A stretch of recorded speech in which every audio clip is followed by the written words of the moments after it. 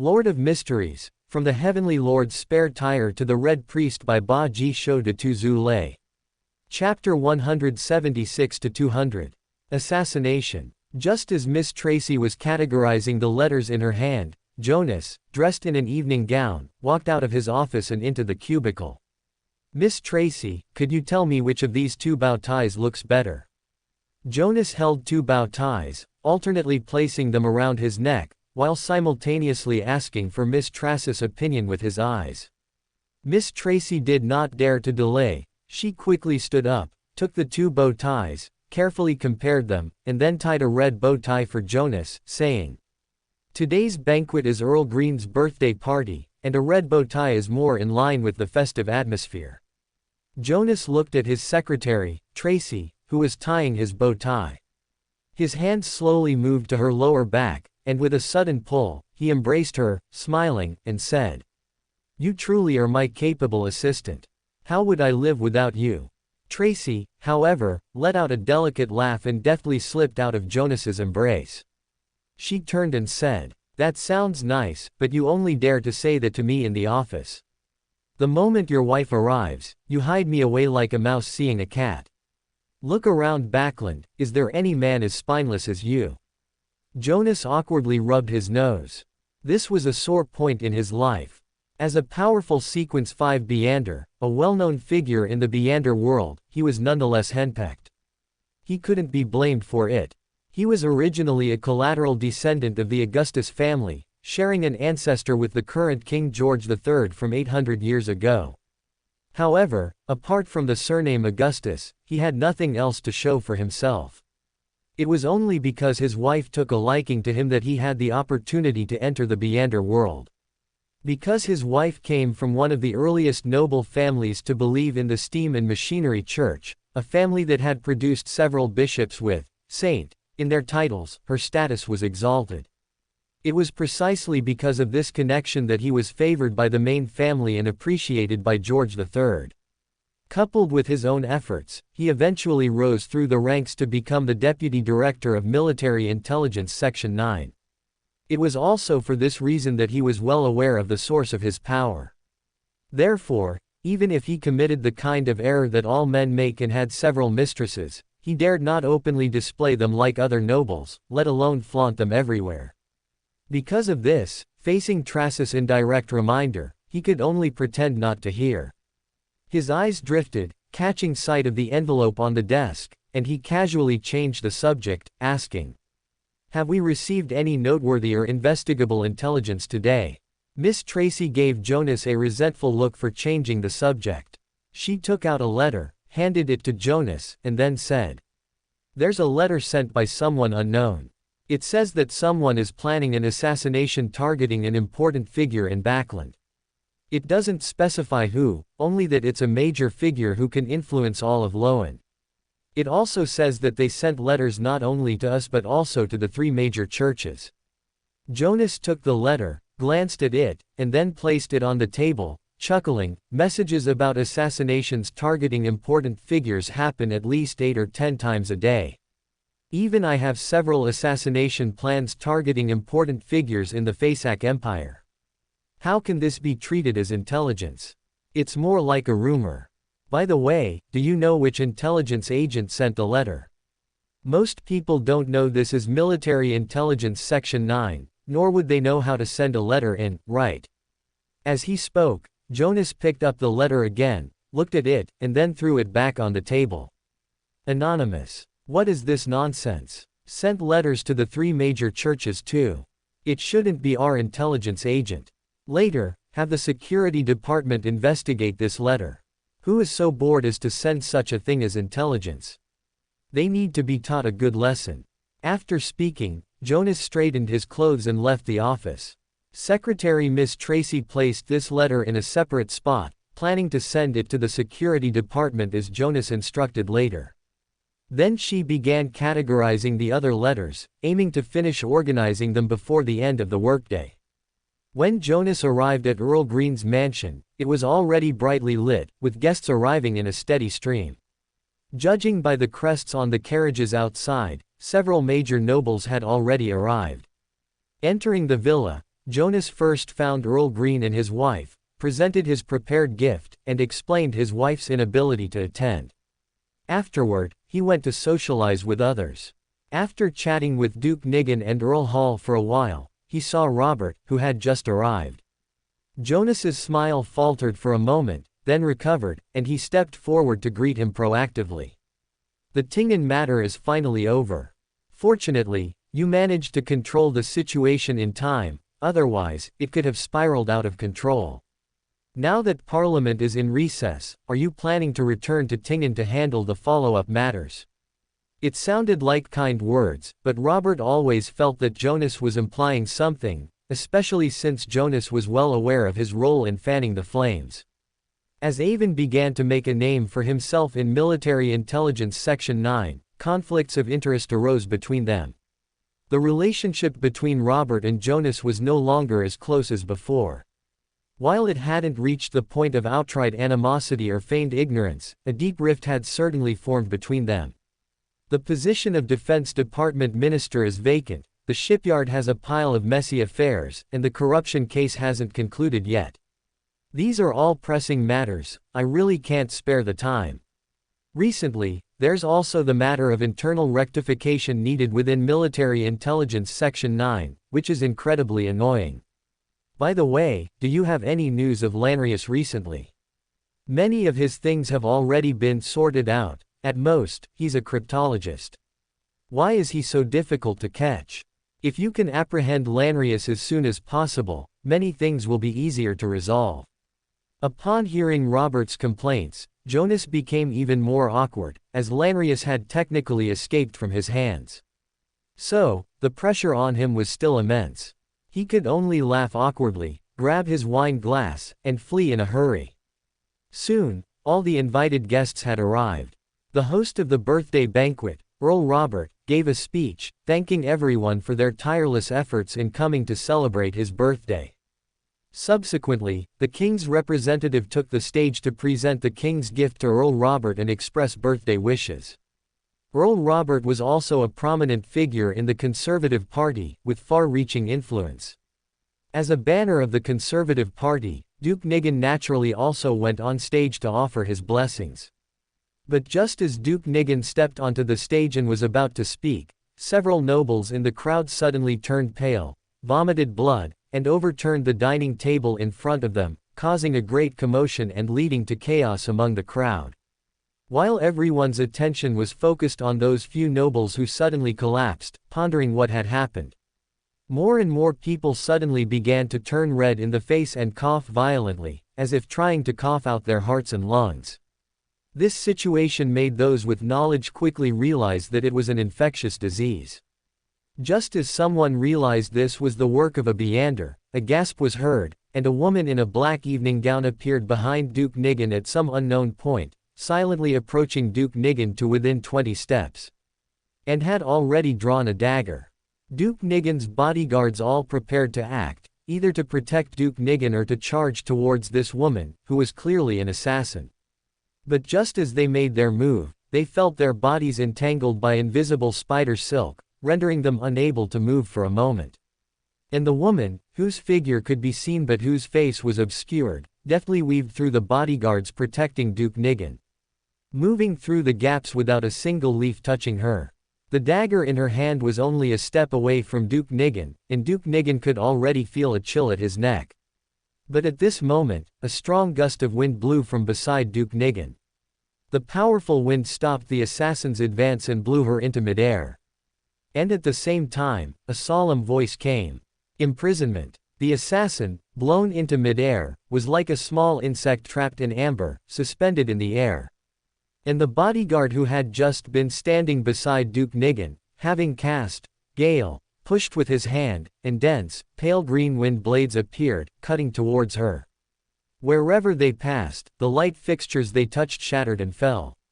No one doubted the power of these wind blades. They believed that if they struck the woman in the air, she would surely be reduced to dust. Unfortunately, when the wind blades struck the woman, she suddenly vanished, transforming into a magic staff and escaping. All the noble bodyguards protected their employers and watched their surroundings vigilantly, preventing the assassin from suddenly striking again. Suddenly, a small explosion occurred on the second floor of the banquet hall, but all the glass in the entire house shattered.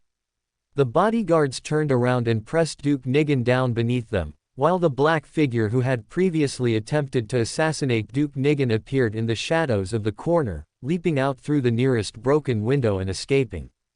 By the time Duke Nigan's bodyguards chased after her, the woman's figure was nowhere to be found.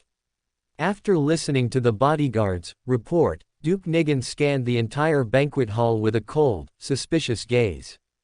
All he saw were guests and servants affected by the recent explosion. Looking at the surrounding bodyguards and the police who had rushed in, Duke Nigan knew very well that it would be difficult to infiltrate and carry out an assassination here without an inside accomplice. As a political figure, his first consideration was political motives, suspecting whether someone coveted his position. But looking at Earl Hall and Lord Robert walking towards him, he secretly shook his head, because their relationship had been good during this period, and political and factional conflicts had eased under his mediation. They wouldn't resort to such a risky action with a low success rate. Unable to understand why he was assassinated, Duke Nigan, after receiving condolences from many colleagues, sternly questioned Jonas Augustus, the highest-ranking military intelligence Section 9 official present at the banquet today. What exactly does your military intelligence Section 9 do? Did you not receive any intelligence beforehand? Upon hearing this, Jonas immediately thought of the tip-off letter he had just dismissed, and sweat poured down him in an instant. Scapegoat. The anomaly in Jonas's demeanor was immediately noticed by the old political foxes in front of him. Earl Hall directly stepped forward and asked, "Did Military Intelligence Section 9 receive any information before this? Speak up if you have anything. This assassination was too sensitive." The relevant political figures naturally carried suspicion. At this time, if one did not firmly stand by Duke Nigan's side, it would be attracting fire onto oneself. Even Robert stood by Duke Nigan's side, filled with righteous indignation, as if he would step forward to block if another assassination were to occur. "Before I came to attend the banquet, I received an anonymous letter reporting that someone was planning an assassination targeting a prominent figure in Backland." Jonas was already sweating profusely. He suddenly realized that this anonymous letter might have been a trap set for him. When Duke Nigan's assassination occurred, this letter had already become evidence of his incompetence, impossible to shake off. No matter how he tried to explain, he would become a target for those with ulterior motives. To condemn a person, there is no need of evidence. But he absolutely dared not conceal it, because the end of that letter clearly stated that an identical anonymous letter would also appear on the desks of the three major Orthodox churches, and he also believed that the anonymous letters sent to the three major churches would definitely mention the report to Military Intelligence Section 9 at the end. If information from all sides was consolidated and it was discovered that Jonas had concealed this matter, then he would be the primary suspect. His patron, King George III, would be the first to make an example of him. If he didn't, George III himself would not be able to escape suspicion and would not be able to account for it to everyone. Thinking of this, Jonas felt cold sweat all over his body, grateful that he had managed to keep a clear head just now and did not choose the worst option, lying. "Since you received the anonymous letter, did you take any preventive measures?" Robert, as one of Military Intelligence Section 9's direct superiors, upon discovering that his subordinate was suspected of dereliction of duty, decisively launched an attack, and at the same time gave Duke Nigan an apologetic look, as if blaming himself for being too lax with his subordinates. Indeed, Robert would not let go of this opportunity. Back on the battlefield, he was adept at exploiting gaps, seizing opportunities and changes on the battlefield to deliver a fatal blow. Jonas saw his old friend from back then attacking him and was not surprised in the slightest, but still felt as if he had been attacked by a venomous snake, the wound aching and burning, and he also experienced the feelings of the enemy he faced back then. It was just not the time to think about so many things. The important thing was to clear himself in front of the many bigwigs, otherwise, he would still be treated as a suspect and be thoroughly investigated. Jonas's mind raced, thinking that the informant deliberately chose this time to send him the anonymous letter precisely to prevent him from reacting, to reduce the circulation process, to nail him down, and to leave him no room for defense. But Jonas was Jonas. He had not only fought his way out of a sea of blood but also struggled his way up in the bureaucracy. In an instant, he thought of a way to clear himself as much as possible and minimize the damage this incident would cause him, by deflecting the blame.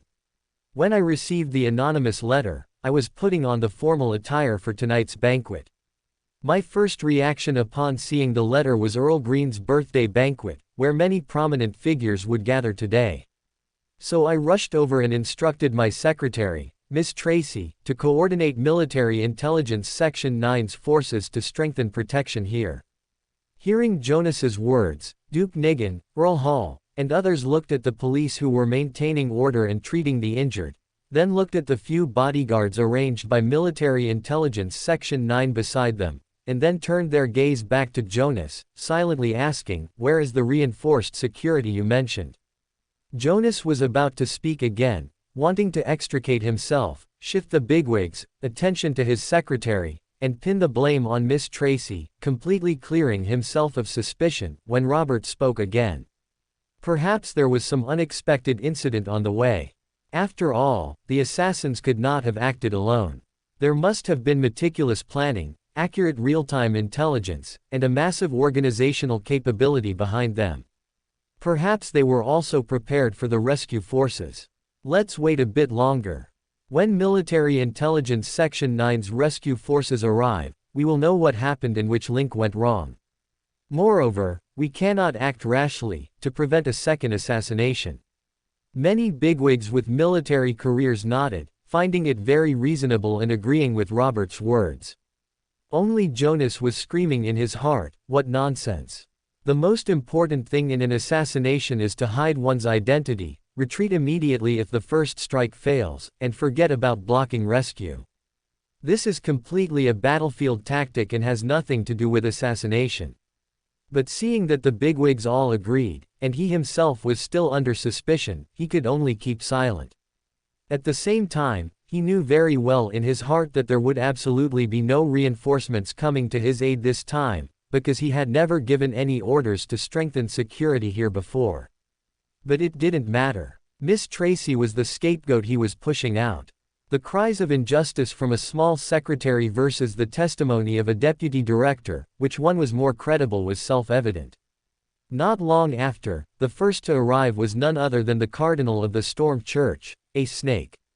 In front of many nobles and prominent figures, he was enveloped by strong winds, descending directly from the sky and landing in front of the heavily protected Duke Nigan. Archbishop Snake looked at the surroundings and said, "The church received an anonymous letter stating that the demonist sect was planning to assassinate the Duke. I learned that you would be attending the banquet here today and rushed over, but I was still a step late. What are the details of this assassination, and was it carried out by the demonists?" The primary responsibility for Duke Nigan's security lay with Military Intelligence Section 9, so the Storm Church would not have real-time control over Duke Nigan's whereabouts, making their late arrival quite normal. "May I ask if Your Grace the Archbishop brought that anonymous letter?" Just as Duke Nigan was about to discuss the relevant details with Archbishop Snake, Robert suddenly interrupted. Snake first frowned, displeased, then seeing that it was Robert who interrupted him, he smiled at him and said, "I have this anonymous letter with me. Do you want to examine it?" With that, he pulled out a letter from his pregnant and handed it over. Robert took it, and without even looking, directly handed it to Jonas and said, "See if this anonymous letter is identical to the one you received earlier." Everyone present's eyes lit up, understanding what Robert meant, and all their attention shifted to Jonas's hand. Jonas had felt something was off when he heard Archbishop Snake's words earlier. After taking the anonymous letter sent to the Storm Church and looking at it, he immediately discovered the difference and couldn't help but curse inwardly. Because the anonymous letter sent to the Storm Church contained much more information than the letter sent to him. Besides lacking the exact location, it directly stated the time and the forces targeting Duke Nigan's assassination. From the lines, it could be seen that the two anonymous letters were indeed from the same person, and the intelligence source should have come from the same place. But why was the letter sent to Military Intelligence Section 9 so vague? There could only be one reason. It was to frame him and to get rid of him, or at least to pin the charge of incompetence on him, to set him up as a target for those with ulterior motives to attack him. And these ulterior motives refer to people like Robert. Sure enough, just as Jonas was cursing inwardly, Robert's voice came. Deputy Director Jonas, have you noticed any difference? This anonymous letter is much more detailed than the one I received. It can be said that, besides not having the location of the assassination, it basically described the entire assassination plan. In front of everyone, Jonas couldn't lie and could only tell the truth. Robert took the anonymous letter from Jonas's hand, read it again, and then said to Duke Nigan and the others. Most of the people present witnessed today's assassination firsthand. The assassin was female, and the abilities displayed matched the characteristics of a demoness. Generally speaking, the demoness sect and theosophy order are the most suspected. The anonymous letter written to Military Intelligence Section 9 is very vague, clearly indicating that the informant is targeting Deputy Director Jonas. Backland has not been peaceful recently. Deputy Director Jonas is currently responsible for some cleanup work in Backland, primarily targeting Theosophy Order. So, can we draw a reasonable conclusion that the demoness sect, having suffered heavy losses due to the kingdom's crackdown, chose to carry out an assassination to alleviate their own pressure? And their arch-enemy, Theosophy Order, upon learning this news, issued a warning through reporting, and also as retaliation, gave Deputy Director Jonas vague information. Jonas hadn't expected Robert to help him out of a predicament. He looked at him gratefully, nodding repeatedly, and explained his recent work, indicating that he was being retaliated against by his work targets and that it had nothing to do with incompetence. Although the political bigwigs didn't understand why Robert suddenly let Jonas off the hook after targeting Military Intelligence Section 9, they also felt that Robert's words were reasonable, directly identifying the perpetrator and restoring the truth of the entire incident, so they all nodded in agreement with this conclusion. It's been so long, and the support forces from the Night Church and the Steam Church have arrived, yet Military Intelligence Section 9, which Deputy Director Jonas had previously instructed, still hasn't arrived. Deputy Director Jonas still needs to strengthen his control over his subordinates. Just when Jonas thought that today's matter was finally over, Robert suddenly spoke again, and as soon as he spoke, he ruthlessly stabbed Jonas, making Jonas feel like he was about to vomit 3 liters of blood. Because Robert directly labeled him lax in managing subordinates. This conclusion did not delve into his responsibility for incompetence, but rather pursued his responsibility for lax management of subordinates, shifting the contradiction and stabbing him from a different angle. Once this label was established, it would stick with him for life. Chapter 177, Robert's Suspicions, the True Target. Robert's previous analysis directly indicated that Jonas was not a figurehead and acknowledged his prompt action upon receiving the report, which foiled Jonas's plan to push the blame onto his secretary, Miss Tracy. Doing so seemed to benefit Jonas greatly. The assassination might even earn him an award for his vigilance.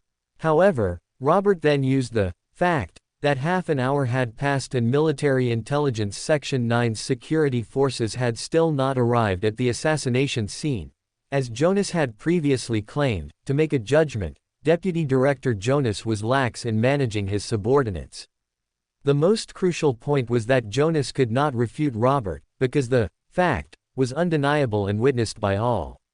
Military Intelligence Section 9's security forces were about to arrive at the assassination scene. This was the excuse Jonas had prepared to frame his secretary, Miss Tracy, and shift all responsibility onto her. When Robert analyzed the differences between the 2 anonymous letters and deduced the tipster's malice towards Jonas, this vague report, combined with his previous statement, instead highlighted Jonas's vigilance and cleared him of responsibility. Originally, this should have been a win-win for Jonas, but Robert quickly turned his attention focusing only on military intelligence Section 9's delayed arrival, directly pinning an irrefutable charge on him: lax in managing subordinates. No matter how Jonas explained, it was a fact that military intelligence Section 9's security forces had not arrived in time. This charge might seem much less severe than being a figurehead, but it was actually a very damaging accusation. It essentially cut off all of Jonas's paths to advancement, especially with so many important figures present. For a meander of the arbiter pathway like him, once the path to advancement is cut off, it also means the path to sequence promotion is severed. There was no point in him using his secretary, Miss Tracy, as a scapegoat at this point, because this criticism was directed at him as a leader, not at his subordinate. No matter who Jonas used as a scapegoat, he could not escape this charge. Jonas's heart was bleeding, but he could not show it, because in everyone's eyes, Robert had protected him by not relentlessly pursuing the fact that he failed to prevent the assassination after receiving the report. Merely charging him with being lax in managing subordinates was already considered very humane. For politicians who can climb to high positions, none are not ruthless, and ruthlessness is the norm. So, when Robert had the opportunity to infinitely expand Jonas's error, he instead stopped, letting his old friend off the hook. Merely cutting off his future, in the eyes of the important figures, was a display of humanity. Even Duke Nigan, the main character of the assassination case who wanted to deal harshly with military intelligence Section 9, felt that Robert was a very decent person and did not continue to speak or investigate further, giving Robert face. Jonas should thank Robert, be grateful. How could he speak ill of him? So, even though he was extremely resentful, Jonas could not show it. He could only admit that he was lax in managing his subordinates and would carry out a rectification upon his return. Watching his old friend admit his mistake, Robert was filled with emotion, but without a trace of regret. Since entering politics, Robert knew that the higher he climbed, the fewer friends he would have, and the greater the likelihood of conflict. Their political stances had already determined that they would eventually fall out, he just hadn't expected it to happen so quickly. When Jonas was reporting, he very abruptly mentioned his secretary, which made Robert, who had been immersed in politics for many years, keenly aware that something was amiss. His rich experience and knowledge immediately led him to guess that Jonas was preparing to shift blame, so he decisively interrupted his casting when he was trying to explain. Subsequently, the differences in the two anonymous letters made Robert, who was very familiar with military intelligence Section 9's internal intelligence processing procedures, realize why Jonas was so nervous and preparing to push his secretary out as a scapegoat. Because he had fallen into a trap set by someone else, caught between a rock and a hard place, and could only shift the blame. Robert instantly realized that someone was creating an opportunity for him to take down Jonas, using him as a tool. The person who planned this was very likely from within military intelligence Section 9, but they underestimated Jonas's own reaction and his shamelessness. So Robert urgently adjusted the direction of his attack. First, he confirmed Jonas's swift reaction, confirming Jonas's own statement that he had sent military intelligence Section 9 to strengthen security, and then, using the most irrefutable facts, he used Jonas's own spear to attack his shield, pinning a major charge on Jonas. Although he did not directly bring Jonas down, by giving him the universally accepted label of lacking leadership, Robert could easily relocate his old friend during the upcoming military intelligence Section 9 rectification. After comforting his old friend with a few words, telling him not to take this mistake to heart, Robert then summarized the situation on behalf of the intelligence department in front of everyone. From what we can see, the biggest mastermind behind this assassination is primarily the Demonist sect, followed by the Aurora Order, and finally the Theosophy Order. Of course, we cannot rule out the possibility of the Aurora Order collaborating with the other two suspects. Because of the existence of the anonymous letter, I am more inclined to believe it was an assassination planned jointly by the Demonist sect and the Aurora Order. Therefore, the next tasks for the three major churches and military intelligence Section 9 are very clear. First, openly continue to suppress the Aurora Order. publicly declare the dangers of the Aurora Order, and attribute this matter to the Aurora Order, as the public is more familiar with them. At the same time, secretly, we must increase our crackdown on the Demonist sect, striving to unearth all of the Demonist sect's members in Backland, and, if necessary, activate relevant sealed artifacts of 1. Level. Duke Nigan, Earl Hall, Earl Green, Bishop Snake, and others all nodded in agreement with Robert's arrangements and began discussing intelligence sharing for subsequent actions. This made Jonas, who had been standing by, increasingly nervous and uneasy, as he knew that the so-called Military Intelligence Section 9 security forces would not arrive at all. If the important figures discovered that the forces he mentioned were long overdue, it would become increasingly disadvantageous for him. However, Military Intelligence Section 9 was, after all, in West Borough, not very far from Empress Borough where Earl Green's mansion was located, and eventually, some Military Intelligence Section 9 personnel who had heard the news rushed over. The important figures, having finished their discussion, merely glanced at them, then looked at Jonas, and did not delve further. They successively got into their carriages and left Earl Green's mansion under the protection of the arriving security forces. After seeing everyone else leave, Jonas simply gave instructions to those remaining at the scene and then left Earl Green's mansion, rushing towards Military Intelligence Section 9. Since he had already been confirmed as lax in managing his subordinates, he had to act the part, for example, quickly writing an order to mobilize Military Intelligence Section 9's mobile forces. He had already lost a lot of face tonight, so he shouldn't be caught with any more weaknesses.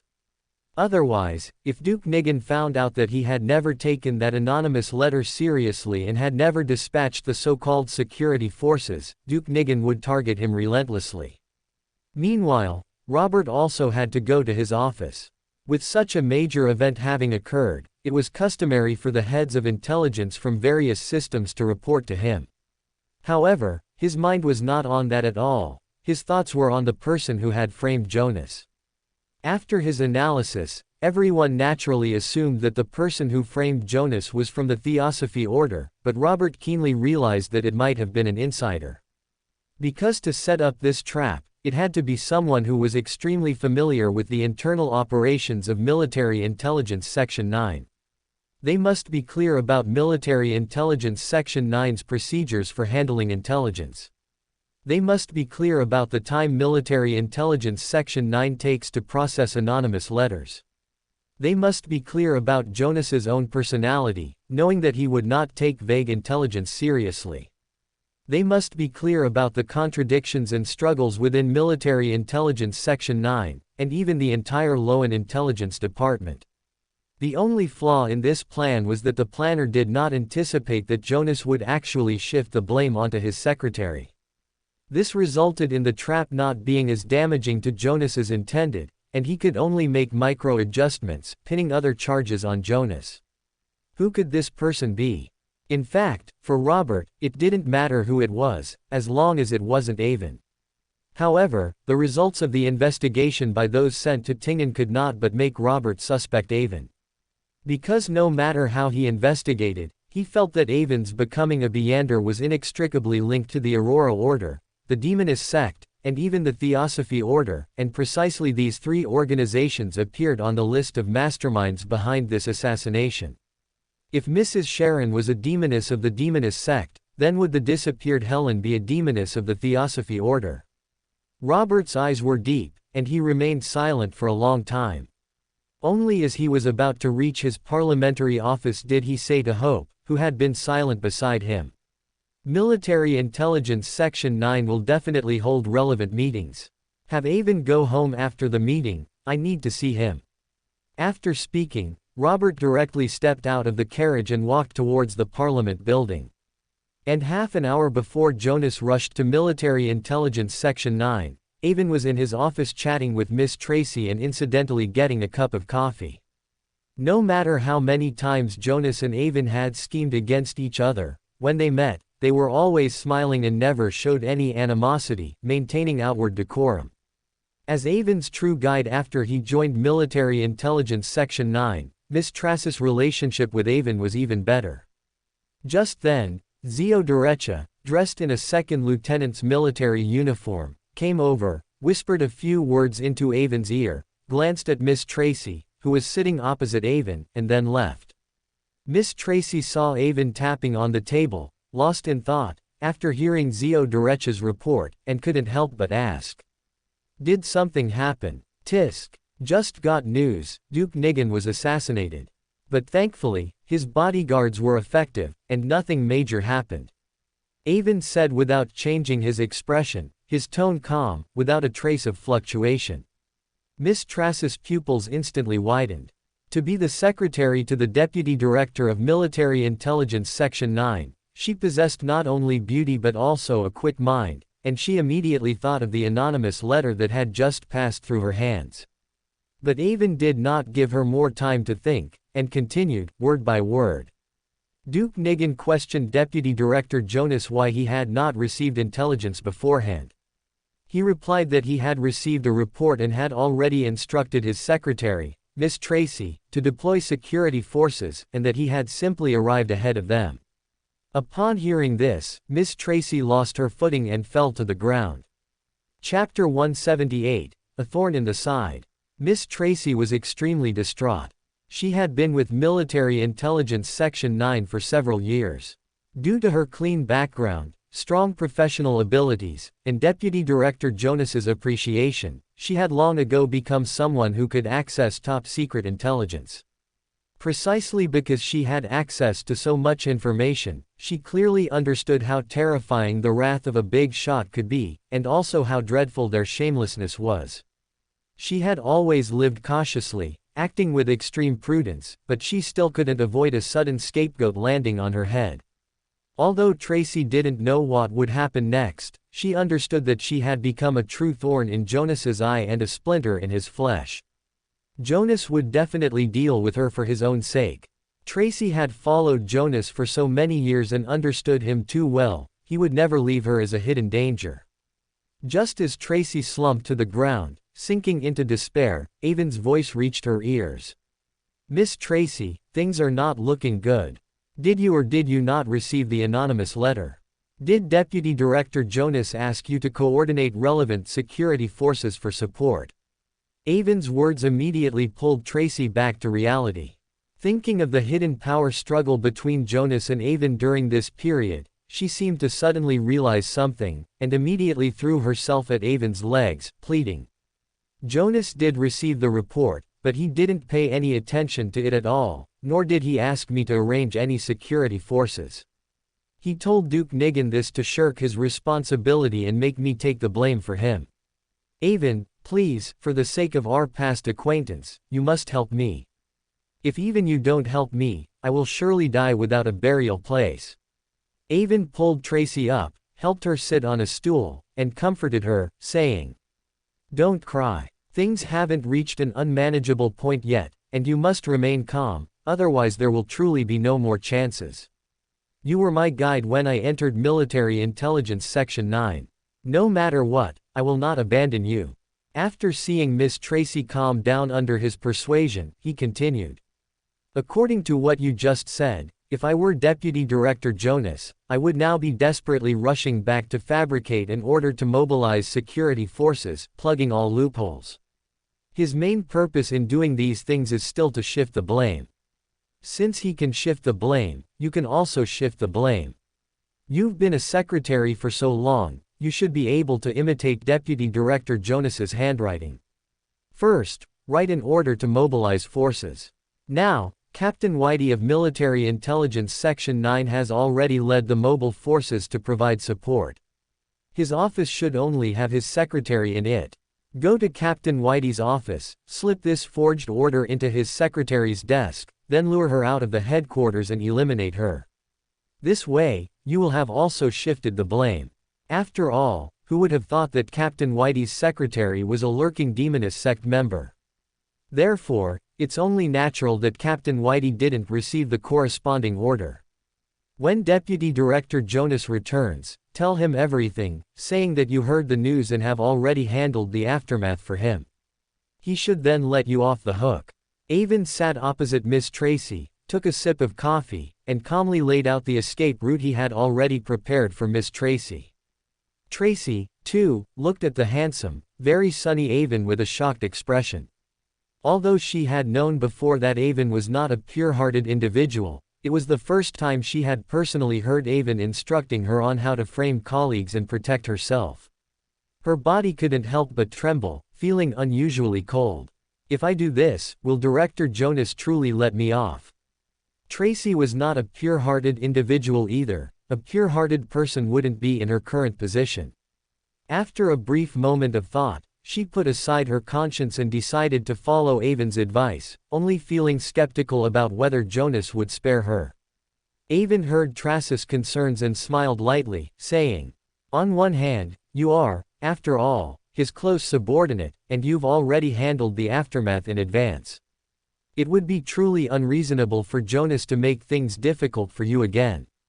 On the other hand, it's better for someone close to Captain Whitey to have an incident than for someone close to him to have one. And most importantly, Whitey was promoted by Jonas himself, so it's only natural for him to take some blame for his superior." Actually, there was another important reason. The other deputy directors had also received Avon's anonymous letters. As long as this matter was exposed, Jonas's pressure would be much less, but many people didn't know about this yet. After listening to Avon's analysis, Tracy finally breathed a sigh of relief. She quickly pulled out a piece of paper from under the desk, wrote an order in Jonas's handwriting and tone, then looked at Avon with complex eyes, hesitated for a moment, and said, "I will lure Captain Whitey's secretary outside and kill her, but I can't dispose of the body.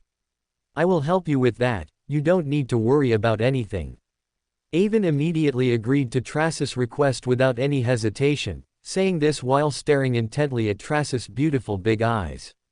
Tracy also looked at Avon, who had a faint smile on his lips, hesitated for a moment, and then said with difficulty, "Thank you for your help. I will repay your help today and the future." After speaking, Miss Tracy took the order and turned to leave the office. It was clear that she knew Avon's suggestion was absolutely not for the sake of their initial acquaintance. Avon, on the other hand, smiled, finished his coffee, and then left the place. After Avon left Military Intelligence Section 9, he stood in an unnoticed shadow, watching Tracy lead out another beautiful secretary. They chatted and laughed as they entered the coffee shop across the street. He softly said, "Handle it cleanly." A Beander suddenly appeared from the shadows beside Avon, drew an inverted cross on his chest, and then merged back into the shadows, following Tracy and the other woman. This shadow ascetic was borrowed by Avon from Mr. A. After helping Tracy dispose of the body, he would sacrifice himself for the Lord. After giving his instructions, Avon walked back towards Military Intelligence Section 9. Preparing to attend the emergency meeting to be held due to the assassination attempt on Duke Nigan. Not long after, Avon saw Tracy casually leaving the coffee shop alone from the office window and returning to Military Intelligence Section 9. Not much later, he saw Jonas rushing back anxiously. Finally, Avon received a notice to attend the meeting. At the meeting site, he found that Miss Tracy was still by Jonas's side. Avon smiled at Miss Tracy, understanding that she had passed the test.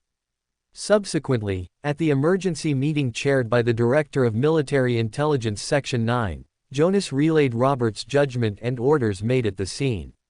The relevant orders had already been heard once by the Director of Military Intelligence Section 9 when he met with Robert earlier, so it was immediately decided that the future focus of Military Intelligence Section 9 would be to combat the Demonist sect and the Aurora Order.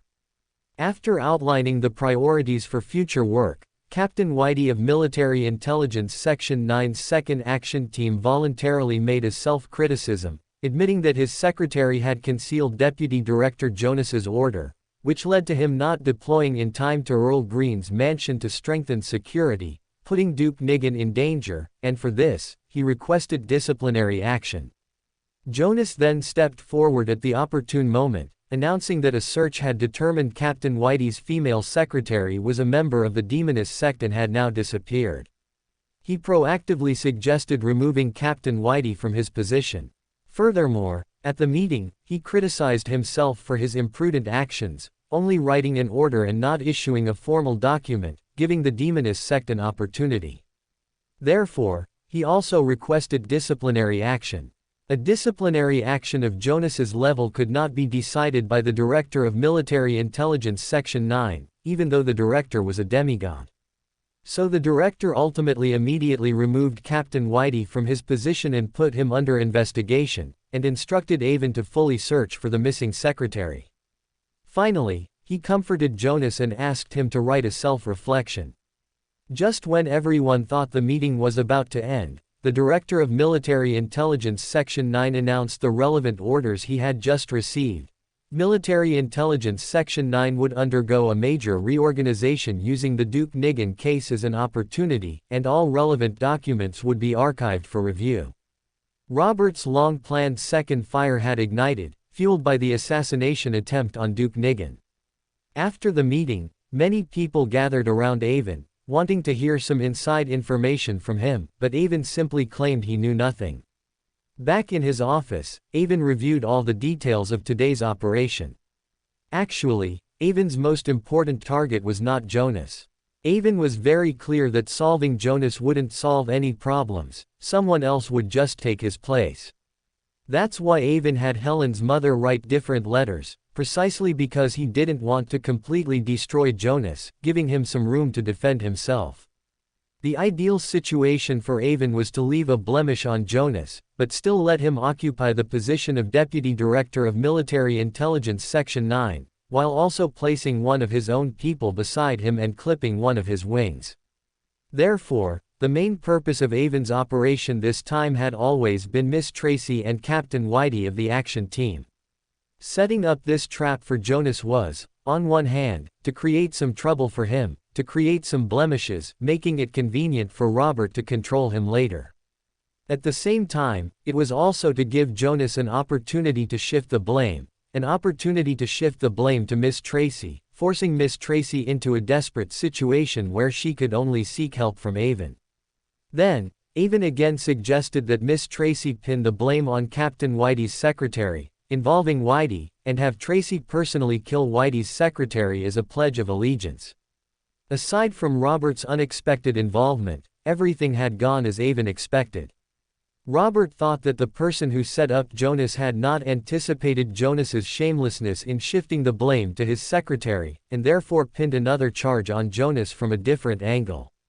But little did he know that it was precisely because Avon had anticipated Jonas's shamelessness that he used this point to turn Miss Tracy against him. And to clip his wings. After this incident, Robert will likely suspect that I am the one who set up Jonas, but unfortunately, he won't find any relevant evidence. However, he will probably have someone inform me to go home tonight to test me out.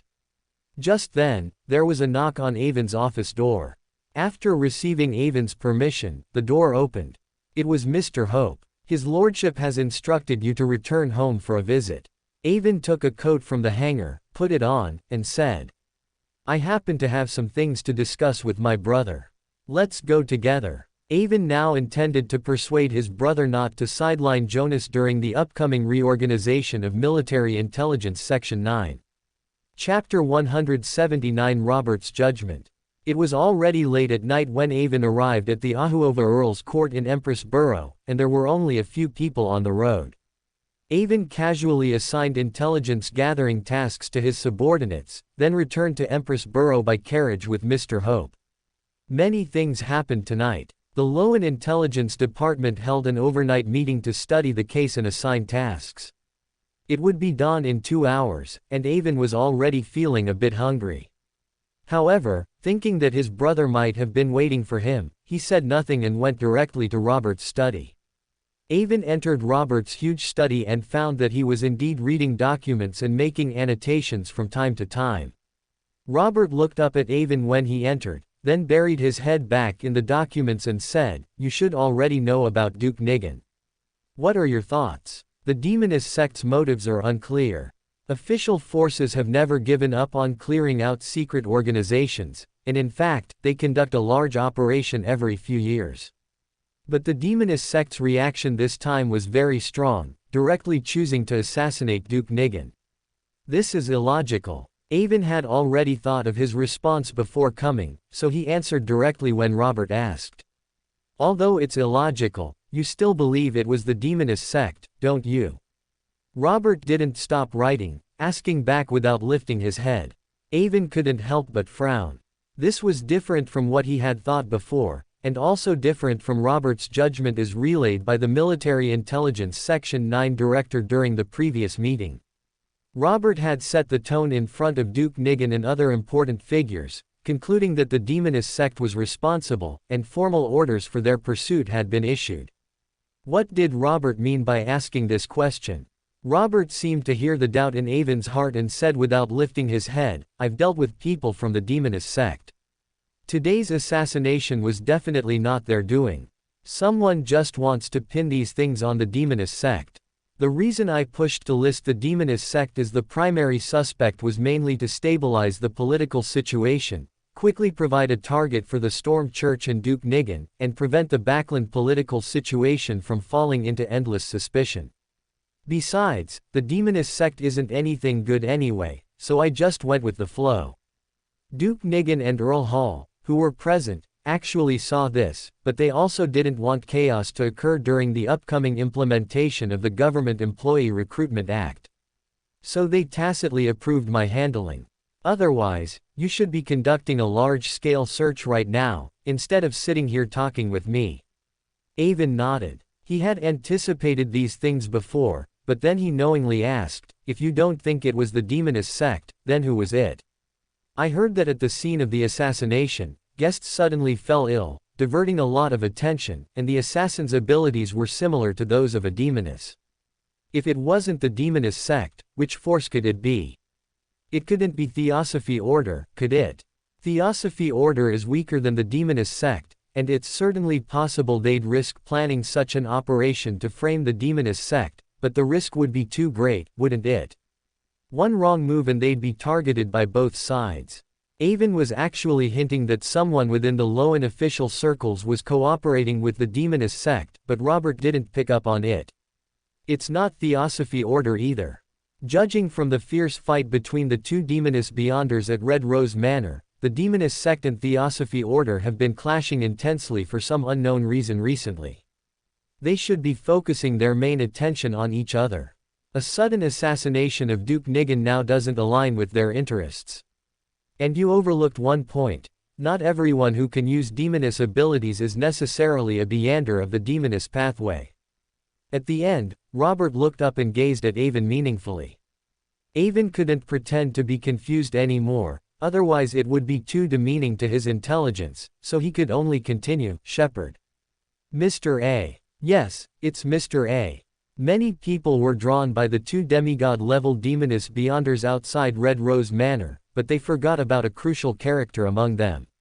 We don't know why the two demoness beyonders fought fiercely, but Mr. A must have played an important role in it, so he might now be facing not just pursuit from all official forces, but a large-scale manhunt from almost all Beyander forces in Backland. We all know that the Aurora Order has territorial divisions, and they all have a fanatical belief in the true creator. Mr. A cannot easily leave Backland. In this situation, if he doesn't want to flee far away, he needs to find a breakthrough point. There's nothing better than a headless assassination to divert attention and break the pressure from all sides on him. Avon praised Robert's meticulousness in his heart. With the least amount of information, he pieced together a truth that was mostly correct. With your analysis, it's indeed possible that Mr. A would take a desperate risk and plot this assassination. Brother, did you ask Mr. Hope to call me back because you want me to track Mr. A? Robert shook his head and said to Avon seriously, I just wanted to tell you this to make you wary of the Aurora Order. Those lunatics are truly capable of anything, especially since everyone knows you're my younger brother. Many people might hope to find a weakness through you, so you must be very careful. Hearing Robert's concern, it was impossible for Avon not to be moved, but he could only smile and say, Brother, don't worry, I'm not the same as I used to be. I won't easily fall into traps set by others. I also have something I want to tell you. which is, when you adjust Military Intelligence Section 9, don't easily shake Deputy Director Jonas's position. Oh, why? Robert also felt very surprised, because he understood that Avon's biggest pressure in Military Intelligence Section 9 currently came from Jonas. How could Avon, in turn, plead for Jonas? Today, when I received the news of Duke Nigan's assassination at Military Intelligence Section 9, I happened to be chatting with Deputy Director Jonas's secretary, Miss Tracy, in his office. After learning of Duke Nigan's assassination, Miss Tracy's legs suddenly went soft. Only then did I realize that Deputy Director Jonas had received a vaguely written tip-off letter about an important figure being assassinated. And Deputy Director Jonas obviously didn't take it seriously, instead pushing the blame onto Miss Tracy when Duke Nigan inquired. So I helped her come up with an idea to shift the blame to Captain Whitey's secretary, saying she was a spy for the Demonist sect. If we follow your analysis, brother, she should be a spy for the Aurora Order. That basically cleared Miss Tracy, so I've placed a nail by Deputy Director Jonas's side. Deputy Director Jonas, with a nail by his side, no longer poses a big threat to me. His usefulness is greater if he stays in the Deputy Director position. Robert looked at Avon in surprise. These things had just happened in Military Intelligence Section 9, and he didn't know about them yet. He didn't expect his younger brother to use a slight information asymmetry to directly turn Jonas's closest secretary and cripple one of his arms. I understand. However, Jonas still made a public mistake this time. I will still adjust his scope of authority, but I won't completely remove him. By the way, after this adjustment, are you interested in taking on a corresponding position? Avon had actually planned this for a long time, otherwise, he wouldn't have prepared several tip-off letters, sending one to everyone he disliked, precisely to create vacancies. Brother, you make the arrangements. At least let me attend meetings, right? Otherwise, it'll be like last time, where I'm arranged to take the blame in a meeting without knowing it, and it's hard to get out of it even after I find out. Robert understood, nodded, and then said, I know.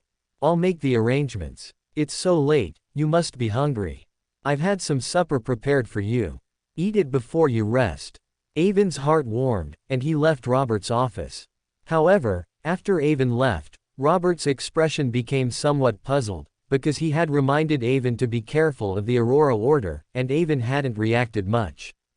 This made Robert suspect whether his previous judgment was wrong, and that Avon was not connected to the Aurora Order, but rather to the Demonist sect or Theosophy Order.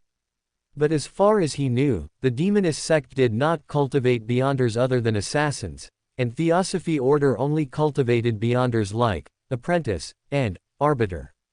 He had never heard of them cultivating Hunter. At the same time, Robert was very sure that his younger brother was a hunter, so he was a bit confused for a moment. Avon sat in the first-floor dining room, eating the court pastries called Yuanshao, that had been passed down from the Rosal era, while sighing inwardly that he couldn't tell Robert the truth. Because once he told the truth, the secret of Mysterious City would not be kept, and even the secret that Avon might be a transmigrator might not be kept. So, for Robert's hints, he could only pretend not to see them. Just as the entire backland was in turmoil due to Duke Nigan's assassination, in a luxurious villa in Empress Borough, the Demoness of Undying, Katerina Pell was meeting with a man wearing a golden mask. We didn't plan this operation. The turmoil at Red Rose Manor hasn't passed yet. Assassinating Duke Nigan now is just asking for trouble, isn't it? You shouldn't be so clueless as to not realize this, should you? Katerina Pell sneered, mocking the man in front of her.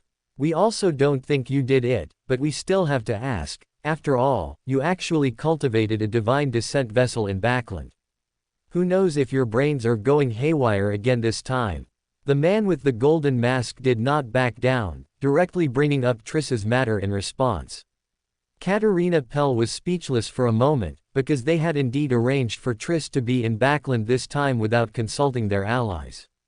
They were indeed in the wrong this time.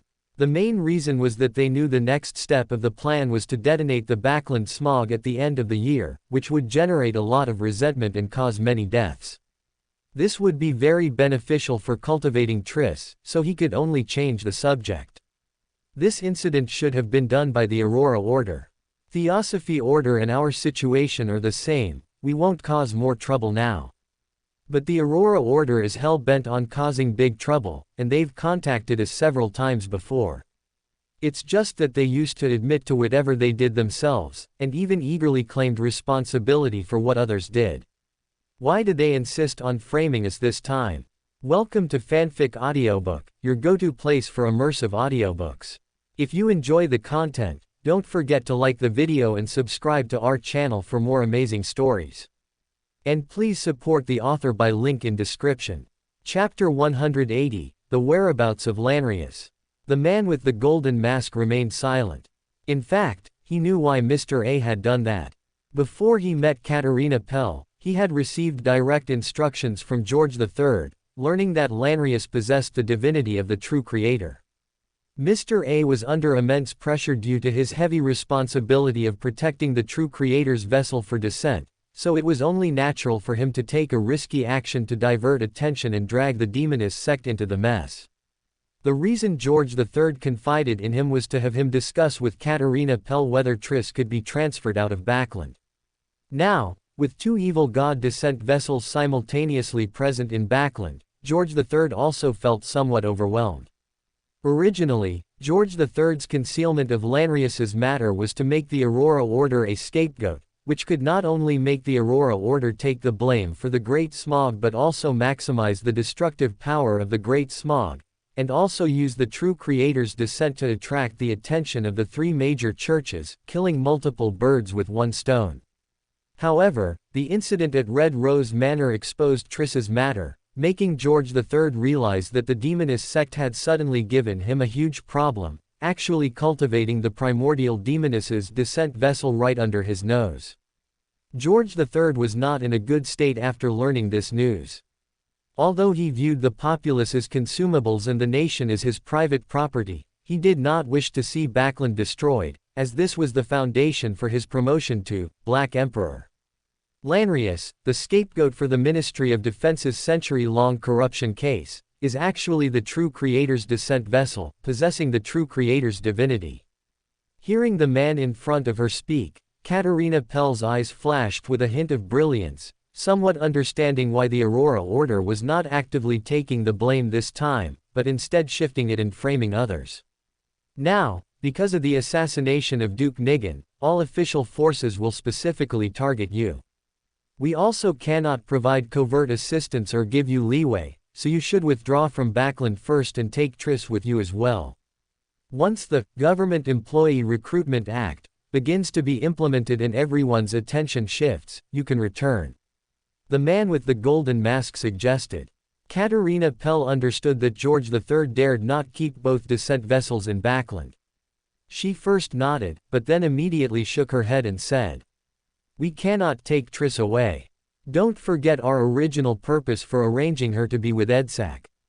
Taking her away now would be trying to cover up a previous mistake, and once the vessel cultivation plan begins, it cannot be interrupted, otherwise unexpected consequences will occur. Now the Theosophy Order already knows of Triss's existence.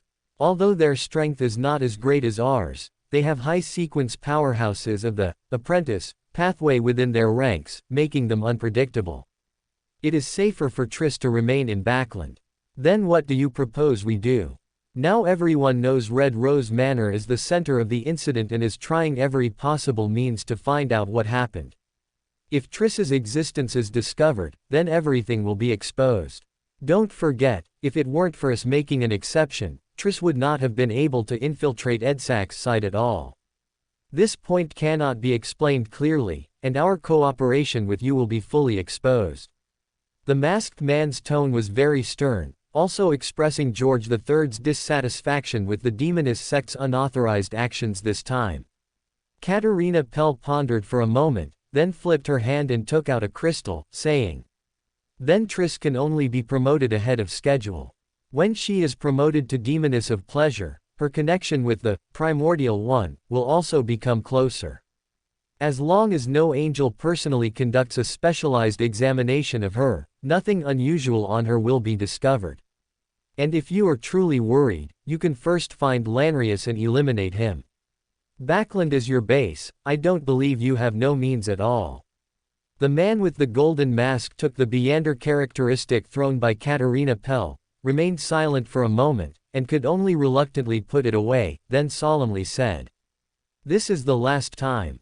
If such a situation happens again next time, we will have to reconsider our cooperation." Katarina Pell understood that the man in front of her was issuing a warning on behalf of George III, and could only solemnly nod to indicate she understood. Watching the man with the golden mask leave, Katarina Pell was still full of doubts. Why was Mr. A able to accurately locate Triss? One must know that Triss had already put on the ring symbolizing the primordial demoness, making it impossible to lock onto her using mystical means. Pondering Triss's previous movements, Katarina Pell gradually pinpointed a location. Tingnan. The Aurora Order had already been watching Triss since Tingnan. How is this possible? Avon, once again disguised, came to Braveheart's bar and sat at the bar, casually ordering a drink. Not long after, Ian Wright with red eyes came and sat next to him. After using a drink to lure away the drunkard next to Avon, he sat down beside Avon and, amidst the noisy crowd, reported on his tasks during this period. Following your guidance, we indeed made a significant discovery at the Dockworkers' Union. One of my subordinates personally saw Lanrius without disguise. He had many powerful and dangerous helpers around him. To prevent being discovered, I have now withdrawn all personnel from the vicinity. Avon nodded in appreciation after hearing Ian Wright's report.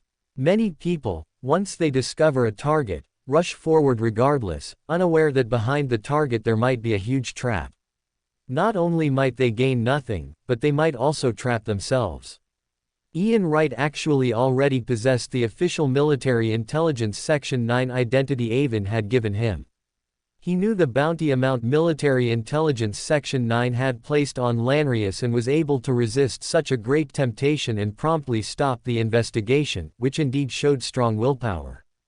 But what pleased Avon even more was that Ian Wright did not think of keeping this news to himself. Instead, he reported it to him, which made Avon regard him even more highly. Many people emphasize not to forget their roots when faced with huge benefits, but when it comes to making a choice, how many people can truly resist? Avon would leave military intelligence Section 9 sooner or later, and the position he left behind would ostensibly be controlled by Zeoderecha and Furs. In reality, Ian Wright was Avon's true chosen successor and shadow. And as a shadow, loyalty was the primary element, which was also why Avon chose to personally subdue Ian Wright after Zarel's death. In the original work, even after confirming that Zarel had died, he still continued to complete the mission according to Zarel's previous instructions. This alone left a deep impression on Avon. Stop this matter here. Instruct your little brother who discovered Lanrius to keep his mouth shut and forget everything related to Lanrius, including yourself. Do you understand? Ian Wright was somewhat surprised, but he also knew that his boss was a man of his word and also clearly understood his own position, so he did not raise any questions, only nodding to show obedience. Seeing Ian Wright obey his command without hesitation, Avon knew it was time to offer a carrot, so he said in a softened tone, "You all did well this time. Next month, I will increase your funding by £200, and you can also choose to become a Beander of that pathway now." Ian Wright was nominally an intelligence officer for Military Intelligence Section 9, but the Children's Intelligence Network he controlled was never reported to Military Intelligence Section 9. It was funded by Avon, £300 per month, transferred directly through an account, so this intelligence network was actually Avon's private intelligence network. Even with just £300 of operating expenses per month, Ian Wright's intelligence network and influence rapidly expanded. Homeless children and pickpockets throughout the East Borough and Docklands became members of his intelligence network. However, the street children, now suddenly organized, had begun to clash with the major pickpockets, gradually affecting the gangs, profits. Conflicts were bound to occur later, and at this point, a certain level of armed protection would be needed. Ian Wright was equally excited. Before joining Military Intelligence Section 9, he vaguely knew of the existence of Beyonders, and he had long yearned to become one. This was also the biggest reason why he had always been willing to work for Avon. "I hope to become a warrior. Please grant my wish," Ian Wright said excitedly, stating his request. Avon couldn't help but turn his head to look at Ian Wright, not expecting him to choose warrior, but thinking of his previous growth experiences, he then found it perfectly reasonable. Ian Wright had lived at the bottom since childhood, suffering humiliation and witnessing too much darkness. The money he begged for daily was mostly taken by gangs as protection fees, which gave him an extraordinary craving for power. Avon respected Ian Wright's choice, so he didn't say much but instead directly pulled out a small notebook from his pregnant, tore off a page, wrote something, and handed it to Ian Wright, saying, "Take this order and go to Military Intelligence Section 9's exchange office to redeem it. There will be someone there to teach you how to consume the potion. I hope that after you become a Beyonder, you can better establish your intelligence network, so that no matter what happens in Backland, it cannot escape your eyes. Thank you for your cultivation. I will certainly not let you down." Ian Wright, brimming with excitement, took the note Avon had written, thanked Avon, and then left. After Ian Wright left, Avon drained the beer in his glass and walked towards a row of rooms on the east side of the bar. Without knocking or greeting, Avon directly entered the second private room and indeed saw Kaspars Kanlainen, sweating profusely, playing cards with a group of people, including Marich. And when Avon entered without knocking, everyone at the card table stopped their movements and looked towards the door. A rotten smell wafted over, sending shivers down one's spine. If it were an ordinary person, they would probably have peed their pants by now, but Avon was not an ordinary person. Without changing his expression, he pushed aside the zombie, blocking his way, walked forward, looked at Kaspars Kanlainen's cards, and almost laughed out loud. They were as bad as they could get. However, it was normal to think about it. Besides Kaspars Kanlainen, everyone else in the room was Marich's own people. It would be strange if he could win. Kaspars Kanlainen seemed to breathe a sigh of relief when Avon arrived. He simply threw his cards onto the table and hastily left the private room, truly not wanting to play with Marich anymore and satisfy his twisted sense of humor. After Kaspars left the private room, Avon looked at the zombies, who had already instinctively started finding spots around the walls and casually asked, "After the Rose School of Thought failed in their pursuit of you this time and suffered heavy losses, will they send a demigod to hunt you down?" Marich, sitting opposite the gambling table, wearing a white shirt and black waistcoat, hesitated, unsure whether to tell the truth. Just as he was struggling, a clear, cold voice came from beside him. "That is certain. We can even be considered the last rebels within the Rose School of Thought, and they suffered heavy losses this time, with many strongholds being eradicated. They also need to re-establish Backland's intelligence system, all of which requires sending people." As the words finished, a woman in a black court dress appeared beside Marich. The woman had light gold hair, eyes as blue as the sky on a sunny day, and exquisite features. Her face was unusually pale, making her appear very frail and delicate, inspiring pity. It was Miss Sharon. Miss Sharon floated in midair, holding up her court dress, and curtsied to Avon, and Avon, ever the gentleman, bowed back to Miss Sharon. "If a demigod truly comes to hunt you down, we also have an opportunity for cooperation. All right, these matters can be discussed later. How have you two considered my previous proposal?" After bowing, Avon did not waste any words and went straight to the point. However, his words once again made Sharon and Marich look at him with renewed respect. They hadn't expected Avon to dare to interfere in matters involving demigods, which indicated that he could leverage the power of a demigod, and this was already quite astonishing. "We agree to the cooperation you proposed last time. After all, it benefits us too." This time, it was Marich who spoke. The hair on his body was not as abundant as when Avon first saw him, and his physique was not as robust as before. Instead, he had a melancholic and desolate aura about him.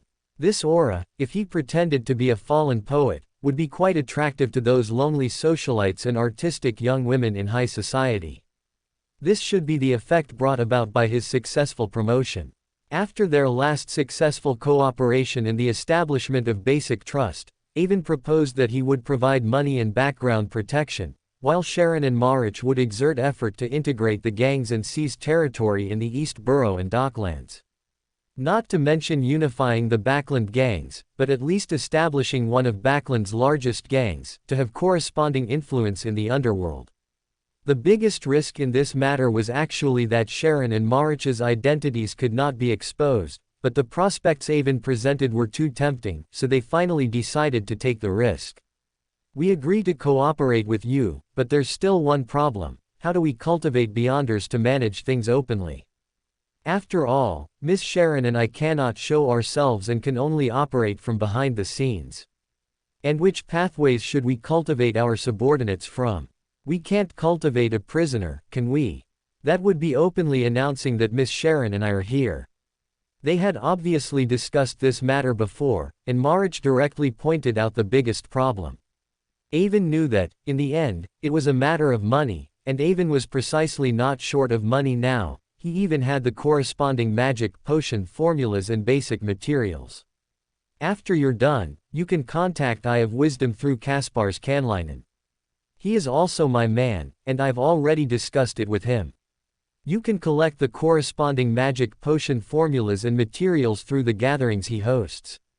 You also need to actively recruit people for his gatherings. It's a win-win cooperation.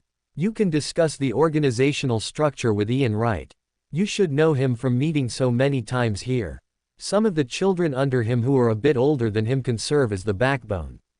These are some magic potion formulas I've collected, which can be used as capital for cultivating your spokespeople. There's also an account number with £5,000 in it, which can be used as your initial operating expenses. Once you occupy the corresponding territory, you shouldn't have to worry about funding. After all, just controlling the sales channels for alcohol can make you a fortune. Avon had long prepared for these matters. He directly pulled out a few pages of paper from his in-arms, which contained some low-sequence magic potion formulas like Sailor, Spectator, Corpse Collector, and Hunter. All of them were copied from Lord of the Mysteries or from within Military Intelligence Section 9. Marich stepped forward, took the paper from Avon's hand, looked at Avon with a complex expression, and then put it away. Initially, Avon actually wanted to subdue Sharon and Marich, just like he subdued Furs and Zio. But later, he found that both Sharon and Marich were somewhat resistant to cooperating with the LotM official forces. If Avon hadn't expressed that Military Intelligence Section 9's interests and his own interests might not completely align, they wouldn't have sought Avon's cooperation last time. Their resistance to deep cooperation with someone from Military Intelligence Section 9 was actually because their teacher's death had a lot to do with the LotM Kingdom's officials. The LotM official forces and the hedonist faction within the Rose School of Thought joined forces to kill the Temperance faction, and the methods used were not at all honorable.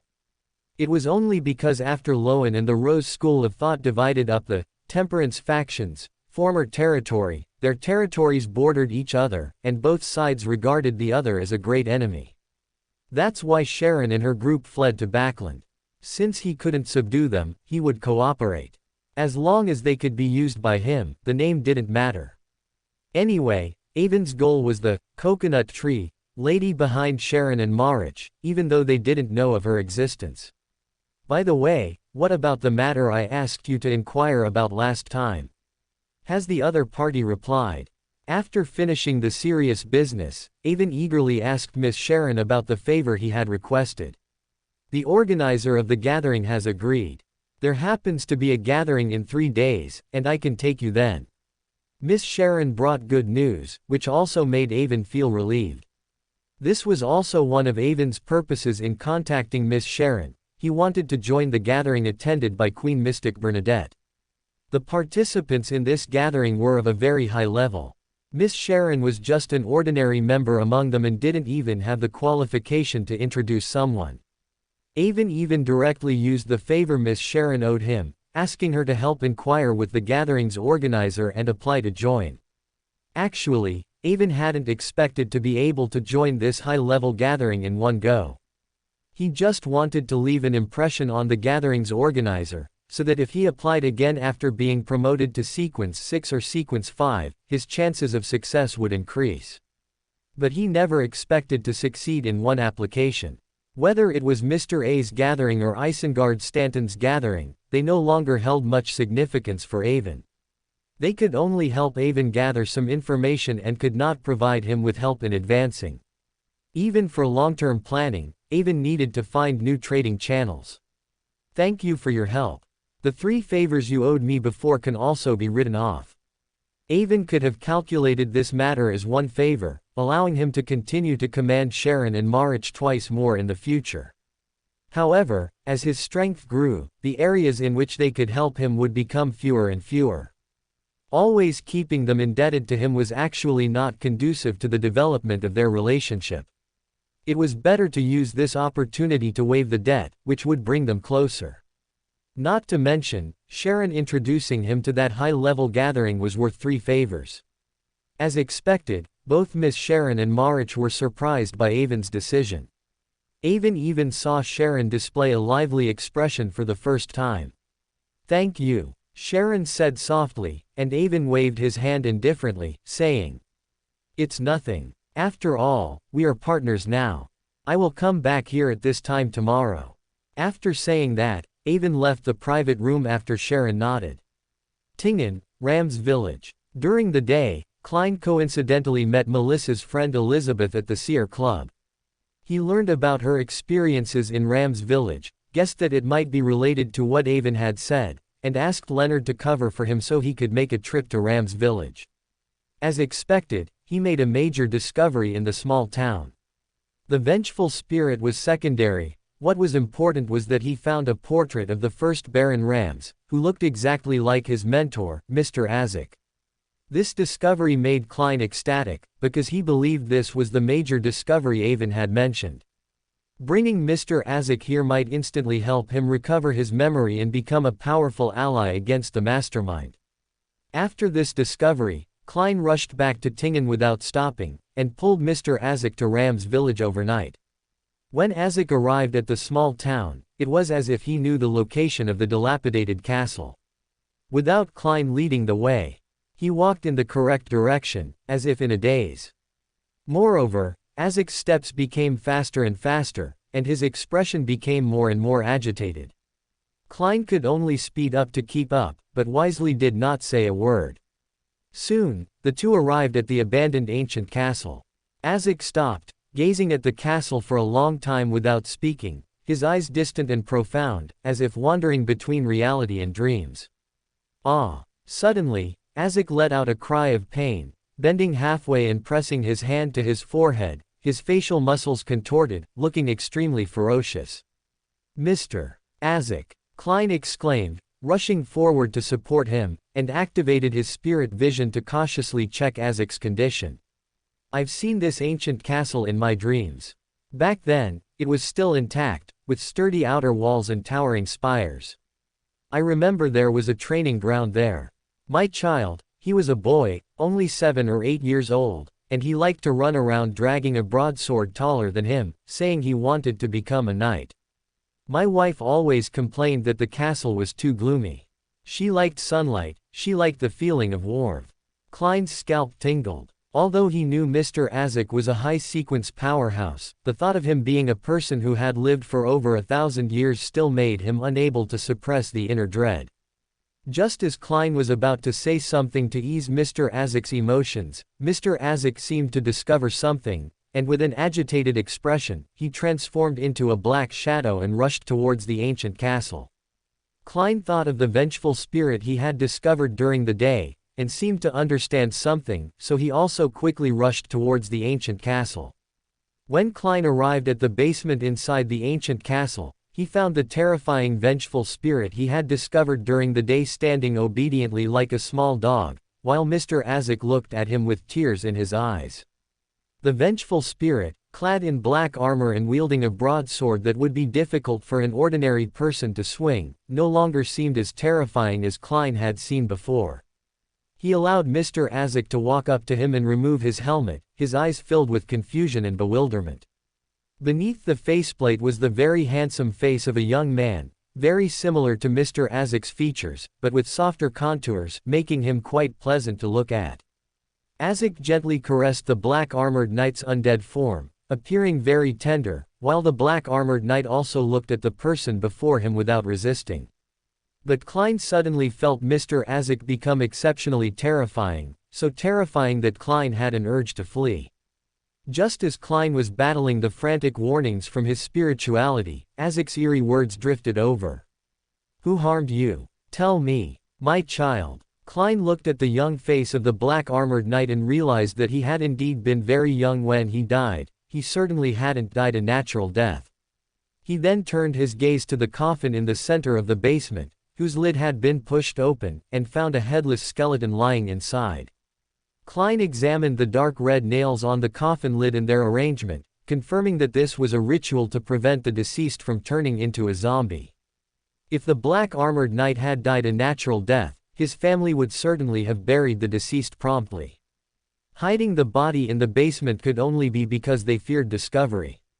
And the ritual placed on the coffin to prevent the birth of a vengeful spirit further indicated that the black-armored knight was intentionally murdered. At this moment, Mr. Azek placed his hand on the black-armored knight's forehead, as if using some method to investigate the truth, his face growing increasingly grim. After a long while, Azek lowered his hand and said in a low voice, "Duncan Augustus." Upon hearing this, Klein's heart jumped. Could it be that a royal family member of the Loan Kingdom from 13 or 1400 years ago killed Mr. Azek's child? Why? Suddenly, a wah wah wah crying sound echoed in the basement, causing Klein to instinctively draw his revolver. He then noticed countless invisible and distorted faces, mixed with black mist, rising and forming a large door.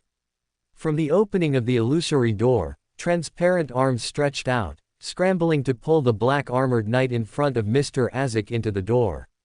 The black-armored knight tried to resist, but Mr. Azek comforted him. "You go rest in the underworld first. We can meet again." Immediately, the black-armored knight stopped resisting and allowed the transparent arms to pull him into the gate. The underworld, the final resting place of the deceased, opened by death in legends. Is this what a high-sequence Beander is like? Klein couldn't help but secretly click his tongue when he heard Mr. Azek's words. After seeing his child enter the underworld, Azek said to Klein in an emotionless tone, "I've remembered many things, but it's only a small fraction of all my memories. Yet, it's enough to confirm that I should be a high-sequence Beander." Immediately after, Azek looked around and sneered, saying, "I sensed the power that made your fate discordant here. It was he who took my child's skull." Ah! Klein was first stunned, then asked back in wild joy, "Can he be tracked?" Klein was going crazy wanting to catch the mastermind.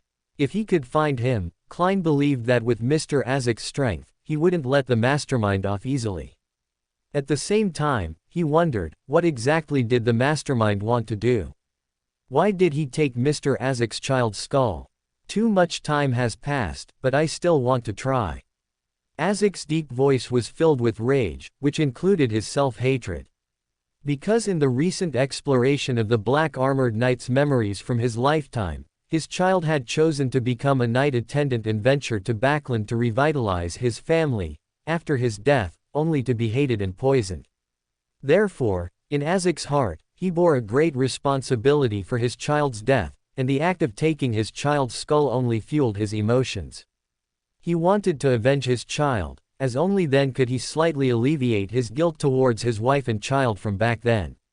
Azek walked to the coffin, used the sharp nail of his right thumb to cut his index finger, and a drop of fresh blood fell onto the bones in the coffin. The blood quickly permeated, almost instantly absorbed by the bones, turning the entire skeleton blood red and casting a crimson glow on the entire basement, as well as Azek's and Klein's faces. An outsider seeing this might think the two were performing some evil god ritual. A baby-like wailing sound echoed, making Klein feel a chill in his heart. He couldn't help but look around, only to find it empty. The stairs leading up from the basement were gone, and there was nothing else, as if they had entered an independent space. A gate formed by countless twisted, hollow faces of the undead opened again. Through the crack in the opening, Klein saw a white skull under a dark brown tree, decayed into powder. This scene flashed by, and the entire gate of the undead closed with a thud. All the surrounding anomalies also disappeared at this moment, and Klein heard Azek's sigh, which seemed to transcend time and history. "I'm sorry, I didn't find him. Perhaps I'll only be able to find him after my memory further recovers." Saying this, Azek recovered the coffin. Klein also sighed, while bitterly laughing at himself internally for being too impatient. If the mastermind could be caught so easily, why would Avon, who had a God Almighty's perspective on Tingen, have gone through such a roundabout way? Wouldn't it have been enough to just lead Mr. Azek to Ramad town? Klein reigned in his disappointment and instead comforted Azek. Not finding him is normal, finding him would be a surprise. Azek glanced at the coffin in front of him again, then turned to Klein and said, "I will continue to investigate, and I hope to get your help." "No problem, this is what I want to do too." Although Klein had anticipated this, he couldn't help but feel a surge of joy. With a high-sequence Beander on his side, the pressure instantly lessened considerably. Azek took one last look at the coffin, then led Klein out of the basement and resealed it. On the way out of Ramad town, Klein shared his analysis of Azek's situation, believing that he was constantly recalling memories from scratch and restarting his life, and that the parents he constantly thought of were actually himself. Azek pondered this for a moment and had to admit that Klein's conjecture was very convincing. "Mr. Azek, besides helping each other find the murderer who took your child's skull, could I ask you for a small favor?" Taking advantage of Mr. Azek seeming approachable now, Klein remembered Avon's other instruction and felt this was a good opportunity, so he asked cautiously. Azek glanced at Klein, nodded, and chuckled. "You were my student, you helped me find my child's undead and bones, and you helped me recover part of my memories. How could I refuse your request? What do you need me to do?" Klein organized his words, then said, "I hope that this week, in a town around Tingen that is reachable by carriage in 2 to 5 hours, you can create some non-harmful supernatural incidents. From what I just saw, you should be good at creating these things.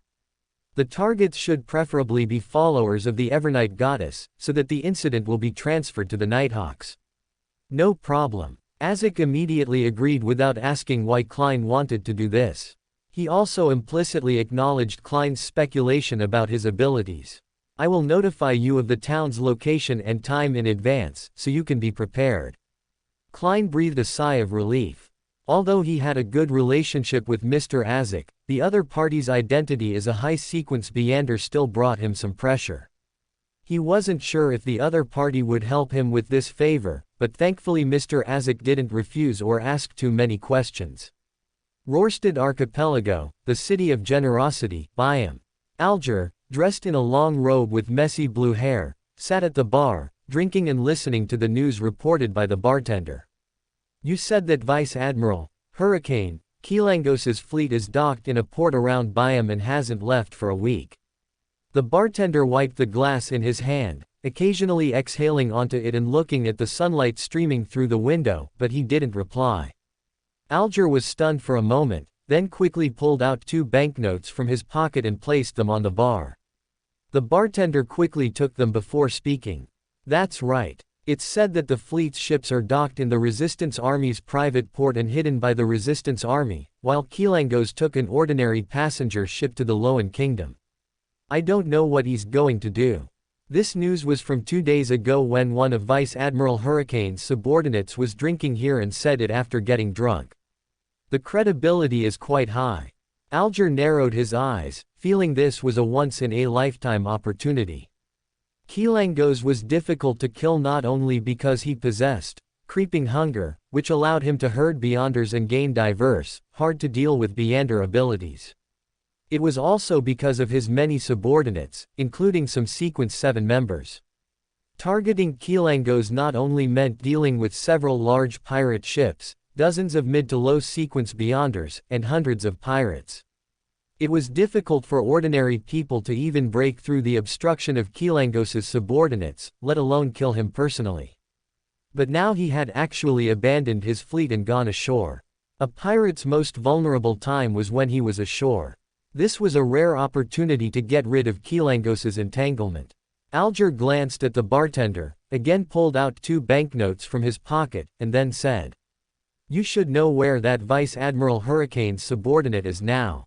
Alger knew that the bartender specifically told him this news because he had been paying attention to Kilangos's affairs during this period. With the bartender's shrewdness, he would definitely pay special attention to that pirate to obtain more information and sell it for a good price, so Alger directly used gold pounds to pave the way. The bartender glanced at the banknotes on the bar again, and seeing that they were gold pounds this time, he couldn't help but smile. After taking the banknotes, he didn't waste any words and pointed to a hotel outside the bar, saying, "He drank all night yesterday, then called 2 girls and went there. From the time, he should still be there." Alger drained the wine in his hand and left the bar. He wanted to quickly find out if Kilangos had really gone ashore, why he had gone ashore, and what his goal was after going ashore. Only by obtaining accurate intelligence could he mobilize the corresponding resources to eliminate Kilangos. To no longer be threatened by Kilangos, and to monopolize the secret of that small island with many Beyonder creatures, he was willing to use all the resources at his disposal, including the Storm Church and the Tarot Club. Backland, Empress Borough, Earl Hall's residence. Audrey was having breakfast with her parents. Looking at her father who was reading the newspaper, she hesitated for a moment before asking, "Dad, it's been a few days, have they found the person who assassinated Duke Nigan?"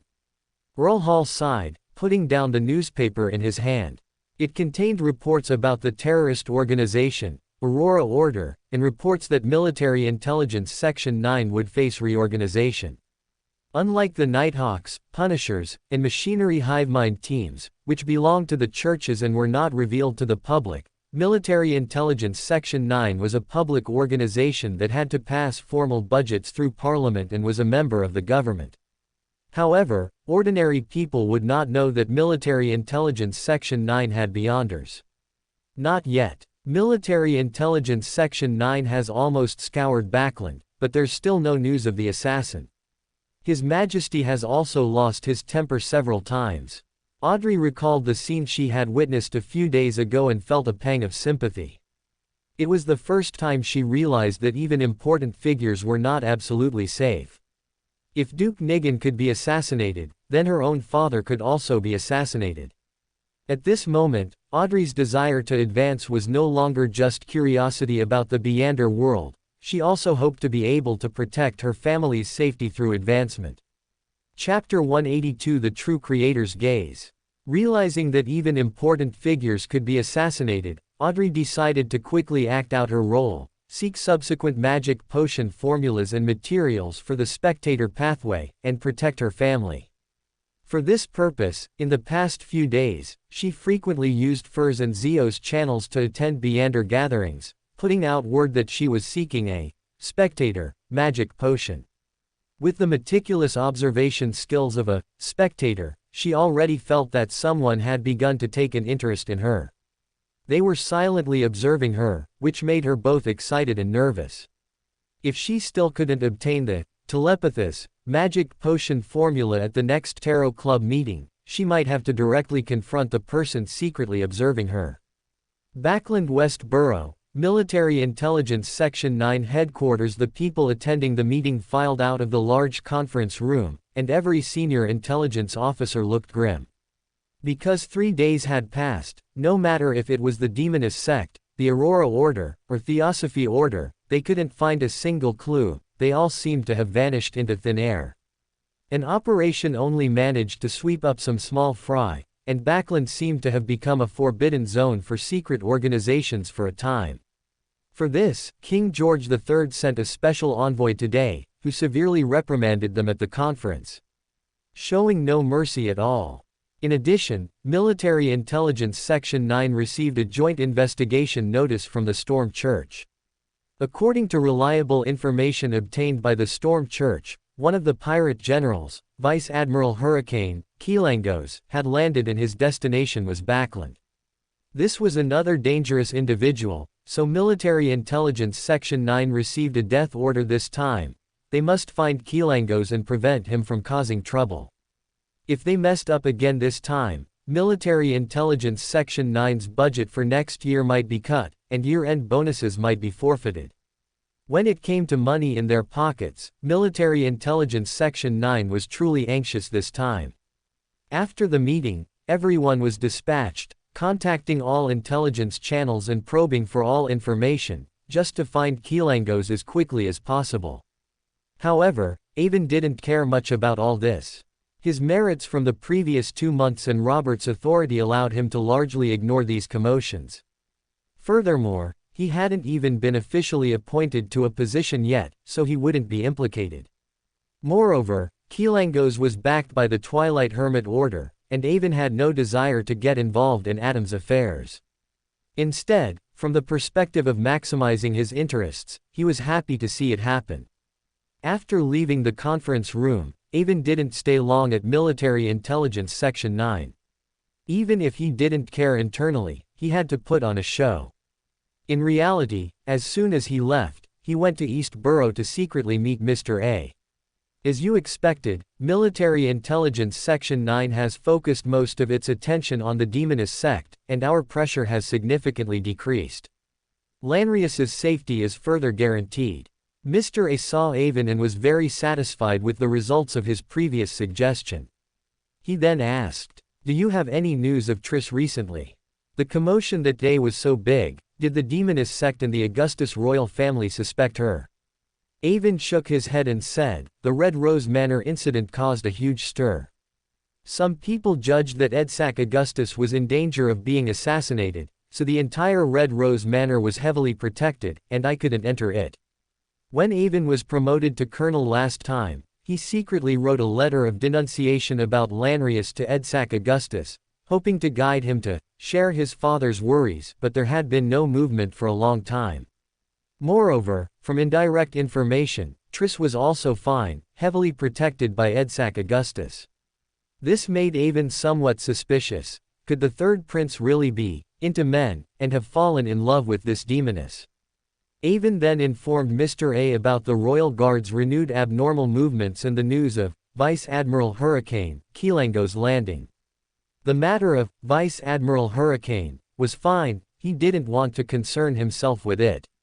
However, the news of the Royal Guard made Mr. A think of King George III, suspecting that George III wanted to find Lanrius. No matter what George III wanted to do, as a loyal believer of the true creator, Mr. A would not allow Lanrius to be harmed. But as the principal of the Aurora Order in Backland, Mr. A also had to prepare for accidents, including who would inherit the Aurora Order's cause and continue it if he died. Yesterday, after consulting with the Saint of Shadows, he decided to transfer all of the Aurora Order's work in Backland to Avon, while he would focus on protecting Lanrius's personal safety. Eowyn Horn, after discussion with the Saint of Shadows, we have decided to temporarily entrust the Backland branch of the Aurora Order to you. You will lead the Aurora Order's future work and inherit the codename, Mr. Z. Avon was greatly surprised, as this was something he hadn't anticipated, so he repeatedly declined. "I haven't been with the Aurora Order for long, and my qualifications are shallow. How can I bear such a heavy responsibility? The Aurora Order is mainly an organization formed by several saints and a group of evil god believers with sequence 5 or 6 as their core. These people can be directly noticed by the true creator. The Evernight goddess's blessing in his mysterious city gave Avon confidence to infiltrate the Aurora Order, but he had no confidence to be directly exposed under the true creator's nose. For a moment, Avon even had the urge to immediately kill Mr. A and run away. But at this moment, Avon, who was already inseparable from the mysterious city, felt a gaze cast from the distant east. He felt an aura full of darkness, filth, and degradation, and a very strong mystical connection was instantly established between the two sides. The mysterious city has a very strong erosive effect on things with which it establishes contact. In Tingen, it had once autonomously counter-eroded 008. The more 008 interfered with Avon, the more likely it was to be counter-eroded by the mysterious city. This was also one of the reasons Avon initially guessed that 008 actively urged him to leave Tingen.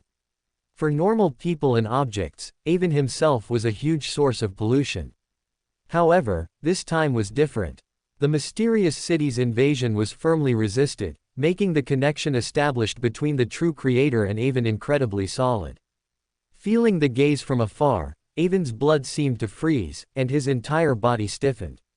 Mr. A, who also felt the true creator's gaze descend, quickly turned and knelt, drawing an inverted cross on his chest, and devoutly prayed.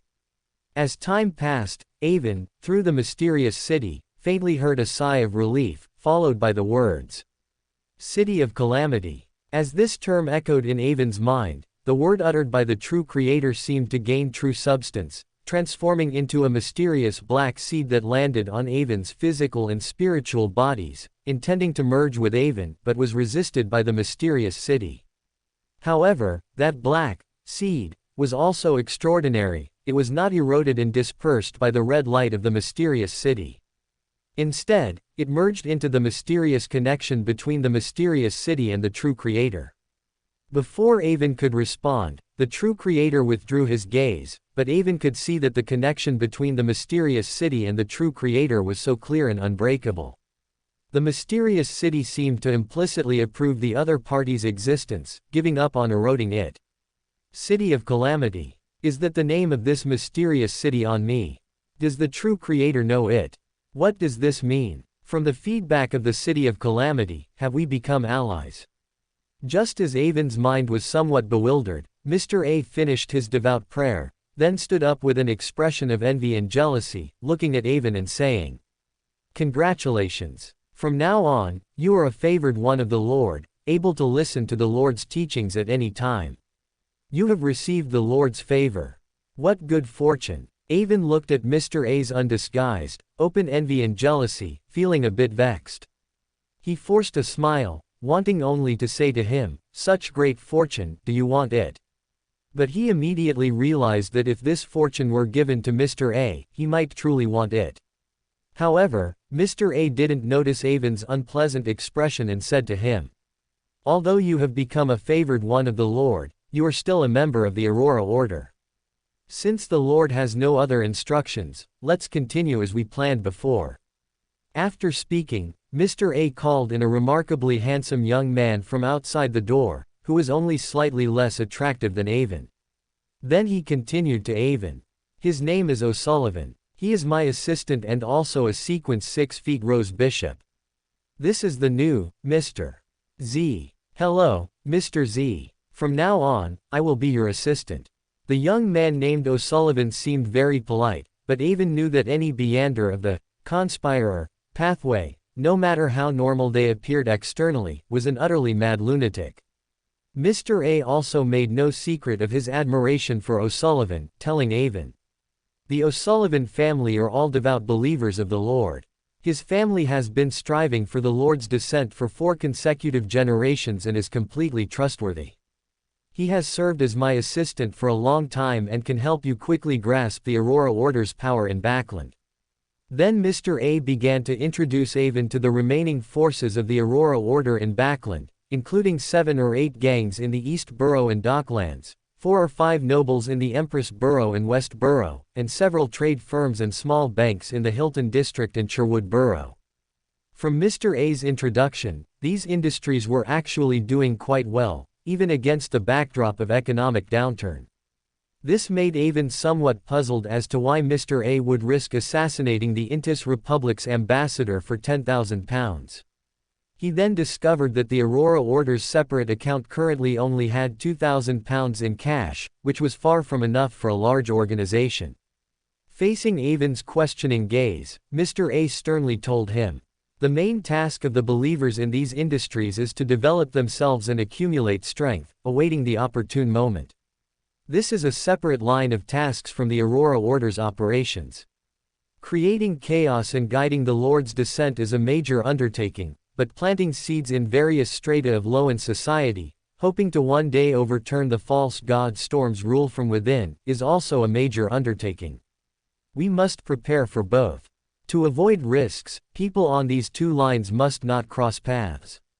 Those doing organizational work cannot mix with those involved in operations, let alone have financial dealings. You must remember this firmly. So, the Aurora Order's operational expenses must be self-funded, and this will be your main task from now on. Hiss. Avon gasped, his teeth aching. He had truly not expected the Aurora Order to want to play the changing the country game, which greatly exceeded his previous impression of them.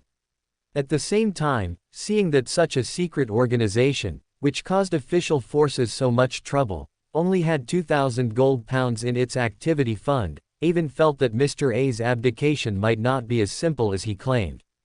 Could it be that the Aurora Order had suffered huge losses recently and was operating at a deficit, so he wanted to use this method to exploit Avon, the rich guy?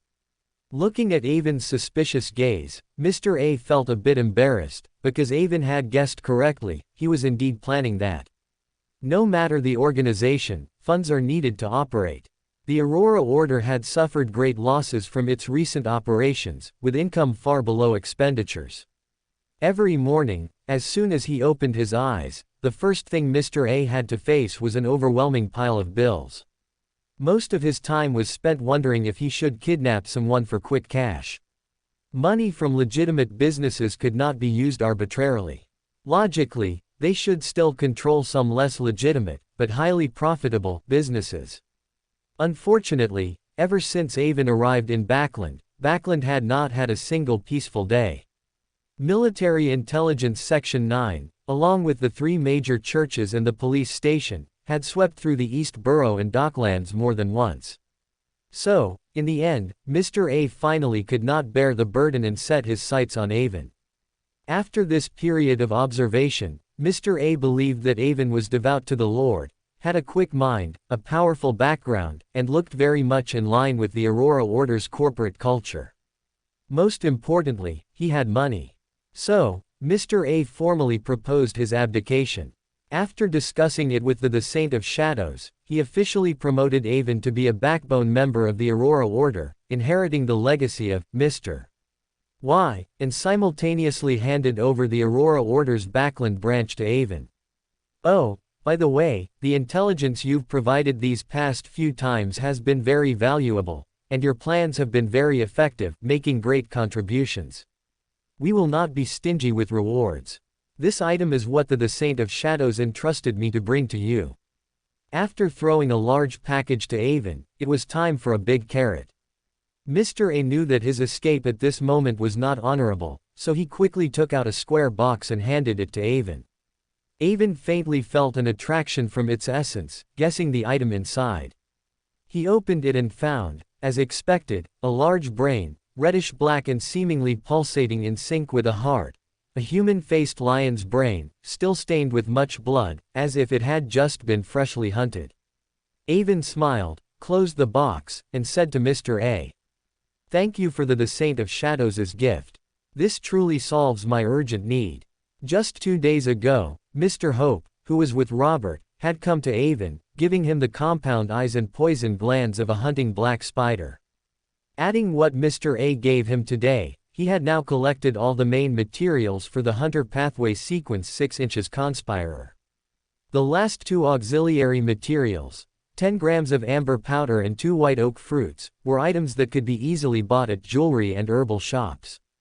This meant that Avon could advance to become a conspirer anytime he wished. After explaining the basic situation, Mr. A hastily left. From today onwards, he would focus on protecting Lanrius, protecting the hope of the Lord's descent. Avon and his assistant, O'Sullivan, continued to learn more detailed information about the Aurora Order. He found that the situation was actually better than he had imagined. The Aurora Order still had a significant influence in the East Borough, as the doctrine of the Creator's descent to save the world greatly resonated with the demands of the poor at the bottom of society. No matter how the Orthodox churches purged them, as long as the ruling class did not change its exploitation of the ruled, the widespread dissemination of the true Creator's doctrine would be inevitable. This allowed Avon to see an opportunity to create chaos and an opportunity to use the Aurora Order's mass base to accomplish his own goals. Don't worry about the money for now, I will find a way. Official organizations are pressing hard, and our recent losses have been too heavy. Now is not the time for action or to continue clashing head-on with our opponents. What we should do now is dedicate ourselves to developing and strengthening ourselves, accumulating power, and waiting for the right moment. Therefore, we should now notify all members and believers to stop what they are doing, protect themselves, and go into hiding. Young O'Sullivan listened to Avon's instructions, furrowed his brow slightly, and then said with difficulty, "Then how should we develop believers? You might not know, but some believers are actually only shallow believers. If no one watches them constantly, they will turn to worship false gods again, and all our previous efforts will be in vain." Avon smiled and then said, "This is the second thing I want you to do. I've looked at some of the information you provided. Most believers are people who owe money to the gangs we control, and that's why they believe in our Lord in exchange for partial debt relief. What you need to do next is to find some eloquent and well-liked individuals from these shallow believers and have them recruit others to believe in our Lord. The more people they recruit, the greater the debt relief they receive. Once their debts are gone, we can even pay them. They will be paid based on how many believers they recruit. All must be registered. There must be no duplicate recruitment, and they must also be responsible for ensuring that the believers they recruit pray to the Lord at their place daily. If someone misses 3 prayers, they will not be counted as a follower, and the recruiter must return the money." O'Sullivan was stunned after hearing Avon's method of recruiting believers. Can believers be recruited this way? Did they not need to be taught the doctrine? Did they not need to understand the meaning of the Creator? Are believers recruited this way truly believers? But he quickly came to his senses. This plan for recruiting believers sounded good, but it was too expensive, and what the Aurora Order lacked most right now was money. When O'Sullivan pointed out this drawback, Avon immediately retorted, "After recruiting so many believers, can we not cultivate some loyal ones among them? If they are loyal believers, shouldn't recruiting new people be a given? Why should we pay them then? If it really doesn't work, we can always increase the interest calculation method for usury, so they can never pay it off. This step is actually used to screen for people with organizational abilities, people who can recruit others. We should recruit such people into our organization, give them a fixed job managing believers, with a fixed basic salary and commission. I've given them stable, fixed work, shouldn't they be grateful? And this is just the initial method of recruiting believers. Once we reach a certain scale and have a certain influence, we won't use this method anymore. At that time, we can re-establish trade unions, organize workers' strikes, fight for workers' legitimate rights, and even occasionally have workers collectively go to churches to petition the churches of those false gods, letting them see with their own eyes whether those false gods will bless them and improve their situation. If those false god churches interfere, it will widen the rift between them and the nobility and big bourgeoisie, and we can also proclaim that this is the will of the Creator. And if they ignore it, that's even better. Workers who witness reality will abandon their belief in false gods and begin to embrace our Lord and believe in our Lord again. In fact, if used well, it might even disintegrate the will of their believers from within the false god churches, making them doubt their faith, thereby achieving the goal of disintegrating their organizations from within. O'Sullivan had never heard of such a method of recruiting believers, such a way of dealing with official organizations and Orthodox churches. Previously, when he followed Mr. A, they always engaged in terrorist activities to assert the Aurora Order's presence, making the world remember them, and using fear to win over believers. He had never seen such a soft method, using workers' strikes as a starting point to divide and disintegrate opponents. But his intuition told him that this method was very feasible, yet he still stammered in response. Can this work? Why not? I am an insider of the ruling class, so I know very well their shamelessness and internal contradictions. Sometimes, we need to flexibly distinguish who is the main enemy, who is the secondary enemy, and who can be a temporary friend for cooperation. For example, the Night Church and the Steam Church have always demanded voting rights and the right to be elected for women, and equal pay for equal work, while the followers of the Storm False God oppose it. This provides us with a handle to divide and conquer them. Another example is how some southern continent and plateau peoples' territories were occupied by Loan as colonies, making them second-class citizens in Loan, which also makes them stick together particularly closely and actively seek civil rights but are ignored, only able to place their faith in the death who has already died. Isn't that too much of a waste? Anyway, the Loan Kingdom is not ours. We can make any promise that doesn't cost money. Feel free to write blank checks. When carrying out actions, do not let Aurora Order members directly interfere. Focus on cultivating white gloves-like gangs, and do not give the false god churches and military intelligence Section 9 a chance to intervene. After the first stage is successful, we can also exploit the inherent loopholes in the Loan Kingdom's electoral politics, actively participate in politics, and influence parliamentary elections. Although we may not be able to truly and openly step onto the stage, we must become an important weight influencing the balance of political power. Take small, quick steps, gradually changing our own situation.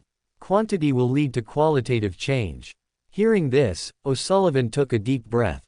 He felt that Avon might have found a new path for the Aurora Order, a new way to spread the Lord's faith and counter the forces of false gods. No wonder Mr. Avon, who joined the Aurora Order less than 2 months ago, was chosen by the Lord as his representative on earth.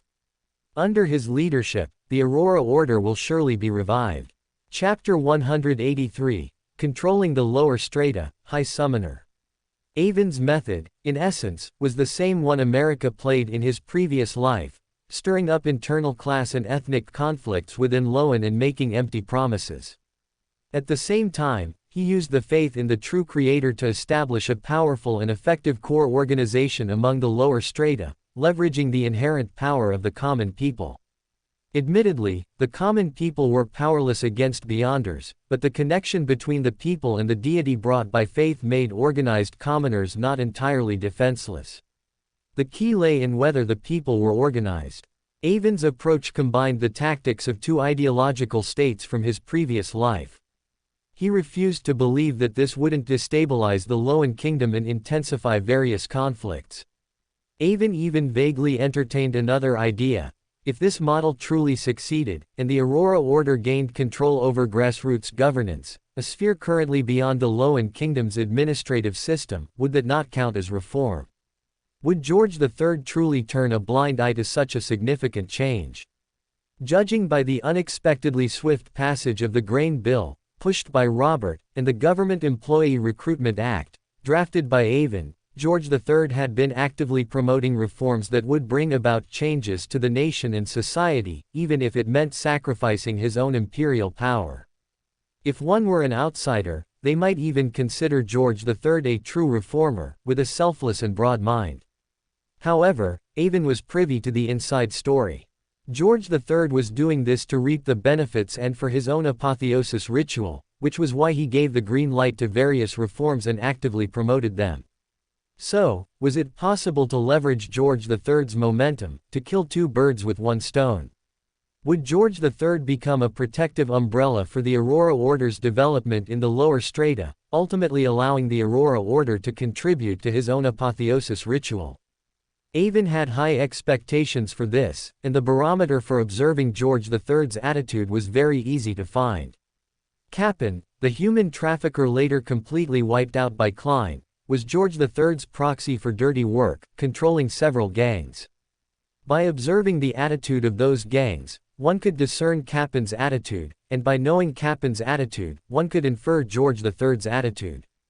Even from George III's perspective, he might be very pleased with the Aurora Order's emergence, as it would help him balance the Storm Church's influence. After giving some instructions, Avon took out a checkbook from his pocket and signed a check for 20,000 gold pounds, to be used as the Aurora Order's operating funds for this period. After signing the check, Avon sighed inwardly. In his previous life, he found the idea of paying to work quite absurd, but he never expected to actually do something so absurd after transmigrating.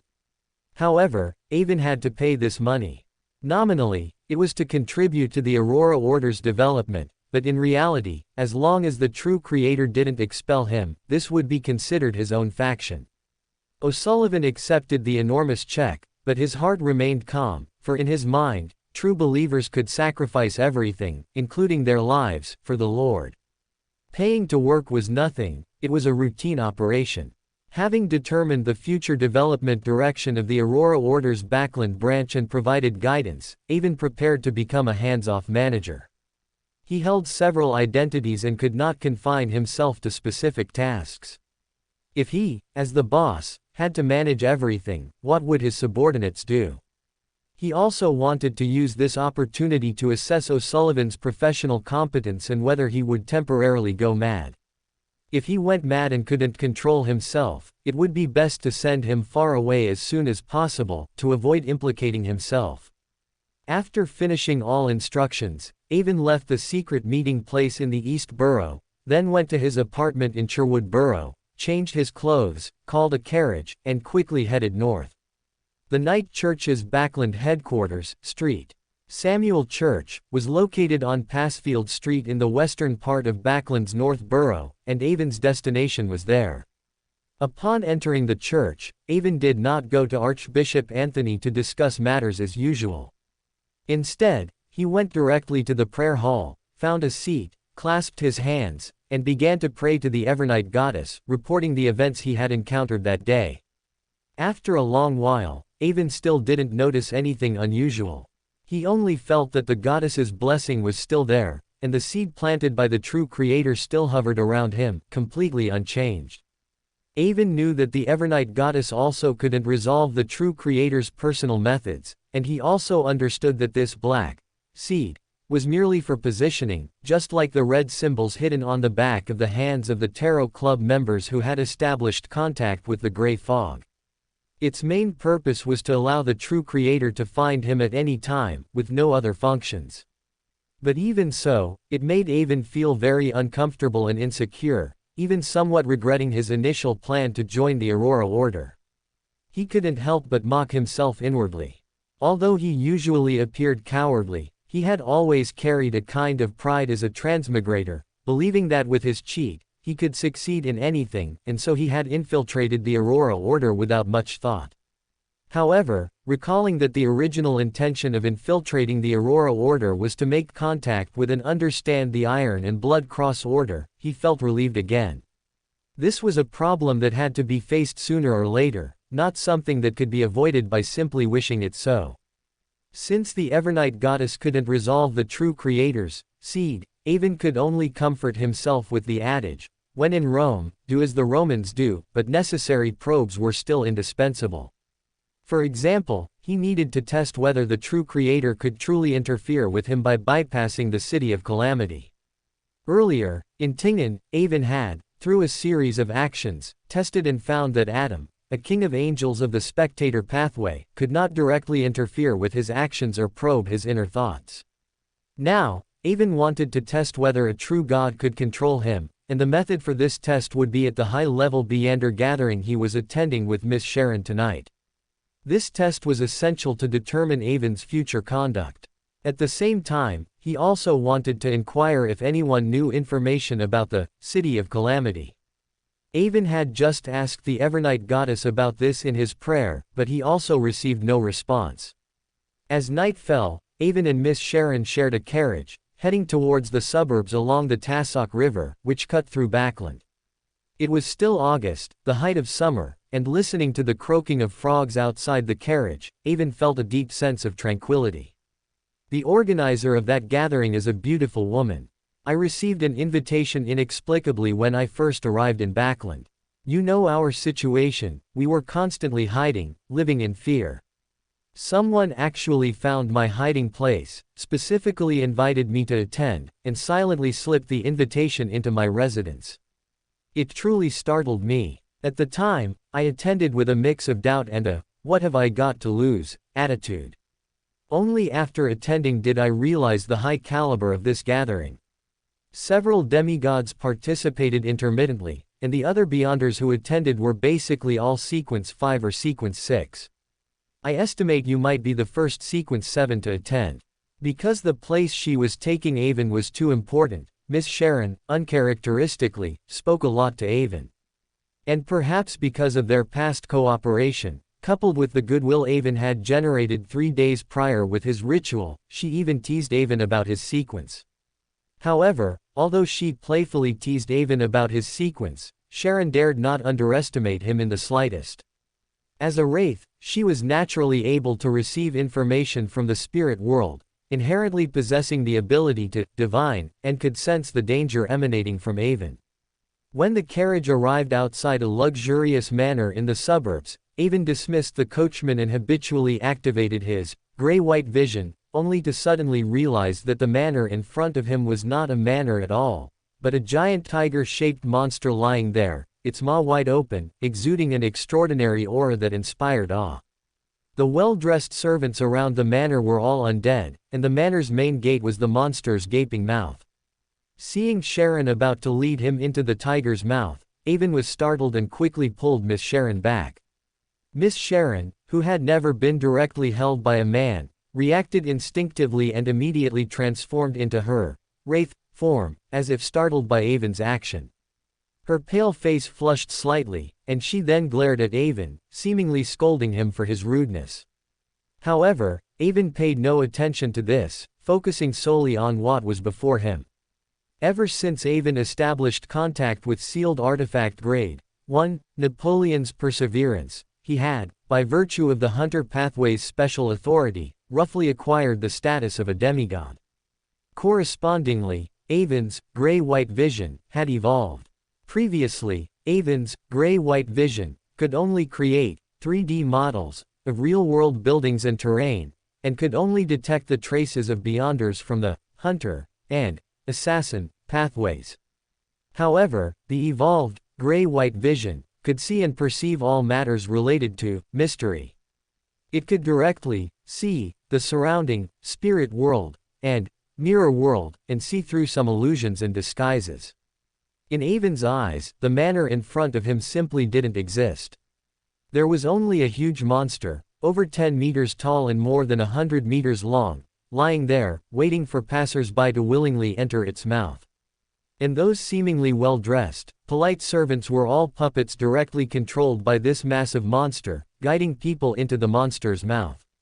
This couldn't help but trigger Avon's memories from his previous life about rumors of mythical aberrations, making him feel that today's artistic style seemed to have gone awry. At the same time, his heart began to pound. Could it be that his previous life and this world truly had a connected passage, and could he return to his previous world? And the crouching monster seemed to sense that someone had seen its true form. It tilted its head and looked at Avon with its large, water jar-sized eyes, as if curious about Avon, even extending its head forward, wanting to see more clearly. Just as Miss Sharon wondered why Avon was suddenly sweating profusely, a silvery laugh rang out. "Lily, don't be rude. You've scared the guest. You truly are a sharp young man. Usually, Beyonders below the demigod level cannot see through Lily's true form, but you can. That's really not simple. It seems Sharon was right to recommend you for the gathering. Come right in, Lily won't harm you." Miss Sharon felt very strange hearing this, and combining it with Avon's unusual behavior, she guessed that Avon could see things she couldn't. She looked around in confusion, then curtsied towards the manor and actively took Avon's hand, walking towards the manor. Avon naturally heard the female voice and knew it was directed at him, so he allowed Miss Sharon to lead him towards the tiger's mouth. As he walked towards the tiger's mouth, Avon forced himself to close his gray-white vision, pushing the image of the gaping maw he had just seen out of his mind. He observed the people entering the manor with his eyes and realized that they seemed unable to see him and Miss Sharon. Moreover, Their appearances and clothes were somewhat distorted, like watching a very low-resolution movie. Avon guessed this might be similar to attending the Tarot Club, where the gathering's convener had taken some protective measures. He estimated that he and Miss Sharon also appeared somewhat distorted in their eyes. When Avon endured the chill on his neck and the fear in his heart, and stepped through the gate into the tiger's mouth with Miss Sharon, his vision went black for a moment, and then he found himself in a quiet, mysterious hall. In the center of the hall, there was only a candle as thick as an adult's arm, with no other light. Around the candle were some tables and chairs, already occupied by a few people. In front was a half-meter-high platform with luxurious and extravagant seats, appearing exceptionally grand. The surrounding walls were adorned with brass and iron floral ornaments, and many dark red or dark black curtains hung beside them. Below stood uniformed attendants, creating an overall mysterious and solemn atmosphere. Just then, Miss Sharon shook off Avon's hand, which he had been holding onto, and softly said, "Follow me." Then, as if fleeing, she walked towards the seats on the edge. Only then did Avon realize he had been holding Miss Sharon's small hand the entire time, and he couldn't help but feel regretful. He secretly cursed himself for his lack of focus. After following Sharon to an empty table and chairs on the edge and sitting down, Avon looked around and saw that there were already over 20 people, sitting in groups of 2 or 3. If, as Sharon had said earlier, everyone here was at least sequence 6, then this gathering was quite remarkable. Excluding angels, the power gathered here was almost equivalent to half the strength of a true God's church. It would be astonishing anywhere. Avon also speculated that this hall might be inside the belly of the big tiger he had seen, almost like an independent space. At the same time, he combined the information he had learned after joining Military Intelligence Section 9 and becoming a senior intelligence officer, trying to guess which pathway the demigod capable of commanding such a powerful monster belonged to. The seats on the platform belonged to the demigods. I've attended several gatherings and seen a few demigods. But they don't necessarily come every time. Seeing them mostly depends on luck. While Avon was observing the surroundings, Miss Sharon secretly leaned in and whispered some introductions to him. Avon saw a total of 6 seats on the platform, and his heart was even more amazed. He didn't know how many he would see this time, or if his target would be among them. At the same time, Sharon also introduced the rules of the gathering's transactions to Avon. After comparing them, Avon found that they were actually no different from the gatherings hosted by Mr. A. The gathering convener essentially acted as an authenticator and maintained fairness. Everyone who could attend this gathering was extraordinary, and it was unlikely anyone would dare to lie or cheat in front of a demigod. If someone truly dared to do so, they would be utterly foolish, either mentally ill or tricked by someone else. Just as Avon was lost in thought, when the number of attendees in the dim hall exceeded 30, 3 figures suddenly appeared on the thrones on the platform, 2 women and 1 man. The male demigod was entirely shrouded in black mist, mysterious and impossible to discern his height, weight, or build. The other 2 women openly revealed their true appearances. One of them was Bernadette, the Queen Mystic, the King of Pirates Avon had seen on wanted posters, the founder of Oravi Island, and Emperor Rosal's eldest daughter. She wore a practical beige long trousers and black boots, but her upper body was clad in a tight, lace-trimmed garment. Her attire gave Avon a sense of facing a professional woman from his previous life, even making him feel somewhat trance-like he had dreamed of returning to Earth. The only minor flaw was that she wore an old-fashioned yellow soft hat, which seemed out of place with her overall outfit. However, her outstanding beauty and innate aura of a superior made people overlook the flaws in her attire. Wow! When Bernadette appeared in the hall, someone couldn't help but exclaim, clearly seeing her for the first time and recognizing her as the Queen Mystic, famous throughout the Beyonder world. This is the first time I've seen this lady. If I include the ones I've seen before, then at this gathering, I've seen at least 5 demigods already. Miss Sharon secretly leaned close to Avon's ear and whispered to him. Avon nodded silently, guessing whether Bernadette was also attending this type of gathering for the first time. If so, then he could truly say he was quite lucky. Compared to Bernadette, whom he had somewhat anticipated, Avon focused more of his attention on the beautiful woman sitting in the middle. She was young and beautiful, with captivating eyes and a delicate nose, and a long, swan-like neck. Her every gesture exuded elegance, making one feel an immediate fondness for her. Even though he had encountered several demonesses, including a demigod-level demoness, Avon had to admit that this woman was the most beautiful he had ever seen in his life, as if she were the embodiment of beauty.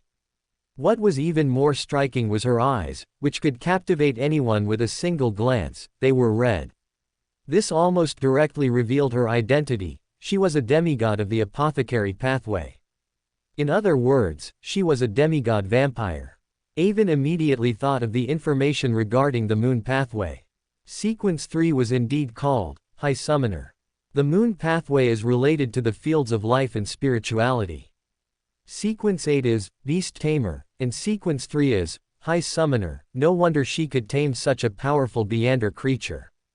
Just as Avon was lost in thought, the elegant lady sitting in the middle spoke in her pleasant voice. Today seems very fortunate. Not only are there many people here, but several new members have also joined, including the lady on my left. I don't need to introduce her, I'm sure you all know who she is. The time for the gathering has come, and no one else will be arriving.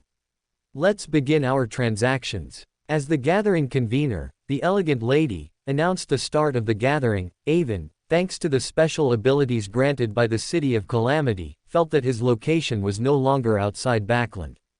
His connection with Napoleon's perseverance also began to thin to a silken thread, almost imperceptible, making it basically impossible to borrow any power from that sealed artifact. Avon's heart turned cold. He finally understood why this lady chose to hold a mysterious gathering inside the belly of this monster. Was there any safer place than a constantly moving gathering location? In such a situation, even those with ulterior motives could only hide their little schemes. Everyone present was an old hand who had attended several gatherings. After the elegant and beautiful lady announced the start of transactions, someone immediately began to inquire if the people they had agreed to trade with at the last gathering had arrived. Miss Sharon also once again announced her request through an attendant. She was seeking the magic potion formula for Puppet. Even at this level of gathering, demigod-level magic potion formulas were rarely traded, let alone formulas from the prisoner pathway. So, as expected, no one responded. Miss Sharon was not particularly surprised. She had been disappointed many times and was almost numb to it. But at this moment, Avon, who was beside her, knowingly asked, "Is this, Puppet, the sequence 4 of the prisoner pathway?" "Yes. Do you know where to get it?" "No, I don't. I was wondering why you always look expressionless. So you're practicing playing Puppet in advance. It's such a pity, you actually look quite good when you smile." Miss Sharon looked at Avon, who was now daring to openly tease her, without saying a word. Seeing Miss Sharon's gaze, Avon awkwardly touched his nose and said sheepishly, "I'll keep an eye out for you in the future." After Avon's interruption, Sharon's mood inexplicably brightened, and she overlooked the numbness from the failed attempt to acquire the Puppet magic potion formula. Just then, another attendant announced items for sale, among which was the complete spinal fluid of a cursed patterned Black Panther. This was a primary material for the Sequence 7 Feet Magician, of the Spectator pathway, and quite rare. Avon quickly bought it. As the plot progressed, Klein learned more and more, and relevant characters began to appear one after another. The story in Tingen was nearing its end. Avon already knew Klein's choice and had promised to prepare as much as possible for him. Tingen was not Backland after all, and collecting Sequence 7 materials was very difficult. Since he encountered it, Avon naturally had to buy it. At the same time, to increase his influence, Avon also sold items he had prepared in advance, such as magic potion formulas and Beander characteristics, selling quite a lot and causing others to frequently look askance at him. Avon did this primarily to demonstrate his value and to lay the groundwork for his upcoming transaction with Bernadette. Chapter 184, M's Amanda and Bernadette's Missions. When the Beyonders below the stage finished their transactions and gradually quieted down, everyone simultaneously turned their gazes to the 3 demigods seated on the stage. Based on past experience, whenever a demigod issued a mission, it was an opportunity for them, an opportunity to advance their sequence. Even some Sequence 5 powerhouses held expectations for this. Even if they couldn't ascend to the heavens in one step and obtain a precious demigod magic potion formula, they could still build a relationship with a demigod, preparing for future advancements. At the same time, this was also why everyone flocked to this gathering. For powerhouses who had already advanced to middle sequence, nothing was a better endorsement than the possibility of directly contacting a demigod, receiving a demigod's mission, and gaining a demigod's favor. After everyone looked at the demigods, the elegant lady seated in the center, the convener of the gathering, spoke first. My mission is the same as usual. If anyone can introduce a demigod-level powerhouse to join the gathering, I can grant one request within the scope of my abilities. Hearing this transaction, Avon raised an eyebrow. He hadn't expected that just 100 days after he set the Aurora Order's strategy of spending money to attract believers, he would see someone adopting the same method that very night. Although their level seemed higher, the core was actually identical, attracting new members for V50, with no upper limit. Avon immediately thought of the craftsman, demigod behind Ms. Kathleen Gry, the lawyer. Could he possibly bring him in? Ever since arranging an official military intelligence Section 9 identity for Kathleen Gry, Avon had rarely communicated with the demigod behind her. After all, that person had also crafted a Beyander item for Avon with very minor side effects, which was enough to offset Avon's help to Kathleen Gry. They were completely even. Ultimately, it was mainly because Avon himself didn't have many bargaining chips and couldn't establish good interaction with the other party. He only knew that this demigod valued Kathleen Gry very much, so he could only exert effort through her. This was also why Avon arranged for her to go to Tingen to handle Migos' case. This was both to see if he could draw this craftsman, demigod into the chaotic situation in Tingen through Kathleen Gry, and also to pave the way for Kathleen Gry, helping her accumulate prestige. Next, Avon planned to use Robert's connections to begin maneuvering Kathleen Gry into Military Intelligence Section 9's Internal, Anomalous Affairs, Tribunal. This organization specialized in handling Beyander cases, and joining it would benefit her future digestion of magic potion and advancement. Avon now felt like a player, paving the way for Kathleen Gry to win the favor of the demigod behind her. It was just a pity there was no progress bar to see how far he had gotten. And now, the mission from the convener of the gathering, that elegant lady, showed Avon new possibilities. As long as someone is a person, they still have needs, especially a craftsman-level demigod. They cannot work in isolation, whether it's obtaining materials or academic exchange, a considerable force is required to achieve it. If he could bring him into this gathering, he would not only receive a reward from the elegant lady but also potentially gain favor with this craftsman demigod, killing 2 birds with 1 stone. Of course, Avon also needed to confirm the exact reward from this elegant lady. If he didn't think it was worth it, Avon wouldn't want to bother. Madam, could you be more specific? For example, what kind of powerhouse do you wish to invite? If I introduce a demon, would that count? And how large is the scope of your abilities? Could you be more specific? As soon as Avon spoke, he immediately became the focus of the entire hall. Even the male demigod, who had seemed unresponsive to the gathering, slightly turned his head to look at Avon. Yet Avon showed no fear, calmly accepting everyone's gaze. This, instead, made Sharon, who sat beside him and was long accustomed to hiding, feel uncomfortable, and she couldn't help but lower her head. No matter which pathway the demigod is from, as long as you can introduce them, I will acknowledge it. How to prevent the schemes of those with ill intentions and how to protect the safety of the gathering is my concern. As for the reward, if you can bring a Sequence 3 powerhouse, I can give you a Sequence 4 Beyander characteristic.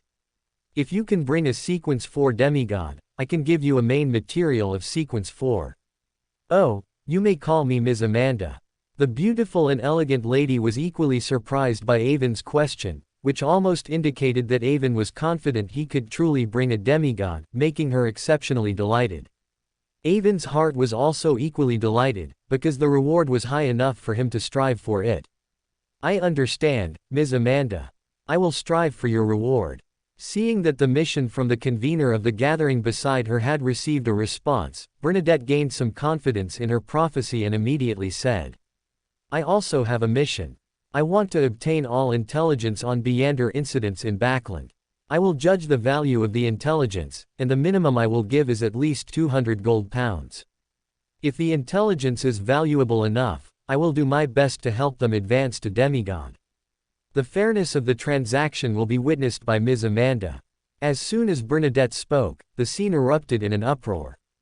This was the highest reward mission since the gathering was established, explicitly offering to help someone advance to demigod. For a moment, everyone was eager to try. The sequence of those present was not low, and they basically all understood the role-playing method, otherwise they would not have been able to advance to sequence 6 or sequence 5, and they were also very ambitious, and could even be said to not lack money. Bernadette's promise almost opened the door to demigodhood for them. This might even be the greatest opportunity they would encounter in their lives. Even if some of them might have official organization backgrounds, large organizations operate on merit and seniority. Even if they met all the hard requirements, there was no telling how long they would have to wait in line. More crucially, Queen Mystic had a very good reputation in the Beander world. Her fleet had never been recorded for massacring civilians, and she particularly enjoyed plundering warships from various countries, especially those of the Intis Republic. She was very wealthy, which was why the bounty on her wanted poster was so high. That's right, the fairness of this transaction will be witnessed by me. Upon receiving the guarantee from Ms. Amanda, who was already recognized by everyone, all those present became agitated. The double guarantee of Queen Mystic's reputation and Ms. Amanda's reputation made them completely trust this transaction, and they all proposed to write down what they knew for Bernadette to choose from. Even Miss Sharon became eager, but Avon did not pick up a pen. Instead, he began to guess Bernadette's purpose in issuing the mission. Once a pirate comes ashore, it's like a fish leaving water, they immediately enter their most dangerous moment. Even a demigod is hardly an exception, because they are placing themselves outside their comfort zone. Although Backland was not the capital of Intis, staying there for a long time was still very dangerous for Bernadette. From the deciphered original work of Lord of the Mysteries, in his mind, it was known that Bernadette stayed in Backland for a long time, for unknown reasons. In the original work, Rosal once personally stated in his diary that he would give the corresponding blasphemy slates to his children as trump cards, so it can be confirmed that Bernadette would definitely not lack magic potion formulas.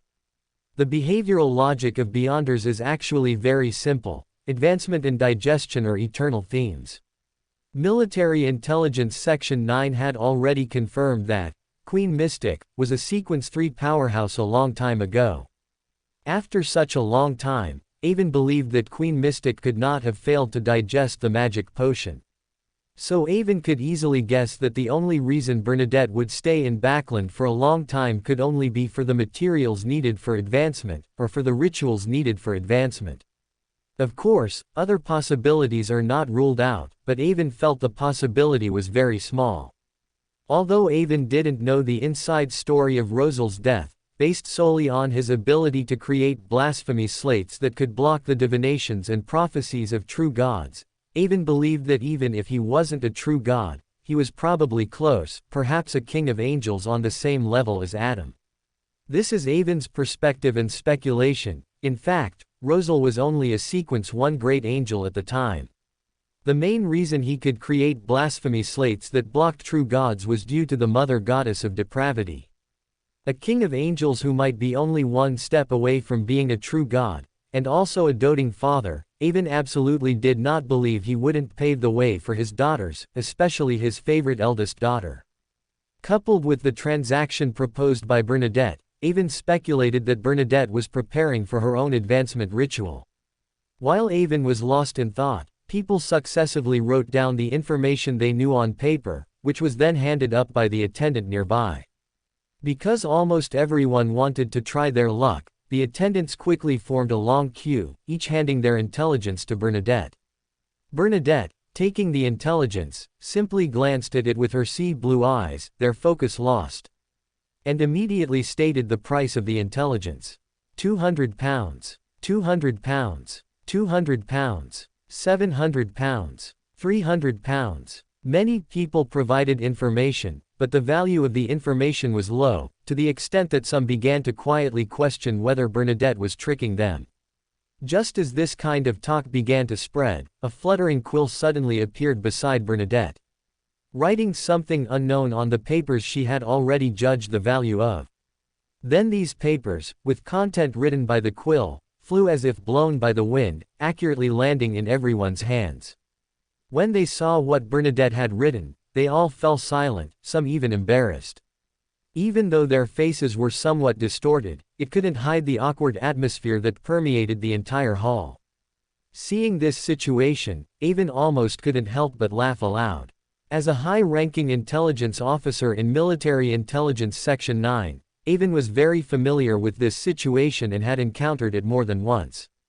Whenever there were major bounties and missions, there were always sly intelligence officers who would throw in a bunch of messy, useless information, hoping to get lucky. If they got lucky just once, it meant a promotion, a raise, and soaring success. Even if they didn't get lucky, they could still prove they worked hard and weren't salary thieves. Therefore, whenever it came to gathering intelligence, Military Intelligence Section 9 would always receive geometrically increasing amounts of intelligence, enough to drive the intelligence analysts insane.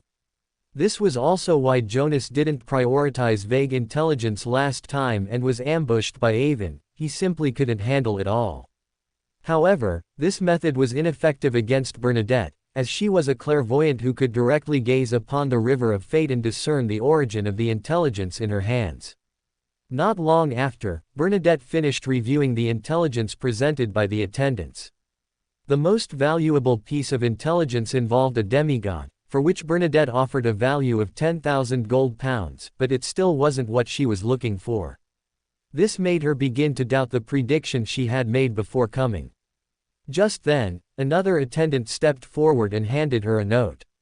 Bernadette casually took it and opened it, her expression changing abruptly. It read, "Are you preparing for an angel advancement ritual? I have some information that might be helpful to you. If possible, I request a private discussion." Bernadette's heart pounded. Her intuition told her this might be the opportunity she had seen in fate.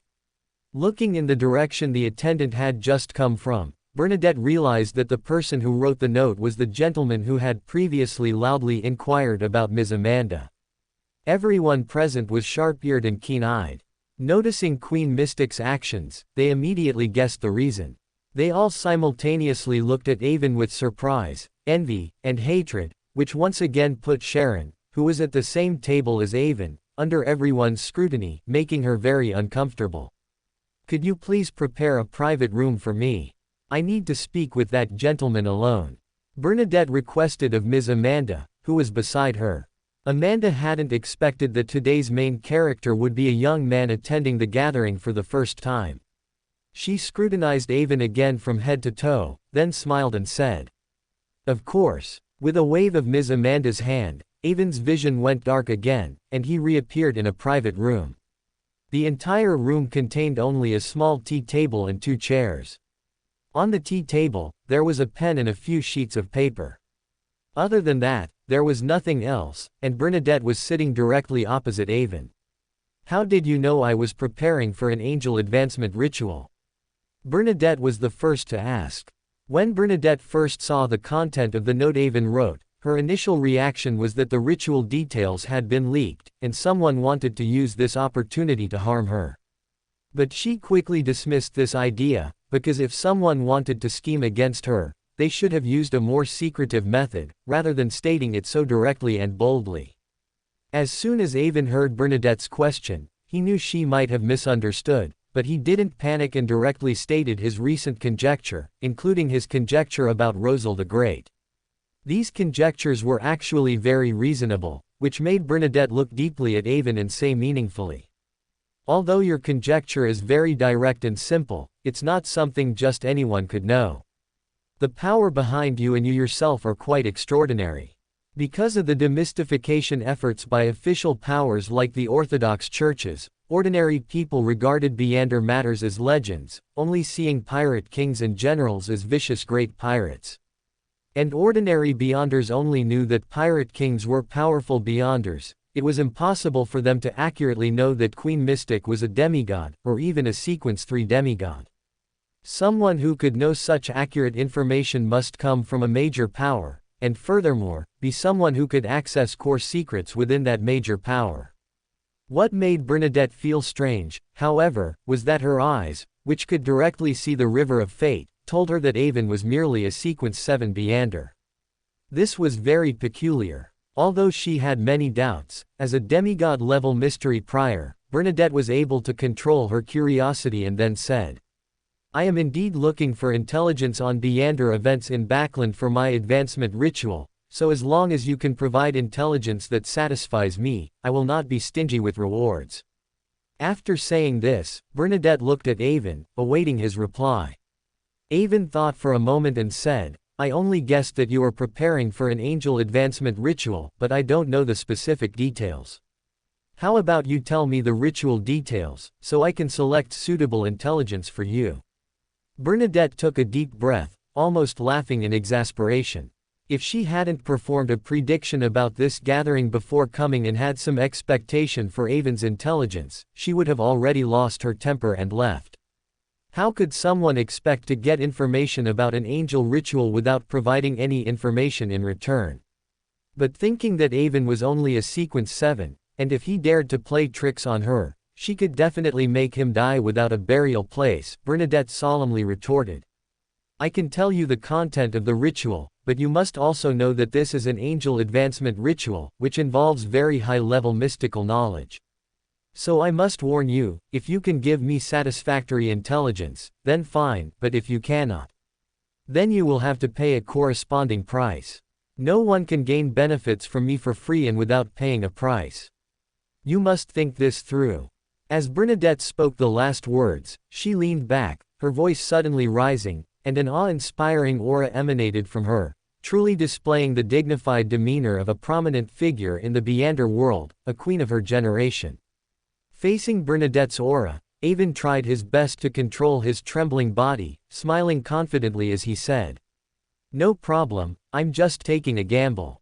At worst, I'll work for you later to repay the debt."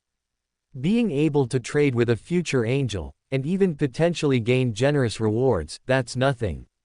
Avon was actually relying on his understanding of Bernadette from Lord of the Mysteries, which was why he was so fearless. If he really couldn't pass the test, he would just expose himself, saying he and Rosal were fellow townsmen, or that he and Huang Dao were brothers, or sell Klein out early, allowing the fool and his grandniece to have an epic encounter ahead of time. No matter what, he wouldn't lose his life. Bernadette was speechless, wondering whether she should applaud Avon's little scheme of wanting to work for her. So, no matter what, you won't lose out and can profit. Working for a demigod is something many people dream of. You just decided it like that. What a beautiful dream. However, Avon's little scheme made Bernadette feel somewhat amused, but she didn't pursue it further, directly saying, "My angel advancement ritual is to prevent a disaster involving high-level powers." How high level? At least angel level. The higher the level, the better the ritual effect. Avon was speechless, suddenly feeling a bit amused. What kind of ritual did he think it was? It turned out to be this simple. Seeing Avon remain silent, Bernadette continued to explain. "I foresaw such an opportunity appearing in Backland, so I made arrangements here many years in advance, and recently, I decided to permanently reside here. I originally thought the angel advancement ritual would be very difficult, but I didn't expect it to be so simple. It made me do a lot of mental preparation for nothing." Avon waved his hand, looking very arrogant and smug, speaking in a relaxed tone. "Isn't it just an angel-level high-level disaster? I can easily find a few." Bernadette was dumbfounded, and then an endless surge of anger welled up in her heart. She felt as if the young man in front of her was toying with her, and she stared intently at Avon, awaiting his reply. Avon, meanwhile, seemed oblivious, saying, "What demands should I make?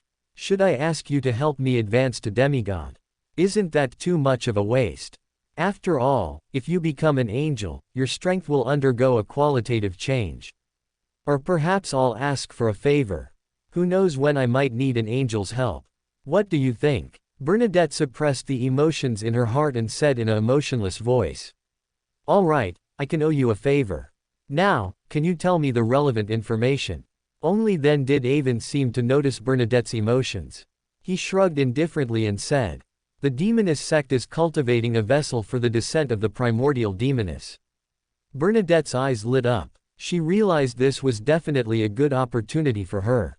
With several 0-feet level sealed artifacts, she had absolute confidence in dealing with the primordial demoness's descent vessel. "Where is she?" Bernadette eagerly asked Avon. "She is in Red Rose Manor on the outskirts of Backland. A friendly reminder, she is under the strict protection of the Augustus family, and it's even possible an angel is watching over her." Bernadette's expression froze, taken aback by this information. She dared to bring 0-feet level sealed artifacts to deal with a descent vessel, but she didn't dare to truly confront an angel face to face with 0-feet level sealed artifacts. Especially the Augustus family, who occupy the Arbiter pathway, because the Loan Kingdom is their home ground, and Backland is the home ground within the home ground. Opponents of the same sequence entering an Arbiter Angel's home ground are inherently disadvantaged by 3 points, let alone opponents of a lower sequence than them. If it weren't for maintaining her image, Bernadette might have cursed out loud. What use was this information to her? Although it was strange that the Augustus family's angel had noticed the existence of the primordial demoness's descent vessel, why they hadn't dealt with it but instead protected it. But years of experience told her there was something going on, but she was currently in a critical period, and it was best not to stir up trouble if she could avoid it. Fortunately, Avon also admitted to knowing several other high-level disasters, so she decided to temporarily set this matter aside and continue to ask Avon. Besides that, what else is there? But to her surprise, Avon's reaction was extremely strong. He suddenly widened his eyes, stood up excitedly, and pointed at her, saying, "According to the principle of fair trade, I have already told you the relevant information. How can you be so greedy?" Avon's shocked gaze seemed to say, "I can't believe you're such a person. I really misjudged you." Chapter 185, Bernadette's 3 Favors. Seeing Avon's fierce accusation, Bernadette finally realized that she had been tricked by Avon. He had told her in advance that he knew several Beander events that could help her complete her ritual, and then he told her about a very difficult one. Because she knew there were other options, when she felt it was difficult, she naturally asked him for other information again. This was a very clever negotiation tactic, guiding her into his trap. "You should be a spectator, or a lawyer, not a hunter." Having figured out Avon's trick, Bernadette couldn't help but mock him. Bernadette wasn't actually very angry after realizing she had been tricked by Avon. After all, the two parties didn't know each other and had no friendship. The transaction between them was inherently a game of wits. Moreover, although Avon was a bit sly, he didn't violate the principle of equivalent exchange. The information he provided was true and accurate, and he didn't deceive her. One could only say that she hadn't considered it thoroughly enough, and Avon was more skilled. Avon tilted his head and thought, "Spectator. It could be said to be a T0 pathway. If he hadn't known Adam was on it, he might have chosen spectator back then. At the very least, he might have struggled a bit when drinking the assassin potion. Lawyer. The related abilities were very useful, mainly because he knew the ritual for becoming a god in advance, and it felt too difficult and troublesome. Otherwise, it would also be a very good choice. Of course, this was just Avon's internal monologue. He actually knew he had no choice. If he hadn't drunk the assassin potion back then, he wouldn't have been able to get past Mrs. Sharon's hurdle. Anyway, Avon was quite fond of the spectator and lawyer pathways, so he took Bernadette's words as praise. With a thick face, he smiled and said, "Thank you for your praise." Bernadette chuckled. She hadn't seen such a shameless person in a long time. The last time she saw one was 100 years ago. At that time, she was young and ignorant. She stumbled upon her father and a beautiful aunt together. Her father lied to her that he was about to visit the Faesac Empire, so he was learning a foreign language. At the same time, he seriously had the beautiful aunt teach her a few sentences. That was the first time she learned Faesac. The past was like smoke, and more than 100 years had passed unknowingly. However, Bernadette quickly suppressed her memories of the past. For her, advancing to an angel was the most important thing at the moment, so she decisively said to Avon, "All right, that was a successful transaction between us just now. I owe you a favor. But I still want to continue trading with you. How about I exchange another favor for your intelligence? But it must be the easiest one among the intelligence you know." Bernadette was worried that Avon would give her another difficult piece of intelligence, so she added a limiting condition. Avon pretended to frown in thought. "The easiest one. Both are very easy to complete. What should I do?" Bernadette felt her blood pressure rising again. She wondered if she had been too lenient with Avon's little trick just now. He even wanted to play tricks in front of her. Just as Bernadette was considering whether to lose her temper, Avon noticed that her emotional change was not right. And quickly said, "I'll give you a hint, and you can choose, how about it?" Bernadette was stunned. She suppressed the anger that had just arisen and felt a little unaccustomed to Avon's generosity, wondering if there was another trap in it. But after thinking for a long time, she didn't detect anything wrong, so she said, "What hint?" "One is about the Black Emperor, and the other is about the true creator." Avon felt that since Bernadette was only hesitant and asked him for other information because Triss had the protection of an Augustus royal family angel, it meant that in Backland, it was indeed difficult to deal with angels of the order pathway. Therefore, he guessed that Bernadette would choose information about the true creator, which was also the result Avon wanted. However, what Avon didn't expect was that after Bernadette heard it, her eyes briefly lost focus, and then she eagerly said, "Information about the Black Emperor." Avon didn't expect Bernadette's choice to be completely different from what he thought, but if Bernadette really got involved, it would also align with Avon's intention to cause trouble for George III, so he didn't have time to think too much and directly said, "Someone in the Loan Kingdom wants to advance to Black Emperor, and for this, they even cooperate with the Demonist sect. For some unknown reason, they need a lot of manpower, which has led to many missing persons in Backland's East Borough. They might be able to cover it up for a short time, but it will eventually be exposed. So, in order to cover up the truth, they are preparing to carry out an act of destruction in Backland. The specific time is unknown, but it should not exceed half a year." In the original work, due to the intrusion of the Black Emperor, Klein, the Demonist sect's preparations were insufficient, and they could only prematurely trigger the Backland smog. It was August now, and the Great Smog in the original work was in December, so it could be reasonably guessed that the Demonist sect's original plan was within half a year. And Avon felt that the planning of this Great Smog should not have been a long time ago, but rather something that had just begun to be planned recently.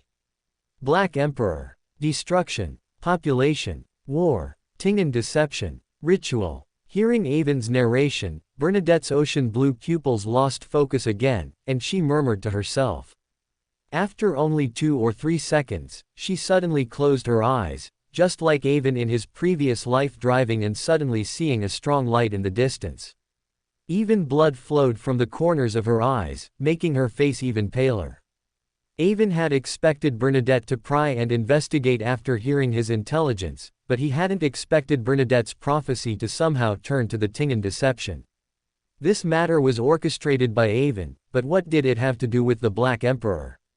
Bernadette took out a handkerchief, wiped the blood from the corners of her eyes, and then said, "Your intelligence is accurate, but there's also something wrong. That is, this plan is still in the planning stage and has not yet begun to be implemented, so even if I know this intelligence, I cannot arrange the ritual. Sir, your intelligence is a bit too far ahead. Avon was greatly shaken because this was beyond his expectations. He had expected that the planning time for the backland smog would not be too early, but he really didn't expect that this plan was still at the planning level and had not yet begun to be implemented at all. Connecting his actions after transmigrating and Bernadette's prophecy just now, Avon felt inexplicably guilty. Could it be that the deception he orchestrated in Tingen successfully covered up the military's expenses, which then led to the creation of this plan? And the reason why the plan hasn't started yet, could it be because he, Mr. A, assassinated Duke Nigan, causing the demonist sect to temporarily withdraw from Backland, and thus it hasn't started? Is this a manifestation of the butterfly effect? In this way, Avon faced a moral dilemma again. Should he try to extinguish this disaster and clean up the mess he made? But Avon immediately dismissed this idea, because the large number of mysterious disappearances in the East Borough was an objective fact. The Tingen deception only opened up their ideas in advance.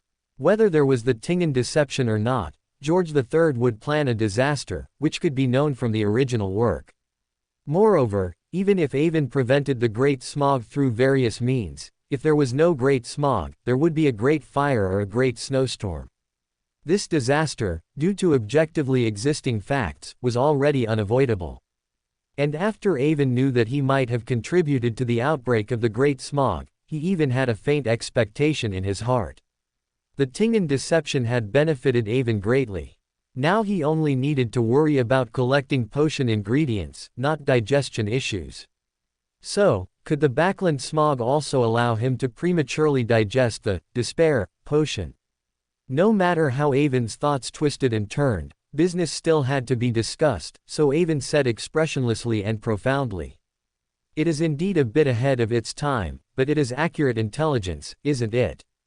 This bit of waiting time shouldn't be a problem for you, and it should be easy for you to stop it, right? In fact, now that Avon had discovered that the Great Smog was related to him, he didn't want Bernadette to participate in it, but he couldn't take back his words, so he had to continue to pretend with tears in his eyes.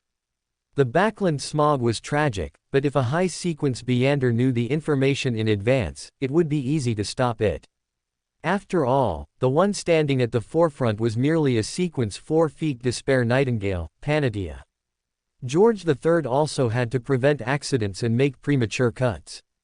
After all, the 3 major churches were not dead. If George III dared to obstruct such a big commotion, he would immediately be collectively attacked by the 3 major churches and exposed to the public. If things reached this point for George III, the Great Smog would be better not planned at all, as it would be exposed sooner or later anyway. Bernadette was silent. No matter how deep the background behind this Great Smog was, as long as someone intervened at the critical moment to stop it, it would not be as dangerous as it seemed. It looked very safe and easy to execute. But this was a big problem for Bernadette, because prematurely stopping the Great Smog would encounter a joint ambush from the royal family and the demonist sect, and there would be no cover from the 3 major churches, so the risk would sharply increase.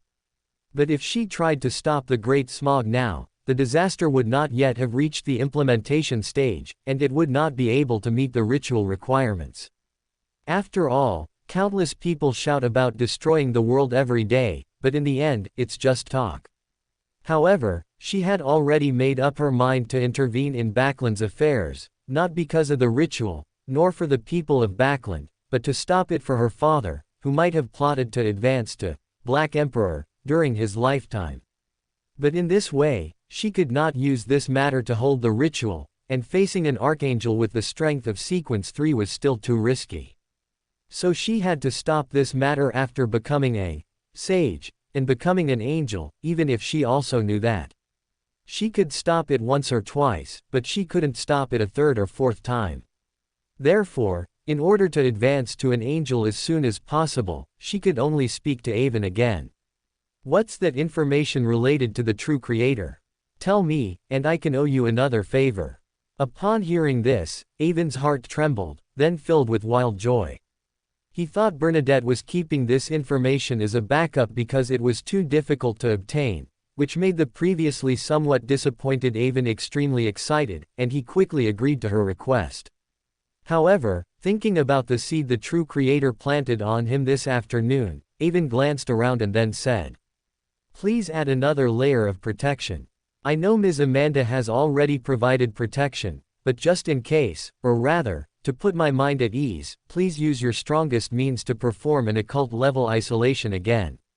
Bernadette was somewhat surprised by Avon's caution, but considering that the so-called Black Emperor was not a true god after all, and the primordial demoness had been in decline since being severely injured in the fourth epoch, while the true creator was exceptionally active, frequently manifesting, Avon's prudence was understandable. Bernadette waved her right index finger in midair, outlining words that shimmered with starlight. These words quickly intertwined, forming a strange symbol, opening a door to a similarly mysterious spirit world. Following the opening of the secret door, a breeze blew through, and that wind materialized in midair into a blue man whose upper body was human, lower body was airflow, and head was wrapped in white cloth. Avon looked at this unusually familiar scene and silently thought, 1001 Nights, Mysticologist's core ability, mystical reproduction. Sage's circlet. Bernadette said to the blue man in a calm yet authoritative tone. The man respectfully assented, then took out an ornament from the white cloth wrapped around his head. The core of this ornament was a diamond-encrusted vertical eye, shimmering with pure light, giving a sense of extreme sacredness and wisdom, yet also appearing cold and devoid of warmth. The moment this ornament was taken out, Avon, prompted by his spirituality, had already lowered his head, not daring to look.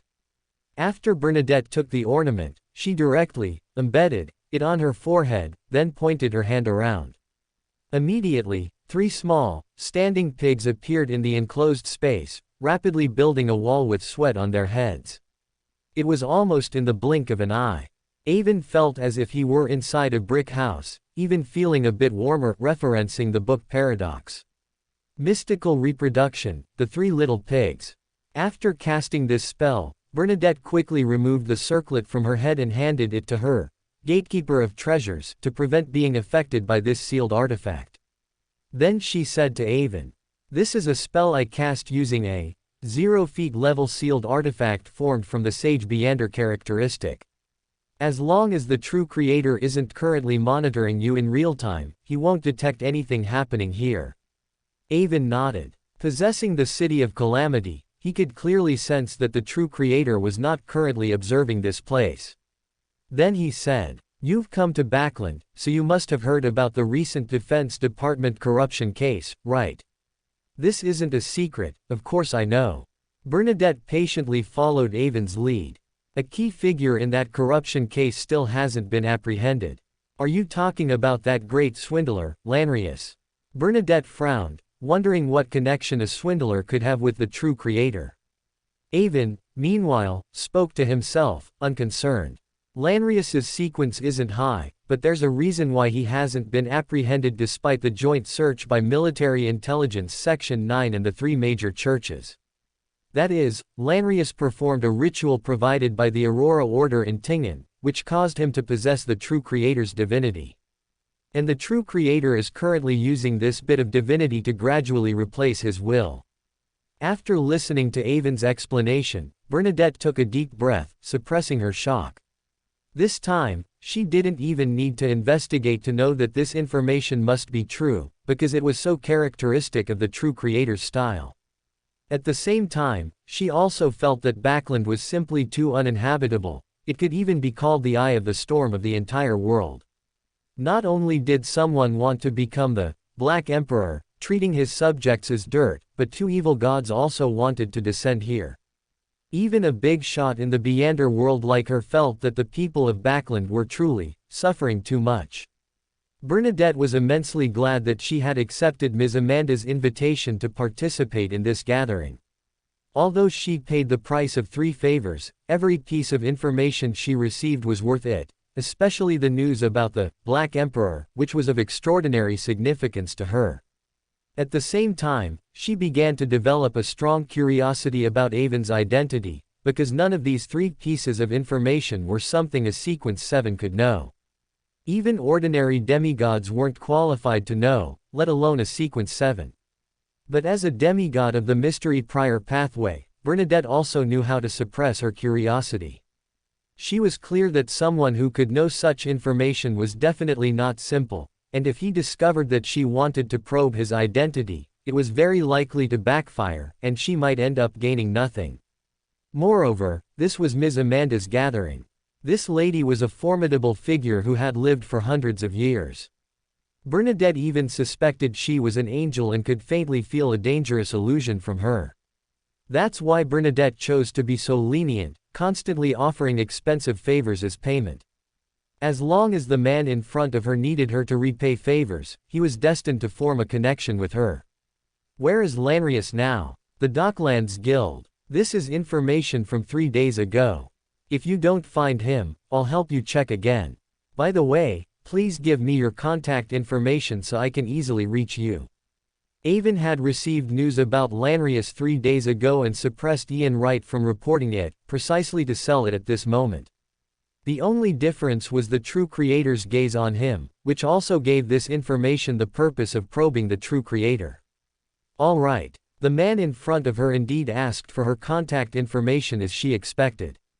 Bernadette's heart rejoiced, and she lightly tapped the table. The pen that had been on the coffee table suddenly leapt up, cheerfully writing something on the paper, as if held by an invisible hand. This is my messenger's contact information. You can contact me anytime if you have anything. If there's any change regarding Lanrius, how should I contact you? Actually, Bernadette's messenger, once having received a letter from Avon, could establish an occult connection and deliver the next letter to Avon's hands.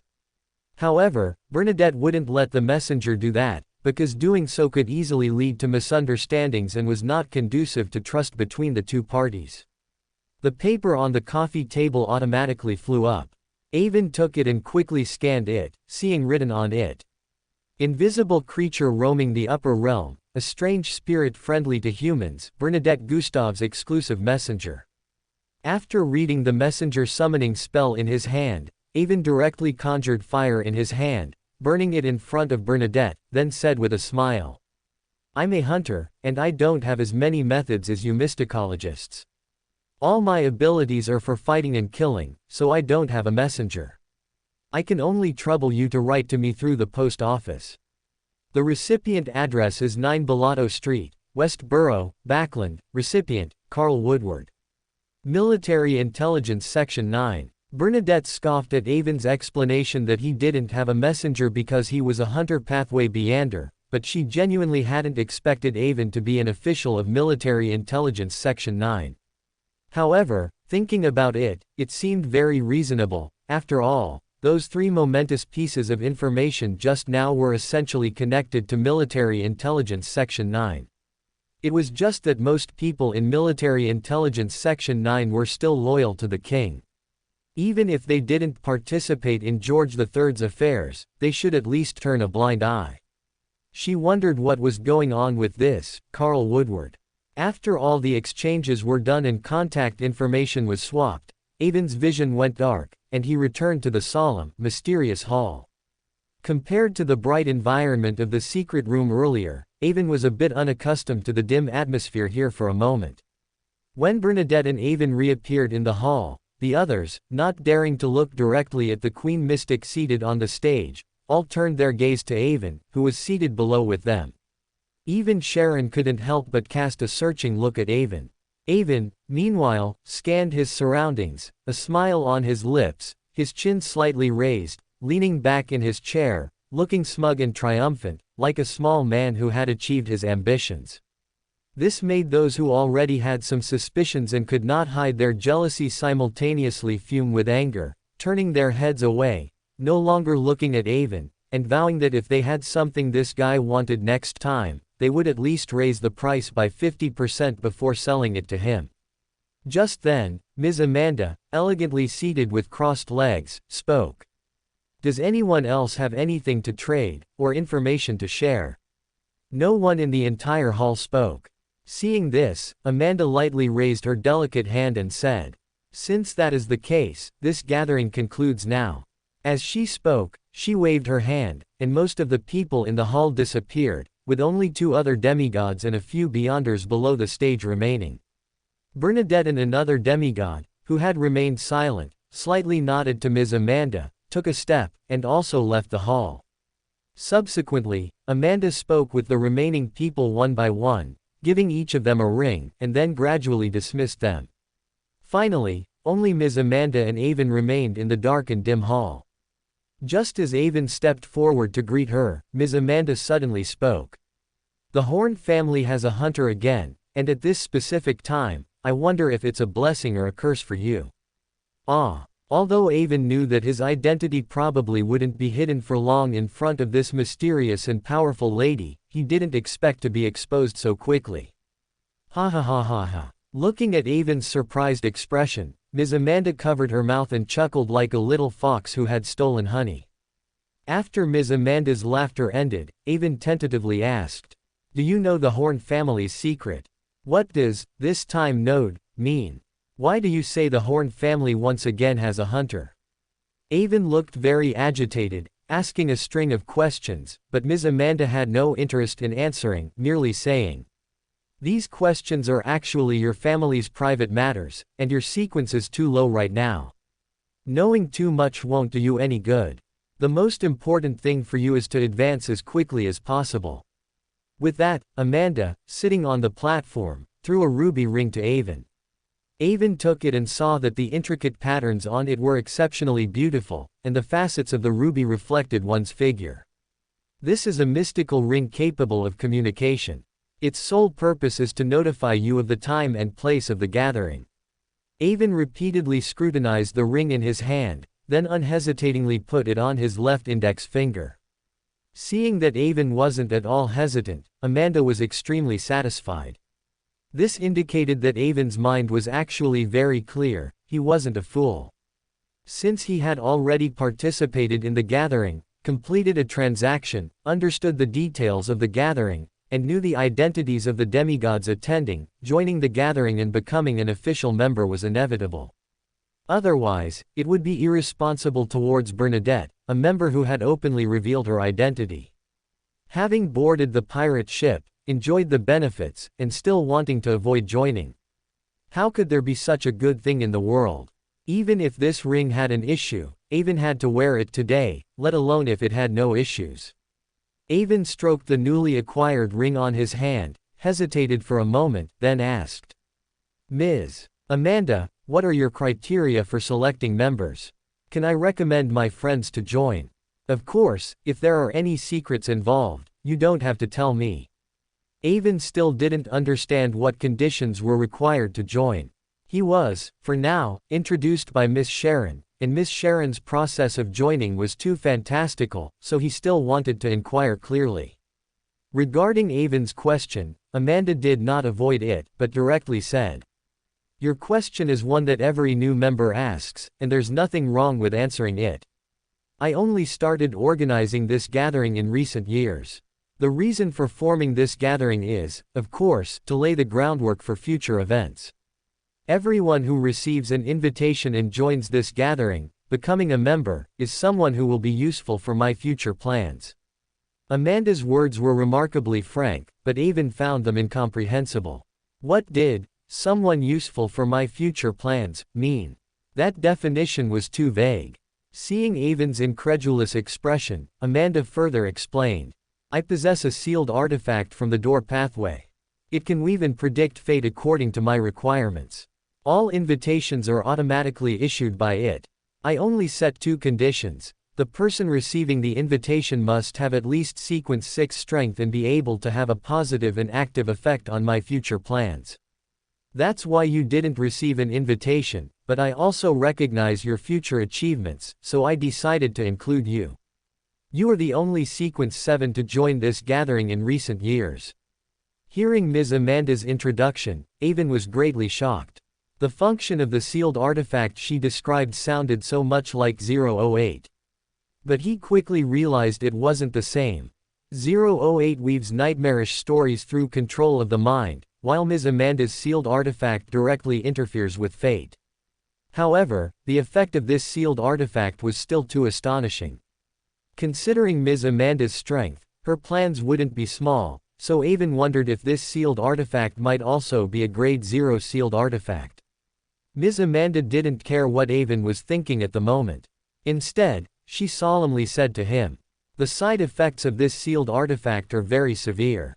I cannot overuse it. The higher the Beyander's level pulled into the gathering, the more severe the backlash.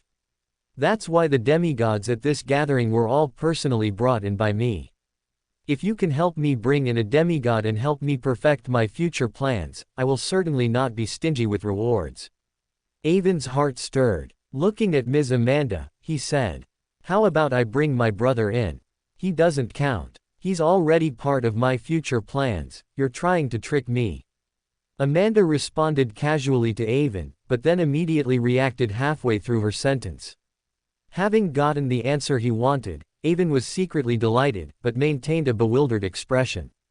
"Trick you? What do you mean?" Amanda didn't care about her elegant demeanor, glaring at Avon fiercely and saying, "In short, your brother becoming a demigod is a secret. You'd best not reveal it. Understood? This secret will leave your lips and enter my ears, no one else will know it." Avon knew the importance of this matter, so he solemnly agreed. After giving her instructions, Amanda raised her hand again, and an illusory door appeared before Avon. Avon bowed to Amanda, then stepped through, leaving the dim hall. In a daze, he arrived in the outskirts of Backland, seeing Miss Sharon waiting for him nearby with a hired carriage. Miss Sharon saw a ruby ring on Avon's hand and understood that Avon had officially received Ms. Amanda's approval and could now attend the gatherings. So, she smiled and nodded at him, signaling him to get into the carriage and leave together. After Avon left the dim hall, Ms. Amanda, sitting upright in her chair, pointed a finger at the void. An illusory door appeared in the void. Looking through the door, one could seemingly see the endlessly absurd spirit world and the bizarre astral world, filled with strange and horrifying symbols, but suddenly, it was replaced by a scene. In the scene, a handsome adult man was sitting behind a large desk, reviewing documents. It was Avon's brother, Robert. Upon sensing Ms. Amanda contacting him, he didn't even lift his head, continuing to mark documents, then asked, "Avon went to the gathering today. Did you find out anything?" Robert did not hear a response for a long time, so he stopped reviewing documents and looked up in confusion, only to find Amanda sitting on the opulent chair, turning her face away from him with an angry expression. Then he laughed in spite of himself. "I have too many documents to review today, my mind is a bit muddled. Please don't mind it. We haven't seen each other for half a year, yet you immediately asked about Avon the moment we met, and didn't even look at me. Men truly are fickle creatures." Amanda's tone was full of resentment when she spoke.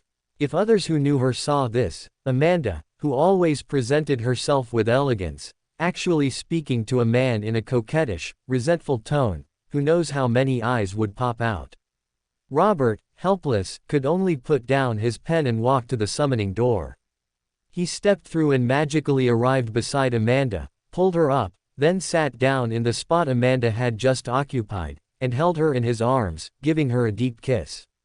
Robert took great effort to soothe Amanda, then said again, "Avon is my younger brother, and my closest kin in this world. If anything happened to him due to my negligence, I would regret it for the rest of my life."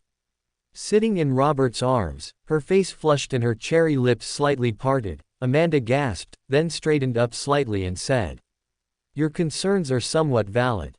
I used 0 to 14 to peek into his fate once and almost suffered a backlash. This situation is something I've never seen before. The reason your brother embarked on the Beyander path must not be simple." Upon hearing this answer, Robert's brows immediately furrowed. 0 to 14 was a sealed artifact of the door pathway, originating from the Sanguine, and now controlled by Amanda. This was a very powerful sealed artifact. Amanda could even sometimes rely on it to uncover some secrets of angels. He had specifically called Amanda to Backland this time to use this sealed artifact to investigate Avon's situation, but he hadn't expected such a result. The secrets surrounding Avon were deeper than he imagined, even using a grade 0 sealed artifact was ineffective. He could only uncover the truth through layer-by-layer investigation. It was just a pity that due to Duke Nigan's assassination, the demonist sect and Theosophy Order had gone into hiding. During this time, Hope had not found the demoness named Helen in Backland. Thinking of this, Robert couldn't help but feel annoyed. Amanda, sitting in Robert's arms, sensed his bad mood and stroked Robert's face, continuing. Your brother might have guessed our relationship, and also guessed that you have already advanced to a demigod with the help of the grain bill. As Amanda smoothed his brow with her hand, Robert's frown relaxed. He took Amanda's slender hand, brought it to his lips and kissed it, looking at the beautiful face in his arms, and said with a smile. This is normal. Your eyes are too obvious. As long as one connects the cooperation between the Horn family and the Sanguine, it's not hard to guess our relationship. If he couldn't even figure this out, he would have truly lived up to his previous reputation. It doesn't matter. We'll have a tacit understanding. It also puts a little pressure on him to confess to me quickly. Anyway, I won't give up easily. Amanda nodded, indicating she understood, then excitedly said to Robert. This time returning to Backland, I had an unexpected gain. Do you know who I met? Robert patted Amanda's shoulder, then said. Don't keep me in suspense, tell me. I met Emperor Rosal's eldest daughter, the founder of Orovie Island, the Sea King Bernadette. And I brought her into the gathering. Robert's eyes flashed with brilliance, and he said excitedly. Are you serious? Seeing Robert excitedly grab her shoulders with both hands, Ms. Amanda said with a hint of sourness. Of course it's true. You're that happy just because I brought her in. That's right. Not only is she the daughter of your idol, possessing considerable influence and more than one 0 grade sealed artifact, but she's also a beautiful woman with a captivating charm, and she's even younger than me. Looking at the jealous Ms. Amanda, Robert didn't know whether to laugh or cry, and could only continuously coax Ms. Amanda, finally soothing her after a long while.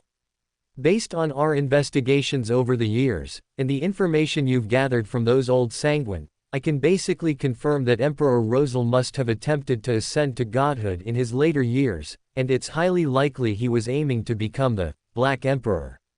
Although I am a Beyander of the Arbiter pathway, the higher I advance, the more I feel the restrictions imposed by the Augustus family's angel-made rules. Arbiters who advance in the Loan Kingdom will become increasingly constrained by them as their sequence advances. For example, I advanced by promoting the grain bill. This bill not only became my pillar, but also became one of the Augustus family's rules. As time goes on, this will gradually make me a part of the rule-making edifice they established, forever unable to escape their control. Moreover, after my extensive investigations, I am now basically certain that non-Augustus Beyonders can only advance to sequence 4 at most. Historically, Loan has never had a Chaos Hunter who wasn't from the Augustus family. So, whether for my personal fate or for the future destiny and prospects of the Horn family, I must plan ahead. The blasphemy slate of the Arbiter pathway is with the God of Combat Church in the Fasak Empire. For me, the Black Emperor blasphemy slate is the best opportunity. However, this card has never truly appeared, and the person most likely to know the whereabouts of this blasphemy slate is Emperor Rosal's eldest daughter, Queen Mystic, Bernadette. Robert narrated his helplessness, revealing a vulnerability he had never shown before others, which made Ms. Amanda, sitting in his arms, feel very pained. When my great-grandfather died, in order to inherit his Beyander characteristic, I slept for several centuries preparing the ritual, missing Rosal's era and knowing nothing about what happened then. Otherwise, you wouldn't be in such a difficult situation now. By the way, today Bernadette and your brother Avon both attended the gathering for the first time. Bernadette issued a task, soliciting all Beyander incident clues in Backland, with the highest reward being to help the clue provider become a demigod. In the end, Avon actually provided the relevant clue. Do you know any clues about Beyander incidents in Backland? Perhaps we can also use that to trade with Bernadette. Robert's eyes lit up again. He naturally knew the information Avon obtained from Military Intelligence Section 9. He immediately judged that Bernadette was preparing for an angel advancement ritual. But at the same time, he frowned. Matters concerning an angel advancement ritual must be very high level. How could the intelligence Avon provided impress Bernadette? Could it be provided by the secret organization behind him again? Ms. Amanda saw that Robert was silent again, thought for a moment, and said, "If you don't know any high-level intelligence, I'll use 0 to 14 once. Perhaps that way we can get the most direct answer." Robert narrowed his eyes and murmured, "Let me think again, let me think again." Meanwhile, Avon and Miss Sharon were sitting in a carriage, heading towards Backland. Avon closed his eyes to rest, recalling what he had seen that night, feeling that the trip was truly worthwhile. His biggest gain was confirming that Bernadette frequently appeared in Backland because it was related to her advancement ritual, and he seized this opportunity to gain 3 favors from her. Secondly, he confirmed that his brother was indeed a demigod and learned that the lovers described by Robert truly existed.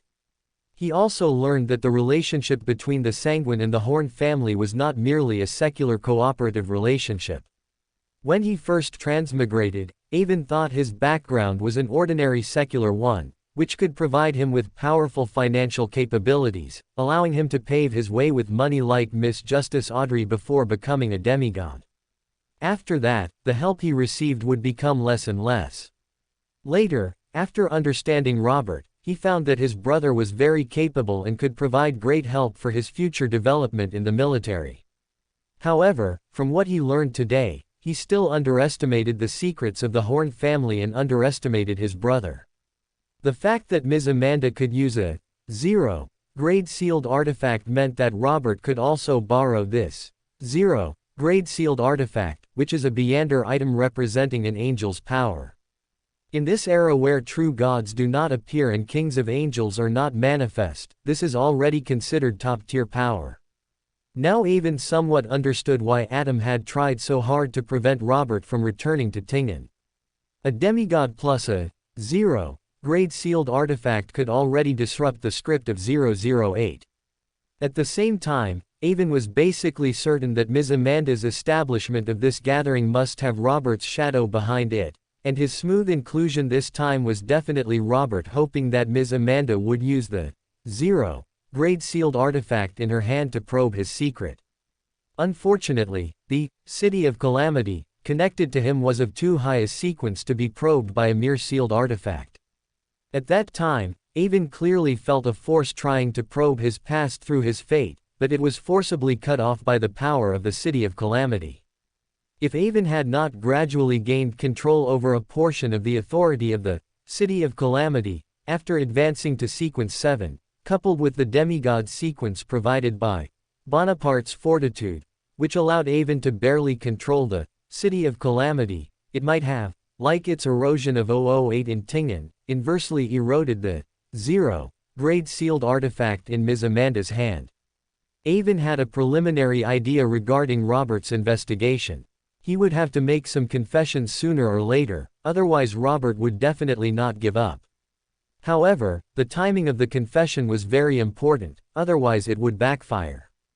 At the same time, Avon would also pay attention to the situation in the Docklands these days, to see if Bernadette would act, and to see if the true creator could discover the source of the leaked information.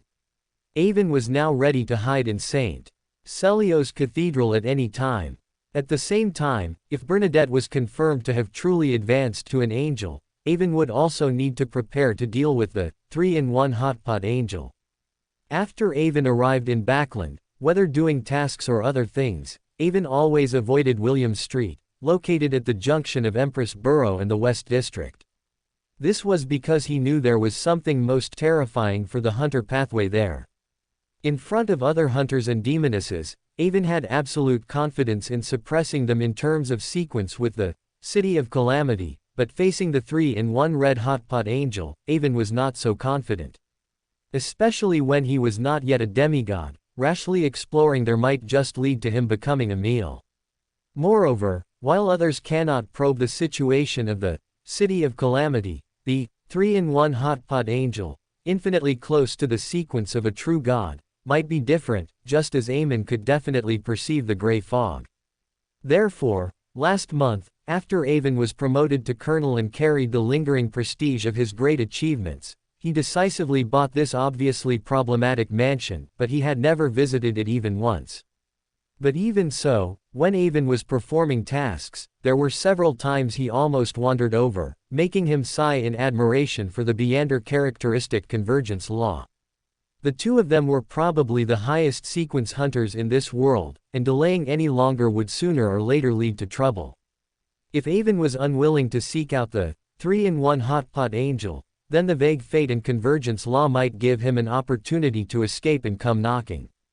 Several times when he woke up in the middle of the night, Avon dreamed of a handsome man with 3 mouths on his face appearing at his bedside. Avon did not exist in the original novel. As his sequence became higher and higher, and the time became longer and longer, the convergence effect became greater and greater. The possibility of the 3-in-1 hotpot angel breaking free from the original fate and escaping early also increased. Previously, Avon didn't know how to deal with it. Reporting it to the church felt unwilling. After all, there was a blasphemy slate of the hunter pathway inside. But if he dealt with it privately, he was worried about failure. However, Bernadette's appearance gave Avon a new idea. If a demigod dealing with a 3-in-1 angel wasn't safe enough, then an angel dealing with it would surely be stable, right? The only concerns now were the true creator and Adam. From the information learned in the original novel, Red Angel Medici was the most loyal to the true creator. Once the true creator discovered that he was targeting his beloved general, it would be hard to guarantee his reaction. Avon's leaking of Lanrius's information to Bernadette this time was a risky test, to see if the seed the true creator planted on him had the effect of probing his actions. If it did, then nothing would happen.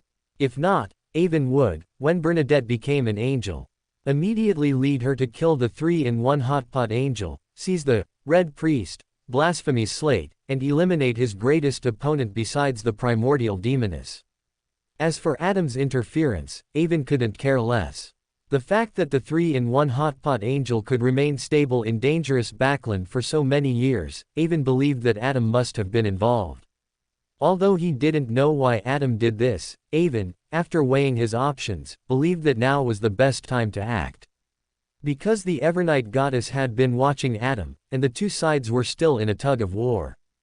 If Adam was not careful, the Evernight goddess might not only obtain Death's inheritance but also reclaim 008 again. Avon did not believe Adam dared to gamble. Chapter 187, Grey Fog Delivery, Sun joins the Tarot Club. Looking at all the decrypted content from the Lord of the Mysteries, this should be the time when Adam is least willing to cause trouble and is most cautious. 008 is currently in Lowen Kingdom, and Evernight Goddess is keeping a close watch, with both sides constantly tugging and probing. If Storm God accidentally discovers 008's whereabouts, it's highly likely to ruin everything. Of course, Avon also believes Adam should have a way to counter Evernight Goddess. Otherwise, it would be too arrogant for a king of angels to engage in a long-term standoff with a true god, especially one with the authority of secrecy. I have always believed that Evernight Goddess is a more formidable character than Adam, which can be seen from 008 remaining in her hands. Moreover, as far as Avon knows, Adam's Spectator Pathway, Storm God's Sailor Pathway, Eternal Blazing Sun's Light Supplicant Pathway, the God of Knowledge and Wisdom's Reader Pathway, and True Creator's Mystery Prior Pathway are complementary at high sequence, but are absolute mortal enemies on the Beander Pathway. Now, these pathways all have true gods, and these true gods' hope of improving their strength also lies with Adam and 008. The news that 008 was stolen by Ince Zangwill has probably reached these factions, and they might even be eager to make a move, actively searching for 008 and Adam. If 008's location were exposed now, Avon wouldn't even rule out the possibility of a battle of gods, even though true gods haven't appeared for over 1,000 years since the end of the fourth epic. After all, Adam and these true gods are absolutely opposed and have personal grudges. The period before Adam obtains 008 will be the best window for Avon to act, and he must seize this opportunity. Of course, everything is just speculation for now. Perhaps that 3-in-1 angel is an experience pack left by Adam to cultivate the Red Priest, so he would be happy for Avon to target it. But Avon dares not gamble and must be fully prepared. After returning to Backland, Avon parted ways with Sharon. Upon returning to his apartment in Sherwood Borough, Avon eagerly informed the fool that he had collected all the spinal fluid of the evil-patterned Black Panther. He asked the fool to relay the message to Klein, inquire if he wanted to proceed with the transaction, and, cautiously, asked if Mr. Patient could facilitate their transaction.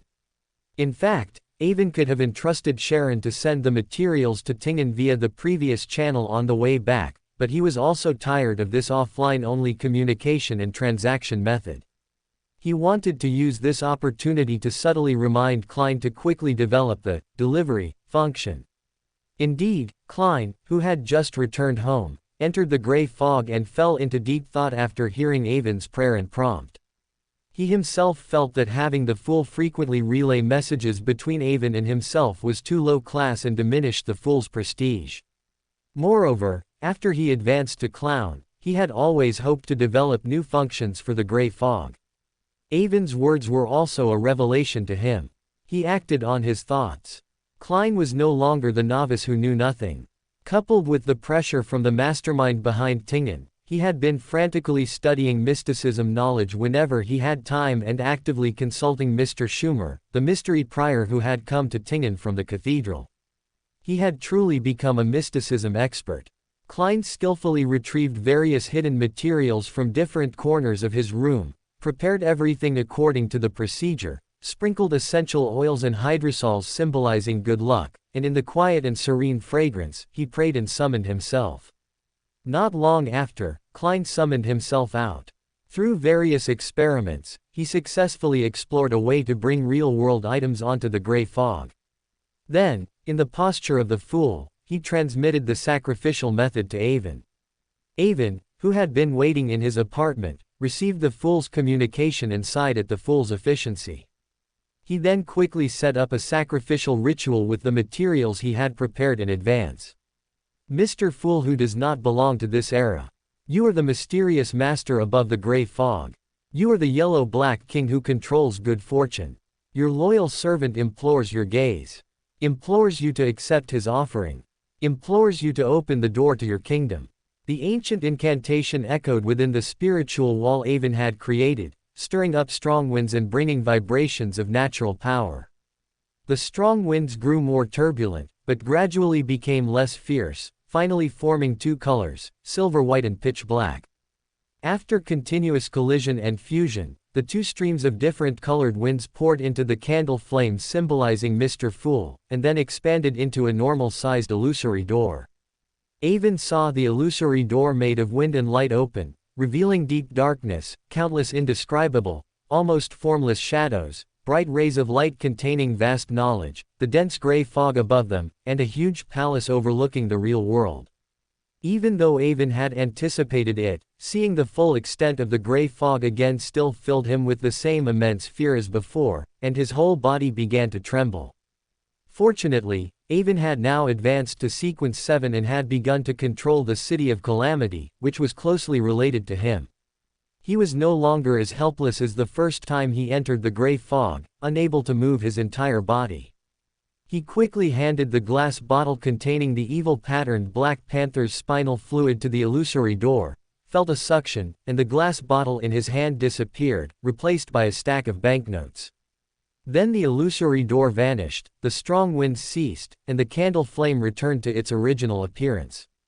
Avon, however, stood in front of the coffee table, his face grim, his fists clenched, veins bulging, staring at the candle for a long time without speaking.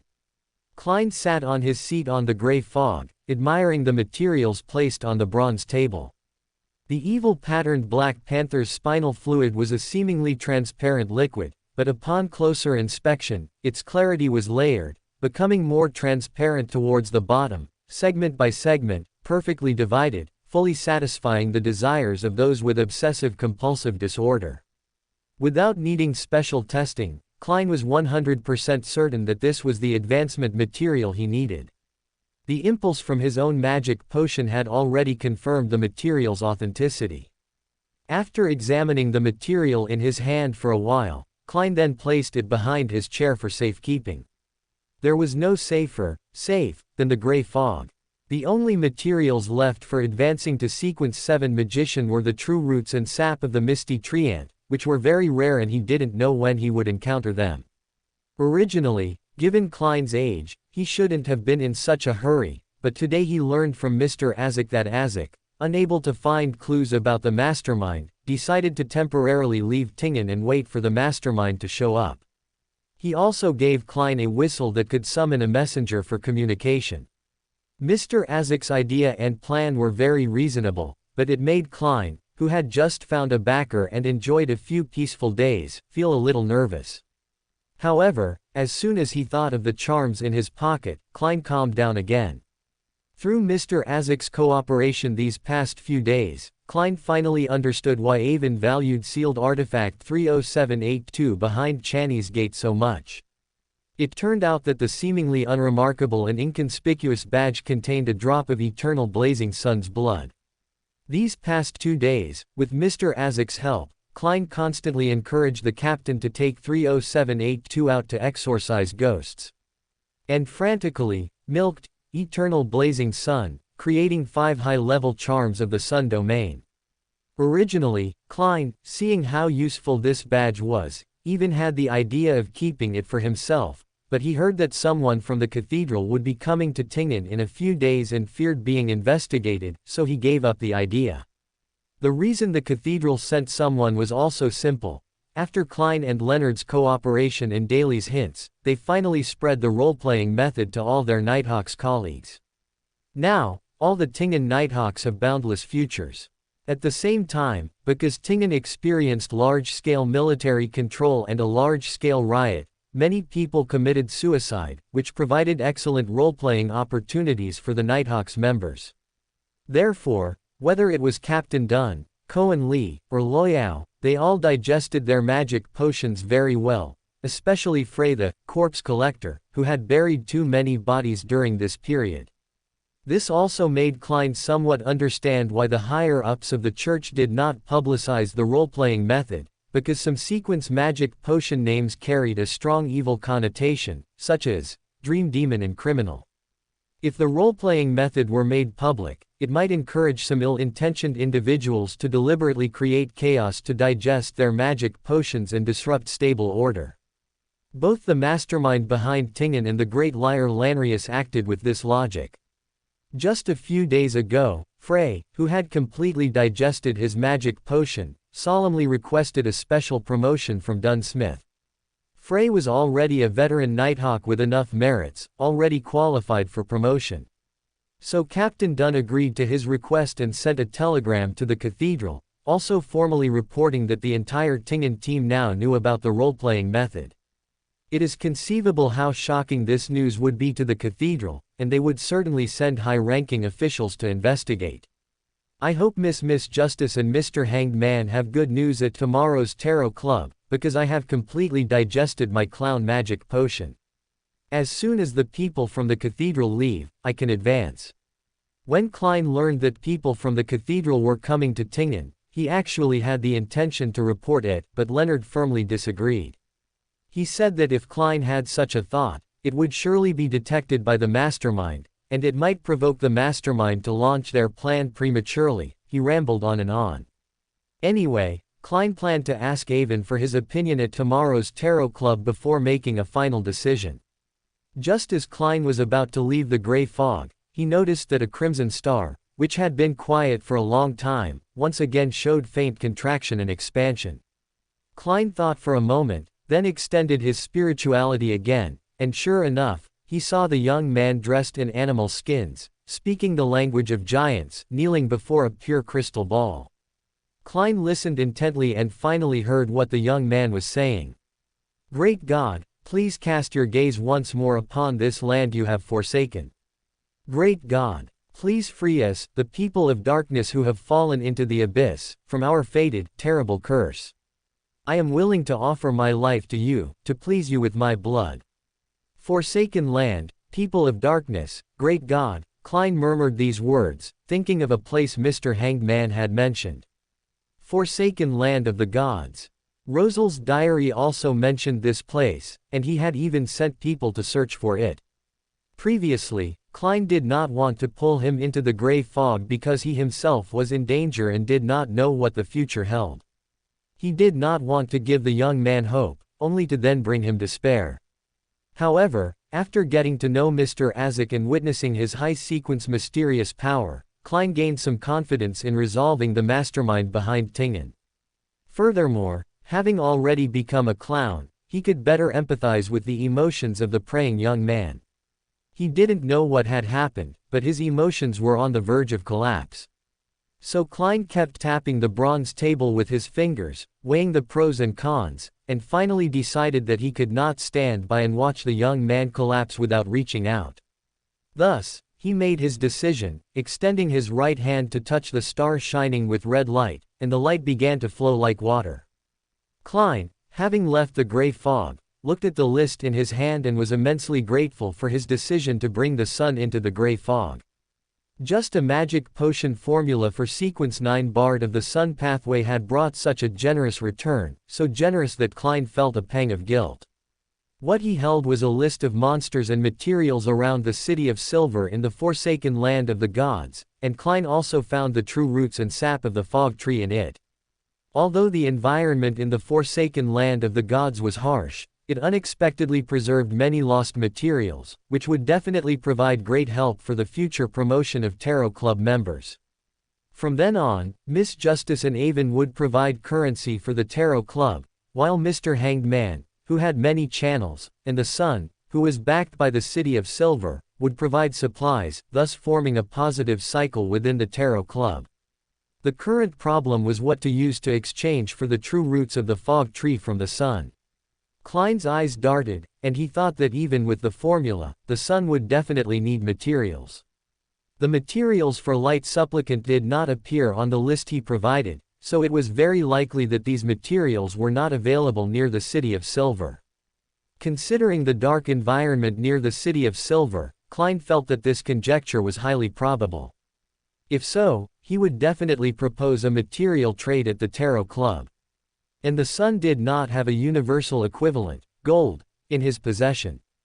At that time, Klein could act as an intermediary for a three-party transaction. Having made up his mind, Klein placed the list in his hand over the gas lamp flame to burn it, then left the room.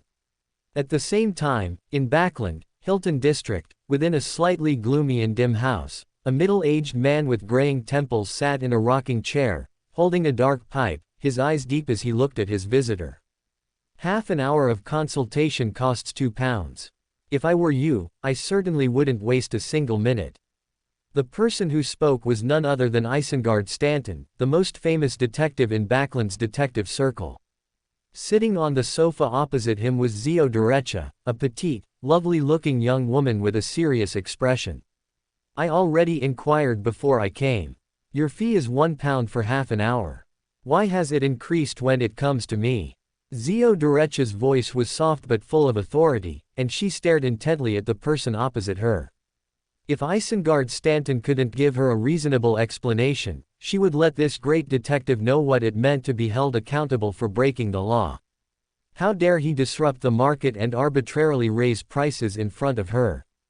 Isengard Stanton took a puff from his pipe, slowly exhaled, and then said, "The price just went up 3 days ago. If you're unwilling to pay, there's another payment method you can choose." What payment method? Zio Derecha asked cautiously. Clearly, if there was a way to spend less, she was very willing to save. After all, after paying back the money she borrowed from Furs and being promoted to Sequence 8 Sheriff, her pockets were now, it can be said, empty, which was why she was eager to complete some tasks. Show me your abilities. With Isengard Stanton's discerning eye, he clearly saw Zio Derecha's predicament, so he took the opportunity to ask Zio to demonstrate her Arbiter Pathway abilities for him. Last week, through Avon, he had just exchanged his most prized sealed artifact and the merits he had accumulated assisting Avon during this period for the 2 main materials for Sequence 6 Polymath of the Reader Pathway from Military Intelligence Section 9, and successfully advanced to become a polymath. Polymath is the sequence where the reader pathway truly undergoes a qualitative change, and it is also a pathway with a very high upper limit and a very low lower limit. How much strength can be exerted depends not only on the Beyander's own accumulation before promotion but also on how many Beyander abilities he can learn from other Beyonders. Now, he was like a beginner who had just started school, eager to learn various skills, and the higher the level of the Beyander abilities he learned, the more beneficial it would be for him to digest the magic potion. This was also why he raised his fees 3 days ago. It wasn't just because he had been promoted and therefore his fee standard had to increase. It was also because he wanted to use this to trade with various Beyonders. The higher he set his fee, the greater the success rate of the other party accepting the trade when he proposed exchanging for a demonstration of Beyander abilities, highlighting that the pricing power was actually in his hands. If he wasn't afraid of setting the price too high and scaring away some less affluent Beyonders, Isengard Stanton would even consider charging £10 per hour for consultation. Upon hearing Isengard Stanton's words, Zio Durecha's gaze became somewhat dangerous, her body tensing as she entered a combat state. After becoming an official member of Military Intelligence Section 9, Zio's position was naturally at odds with unattached Beyonders, regardless of her inner thoughts. Don't be nervous. I mean you no harm. I know you're from Military Intelligence Section 9, and that's fine, because I am too. Isengard Stanton looked at the young girl's posture and chuckled, while a badge symbolizing Military Intelligence Section 9 appeared in his hand, representing the identity of an outer member of Military Intelligence Section 9. In fact, Avon had once intended to officially recruit Isengard Stanton into Military Intelligence Section 9. But Isengard Stanton disliked the bureaucratic atmosphere of official institutions and had no fondness for uncreative work. Furthermore, he was already a Sequence 6 Beyander, so there was no necessary reason for him to join, which was why he refused Avon's proposal. He only requested an outer member identity to prevent conflicts with the Tyrant's Church. Looking at the badge in Isengard Stanton's hand, Zio Durecha lowered her guard and also understood that the other party was trustworthy. Although she didn't understand why the other party wanted her to demonstrate her abilities, for Zio Durecha, as long as it saved money, she was too lazy to delve deeper. After reaching an agreement, Zio Durecha demonstrated her abilities in front of Isengard Stanton, even thinking that merely demonstrating her abilities to save 5 gold pounds was truly a bargain, and she demonstrated them several more times. Through observation and learning, Isengard Stanton, who had gained a considerable understanding of the Arbiter Pathway's abilities, was in a good mood. He motioned for Zio to state what she had come to consult him about. Because she already knew Isengard Stanton was an outer member of Military Intelligence Section 9, Zio Durecha did not conceal her objective as she had originally intended, but directly stated her intention to find Keelangos and asked Isengard Stanton for help with the analysis. Taking the unedited material Zio Durecha handed over, Isengard Stanton chuckled after just one glance. Because he also had a copy of this information, which Avon had given him and hoped he would investigate. It was just that he had only successfully advanced a few days ago and hadn't learned any Beyander abilities yet, and Keelangos was too dangerous, so he hadn't taken this task seriously. He hadn't expected this matter to come back to him in a roundabout way, but thinking about it, it made sense. After all, Zio Durecha was also under Avon's command, so it was not surprising for her to receive the same task.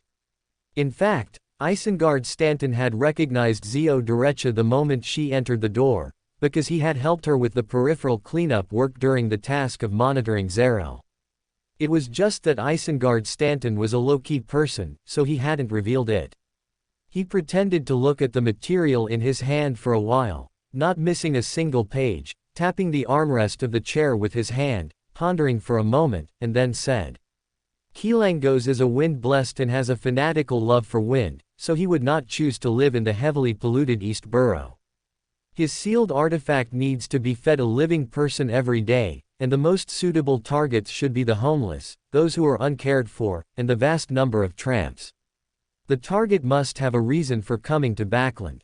As a heinous criminal, he He would definitely prepare an escape route for himself, and since he is an experienced sailor, the place where he lives and stays would definitely not be too far from water. In summary, we can actually outline the target's activity range. He lives not far from the Backland Bridge district, and we can consider the West Borough and Sherwood Borough on both banks of the Tassoc River. The current intelligence is too limited, this is all that can be analyzed. Chapter 188, Tarot Club, Susie Speaks. Zio Derecha put down her notebook, sighing inwardly that professionals were indeed different. With just a bit of internal military intelligence Section 9 data, they could analyze Kilangos's approximate range of activity after arriving in Backland. If he could participate in her search operation, wouldn't she be able to find Kilangos very quickly? And earn another great merit. Thinking of this, Zio Derecha's gaze towards Isengard Stanton became a little fervent, but she also knew that given Isengard Stanton's status in the detective world, he was not someone a mere lieutenant intelligence officer like herself could recruit. So, after leaving, she planned to first investigate the origin of Isengard Stanton's identity as an external member of Military Intelligence Section 9, get a clear picture, and then suggest to Avon that he be recruited. Thank you for your help. I hope we will have opportunities to cooperate again in the future. Putting on her hat and putting away the internal documents she had brought, Zio Derecha said solemnly to Isengard Stanton. Isengard Stanton smiled and nodded, then motioned for his assistant to see Zio Derecha out, but his thoughts had already drifted to what he had just seen and felt, and he began to simulate continuously. After Zio Derecha returned to her apartment, she excitedly told Furs about the information she had received today, and then said, "It's just as you said, Isengard Stanton, this great detective, is indeed a Beander, but he is a Beander registered with an official power. He is indeed very good at thinking and reasoning. With so little information, he obtained very valuable intelligence." Today was Sunday, and Military Intelligence Section 9 was also on holiday. Furs was currently wearing a nightgown, lazily lying on the sofa in the apartment's living room, enjoying her time off. For Furs, who was always a slacker, working inside Military Intelligence Section 9 for the past week was truly a torment. She had to clock in and out on time every day, complete various errands assigned by Avon, and even do small tasks like serving tea and water. Who told her and Zio Derecha that their current positions were Avon's secretaries? It was precisely because of the work at Military Intelligence Section 9 that she hadn't had a solid block of time to write her book for a long time, and the newspaper editor had already urged her several times. But fortunately, Avon had already agreed to adjust her and Zio Derecha's work to external duties starting next Monday, otherwise, she would have considered resigning and giving up the hard-won official position. This is actually easy to guess. Without a deep background, it's not easy to make such a big name for oneself in Backland. The biggest possibility is that he himself is a Beander. However, it's still a bit surprising that he actually has a background with our Military Intelligence Section 9. Zio Derecha nodded, then told her good friend about her idea of recruiting Isengard Stanton and sought her friend's advice. Furs thought for a moment, then sat up straight from the sofa and said, "This is a good idea. Isengard Stanton has a high reputation in the reasoning world and strong connections. If we can recruit him, many things will be much easier. However, this is not something you can decide. Ask Avon's opinion when you see him tomorrow." Zio Derecha nodded in agreement, then glanced at the pile of cigarette butts on the coffee table, still unable to resist comforting her friend. Although there is very little information about the Abraham family within Military Intelligence Section 9, Avon also said that you will eventually meet them due to the Beander characteristic convergence law, so don't worry too much. Zio Derecha's words did not provide much comfort to Furs, who said weakly, "I also believe what Avon said, but now the whispers I hear at full moon are getting worse and worse. I doubt if I can last until I meet a member of the Abraham family." After Furs finished speaking, the apartment fell into silence. Only by joining an official organization and understanding more about the situation did they realize how terrifying and unsolvable the full moon's curse was. It was no wonder Furs had been so dispirited lately. If it were anyone else, well, it was Furs. If it were anyone else, they would have long since given up and lost faith in life. Emperor Rosal once said, "Heaven never seals off all exits." There will definitely be a solution in the future. Zio Derecha could only comfort her roommate in this way, and Furs also cheered up, took out a map of Backland from her bookshelf, and then said, "You're right, always have confidence in life. Kilangos's bounty is very high, and Military Intelligence Section 9 also attaches great importance to him. Now is our chance to make a contribution. Let's now summarize and draw the areas where Kilangos might appear, based on Detective Isengard Stanton's deductions." Okay. Zio Derecha knew that her friend didn't want to affect her, which was why she cheered up, but she couldn't bear to expose it. She could only join her in working. Backland, Pritz Harbor, in a dilapidated warehouse. The hanged man, Alger, sat on a chair, coldly watching the man squirming and struggling opposite him. The man was dressed as a sailor, his head completely enveloped by a light blue water film, his face turning purple with suffocation. His hands kept scratching and tearing at his face, but could only flick off drops of liquid. Finally, he could bear it no longer, and his hands kept bowing to Alger, giving clear signals of surrender. Alger's lips curved into a smile, and after waiting for another 10 seconds, he casually clapped his hands. The light blue water film on the man's face immediately disintegrated, turning into water droplets and spilling onto the ground. The man dressed as a sailor gasped for air, gasping until he coughed violently, coughing until his heart and lungs tore, coughing up blood. When the other party calmed down, Alger leaned back slightly, imitating Mr. Fool's calm and indifferent tone. "Tell me, what is Kilangos's purpose in going to Backland? I can tell you what I know, but you must also agree to one condition."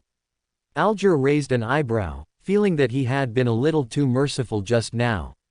He lightly snapped his fingers. And a mask made of water appeared in midair again, then flew towards the sailor's face under Alger's command. Seeing the water mask that had tormented him so much approaching him again, the sailor sitting opposite Alger could not hide the panic in his heart and quickly shouted, "I have no other excessive requests.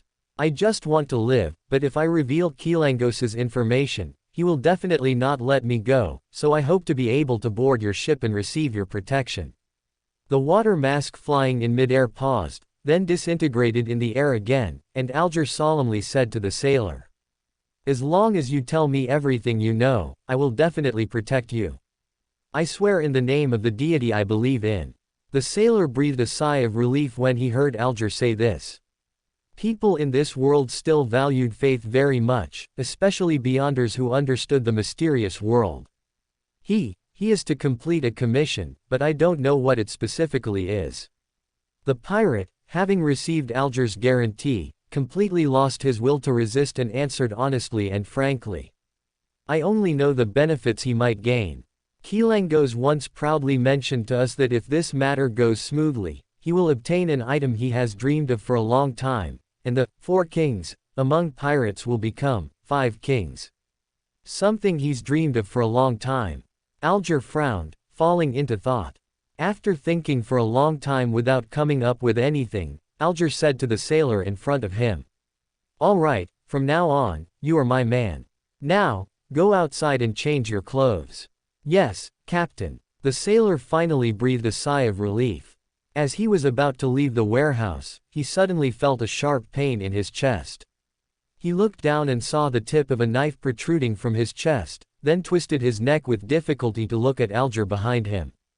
At this moment, Alger had already released the knife handle, moving away from the stabbed sailor, and said to the sailor's angry and confused eyes, "Sorry, I cannot trust someone who betrays their boss, and I didn't say I swore to that deity I believe in, so it doesn't count as blasphemy.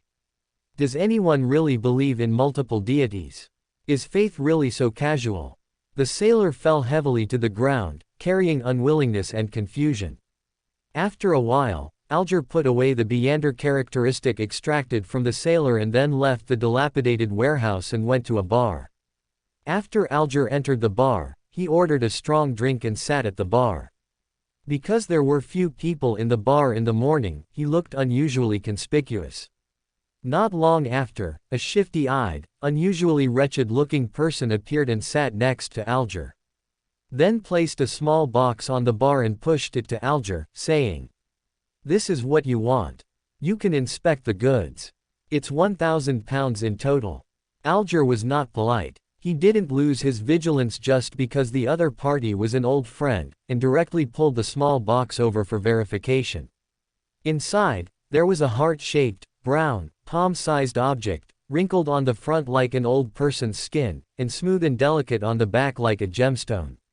The object subtly expanded and contracted, as if it were still alive. It was precisely the true root of a fog tree man. Next to this material was a small glass bottle containing light green, crystal clear liquid, looking very palatable. Ever since he decided to take advantage of this once-in-a-lifetime opportunity to deal with Kilangos, Alger had mobilized all his connections to fully search for the items the Strength had sought at the Tarot Club, because he had already concluded that the Strength had a deep background and could mobilize many forces which would be beneficial in helping him deal with Kilangos. After a week of searching, he finally found one item, at the cost of this material being 50% overpriced compared to a normal transaction, paying an extra £300, but Alger considered this price worthwhile. After verifying the authenticity of the material, Alger pulled out a wallet from his in-arms and counted out a wad of banknotes to the person next to him. The shifty-eyed man didn't count carefully, he just touched it with his hand and knew the exact number. Then he nodded at Alger, downed the beer in front of him, and left the bar. Alger didn't linger after the man left either, he directly took the small box containing the materials and departed the bar. There wasn't much time left until the afternoon meeting, and he needed to reach Backland before then to find a private, undisturbed space to attend the Tarot Club. Klein, who was on rotation leave again today, prepared himself at home. When the minute hand on the clock reached 11 o'clock, he sealed the entire bedroom with a wall of spirituality, lay down on the bed, and entered the gray fog. Above the gray fog, in the magnificent and grand palace, an ancient and mottled bronze long table lay quietly. Everything around it was as usual, as if time had solidified in this area. Mr. Fool, Klein, enveloped in thick gray fog, sat at the head of the bronze table. He first needed to summon Sun to confirm if he had leaked the Tarot Club's matters to the higher-ups of the City of Silver. Only if he hadn't could he be given the exact meeting time. After confirmation, Klein informed Sun of Mr. Fool's honorific name and the exact meeting time, which was precisely 3 p.m. Backland time. So Klein no longer hesitated. With Sun, Derek, present, he pulled the other three onto the gray fog as well. However, he unexpectedly found that Miss Justice Mrs. Emotions were off, and she didn't even react much to the appearance of a new member in the Tarot Club. Audrey Hall's current mood was simply indescribable, because this morning in the small garden at home, she discovered that Susie had suddenly started talking. This brought her an extremely strong shock. In her imagination, the future development should be Miss Audrey, the great detective or famous psychiatrist, with her assistant, the big dog Susie. But if it turned into the big dog detective Susie with her assistant Miss Audrey, then it would be, well, a bit. Just as Audrey was still lost in thought, Mr. Fool, Klein, spoke. "This is the new member, titled Sun. This is Miss Justice Miss, Hanged Man, and the Strength." Klein felt a bit awkward as he introduced them. He wondered if it was because of the different mystical symbols between males and females. This time, when Sun appeared above the gray fog, he also automatically stood below the Strength, Avon. This resulted in 3 males on one side of the Tarot Club and 1 female on the other, looking very asymmetrical, which always made Klein, who had a bit of obsessive-compulsive disorder, feel uncomfortable. Should I pull in 2 more women after I get promoted again? It was then that Miss Justice Audrey came back to her senses, looked at Sun, and began to scrutinize him with her ability, feeling that Sun had a bit of a lone wolf vibe. At the same time, she said to Mr. Fool, "I have collected 2 more pages of Emperor Rosal's diary this week. What do you want?" Although Mr. Fool was asking, he already had the answer in his heart. 2 magic potion formula materials for the telepathist. And, as Klein expected, son, Derek, immediately interjected. Is it the telepathist whose subsequent pathway is psychoanalyst? Psychoanalyst. Audrey hadn't heard this name and didn't react for a moment. It was Avon who kindly reminded her. This is the ancient name for psychiatrist. Audrey's eyes lit up upon hearing this, and then she said to Son. Do you have the relevant materials? The inexperienced little son then had a big self-detonation, not only revealing the fact that he was from the City of Silver but also mentioning the Giant's Court and the Dragon race. Ultimately, it was Klein who mediated, allowing Miss Justice Miss to exchange 2 Beander materials of the Bard for 1 Beander material of the telepathist. Then it was time for Klein to read the diary. This time, Klein obtained a lot of information from Rosal's diary, including the previously known information about Beander pathway interconversion, and also learned that there was a mysterious organization that controlled the legendary blasphemy slate and influenced the entire world. After Klein finished reading the diary, he shifted his gaze from the manifested diary and looked at the waiting crowd, smiling as he said, Actually, you don't have to wait for me. This is our honor. Hanged Man, Alger, now appeared unusually humble, because he wanted to draw Mr. Fool's attention towards Backland and towards Keelangos. Ignoring Alger, who seemed unusually humble today, Klein directly signaled that the members could begin their exchanges and transactions. Audrey, who had been impatient earlier, immediately said, Respected Mr. Fool, and Hanged Man who always helps me, I have a question I'd like to ask. What can a pet with Beander power do to help its owner? Simply put, what is its use? As soon as her voice fell, the entire palace fell silent. Only the newly arrived little son looked at Miss Justice Miss strangely, not understanding why she would raise a Beander animal. Was it for emergency rations? Besides, those disgusting and ugly animals had no sanity, could they really be kept as pets? Just as Miss Justice Audrey's face flushed and she was almost too embarrassed to look up, Avon spoke. If that Beander animal possesses the ability of a spectator, you can have it enter certain places that are unsuitable for you, helping you achieve your goals. Sometimes humans are wary of their own kind but are lax in their guard against pets. That makes sense. Many times, when Dad discusses important matters with other nobles, parliament members, and ministers, he avoids me and locks the study door, but Susie, as long as she can avoid the initial sweep, won't be driven away. And those ladies and young misses also like to communicate in private circles. Now that Susie can talk, I can have her eavesdrop and then relay it to me to see if anyone is speaking ill of me behind my back. I need to teach Susie the most standard pronunciation. Avon's answer made Audrey's eyes light up, and she felt she had grasped Susie's true purpose. At the same time, she also realized that Avon actually knew of Susie's existence, but she had forgotten about it. She should have asked Avon in reality first, which made her lose face greatly at the Tarot Club. For a spectator, this was truly inexcusable. Just after Miss Justice Audrey finished asking her question, Alger impatiently turned to Avon and said, I've found the true root and sap of the mist treant you mentioned last time, but I haven't found the spinal fluid of the evil-patterned Black Panther. You said last time that you could only give me the wind-blessed magic potion formula if I found both materials, and I don't want to accept a monetary transaction. What should I do now? As soon as Hanged Man, Alger, spoke, the fool, Klein, who was sitting at the head, immediately brightened his eyes because he was only missing these 2 materials for his magician.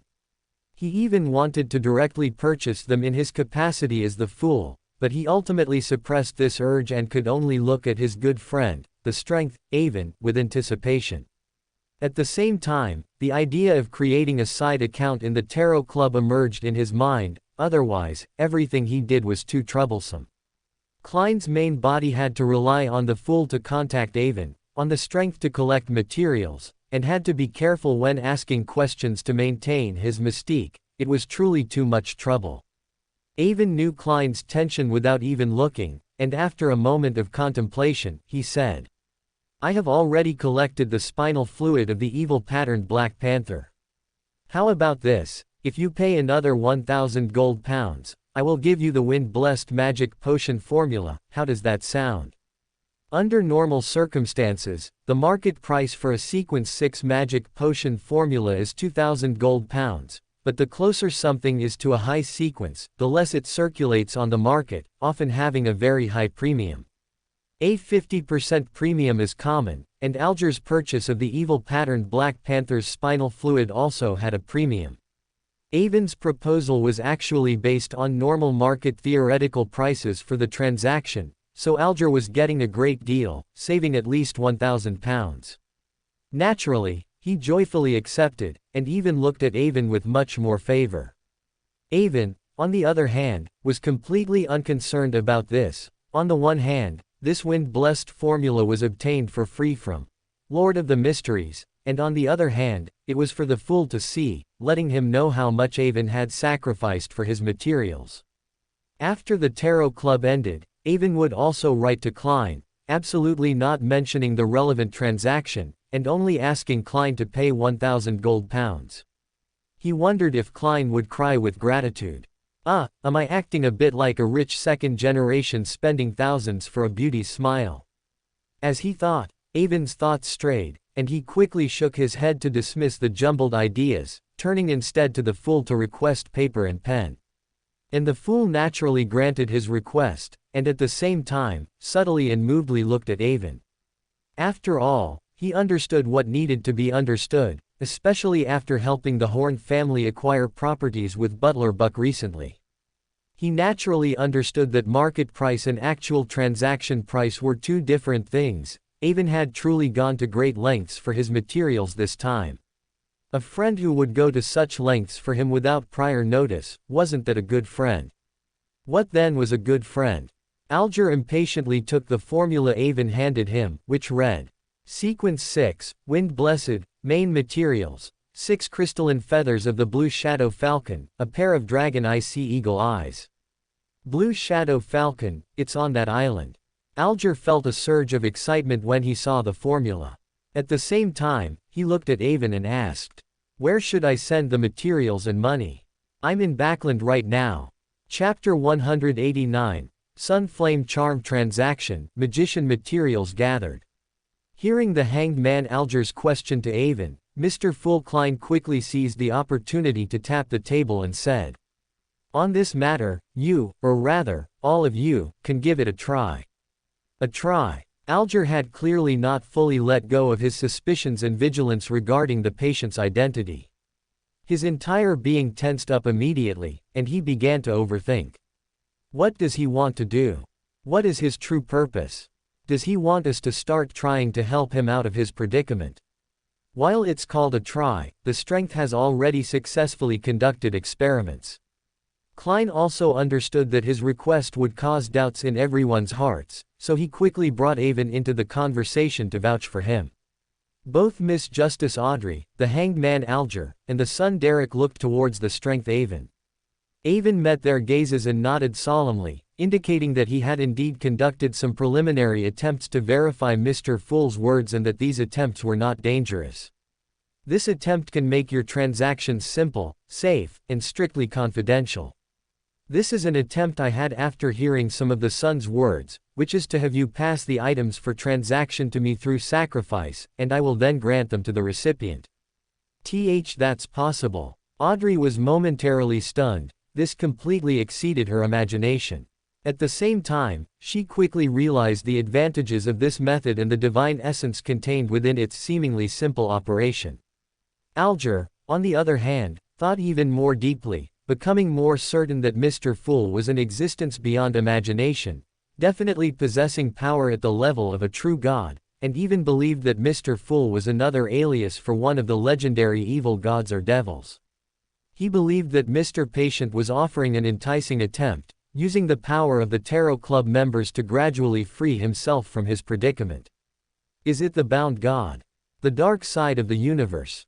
Or the true creator? And Miss Justice Audrey and the hanged man Alger both simultaneously realized that the strength Avon and Mr. Fool's deer must still be cooperating.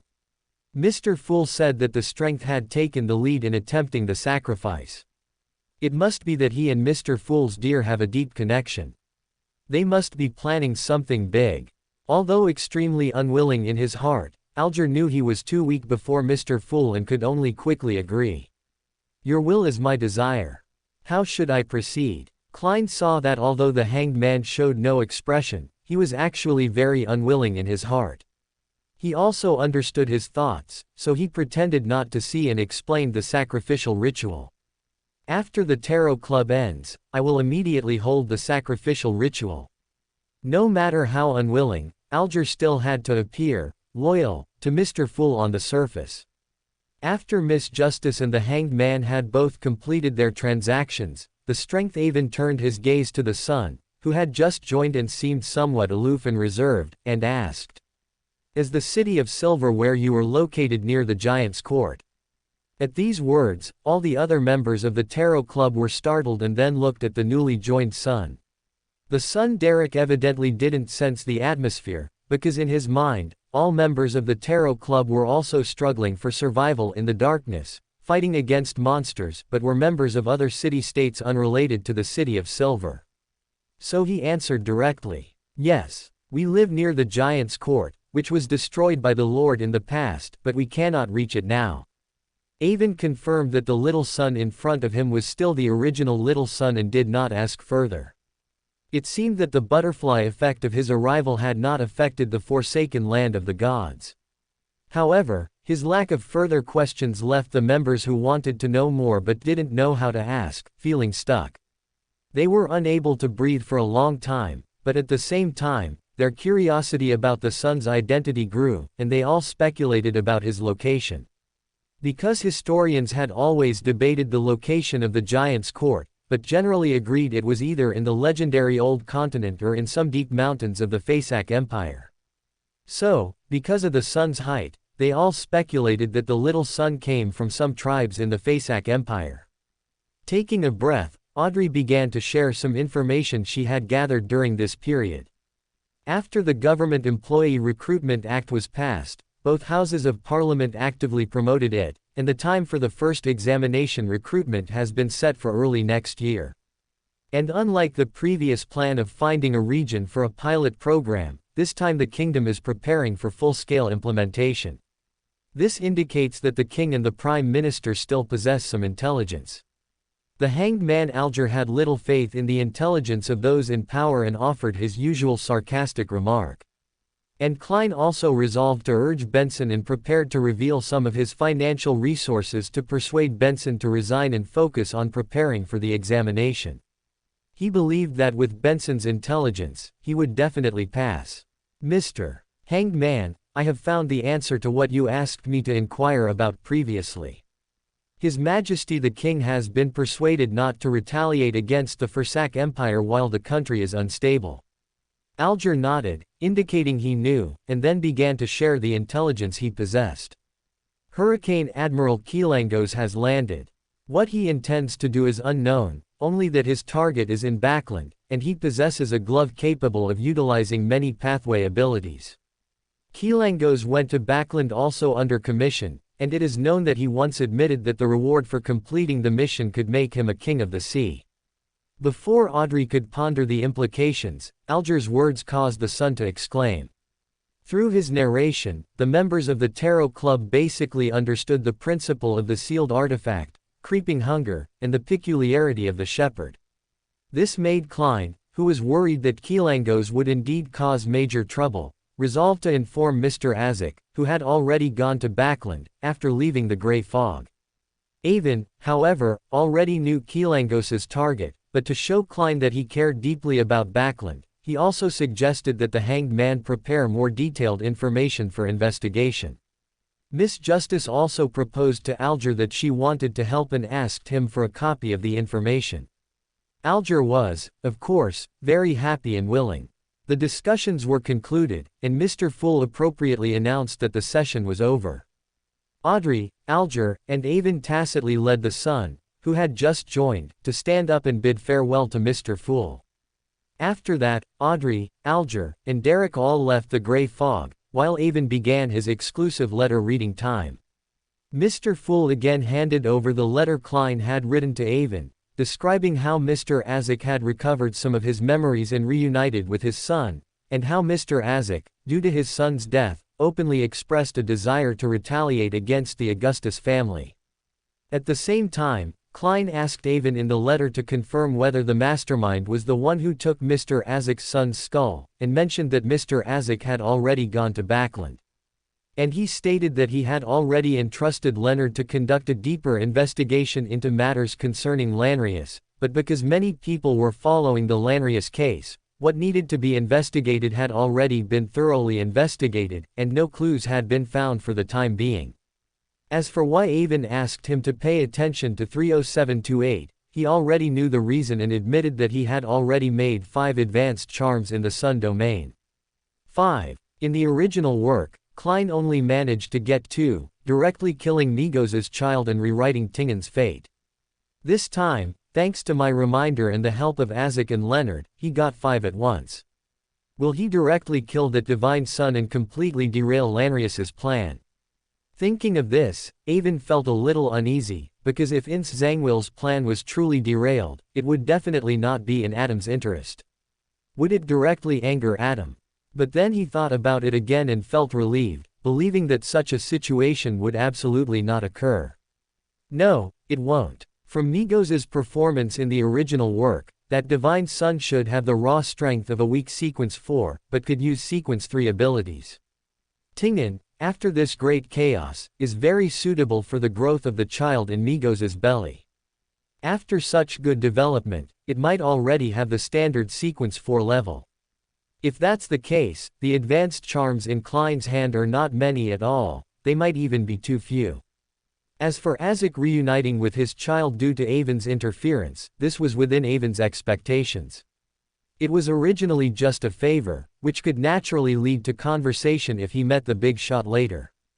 However, he didn't expect that his child's death would indeed, by sheer coincidence, cause him to form a deep enmity with the Augustus family, which was undoubtedly very beneficial to Avon.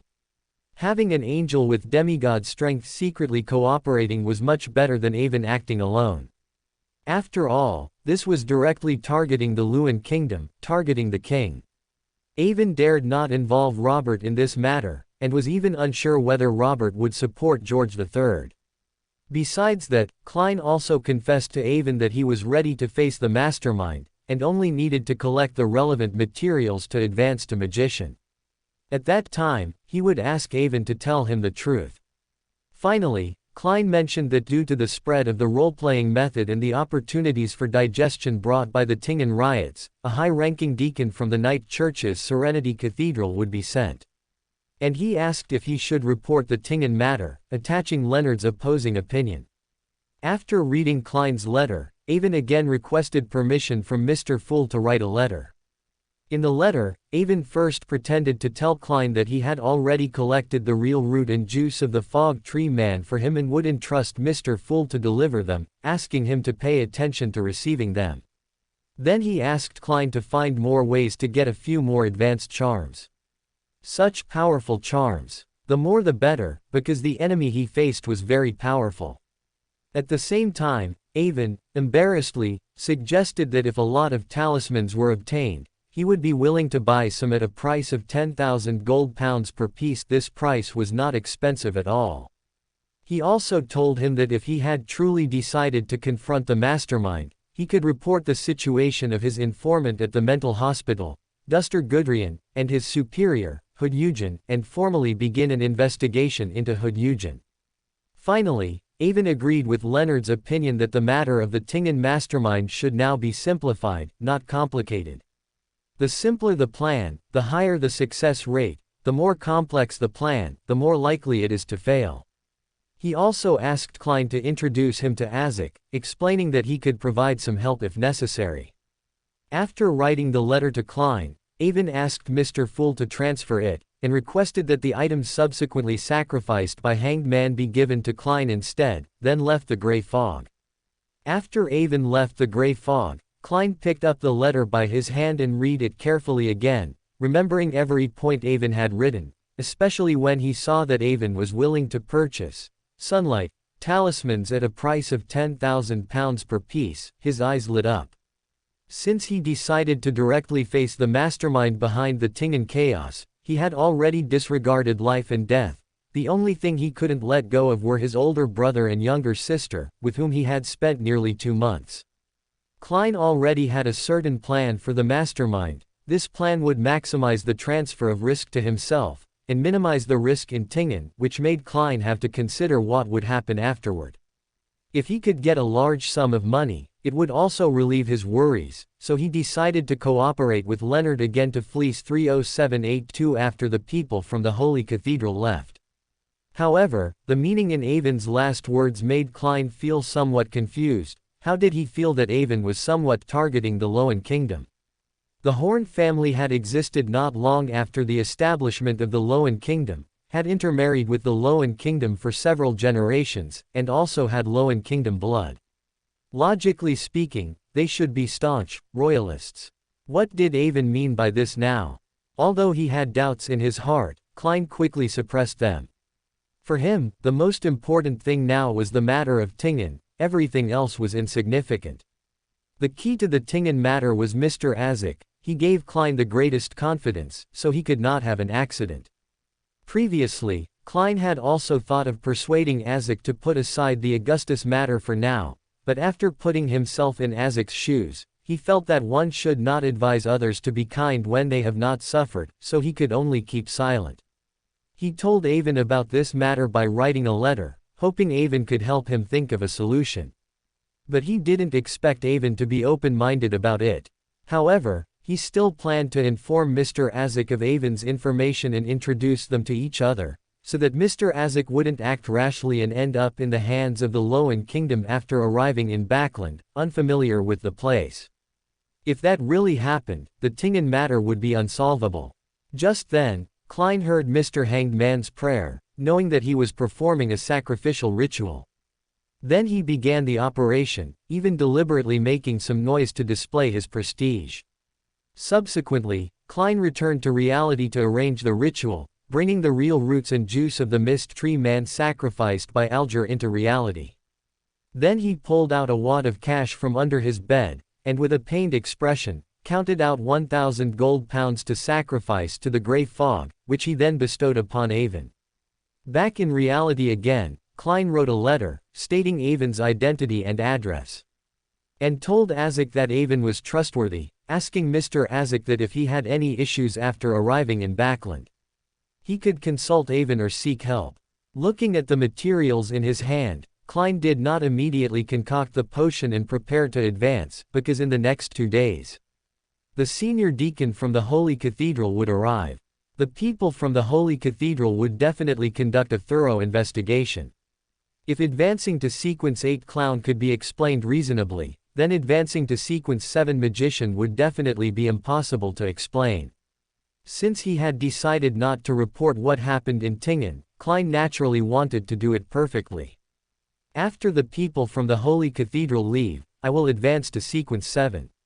At that time, it will be when I face the mastermind. Klein muttered to himself, looking at the materials in his hand. Empress Burrow, Backland, Earl Hall's villa. Looking at the document bag that emerged from the illusory door, Audrey's heart was still filled with shock, and it took her a long time to recover. In the end, she could only continuously praise Mr. Fool in her heart, praising the miracle created by Mr. Fool. Audrey held the document bag and sat in front of her dressing table, thinking about the transaction she had just completed on the grey fog, worrying about where she should help the son collect materials. Since Duke Nigan was assassinated, Military Intelligence Section 9 and the 3 major churches have conducted successive investigations, making the entire Beander world underground on edge, and I heard that several Beander gatherings were disrupted. Audrey knew very well that her family's treasury did not have the materials Mr. Sun needed, and her own channels were very limited. After some consideration, Audrey finally decided to go to Furs and Zio Derecha, asking them to help her obtain these things from Military Intelligence Section 9, and was prepared to give them the information Alger, Hanged Man, had provided. Audrey believed that as Military Intelligence Section 9 intelligence officers, they would definitely be interested in the Hurricane General's intelligence. Backland, Sherwood Borough Apartment. After extinguishing the ritual candle, Avon looked at the £1,000 in his hand, feeling no surprise at all. Klein was Klein after all. Although he liked money, he was clear-headed and would never make mistakes on matters of principle, not taking petty advantages. In his previous letter, Avon repeatedly emphasized that his help in his advancement was also for the salvation of Tingen, hoping that he would accept these materials and not be a stranger, but Klein ultimately still sent the money over. However, if it was sent over, then so be it. His image as a warm and generous friend was already ingrained in Klein's heart. Looking at the documents that arrived with the cash, Avon sat on the sofa, deep in thought. His attitude towards Duke Nigan was clear: to go with the flow. After confirming that he was already on Adam's death list, Avon only wanted to gain benefits from him. In the original work, Duke Nigan escaped disaster because of Audrey. If there had been no interference from Audrey, then Duke Nigan should have died on the spot. If it were before, Avon would have definitely wanted Duke Nigan to die quickly, as this would be beneficial for Robert to continue holding power and expand Robert's influence in the political arena. But now Avon was no longer in a hurry, because he had discovered that Robert was a demigod. This world, in the end, was ruled by strength. No matter how influential Duke Nigan was, he was only the secular spokesperson for the Storm Church. But after Robert became a demigod, he was actually the true decision-maker. Currently, Robert was still subordinate to Duke Nigan, simply because he was still operating within secular rules, playing by secular rules. Once Robert truly overturned the table, Duke Nigan would have absolutely no power to fight back against him. After all, which was more important, a demigod who could fight an entire fleet, or a secular representative? The Storm Church was clear about this. This also made Avon understand why the Storm Church was so actively seeking Robert's conversion instead of forcing the old Earl to replace his heir. In front of a demigod, the stain of changing one's faith was a minor matter. In the original work, even when Duke Nigan was assassinated, Archbishop Snake, who made 2 consecutive mistakes, was merely transferred. Duke Nigan's brother and Earl Hall did not pursue the matter further, which was enough to prove who the real decision-maker was. It was also because of the Storm Church's attitude that Avon understood that when he first arrived in Backland, Duke Nigan's view of the Horn family's collateral branch suing Robert was akin to walking on a tightrope. With this discovery, Avon's previous plan to overthrow Duke Nigan and further empower Robert became meaningless. At this point, re-evaluating, Avon began to consider what benefits he could gain from Duke Nigan. If Duke Nigan was successfully assassinated by Keelangos this time, it would have no negative impact on Avon. At most he wouldn't get a year-end bonus, but Avon didn't rely on year-end bonuses to live. Military Intelligence Section 9 would undergo a major reorganization by Robert, which was very beneficial for Avon to seek a better position. If Duke Nigan's assassination by Keelangos failed, then this would be the second assassination attempt Duke Nigan had faced in just half a month. At that time, Military Intelligence Section 9 would definitely be blamed again, and Avon would still receive no bonus. However, the several letting figures would definitely be within Duke Nigan's firing range, and Duke Nigan would also strongly support Robert's rectification of the Intelligence Department, which was also a good thing for Avon. It seemed that Duke Nigan's death or survival this time had no impact on Avon, but Avon thought of a situation that would be very beneficial to him. That was, Duke Nigan was assassinated, but he did not die, and it was because of Avon that he did not die. In the original work, Audrey saved Duke Nigan's life, and Duke Nigan helped her claim a reward and gifted her a manor, providing her with nearly 40,000 gold pounds in compensation. This was mainly because Audrey was unmarried and had no political position, so she could only be repaid with money. If Avon saved his life this time, if he didn't bleed profusely and give Avon a huge return, it would be a disservice to his reputation. Chapter 190. Cooperation with Azek and luring the snake out of its hole. Having made his decision, Avon no longer delayed. He planned to return to Military Intelligence Section 9 to personally push for the investigation into Keelangos. Just as Avon changed his clothes and was about to leave his apartment, he suddenly felt a stir in his heart and looked towards a part of the room. He found a middle-aged man of medium build, with black hair, brown eyes, soft features, and bronze skin, appearing in his apartment. It was none other than Mr. Azek, an associate professor at Hoi University. "Hello, Mr. Azek. Long time no see." Although Avon studied ancient languages at university, history was also one of his elective courses, so he and Azek could be considered to have a teacher-student relationship. However, Avon had not expected Mr. Azek to suddenly come to him. Although he had asked Klein to introduce him to Mr. Azek, he had not expected Klein's efficiency to be so high. Judging from the time, Klein must have written to Azek directly after leaving the Tarot Club, and Azek, upon receiving the letter, did not hesitate at all and came directly to him. Azek sized up Avon, and for some reason, he always felt a very familiar aura from him. "Yes, it's been at least 3 months since we last met. The last time I saw you 3 months ago, you were still an ordinary student. I didn't expect that in just 3 months, you would become a Sequence 7 Beyander and a powerful figure in the Loan Kingdom's intelligence department." Upon hearing this, Avon's heart tightened. He knew that Azek had not been in Backland for long, but he had not expected that in just a few days, he would know so much about his situation. Was he specifically investigating him, or was Military Intelligence Section 9's defense too lax? Perhaps sensing Avon's vigilance, Azek smiled and explained. "After all, I lived in Tingen for a long time, and I have a certain understanding of the Horn family's influence, so before coming to Backland, I had considered seeking your help. Furthermore, the omnipresent spirit is a natural source of information for Beyonders of the Death Pathway, so with my deliberate understanding, I learned a lot of information." At this point, Mr. Azek deliberately paused, looking at Avon meaningfully before continuing. "What's more, you are now the new Baron of Ram's Village." Avon gradually relaxed the vigilance that had just arisen in his heart after hearing Azek's explanation. He just hadn't expected that while he wanted to befriend Mr. Azek, Azek also had his sights set on him. And he couldn't help but smile bitterly in his heart. These old guys, the longer they live, the more refined they become, nothing can escape their eyes. Avon pondered for a moment, then organized his words and said with a smile. "I did know a long time ago that you were the first Baron of Rams, but I never told anyone else. After all, I hadn't entered the Beyander world at that time, and I instinctively felt fear towards many things I couldn't understand. Please don't blame me for having concealed it from you before." Since Azek had already seen that he intentionally requested Ram's Village to be his fief, Avon readily admitted it and established a new persona for himself in Azek's heart.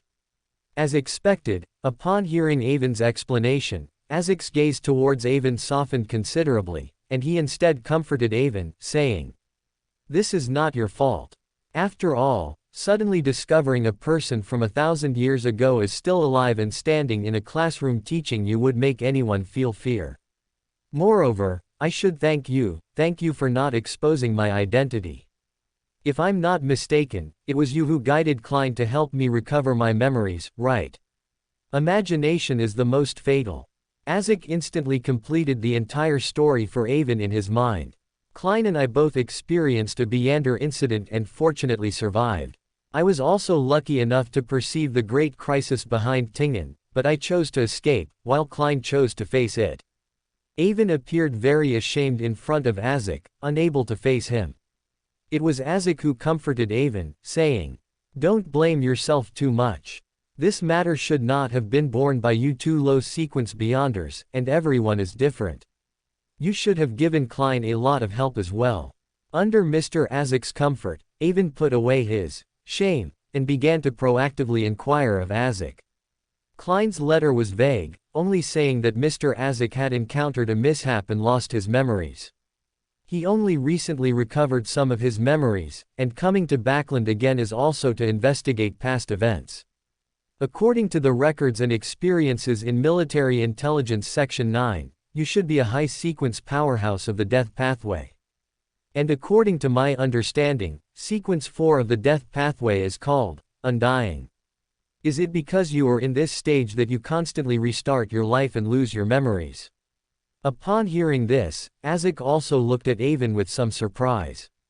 Besides Klein knowing his identity as a death pathway Beander, he had never told anyone else. And Avon directly pointing out his strength also indicated that Avon, as a high-ranking intelligence officer of Military Intelligence Section 9, was not to be underestimated. Azek thought for a moment, then shook his head and said, "It shouldn't be this reason. The memory fragments that occasionally appear tell me that I should have already passed this stage." Because he saw the wraith of his child, Azek recovered more memories than in the original work.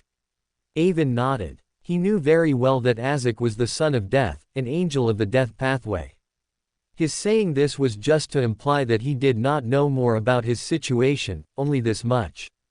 Seeing that the purpose of bringing up this topic had been achieved, Avon no longer delved deeper and changed the subject, asking, "Mr. Azek, what is your main purpose for coming to Backland this time?" Mr. Azek hesitated a little. The Horn family was an old established noble family, and their relationship with the royal family was unusual. Although Klein had mentioned in his heart that he could ask Avon for help, he still had to first ask if Avon was willing to help. If he was willing, what was the reason? "I want to investigate why Dun Augustus harmed my child back then.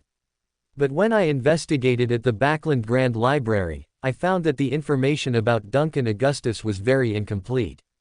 Are you willing to help me investigate this person's relevant information?"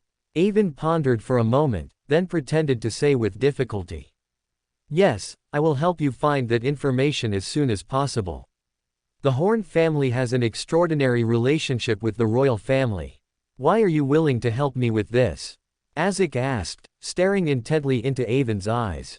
"I recently learned some things about the Augustus family and understood what they intend to do, but I don't agree with their methods.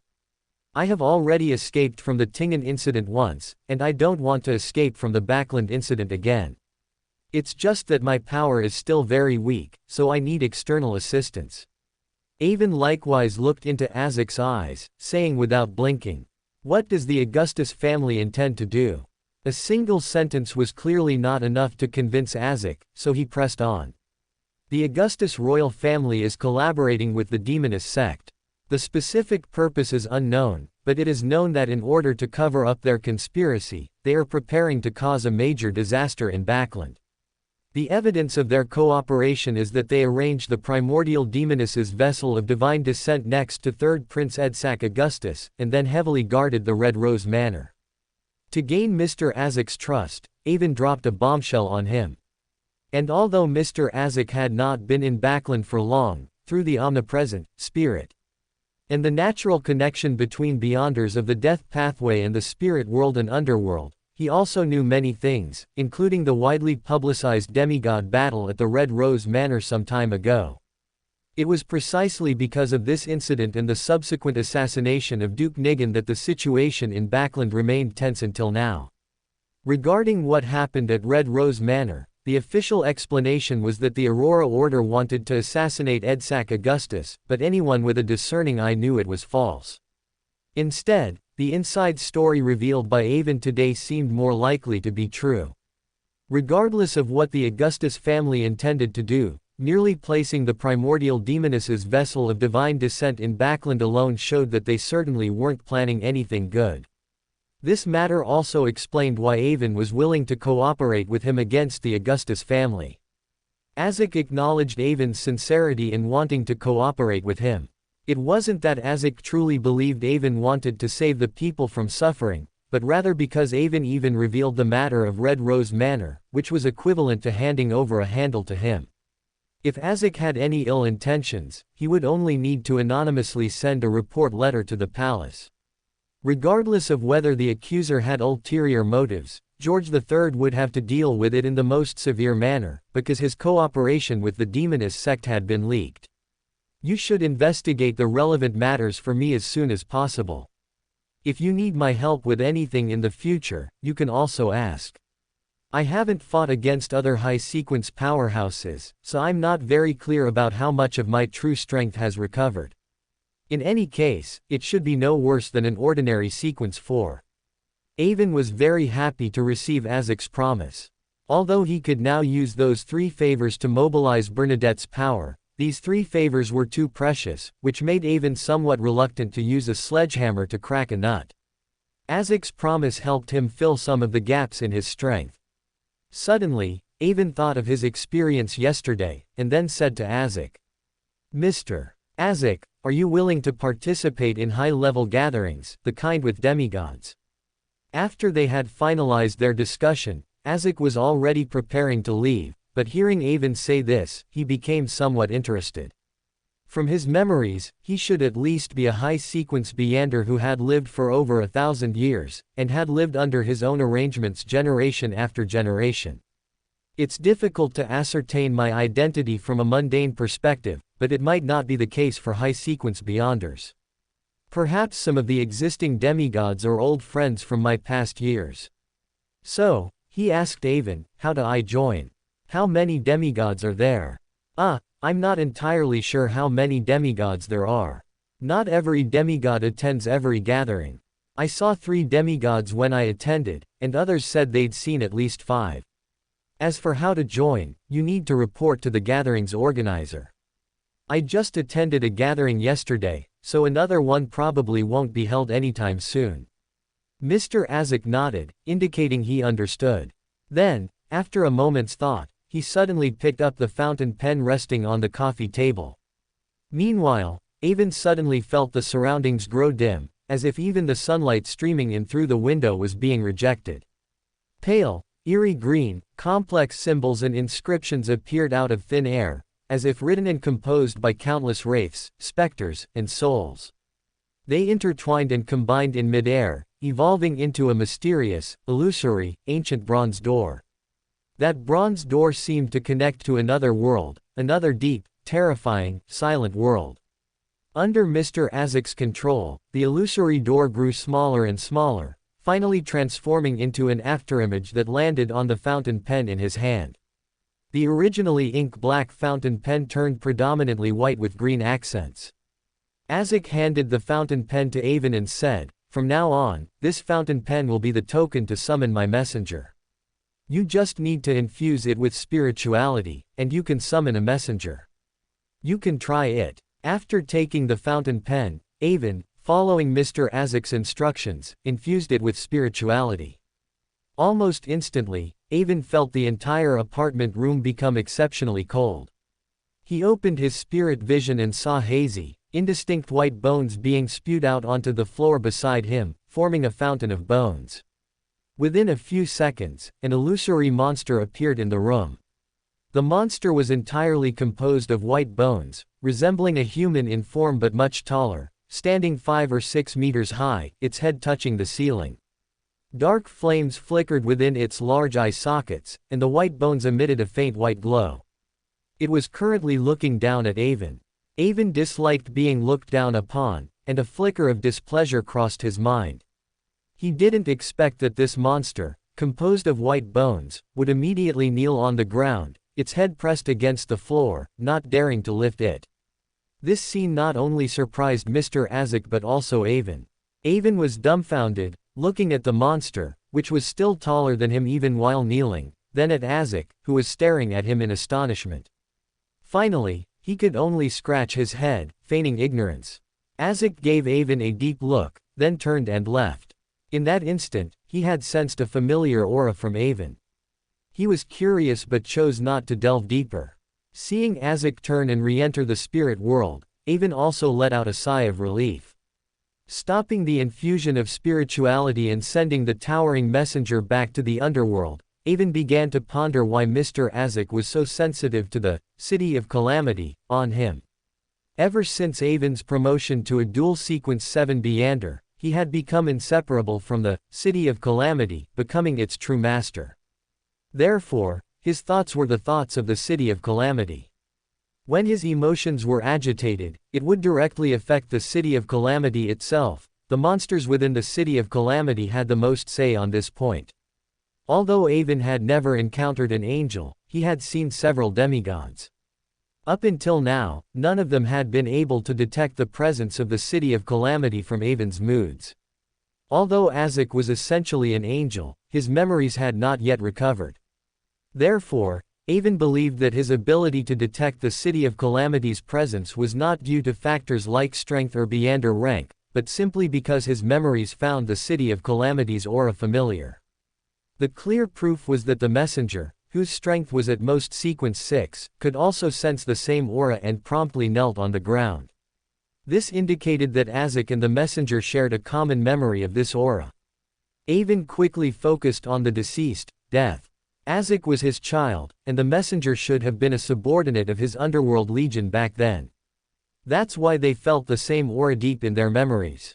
This largely confirmed Avon's previous conjecture, that Death gained the greatest benefit after the War of the Four Emperors, integrating the uniqueness and Beander characteristic of Blood Emperor Tudor. Why Death consumed potions across pathways had always been Avon's biggest mystery.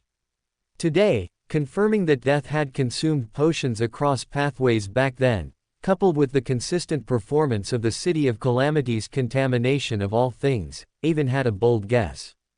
Could it be that Death was forced to digest the Blood Emperor's legacy because he was contaminated by the City of Calamity?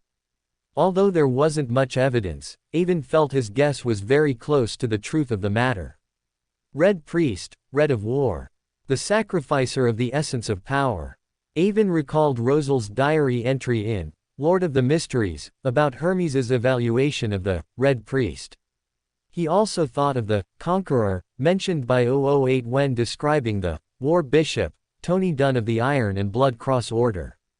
This couldn't help but make Avon look forward to the abilities and authority that Angels of the Hunter pathway could possess in the future. When Avon left the apartment and arrived at the Military Intelligence Section 9 headquarters in the West District, he found the entire Military Intelligence Section 9 bustling with people, a lively scene. This situation had actually been going on for several days. The matter of Kilangos's arrival in Backland had long been reported to Military Intelligence Section 9 by the Storm Church. Military Intelligence Section 9 had recently been severely reprimanded by King George III for its failure to find the Demonist sect, Theosophy Order, and Aurora Order. Coupled with Robert's sharpening of his knives, they were already on edge. If they still couldn't find the dangerous individual Kilangos, who was preparing to do something, their fate would not be good. But no matter what methods they used, or how many hidden informants they deployed, Backland was still too big and had too many strangers. Initially, they were able to collect some clues, but it wasn't long before they could no longer find any trace of Kilangos. Just as Avon ascended to the third floor, preparing to enter his office, he suddenly saw Furs and Zio, who had transferred to field duty, appear at the doorway wearing golden masks, and they mysteriously told him, "We've found clues about Kilangos." Avon looked at the two ladies in surprise, then knocked on the office door.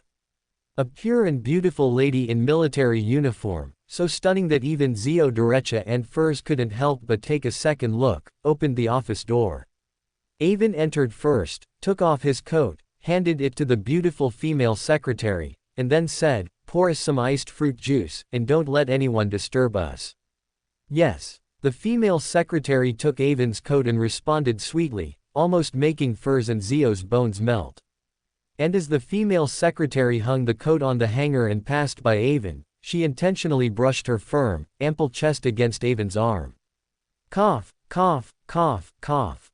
Avon glanced at his two subordinates and coughed unnaturally twice. After the female secretary hung Avon's coat on the hanger and served 3 glasses of fruit juice, she left the office and went to the outer cubicle. Avon sat on the sofa, took a sip of fruit juice, motioned for the two of them to relax and drink some juice, and then asked, "Where did you find Kilangos's whereabouts?" "The others have been searching for days without a single trace." Furs and Zio had clearly been running around all day. It was August, very hot, and they were parched, so they didn't stand on ceremony. They directly picked up the iced fruit juice in front of them and took a big gulp, feeling extremely refreshed. After putting down her cup, Furs, with good sense, immediately credited Avon. "This is mainly thanks to the information you gave us. We found a great detective who is good at analysis and deduction to help us figure out his possible residence and the target demographic for feeding that sealed artifact." "Oh, that great detective is really amazing. He analyzed a lot of things in less than 10 minutes, and he's also an external member of Military Intelligence Section 9. Do you want to find out who developed him and poach him? It would definitely be worth it. Zio Derecha, dressed in night attire, holding her fruit juice, and sitting on the sofa with her feet off the ground, also nodded in agreement, fully endorsing Furz's words. She had previously thought that finding Kilangos would be a very difficult task and had prepared for a long struggle. But she didn't expect that with Isengard Stanton's guidance, she roughly pinpointed the target's location in just one day and night. This made her deeply realize the importance of having a smart teammate. Avon smiled, guessing who the great detective they spoke of was, but he didn't explicitly say it. He just nodded to indicate he knew, then frowned and said, "You two should have activated your previous connections to find the missing vagrants, right? Kilangos is very cunning, and your informants are all ordinary people." This could alert him. But to Avon's surprise, they exchanged glances and laughed, which left him a bit bewildered. Finally, Zio Derecha spoke, "We're not rookies anymore. How could we make such a mistake? This time, we are going to alert him. Kilangos is someone who likes to take the initiative and is very vengeful. This time, we're going to lure the snake out of its hole." Chapter 191, The Abraham Family's Rich Ore. In Backland, those who understand the tramps best are the small-time gangsters. They profit by exploiting tramps, prostitutes, thieves, and children. This time, I will entrust the task of investigating the tramps to these people. Kilangos is currently a lone wolf hiding in Backland, and he will maintain a high degree of attention to his surroundings. I entrusted the investigation in the morning, so Kilangos should have already noticed that someone is investigating him. I am now requesting to take action, to go to various locations to collect intelligence. Kilangos must be ambushing us. Avon re-examined the two people in front of him and couldn't help but praise them. After 2 months of experience, Zio and Furz were indeed much more seasoned than they had been 2 months ago. Avon, who understood the original story, was certain that their plan was correct and highly feasible. He also guessed that Zio and the others might have another reason for doing this, to use this opportunity to eliminate the gangster scum and scoundrels she had disliked before but found difficult to deal with openly. Previously, Zio Derecha didn't act because she was also a part of the underground world, and a very weak one at that. She could only follow the rules of the lower world, doing work as a mediator and arbiter. When she became a member of Military Intelligence Section 9 and gained a powerful backing, the restrictions on her did not lessen, instead, they became greater. Military Intelligence Section 9 not only controls the intelligence gathering and counter-espionage authority of the Loan Kingdom but also possesses a considerable number of beyonders. Intelligence agencies collecting information and prying into others' privacy are inherently viewed with apprehension. Having independent armed forces makes them scrutinized by everyone with a magnifying glass, which can be seen from the numerous factions and mixed elements within Military Intelligence Section 9. Therefore, it is highly taboo for Military Intelligence Section 9 to interfere in matters outside its jurisdiction. In other words, no matter how bad a scoundrel they saw, as long as it didn't involve nobles, Beyonder events, or intelligence matters, Military Intelligence Section 9 was forbidden from interfering. In this regard, the restrictions on field agents were somewhat smaller. However, agreeing to their actions would go against Avon's plan. After all, if Kilangos were killed or captured prematurely, Avon's previous plan to save Duke Nigan and maximize his benefits would be ruined. But Avon couldn't openly reject Furz and their plan, nor did he have any reason to do so. Finally, Avon's eyes flickered, and he said to Furz and them, "Your plan is very good, but you have underestimated Kilangos and the power of his formidable sealed artifact. If I and the forces at my disposal try to capture him, it's very likely to backfire. I need to inform other high-ranking officials in the intelligence department about this matter and get their assistance. You also don't need to worry about your contributions being diluted. Just finding Kilangos is a great achievement. As for the operation itself, that's no longer your concern." Furs and Zio exchanged glances, both realizing that although Avon held a high position and great power, he was only a Sequence 7 Beander. Leading a team to capture Kilangos, known as the Admiral of Hurricanes, was indeed beyond his capabilities. So they both stood up and said to Avon, "We will follow your every command." After Furs and Zio left, Avon's beautiful female secretary reappeared. Without any regard for hierarchy, she sat directly beside Avon, wrapped her arms around his arm, and while rubbing her firm chest against Avon, she said, "I just contacted Director Monet's secretary. Director Monet will have time to see you in half an hour." The female secretary saw Avon close his eyes, seemingly enjoying himself and completely ignoring her words. She silently reached out and grasped Avon's handle, then smiled and said, "I never thought you'd actually arrange for me to be in Military Intelligence Section 9. It's amazing you even thought of it. If I were exposed, your identity would also be highly suspected." It turned out that this female secretary was Helen, the demoness from Theosophy Order. Avon had directly arranged for Helen to join Military Intelligence Section 9, assigning her to take over Furs and Zio's positions. Avon felt a surge of impulse in his body, opened his eyes, and ran a finger along Helen's cheek, lifting her delicate chin.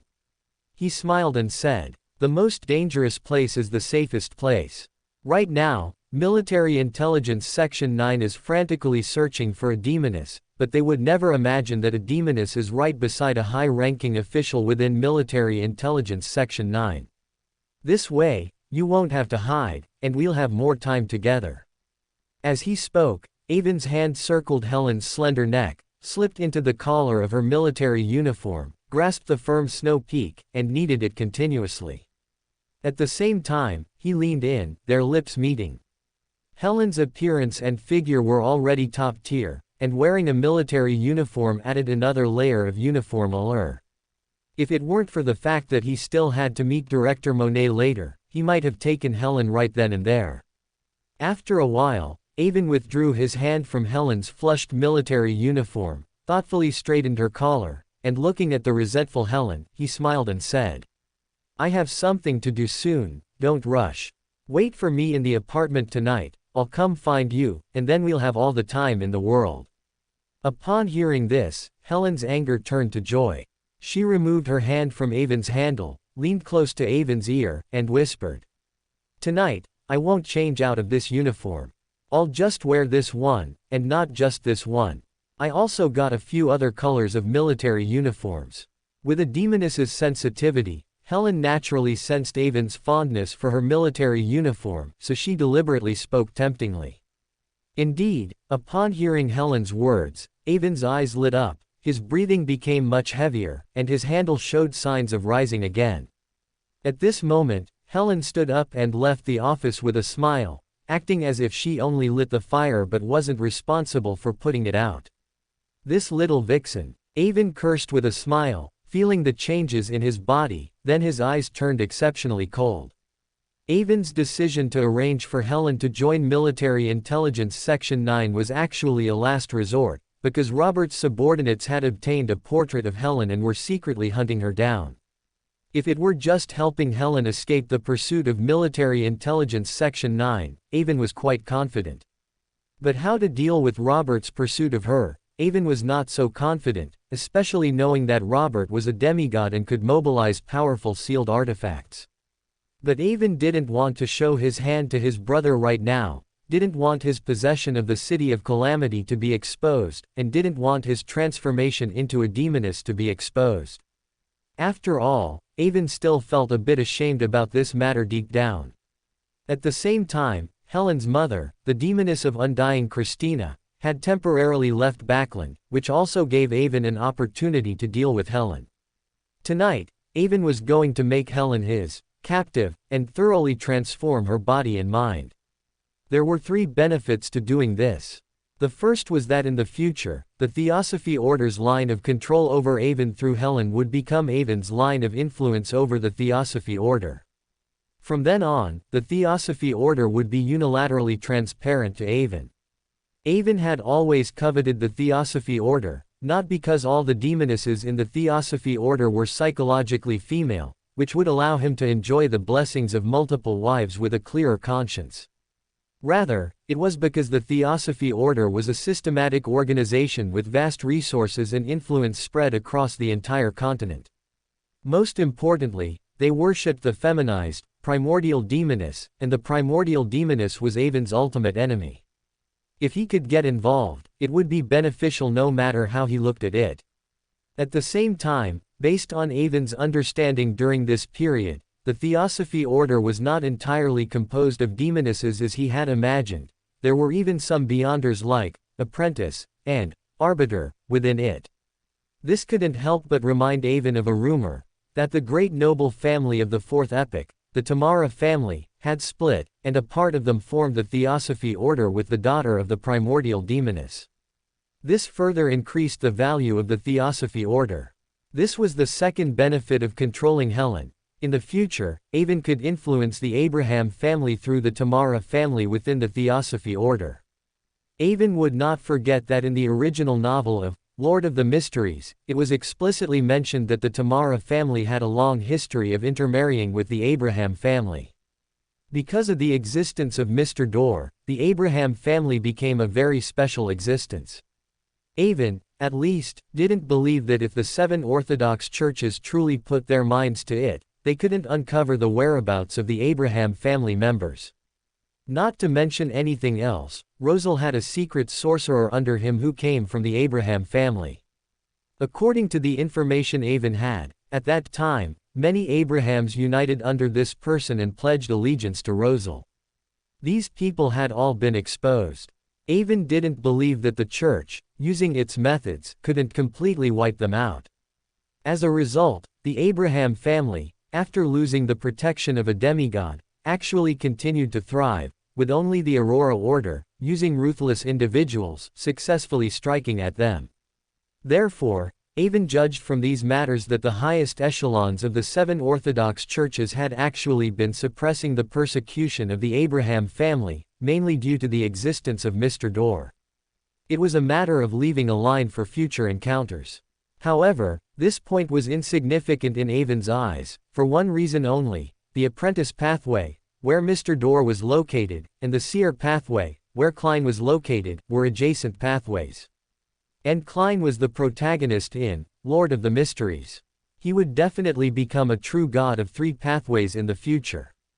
As long as it was confirmed that Mr. Dorr would definitely be milked in the future, no matter how he was milked, then the Abraham family was a rich ore in Avon's eyes, a rich ore waiting to be mined. Originally, Avon had planned to use furs as a leverage point to influence the Abraham family, but the news that there were Tamara family members within the Theosophy order showed Avon another possibility. That was to indirectly influence the Abraham family through the Tamara family. Of course, all of this was still in the conceptual stage. Avon didn't have a clear plan yet on how to proceed, and the premise of all plans was the Theosophy order. For Avon, influencing the Theosophy order first required starting with the contamination and capture of Helen. Although he knew Helen had some feelings for him, this would not affect Avon's determination to control and capture her. At the same time, Avon, through their interactions and conversations during this period, learned that Helen possessed a Beander characteristic of a demoness of joy. He knew that her mother had given it to her to restrain Avon when she left Backland. The idea was good, but reality was different. His mother probably never expected that this very Beander characteristic would make Avon determined to kill her. If Avon had not fully digested the witch potion, he might have still been willing to play along with her, but now he had no such thoughts. It was not Avon's character to see a treasure mountain before him and not act. His desire for advancement made Avon increasingly impatient with the lack of materials, and capturing Helen carried no risk but offered great benefits. Another benefit of capturing Helen was that even if Robert found Helen later, he would not be able to obtain more information from her, even if he used a powerful sealed artifact. Because at that time, divining Helen would be divining City of Calamity. After waiting a few more minutes to let his emotions, stirred by Helen, calm down, Avon changed into his colonel's uniform and walked towards Director Monet's office. As Avon expected, Director Monet greatly praised his plan to lure the snake out of its hole and immediately notified a high-level intelligence office's meeting of Military Intelligence Section 9. At the high-level meeting within Military Intelligence Section 9, Avon introduced Furs and Zio Durech's approach to finding Kilangos and frankly admitted his own weakness, thus bringing the matter to the table to request assistance.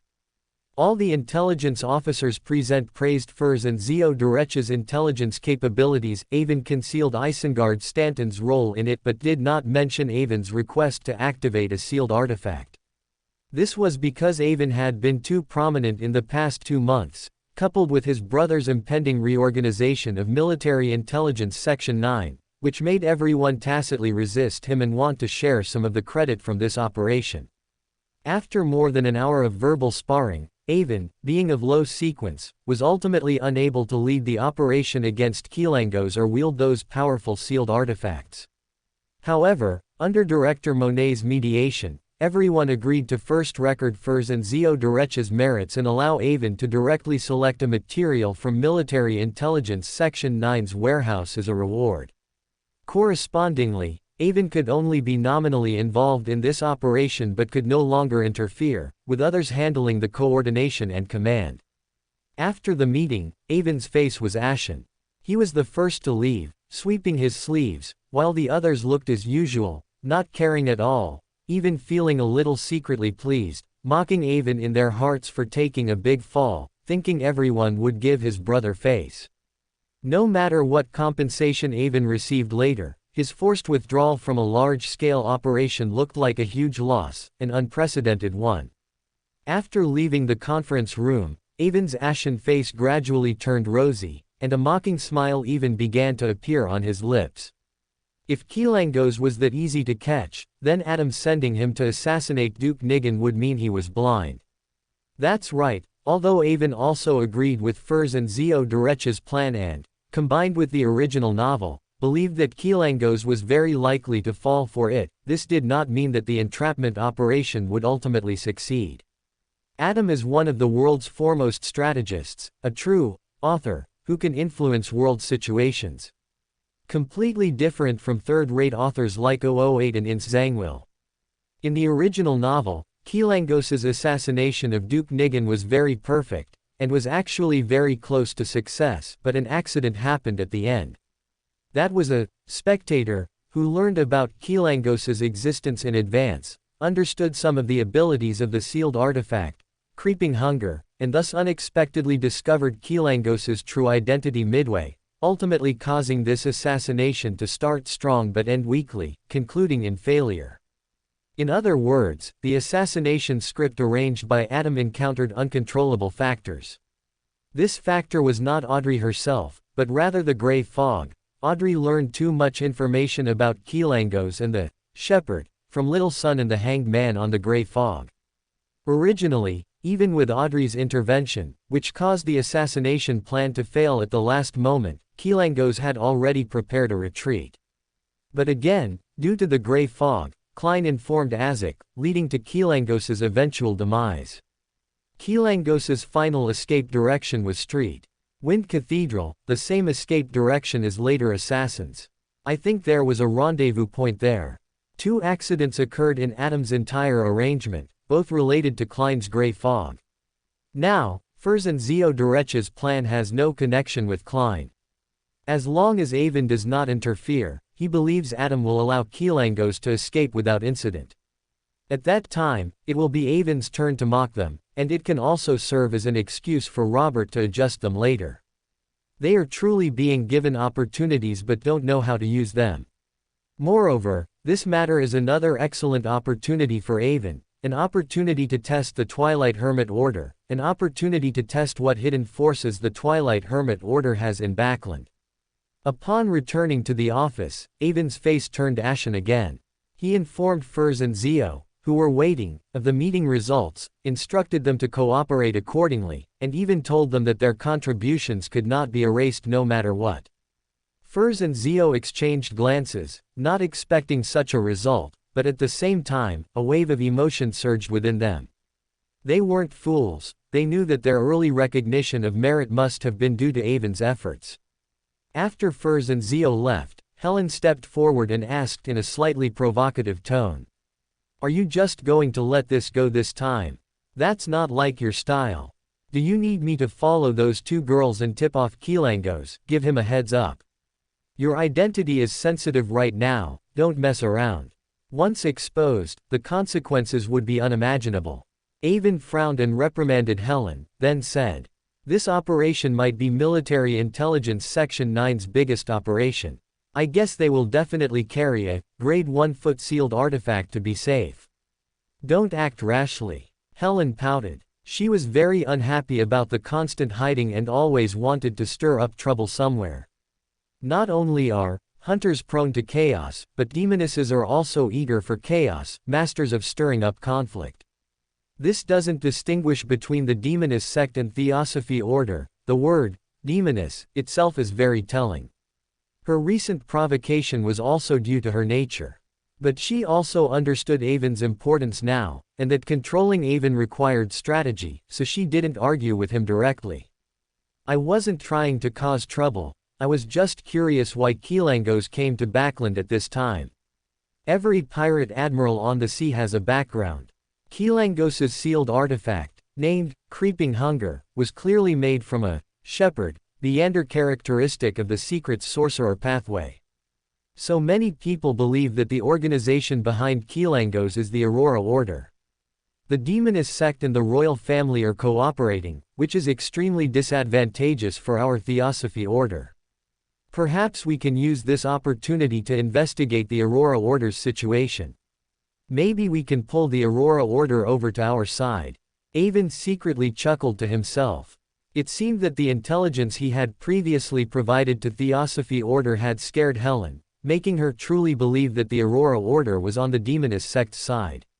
So, he shook his head and firmly said, if you hadn't brought this up just now, there would still be room for maneuver. Now that others have taken over this matter, the risk is simply too great. Give up your idea. Didn't I not say anything just now because I thought you could lead this operation? Helen mumbled, and seeing Avon glaring at her, she knew she was bringing up an inconvenient topic, so she immediately shut her mouth. Helen always adhered to the Theosophy order's philosophy, portraying herself as weak, making Avon feel he had the upper hand in their relationship. She never ordered Avon or argued with him, thus better controlling him.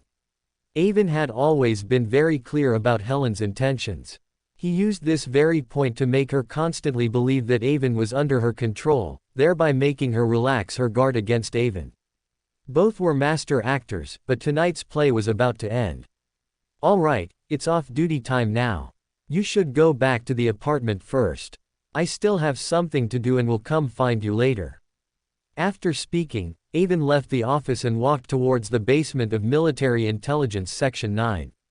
Most of Avon's previous merits had been exchanged for his military rank and position.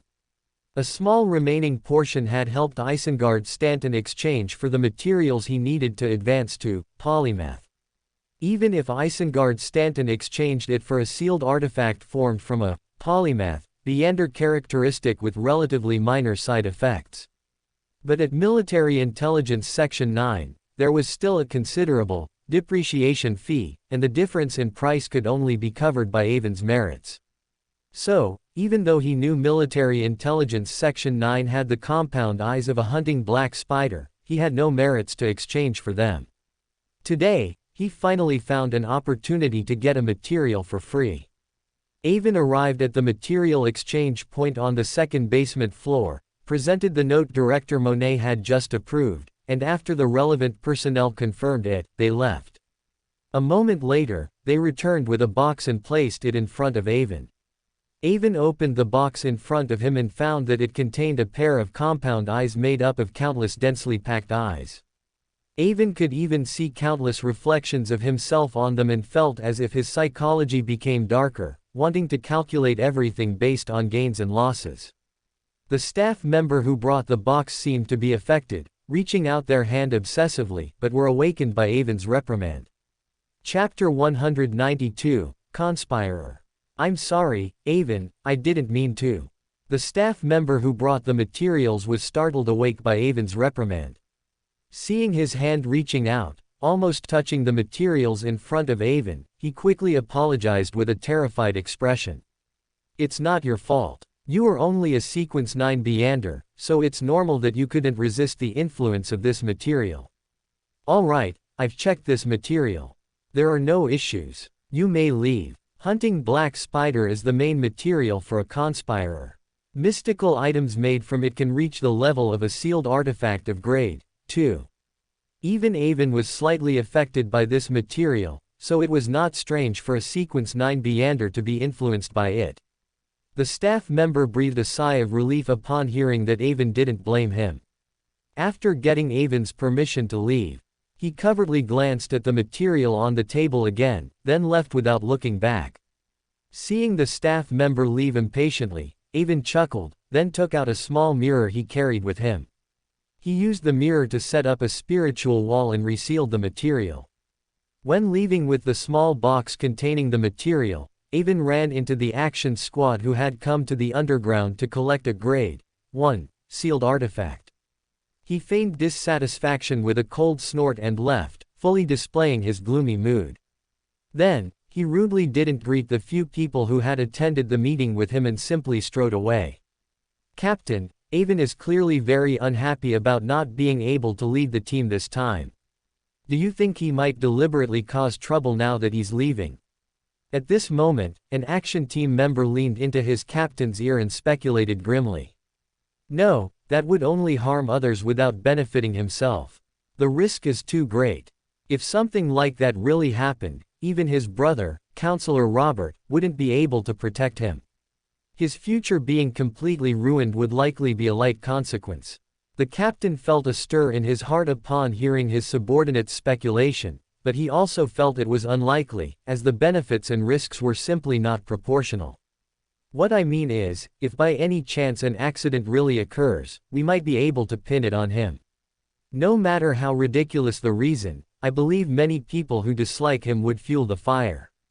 A gleam flashed in the squad leader's eyes. His subordinate's words reminded him that Avon's brother had now gained the support of the entire political arena for his rectification of Military Intelligence Section 9 through the matter of Duke Nigan.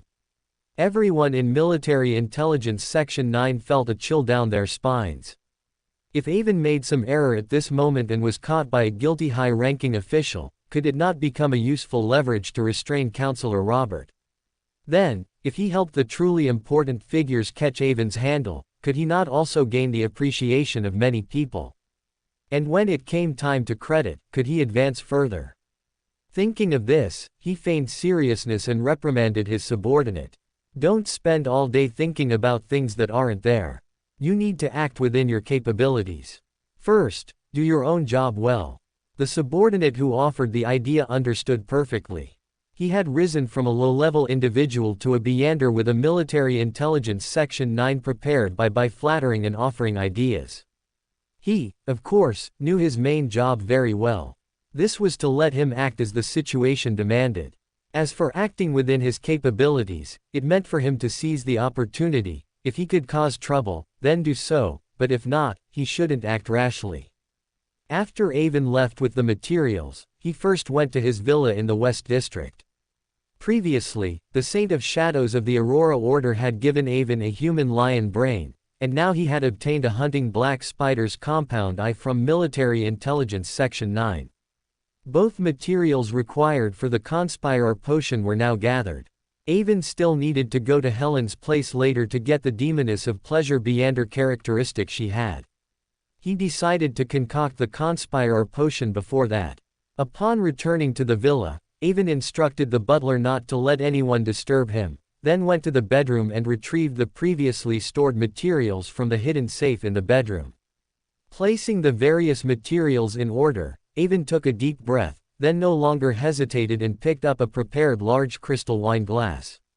First, he put the human lion's blood into it, then added 10 grams of crushed amber powder from the hunting black spider's venom glands, which he had collected in advance, and 2 white oak fruits. As soon as these spiritual materials came into contact, they instantly melted, and at the same time, disgusting and nauseating black foam appeared. Avon did not stop his movements, directly adding the two most important materials into it, then watched the potion's reaction. With a hiss, the entire crystal cup was filled with a bloody mist, which quickly receded. All related materials rapidly decomposed and fused together, and the potion's color grew deeper and deeper. As the main ingredients dissolved, the potion began to boil, and bubbles started to emerge with a gurgling sound, then burst one after another. Finally, the potion in the crystal cup turned iron black, with a large amount of iron red rust floating on the surface. Holding the crystal cup to his eyes, looking at the deep black, blood-red surging potion, even Avon felt a wave of disgust. Placing the prepared potion aside, Avon closed his eyes and meditated for dozens of seconds, adjusting his state to the best, then very decisively poured the potion into his mouth. The potion had a very strong metallic taste of rust, was cold upon entry, and slid from his mouth down his esophagus into his stomach, making Avon feel as if a slimy snake had traversed his digestive organs, a very nauseating and uncomfortable sensation. But this feeling was secondary. This time, taking the potion didn't feel like being consumed by fire, as the previous times had. Instead, he felt a chill throughout his body. At the same time, his brain felt a sense of fatigue, much like the intense headache and mental exhaustion from frantically doing practice problems before the college entrance exam in his previous life. But at the same time, he felt as if his past memories and actions had transformed into tangible images stored in his brain. Details he hadn't noticed before now appeared vividly before his eyes, ready to be retrieved at any moment. Avon could now clearly recall what he was doing on a specific year, month, day, hour, minute, and second. This reminded him of a term he had heard in his previous life, eidetic memory. The pain in his brain gradually spread throughout his body. Avon sweated profusely, soaking his clothes. He looked as if he had been pulled out of water, but he clenched his teeth, veins bulging, unwilling to let out even a whimper of pain. Avon rolled on the bedroom floor, twisting wildly like a poisoned snake. Suddenly, the phantom of the City of Calamity flashed on Avon's body. His pain lessened, and he slowly quieted down. After a long while, Avon finally crawled up from the floor, threw himself onto the bed, and gasped for breath. Although the process of taking the potion and advancing to a conspirer was painful this time, this pain was actually less than he had anticipated and within his tolerance, as evidenced by his silence throughout. This was not the only time. Avon felt that as his sequence advanced, the pain brought by the potion was becoming smaller and smaller, and he himself seemed to be becoming more and more compatible with the potion. He thought of the original work, which once described that specters could directly consume potions that matched their pathway, and didn't even need to prepare for an advancement ritual. Avon speculated that as his sequence advanced, he would begin to grasp the authority of the City of Calamity, and he would become increasingly inhuman, and more compatible with Beander characteristics. This was beneficial for Avon, but he also had doubts, because according to the Aurora Order's doctrine, everyone has the Creator's divinity, and all Beander characteristics have pollution originating from the Creator, yet Avon felt nothing at all. During Avon's process of digesting the potion, the greatest influence on him was actually the mental imprint left by the previous owner in the Beander characteristic. He did not feel the influence from the Creator's divinity at all. Especially after completely digesting the potion, if it weren't for the reminder from the original work in his mind, he would even forget the side effects of the potion, acting as if nothing had happened. After thinking for a long time, Avon finally came up with a not-so-reliable conjecture. The Creator's influence in the potion didn't disappear, but rather, for some reason, it was so compatible with him that it didn't manifest negative effects. Thinking of this, Avon felt that this conjecture was too unreliable. Even if his transmigration had some secret, it shouldn't be at the level that could affect the primordial one, the Creator. Avon had always been one to take things as they come.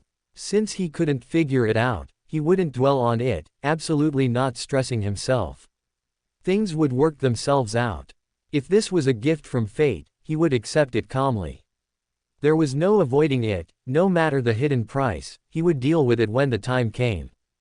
Putting aside his doubts about the potion's influence, and retracting his thoughts, Avon began to focus on examining the changes after his advancement. After consuming the Conspirer potion, Avon's insight increased, his thinking became more agile and clear. His ability to lie, fabricate reasons, mislead, confuse, and deceive targets became stronger, and it possessed mystical characteristics. Avon's future conspiracy activities, whether through action or speech, now possessed a certain anti-divination and anti-prophecy ability, making it difficult for others to detect and for targets to have spiritual alertness. As with previous potion consumptions, taking the Conspirer potion also slightly enhanced Avon's physique. At the same time, it also improved his precise control over fire. He no longer had to rely solely on fire crows, fireballs, spears, fire snakes, and fire walls. He could freely mold flames into different shapes, such as whips and scimitars. The difficulty of repeatedly compressing crimson flames to form scorching white flames also decreased, and the time required was significantly shortened. This varies from 1 to 3 seconds, depending on the specific shape of the flame and the density of the energy. He could briefly combine his body with flames, using the launch of fireballs and other objects to quickly change position, escape enemy attacks, or close the distance between them. His spirituality also received some enhancement. His information-gathering ability improved, which led to an enhancement of his 5 senses and spiritual perception. Overall, Conspirer enriched Avon's methods for using fire against enemies and his ability to weave conspiracies, but for Avon, who was effectively a dual-pathway Beander, his overall strength didn't significantly improve. Of course, this was expected. After this advancement, Avon could once again choose one of the sequence 5 feet Reaper abilities. For Avon, who could also use the Assassin Pathway's Fatal Blow, Harvester actually had some overlapping abilities. And when Avon advanced to Pyromaniac last time, he had already chosen Precision, one of the 3 Reaper abilities, so this time he could only choose the last ability, Weakness Observation.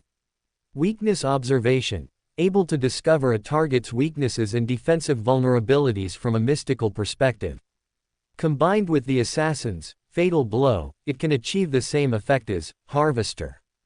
After this advancement, Avon was not passively drawn into the City of Calamity again, but he could still feel his control over the City of Calamity strengthening. Avon previously had absolute control over the prisoners released from the City of Calamity. He could control their lives and thoughts, and this control could even ignore spatial distance. So even if Natasha now enters a demoness's mirror space, with sufficient mystical concealment, it can at most only block Avon's perception of her, but cannot block Avon's control over her life and death, as Natasha's essence is currently a prisoner of the City of Calamity, and as long as this attribute doesn't change, she will never be free. However, this complete control put a great burden on Avon. For a Beander like Natasha, who was previously of a higher sequence than Avon could only control 1, while the release quantity of some lower-level prisoners was measured in thousands. This was also why Avon planned to advance here before going to see Helen. Without advancing, Avon would be unable to capture Helen. After advancing to Sequence 6 as a Conspirer, Avon could release 3 prisoners of the same Sequence 6, or 1 Sequence 5 prisoner. There was another reason why Avon was so eager to advance. During this period, whether it was Ian Wright's Street Children organization, Sharon and Marich's actions to control the gangs, or O'Sullivan's efforts to rebuild the Union, all were slowly unfolding. This also confirmed the saying that the best way for an organization or force to expand its sphere of influence is to throw money around, with a carrot in one hand and a stick in the other. The underlying structure of Backland was undergoing massive changes, but neither the Orthodox churches nor the high-ranking officials of the kingdom's government had noticed this. In fact, many gang leaders were proxies for various forces, but none of this escaped the eyes of Avon, a military intelligence Section 9 intelligence colonel. Therefore, Miss Sharon, Ian Wright, and O'Sullivan, during their development, seemed to have a cheat enabled, maintaining distance from all forces that could potentially cause conflict.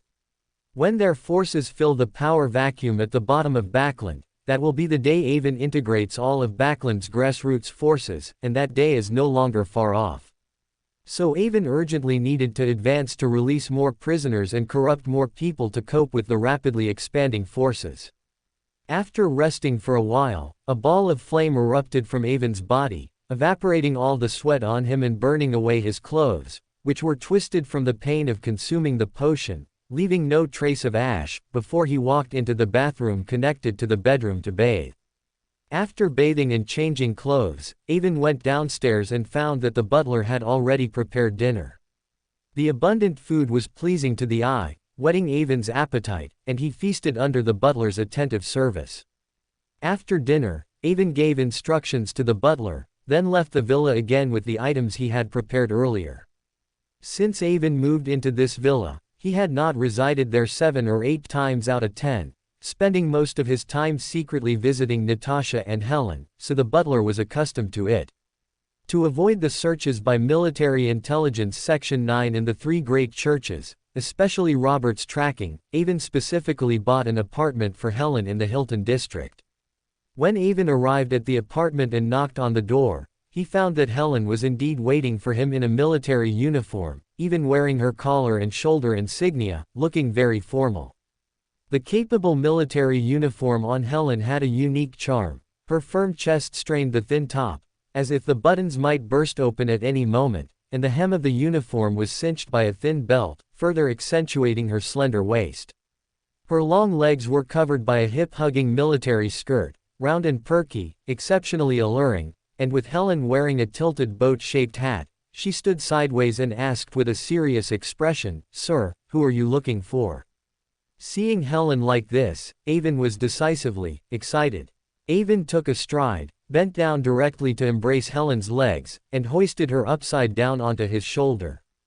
Then burst inside without a care, placing the items in his hand on the shoe cabinet by the door. Helen, having anticipated this, shouted, "Sir, what are you doing?" "I'm going to call for help." While using spider silk to close the apartment door, preventing truly uninformed people from coming to check. Thunder rumbled, clouds dispersed, and rain ceased, as Helen lay there, panting heavily. Sweat beads condensed on her hair tips, dripping continuously, but she had no time to pay attention.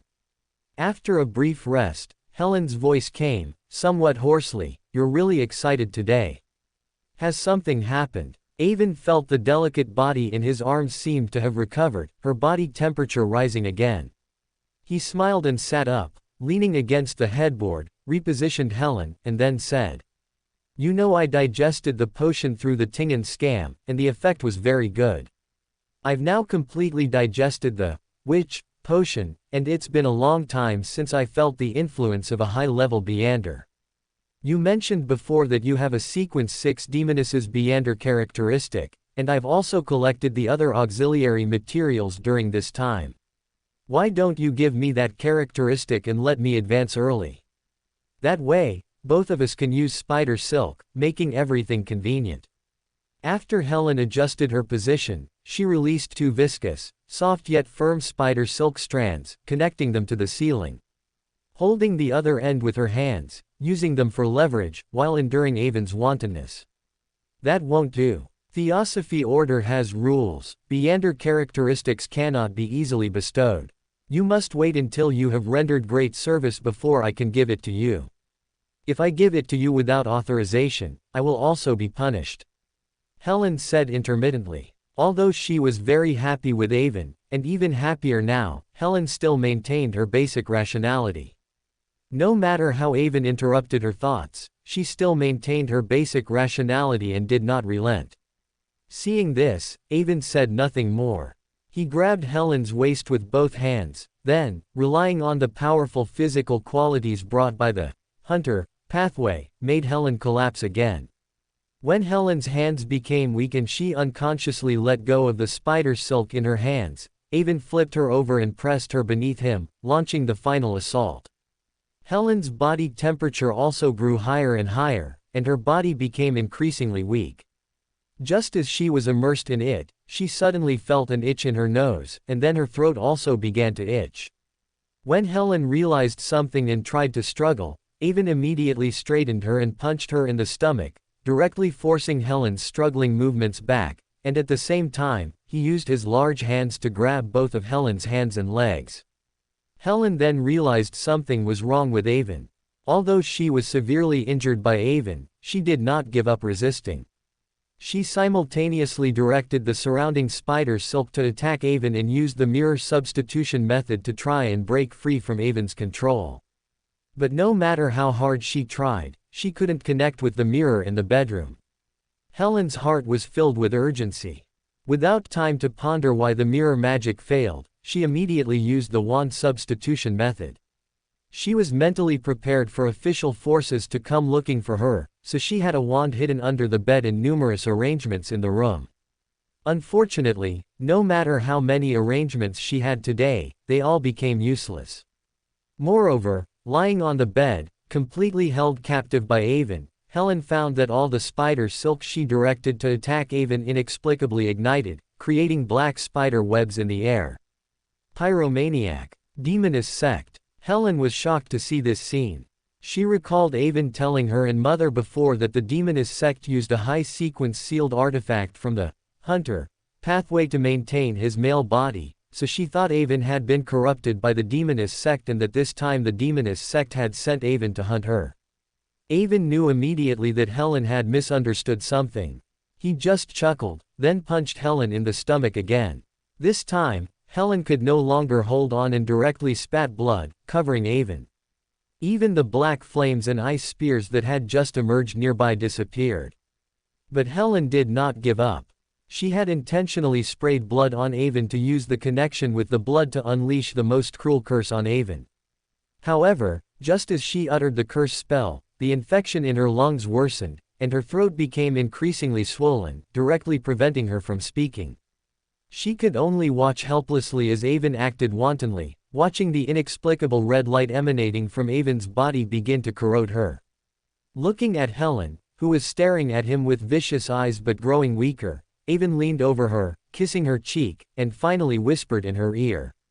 "You once said that the demoness of Theosophy Order are loyal to love, so they wouldn't betray me, and that I should feel at ease infiltrating the demoness sect. So, does your current state count as dying for love?" Chapter 193, Promotion to Demoness of Pleasure. Upon hearing that, Helen's eyes widened instantly. She had said that intended to reassure Avon when he infiltrated the demoness sect. Based on Helen's understanding of the Hunter pathway, although a sequence 4 iron-blooded knight of the Hunter pathway could command their soldiers, distribute damage, and concentrate attacks, they couldn't completely control the minds of their soldiers. Controlling the minds of subordinate soldiers and twisting their will was the authority of a sequence 3 war bishop. And her mother had personally said that the sealed artifact that kept Avon as a male, Bonaparte's fortitude, originated from an iron-blooded knight. Helen originally thought that Avon attacking her was due to a demoness from the demoness sect forcing Avon to act through the command ability of that sealed artifact, and that Avon himself would never have been willing. However, Avon whispering that sentence in her ear indicated that he had actively attacked Helen, and there was no mention of coercion at all. Helen looked at Avon, who was continuously invading her, unable to hide her shock. Although her limbs were bound and she couldn't speak, she still glared at Avon with her beautiful large eyes. Avon didn't stop his actions and, at the same time, said flippantly, "You seemed to give me a choice back then, but in reality, you only left me one path, yet you still expected me to serve you wholeheartedly. The demonesses of Theosophy Order are indeed loyal to love, but that's just to fatten the pig before slaughtering it. I've been a high-ranking intelligence officer in Military Intelligence Section 9 for quite some time now. Did you think I didn't know how you treat your partners? Seeing as you truly fell in love with me, I won't make you suffer too much. Natasha was transformed by me using the evil spirit consciousness of the City of Calamity. I will transform you, with your consciousness as the primary one." Helen's eyes were filled with pain. Although she didn't fully understand Avon's words, she already knew that Avon actually knew everything. Avon was the first man she had chosen, and she had never personally experienced eating her lover, so her heart was always filled with apology towards Avon. So now, after Avon directly exposed the inside story of Theosophy Order Demoness Promotions, she even felt unable to face Avon and developed a self-abandoning thought, completely giving up resistance. Avon showed no pity for Helen's surrender. Instead, he continued to use the power of the City of Calamity to accelerate his invasion of Helen. Helen's aura grew weaker and weaker, and the red light on both her and Avon became more and more intense. Just as her aura weakened to its extreme, it rebounded from the bottom, her eyes emitting red light, and her gaze becoming increasingly nimble. Helen's abdomen, which had been caved in by Avon's 2 punches, also slowly began to return to normal. Avon closed his eyes and collapsed, panting continuously, while Helen, at this moment, lovingly picked up a handkerchief from beside them and continuously wiped Avon's sweat. When Avon rolled over and lay on his side, he leaned against the headboard. Helen knelt obediently beside Avon, awaiting his command. Go get the demoness of pleasure Beander characteristic your mother left behind. Yes. At this moment, Helen had no resistance towards Avon and immediately agreed. The entire battle just now was under Avon's control. Even when fire was used, it did not damage any items in the room due to Avon's preemptive use of the precision ability of the harvester. Even the bedsheets beneath Avon were not affected, and the blood Helen spit out was completely burned away, leaving no trace. Aside from Helen being completely captured, and all her clothes destroyed, it seemed as if everything else remained as it was. Avon leaned against the headboard, admiring the naked Helen as she walked to a corner of the room, turned her back to him, opened the floor, and felt a slight excitement again. Helen, who took out a small box from the floor, felt Avon's burning gaze, straightened her chest and head, and walked with a cat-like stride, gracefully displaying her beauty. Although he wanted to continue, Avon knew what was most important in his heart. He took the small box, opened it, looked at the pink diamond-like crystal inside, felt the seductive aura emanating from it, and felt his body reacting more intensely because of it. Avon was certain that this was indeed the demoness of pleasure's Beander characteristic. He gently pushed away Helen, who wanted to get closer again, and instructed her to retrieve the items he had placed on the shoe cabinet by the door and to prepare a cup. Soon, Helen brought everything to the bed, arranging them one by one, while Avon sat there, beginning to meditate and adjust his state.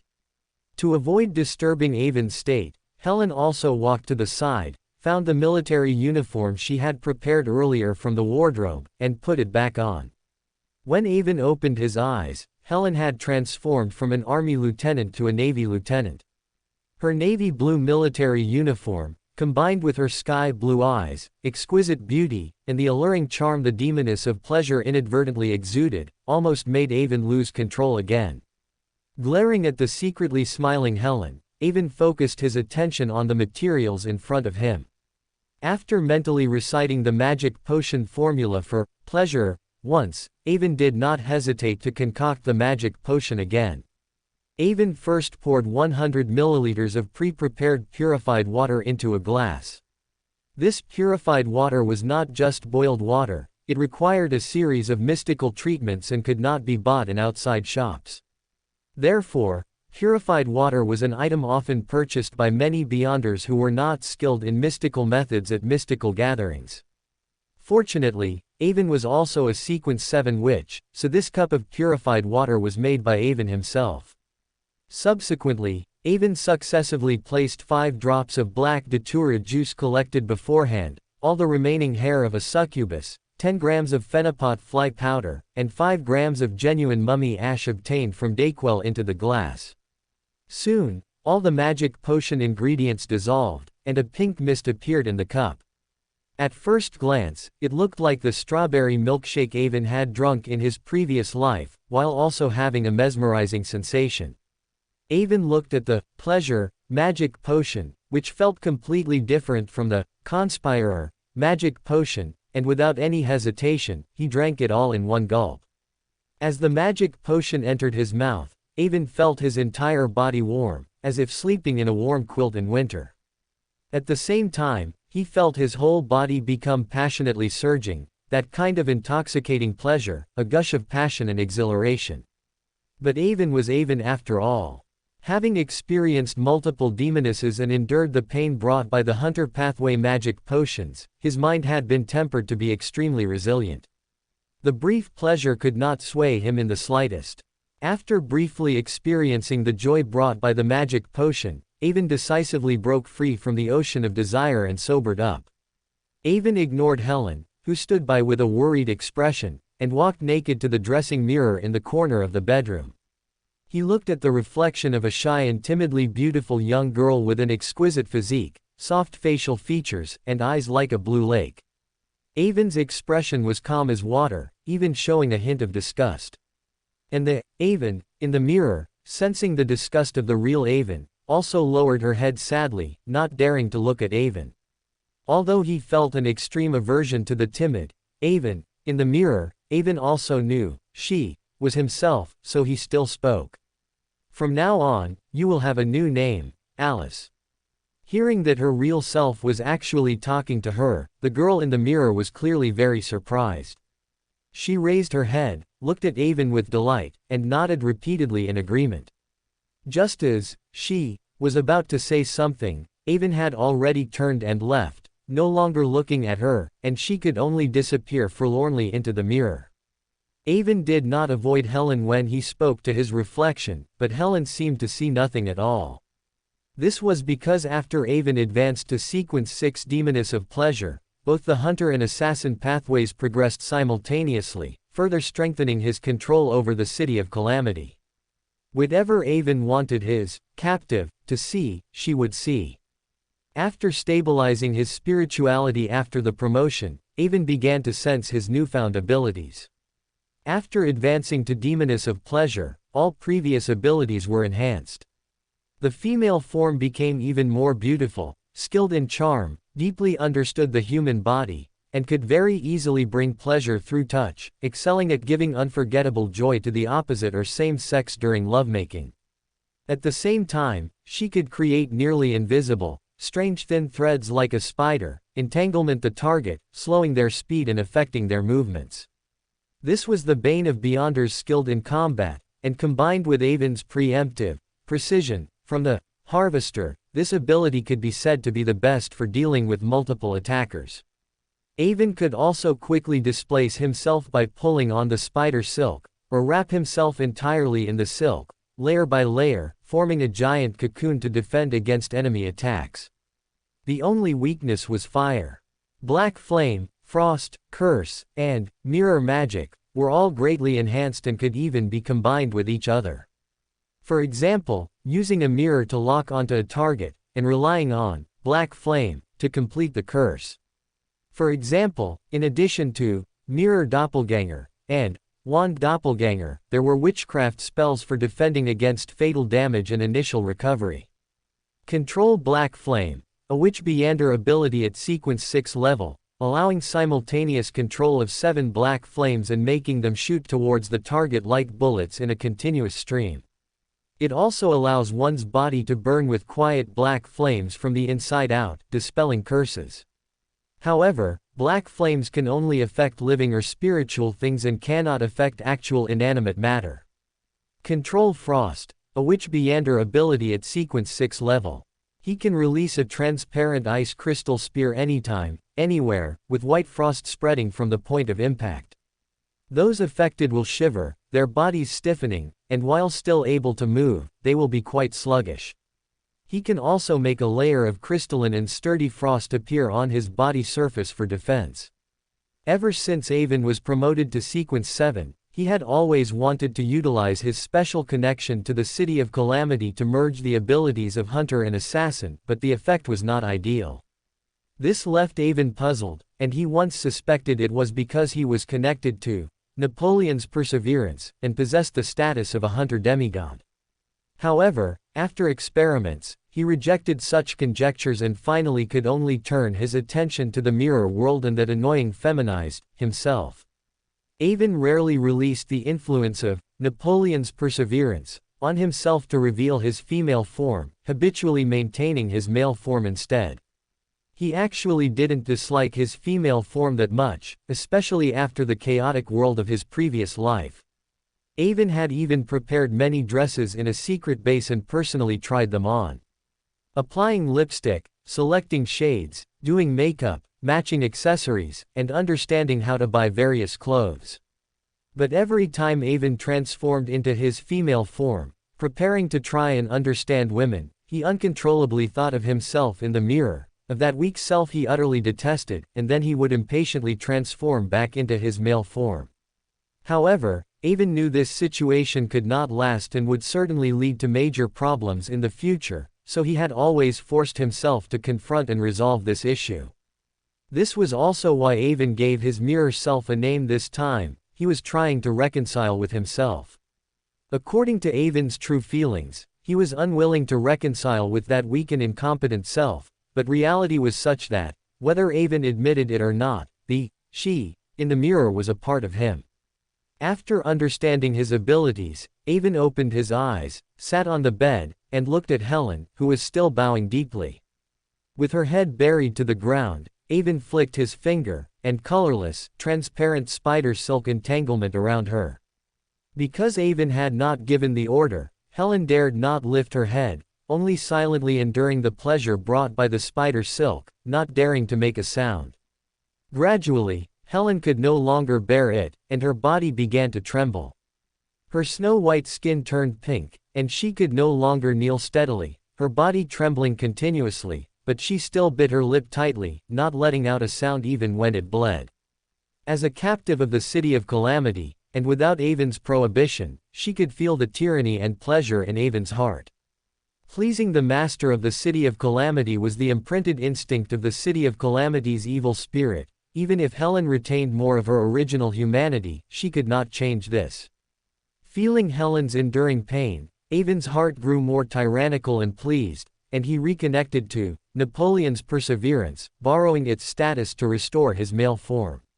Logically speaking, you shouldn't have given me the pleasure, Leander characteristic so quickly, so what you need to do next is to fake the illusion that you have been hiding in Backland, and I have saved you many times.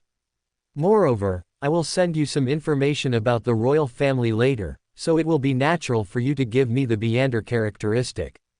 Of course, this time should be prolonged as much as possible, otherwise, it might arouse suspicion from your mother. Alright, that's enough. I still have to meet Natasha later, I can't spend all my time here. Helen looked up at Avon with a hint of resentment, her long swan neck gracefully moving, then she said resentfully. You stood me up several times recently, and I found it a bit strange. Now it seems it's because of Natasha. The current Helen is a fusion of the original Helen and the City of Calamity's evil spirit, possessing all of Helen's memories. Cough, cough, cough. Although he knew that the Helen in front of him was no longer the original Helen, seeing her identical appearance, Avon surprisingly felt as if he had been caught by a girlfriend and couldn't help but explain. I went to find him for serious business. You two should cooperate, which will be beneficial for both of you. Although Avon showed no mercy when dealing with Helen, men are like that, they always feel a bit different towards the woman who gave them their first time. Avon could have completely transformed Helen based on the City of Calamity's evil spirit, but in the end, he retained more of Helen's humanity. Avon's body flashed with flames, clearing away all sweat and strange odors. With Helen's service, he changed into new clothes and left the apartment. Empress Burrow, Viscount Morgan's mansion, was brightly lit, with cups clinking. The nobles and wealthy merchants who came here indulged in pleasure without restraint. This was a famous pleasure ground in all of Backland, where one could find the most beautiful maidens, the most precious wines, and also the dirtiest transactions. The place was presided over by the late Viscountess Morgan, a young, beautiful, and alluring lady of humble origins but with excellent social skills. Many speculated that the old Viscount had actually died of exhaustion on her belly. However, for some unknown reason today, the old Viscountess did not personally host the event, instead letting her stepdaughter preside. Of course, this small interlude did not attract much attention, because the quality of the new maidens today was still so good, attracting all their attention and making them bid exorbitant prices again. Are these maidens all from Kappan? Avon looked through the floor-to-ceiling window at the disheveled men outside, waving their signs and frantically bidding, while the commodities were maidens on the stage with their necks bound and no clothing to cover their shame. Those maidens were naked, trembling, huddled together, and occasionally pulled to the center of the stage by chains for display to the people below. Yes, these were all just sent by Kappan today. Natasha looked back at her master behind her, feeling a little uneasy, because she felt that her master was in a very bad mood right now, and she couldn't help but speak cautiously. No matter how much Avon had violated his conscience to expand Lanrius's deception for his promotion, the scene before him still challenged his perception. Watching those prominent figures, who were impeccably dressed and sat upright during the day, making such ugly displays below, Avon always felt it was too absurd. At this moment, a baron successfully bid for a maiden. Avon thought he would take the maiden away to vent his perverted desires, but he didn't expect him to directly pull her to the dining table, cut her delicate neck with a dining knife, then take the large wine glass handed to him by a waiter, and drink heartily from the blood gushing from the maiden's neck. This scene made Avon, a sequence 6 Beander, suddenly feel a bone-chilling coldness. Because Avon saw very clearly that the nobleman was not a Beander, but an ordinary person, he did this purely for the thrill, not for anything else. After a long while, Avon pushed away the demoness in front of him and sat back on the large bed in the center of the room, while Natasha, who had fallen to the side, scrambled to Avon's feet, knelt there, and trembled with her head bowed. "This is not your problem, you don't need to be afraid." Avon thought he possessed all of his predecessor's memories, had received all the orthodox education of the Loan nobility, could view the weak as lambs to be slaughtered, and being high above as a matter of course, with an unusually hardened heart, but he still overlooked the influence of his past life's experiences on him. Watching what was happening before him still made him feel a trace of anger, and this trace of anger made Avon himself feel unfamiliar. He thought he would face such a situation calmly, but the reality was not so. He could still empathize with the weak, he still acknowledged his former status as a weak person, and did not despise the fact that he was weak then just because he became strong now. This was completely different from his difficulty in accepting his former weak self.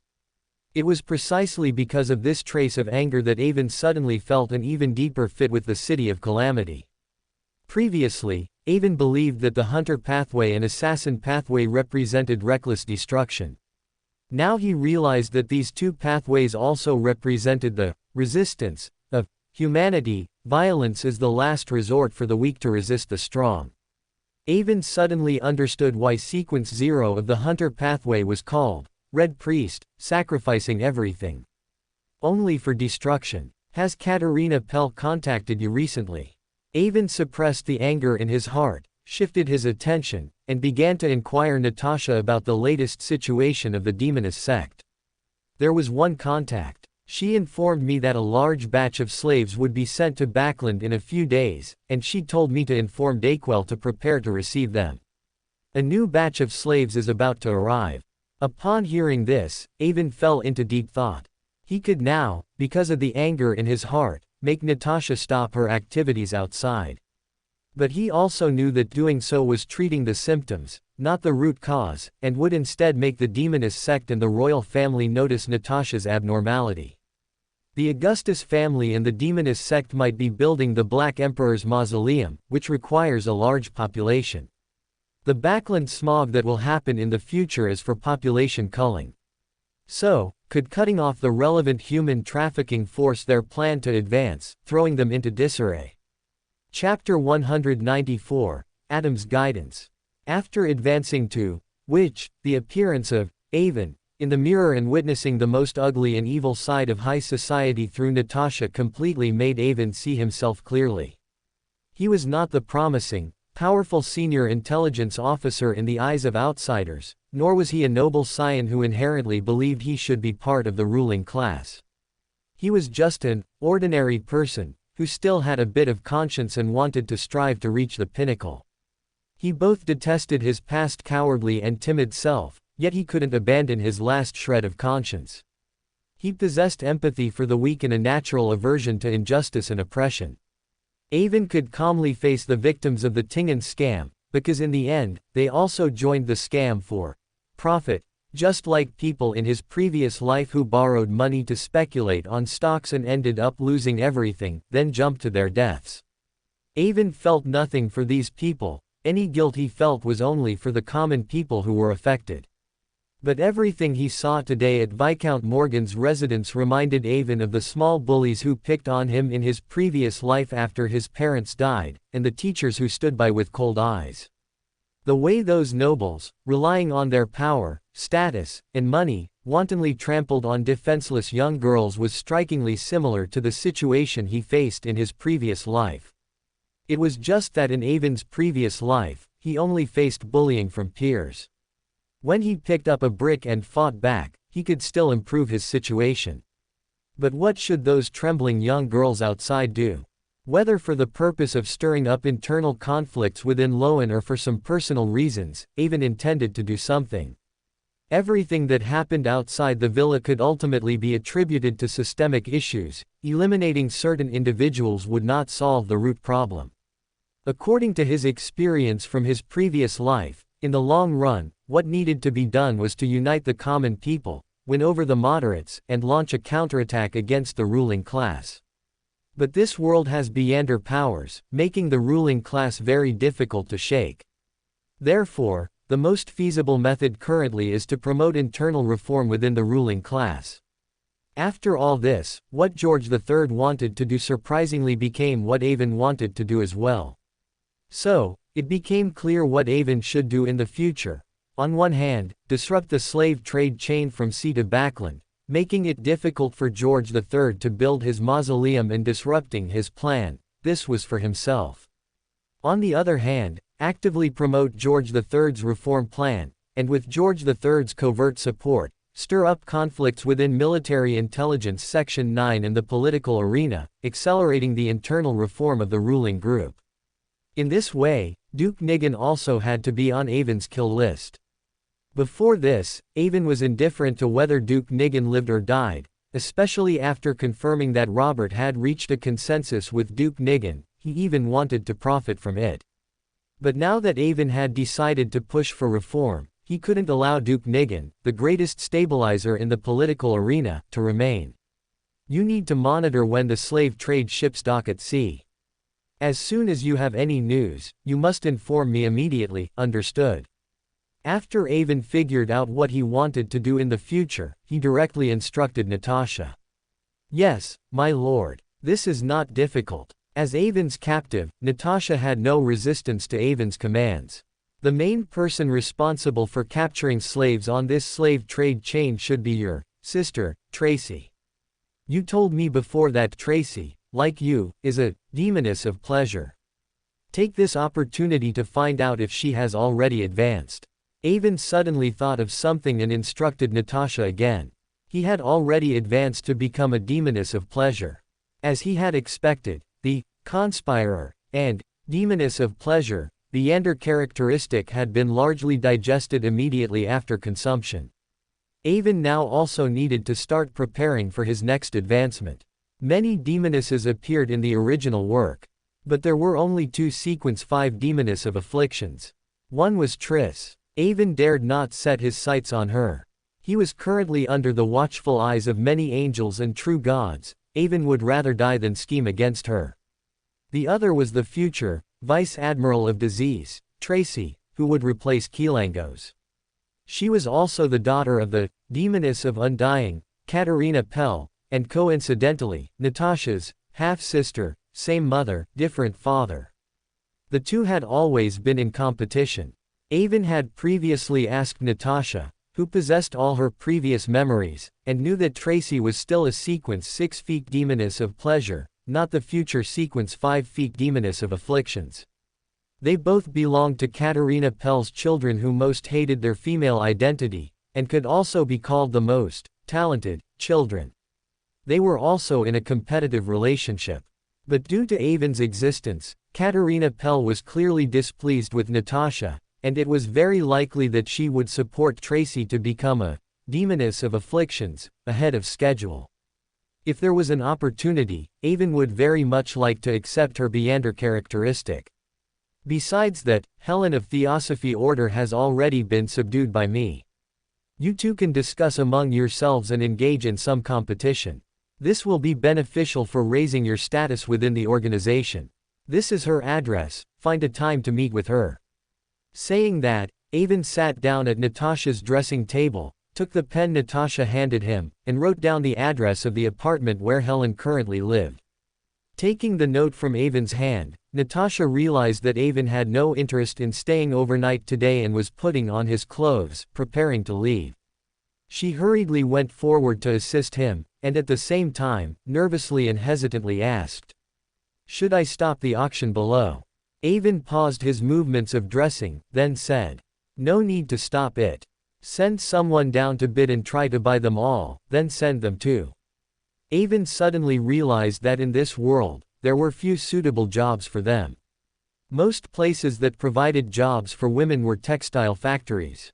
And the meager wages of textile workers would most likely not be enough to support themselves. They often took on a second job at night, as streetwalkers. Moreover, all the young girls who could appear here were beautiful. If they were rescued but then ignored, a more tragic fate would await them. If rescuing them meant making them streetwalkers, pushing them into another fire pit, then it would be better to let them die. The sooner they died, the sooner they could be reborn.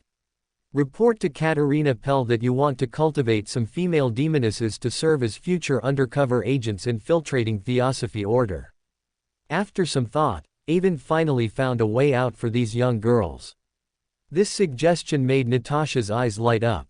Although Natasha had become Avon's captive, she still had the possibility of advancing. This suggestion might help her regain Katerina Pell's favor, and perhaps even allow her to advance again. Even if she was a city of calamity, evil spirit released by Avon, advancement and evolution were irresistible desires for her. This was an instinct for all living beings. As for future slave trades, try to reduce the scale as much as possible. Everything else remains the same. Having decided the fate of the dozen or so young girls outside the villa, Avon hesitated for a moment but still specifically mentioned the future arrangements. Being able to rescue the dozen or so young girls outside was already the limit of Avon's ability. Any larger action would attract the attention of those with ulterior motives. Moreover, Avon could not abandon this channel for gathering a lot of intelligence, so he could only give these instructions. Thinking of this, Avon even found himself a bit ridiculous, truly wanting to have his cake and eat it too, utterly hypocritical. But Natasha didn't have so many thoughts, only quickly agreed. Leaving Viscount Morgan's residence, Avon estimated the time. 2 hours had passed since he left Military Intelligence Section 9. He estimated that Military Intelligence Section 9 had already discovered Kilangos's whereabouts, and he also needed to go back and wait for the results. As soon as Avon returned to his office at Military Intelligence Section 9, before he even had a chance to drink a cup of tea, the duty secretary told Avon that the action team that had gone to capture Kilangos had returned and informed him to attend a meeting in the large conference room on the 3rd floor. Avon straightened his military uniform and headed to the large conference room, but was stopped in the corridor by Furs and Zio Derecha. They both reported to him the news of today's operation. "Today, we took the action team and went one by one to find the informants I had assigned. We finally discovered that a small gang leader in East Borough, who controlled many vagrants and beggars, had an accident at home. At the same time, we discovered traces of Kilangos secretly peeking. Just as the action team was about to act, an explosion suddenly occurred nearby, disrupting the action team's movements and allowing Kilangos to seize the opportunity to jump into the Tassoc River and escape the scene. Afterwards, we learned that this explosion was an accident caused by a Punisher squad arresting a wild Beander." Avon narrowed his eyes after hearing Furz's report.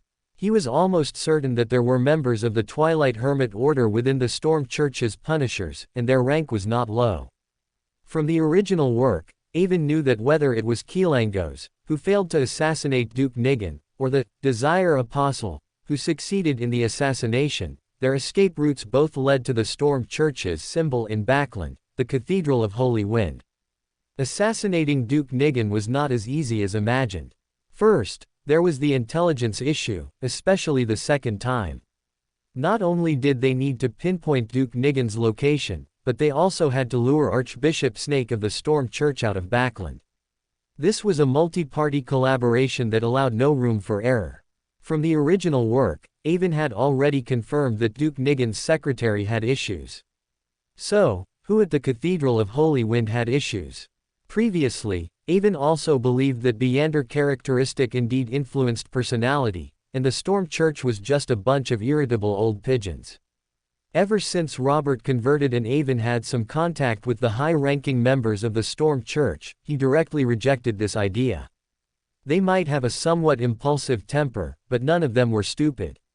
Therefore, Archbishop Snake easily leaving Backland to pursue the fake desire apostle could only be because someone at a critical moment misled him, and the person who misled him should hold a high position within the Storm Church.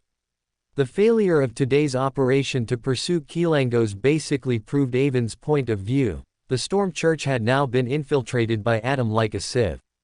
Furs and Zio Derecha saw Avon silent, not knowing what he was thinking, and couldn't help but draw Avon's attention back. They continued, "These aren't the most important things. What we want to tell you is that today's action team seemed a bit off. They were too loose, so loose that we even thought that even without the unexpected intervention of the Punishers, they might not have been able to successfully capture Keelangos. Even if they could, the losses would be severe. Don't you think there's a problem here?" Avon was stunned, then thought about the beginning and end of the entire matter. Relying on the sensitivity brought by his recent promotion to Conspirer, he immediately deduced how this operation would have unfolded if the Punisher squad hadn't unexpectedly intruded, and who would have been the biggest beneficiary. If the Punisher squad hadn't intruded, the Military Intelligence Section 9 action team might have been able to capture Keelangos with the help of a Class 1 sealed artifact, but they would have also sustained some damage. At that time, the action team could have brought back great merits and injured soldiers, spreading strange rumors everywhere, such as, Avon was resentful of having his credit snatched, so he had his subordinates Furs and Zio deliberately conceal some information and obstruct the operation, and so on. Such rumors couldn't be brought to the table, but they also couldn't be disproven. For Military Intelligence Section 9, which was at a critical juncture, and for Avon's faction, it could cause great harm. Rumors spread easily, but refuting them is exhausting. From this perspective, the Punisher's intrusion, which disrupted this operation, also helped Avon avoid a crisis. Avon had just been wondering if Adam had used the Storm Church's hidden line to ensure the assassination mission was completed successfully and thus caused the failure of this operation to protect Keelangos. But if we follow this logic, didn't it also help Avon? Did Adam sense that Avon wanted to profit from Duke Nigan's assassination, and therefore used this incident to warn Avon not to interfere? Was it Adam's guidance that led him to Natasha's villa, where he truly witnessed the decadence of the nobility, and motivated him to promote reforms in the Loan Kingdom's ruling class? Thinking of this, Avon felt a chill run through his body and mind, once again experiencing Adam PTSD, feeling as if a pair of golden eyes were overlooking him from above Backland. But Avon quickly shook off this fear.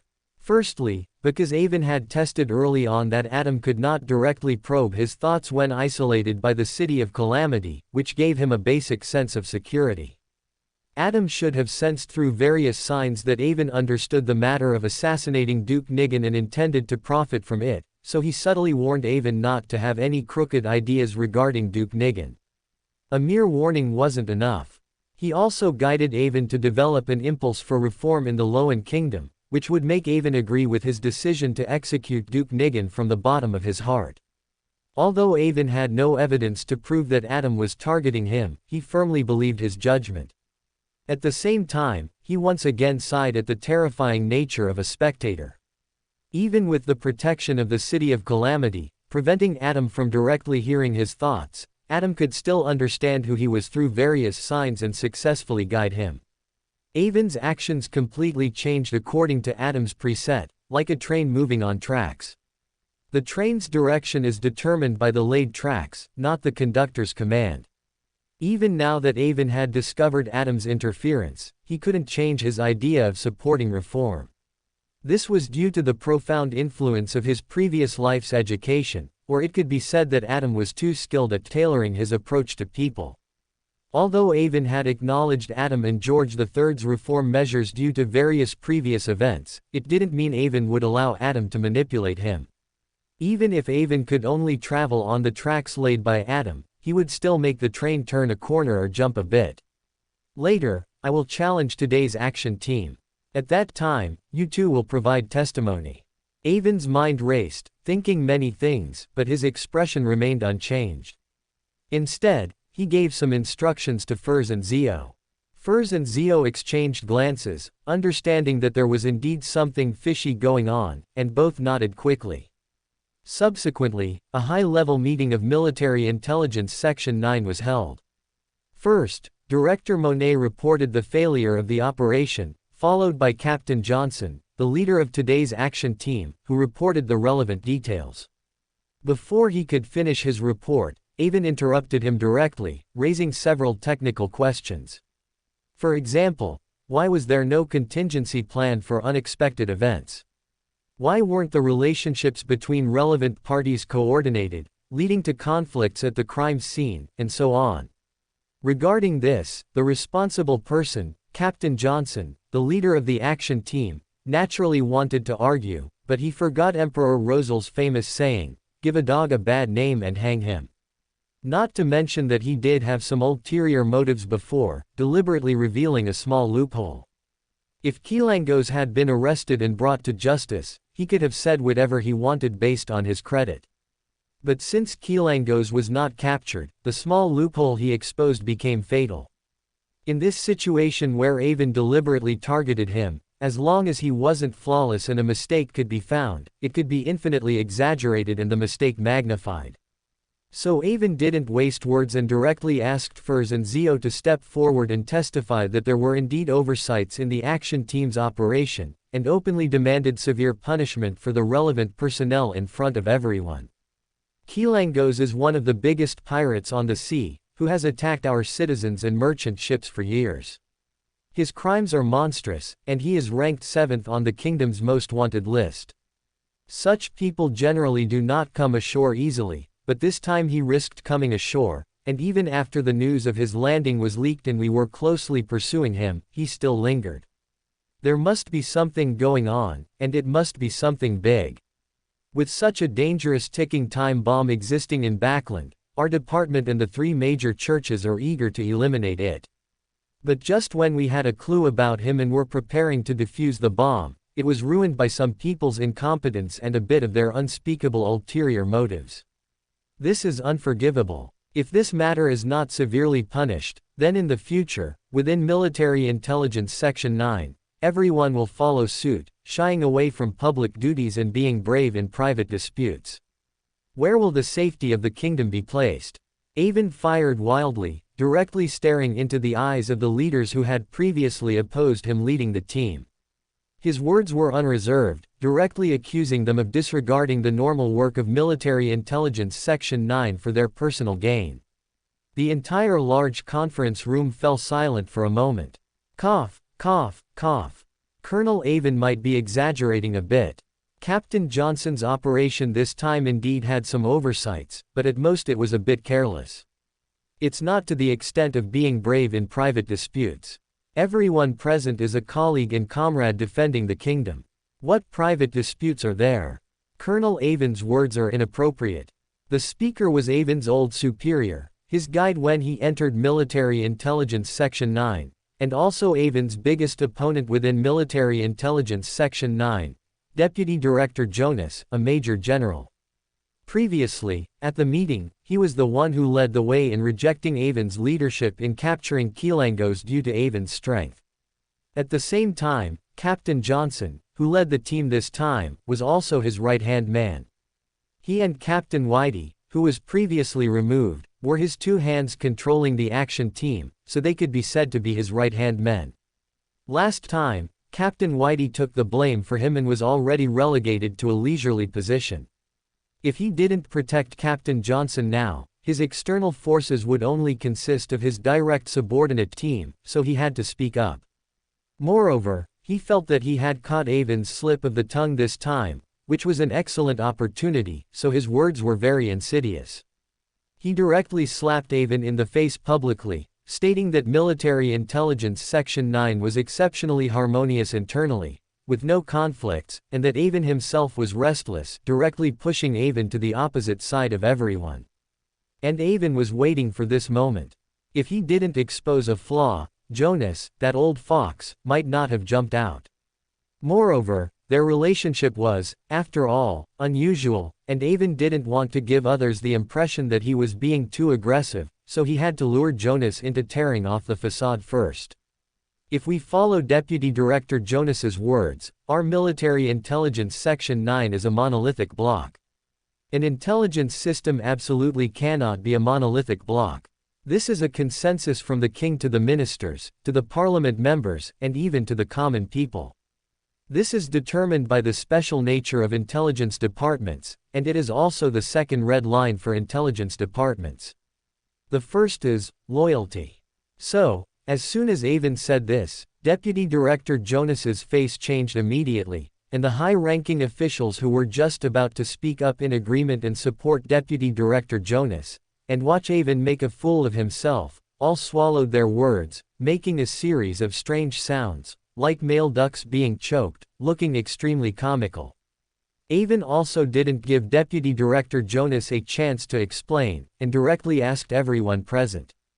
I said, if we don't catch Kilangos in a short time, and Kilangos really causes some harm, when the king and the Prime Minister investigate the responsibility, who will take the blame? As soon as these words came out, the conference room fell silent again. The dozen or so deputy directors looked at each other, suddenly feeling that Avon made sense. Kilangos's landing this time was indeed puzzling. Everyone could basically conclude that he was going to do something big, but this excellent opportunity to capture him was wasted in vain. They had to give an explanation to their superiors. Moreover, if Kilangos really did something big in the future, the guilt would certainly be more severe. One must know that this was a task personally assigned by the king. If they didn't quickly settle this matter, were they going to wait for accountability from above and take the blame? Not to mention that Robert was sharpening his knife. Thinking of this, some of the older people who had always thought Avon was too young and arrogant, now felt that he was truly thinking for Military Intelligence Section 9, and looked at him much more favorably. Chapter 195, Furz's Despair and Miss Tracis' News. Avon's words suddenly made everyone present realize that if the responsibility for the failure to capture Kilangos was not firmly placed on Captain Johnson, who was in charge of the capture mission, then if something went wrong with Kilangos later, it would be a huge scapegoat for them, bringing trouble upon themselves. Not taking the blame is the first priority of a bureaucrat, shifting blame is their primary skill. So, as soon as Avon finished speaking, all the deputy directors and other high-ranking intelligence officials who had realized the situation seemed to have a switch flipped simultaneously, opening their mouths to criticize Captain Johnson's poor leadership. Deputy Director Jonas naturally refused to let his proud subordinate be attacked like this and argued vehemently. Finally, Director Monet intervened to mediate, temporarily suspending Captain Johnson and having him undergo an internal review first, with disciplinary action to be discussed after the review concluded. Deputy Director Jonas's face was as black as the bottom of a pot, but this was the best result he could achieve. Otherwise, according to the others, Captain Johnson would have been completely demoted, thoroughly sealing the matter. Avon did not relentlessly pursue Captain Johnson. Doing so would leave others with the impression that he was unforgiving when he had the upper hand. Moreover, Avon knew in his heart what Kilangos would do. Not completely sealing Captain Johnson's fate at this time was to leave a means to target Deputy Director Jonas later. When Duke Nigan is assassinated again, and Military Intelligence Section 9 is once again the primary responsible party, everyone will then discover. This assassination could have been avoided, but it was ultimately caused by Captain Johnson's interference and Deputy Director Jonas's protection. It's unknown whether Deputy Director Jonas will be able to bear this sudden heavy burden when the time comes. After discussing the failure of this operation, everyone then discussed how to continue pursuing Kilangos. Avon then proposed strengthening the security of important figures, which also received everyone's unanimous attention. The meeting lasted nearly 3 hours, ending late into the night. After the meeting, Avon returned to his office with Furs and Zio.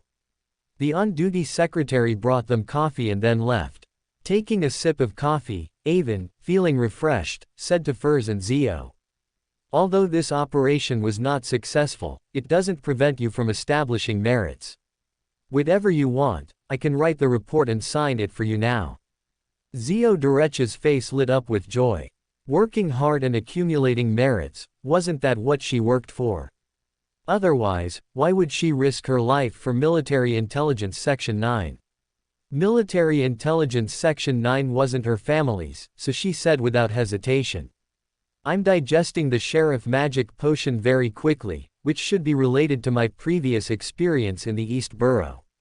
I know this merit isn't enough for me to get the Interrogator Magic Potion, so I hope to get the Interrogator Magic Potion formula to prepare for future advancement."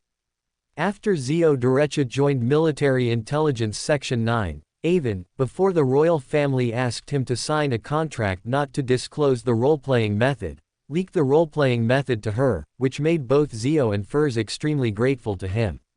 Avon frowned, feeling that Zio Derecha's choice wasn't good. As he was about to advise her, Furs, who had been neither sad nor happy, suddenly spoke. "I don't want anything. Just transfer my merits from this time to Zio's, so she can exchange them for a bottle of the Interrogator Magic Potion." Zio Derecha was greatly surprised and looked at her friend beside her, saying anxiously, "How can you do that? Mr. Avon has the Astrologer Magic Potion formula, you can completely exchange for that." After Zio Derecha joined Military Intelligence Section 9, she successfully advanced to Sequence 8 Feet Sheriff, with the merit of capturing Zarel. Furs naturally also had corresponding merits and exchanged for the Apprentice Pathway Sequence 8 Feet Trickmaster Magic Potion formula from Avon. As for where Avon's Magic Potion formula came from, it was naturally due to his familiarity with the original plot. In the original work, Furs's Trickmaster Magic Potion formula came from Klein, and Klein's Magic Potion formula came from the source of the Key of Solomon, an unlucky member of the Abraham family who rashly advanced during a full moon. Based on this information, Avon found that family and obtained the Magic Potion formulas for the Apprentice Pathway from Sequence 9 to Sequence 7 from them. So, Furs had also collected the relevant materials during this period and successfully advanced to Sequence 8 Feet Trickmaster. Facing the puzzled looks from Avon and her friend, Furs smiled sadly, as if resigned to her fate, and said, "Since I advanced, the full moon curse has become even more severe. I no longer have the possibility of advancing again, nor the desire to advance further, so all these merits should be recorded under Zio's name." Furs. Zio Derecha looked at her resigned friend, her eyes somewhat moist, and her voice became choked up. When she first arrived in Backland, she knew nothing and understood nothing. If not for Furs's shelter and help, she might have died in the East Borough long ago, her Beander characteristic becoming material for others to advance. So, how could she not be sad or upset when facing her friend's visibly bleak future and self-abandonment? Avon also felt that he had been somewhat negligent, only focusing on helping Furs advance and bestowing favors upon her, but forgetting that without the Fool's blessing, the more she advanced, the greater the harm she would suffer from the full moon curse. Moreover, due to the butterfly effect of Mr. A assassinating Duke Nigan, Backland was somewhat on edge, and Miss Justice Audrey, who introduced Furs to the Tarot Club, had not been able to go out much during this time, so she hadn't found a suitable opportunity to reveal the Fool's honorific name to Furs. Avon thought for a moment and felt that he couldn't be so irresponsible. Furs's role in his future plans was not insignificant. So he said to Furs, "Since that's the case, you should rest for a while, attend more salon gatherings, and participate in more book clubs. Oh, and I have some books at home, You can borrow them anytime if you want to read them. If Miss Justice couldn't bring Furs into the club in time, Avon would have to guide her personally, which would be filling a hole he dug himself. These words made both Furs and Zio Derecha roll their eyes, because Avon's words sounded very much like something one would say to a dying person. While you're still alive, eat more good food and don't deprive yourself. But they did not refuse Avon's kindness, they were even somewhat moved. Because Avon had a very high background and was their direct superior at work, yet he sympathized with Furs's situation like a friend and helped Zio Derecha mitigate the impact of her father's matter. This also made their relationship with Avon more than just a simple working relationship, with friendship mixed in. In fact, transferring merits was not allowed within Military Intelligence Section 9, but regulations only applied to those without background, who were low in rank and power. Avon had already entered the high echelons of Military Intelligence Section 9, so this small matter was nothing to him. So Avon directly wrote a note and handed it to Zio Derecha. As long as she fully digested the Sheriff Magic Potion, she could redeem a finished Interrogator Magic Potion at any time with this note. You need to think clearly. When you apply for and receive this magic potion, the royal family, who hasn't paid much attention to you before, will definitely turn their gaze back to you. I investigated your father's matter for a long time, even asking Archbishop Anthony, but I couldn't find the truth. Drawing the royal family's attention back to you, it's really uncertain whether it will be a blessing or a curse. Zio Derecha solemnly placed the note Avon had written on her person, then seriously said to Avon, I know, but when I decided to come to Backland, I had already made up my mind to find out the truth and clear the Dill family's name. I am not willing to stop here. The royal family's attention returning to me might also be an opportunity for me to uncover the truth. I will not give up.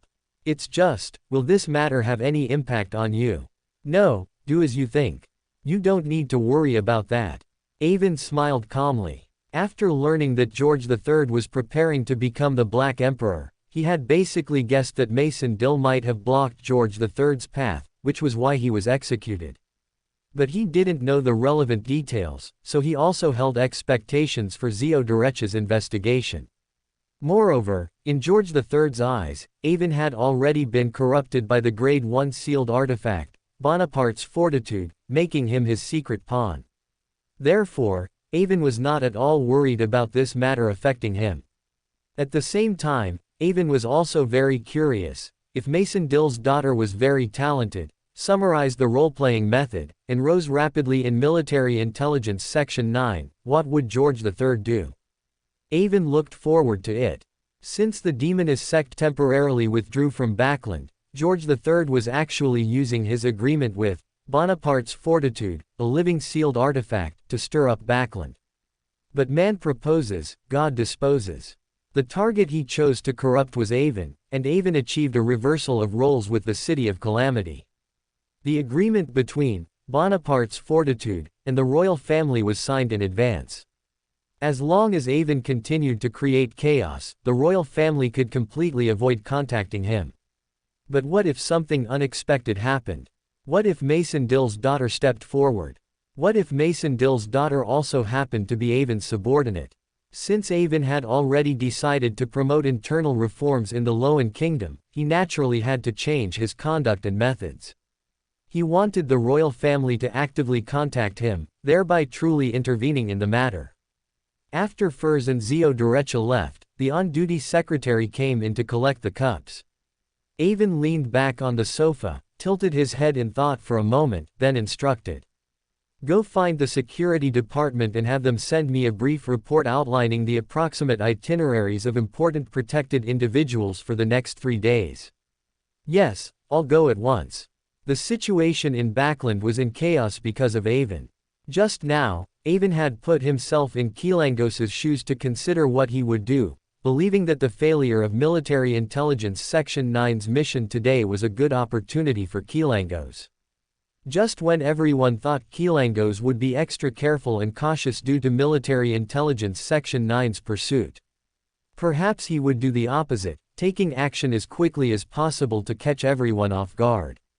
Not long after, the duty secretary delivered the security department's brief. Avon immediately found Duke Nigan's public itinerary and discovered that Duke Nigan was celebrating his birthday tomorrow and would be holding a grand ball at his home. His high-profile celebration was, of course, not just for his birthday, but to use this opportunity to ease the tension in Backland caused by his previous assassination attempt. All high-ranking figures in Backland would be invited to attend. Upon seeing this, Avon was almost certain that Keelangos would seize the opportunity to act. This was because the substitute he chose in the original story was already on the verge of bankruptcy, with few familiar relatives or servants at home, which made it easier for him to disguise himself and infiltrate. Moreover, such nobles who had moved out of Empress Borough and held no real power could not obtain invitations to Duke Nigan's usual private balls. Such an opportunity only arose during grand events. Furthermore, ever since Duke Nigan was assassinated last time, his security measures had been elevated to a new level. Even the brief in Avon's hands only listed a general itinerary, without specific details. Avon handed the brief to the duty secretary who had been waiting by his side, then said, "Return this brief to the security department and make a record. You can take a good rest now. I will also be leaving soon." The duty secretary took the document from Avon's hand and left the office, while Avon sat on the sofa, waiting for someone to arrive. As expected, Avon did not have to wait long. With a knock on the door, Miss Tracy, Deputy Director Jonas's secretary, entered. Since the duty secretary could return at any moment, Miss Tracy did not waste words. Seeing Avon sitting on the sofa, she went straight to the point. This matter today was not a premeditated plan by Deputy Director Jonas and Captain Johnson. Captain Johnson was temporarily persuaded by his subordinate. Just now, the two of them met in the office, plotting to use General Barron's scandal to force him to withdraw from the competition for the Minister of Defense position, in response to the upcoming rectification by your brother, Lord Robert. This is because they have learned during this period that Lord Robert's rectification content is very unfavorable to them. Avon's expression tightened, and he once again marveled at why all parties were so apprehensive of Military Intelligence Section 9. Military Intelligence Section 9's position was too unique, it knew too much. In political struggles, if Military Intelligence Section 9 leaned slightly towards one side, that side would gain an absolute advantage. "How much do you know about General Barron's scandal?" Avon asked the most crucial core question, and Miss Tracy did not disappoint Avon's expectations. After a slight hesitation, she said, "General Barron has a mistress who has been with him for 10 years, and she is a high-level spy planted by the Fasak Empire. When the kingdom and the Fasak Empire went to war over the southern continent colonies, a top-secret support plan was leaked, and the source of the leak was right here." Upon hearing this, Avon was somewhat surprised. How did Deputy Director Jonas find the source of this leak? If he had been able to uncover that leak earlier and made a great contribution, with George III's backing, why would he worry about Robert's adjustments to him? Seeing Avon's puzzled gaze, the observant Miss Tracy immediately knew what Avon wanted to ask and quickly said, "A few days ago, Deputy Director Jonas sent a telegram to the Fasaks, RAT, via radio." Avon understood immediately. This was Avon's claim to fame, using the actions of INTIS intelligence agencies to deduce that a high-level official in the Fasak Empire's intelligence agency was the RAT, and then leveraging the RAT within the Fasak intelligence agency to gain Deputy Director Jonas's strong support in various aspects 2 months ago. Just as Avon thought he had learned the whole truth, carrying the golden gaze with him, he was very sensitive to others' emotional changes. He suddenly noticed Miss Tracy's eyes flickering, as if she had something else she hadn't said. So he said in a gentle yet undeniable tone, "Miss Tracy, is there anything else you need to say? We don't have much time." There was an internal oversight department within Military Intelligence Section 9, this was public and an open secret. The duty secretary Avon had dispatched to deliver the document was a plant from this internal department. The head of the Internal Review Department was a crucial helper for Deputy Director Jonas, representing the royal family's influence within military intelligence Section 9, and was also a deputy director. Therefore, Miss Tracy's meeting with Avon absolutely could not be known by him. Miss Tracy heard the undeniable tone in Avon's gentle voice and finally said, "Deputy Director Jonas exchanged important intelligence for this information. I don't know the specifics, but it must be very important because he sent the intelligence himself, without involving anyone else." Miss Tracy spoke astonishing words, but Avon's face remained calm, unruffled. He merely said to Miss Tracy, "I know. You should leave quickly. It's very safe around here now, and I won't treat you unfairly." Miss Tracy did not expect Avon to be so calm about Deputy Director Jonas's alleged treason, but she still swiftly embraced the documents in her arms and left Avon's office. Miss Tracy's final revelation about Deputy Director Jonas potentially committing treason was somewhat unexpected, but not at all shocking. This wasn't because Avon didn't trust Deputy Director Jonas's character, but because what he did was actually standard practice. Intelligence work can sometimes be very anti-human. One must contend with angels, dance with demons, and sometimes even play the role of a traitor. Avon had once seen a piece of information in his previous life, data that circulated after the collapse of that Red Empire. Internal struggles within the KGB were sometimes extremely fierce, even to the point of using espionage tactics against each other to steal the secrets of their rivals' ace agents, then finding ways to sell them to enemy nations, solely to politically attack their opponents and ascend to high positions. And America trusted this kind of intelligence greatly, even following the clues to turn these high-ranking intelligence officers. But when the Red Empire disintegrated and many archives were exposed, America realized that the high-ranking KGB officials they had painstakingly turned were all part of a setup. Many of these individuals nominally defected, eventually infiltrating American intelligence agencies, and some even received substantial pensions.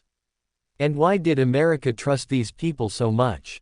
Because these people betrayed genuine, deep-cover high-ranking intelligence officers of the Red Empire.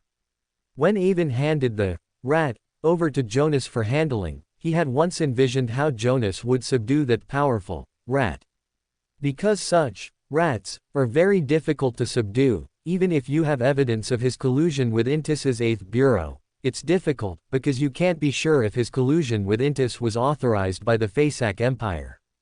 Moreover, the ultimate goal of intelligence work is intelligence, not destruction.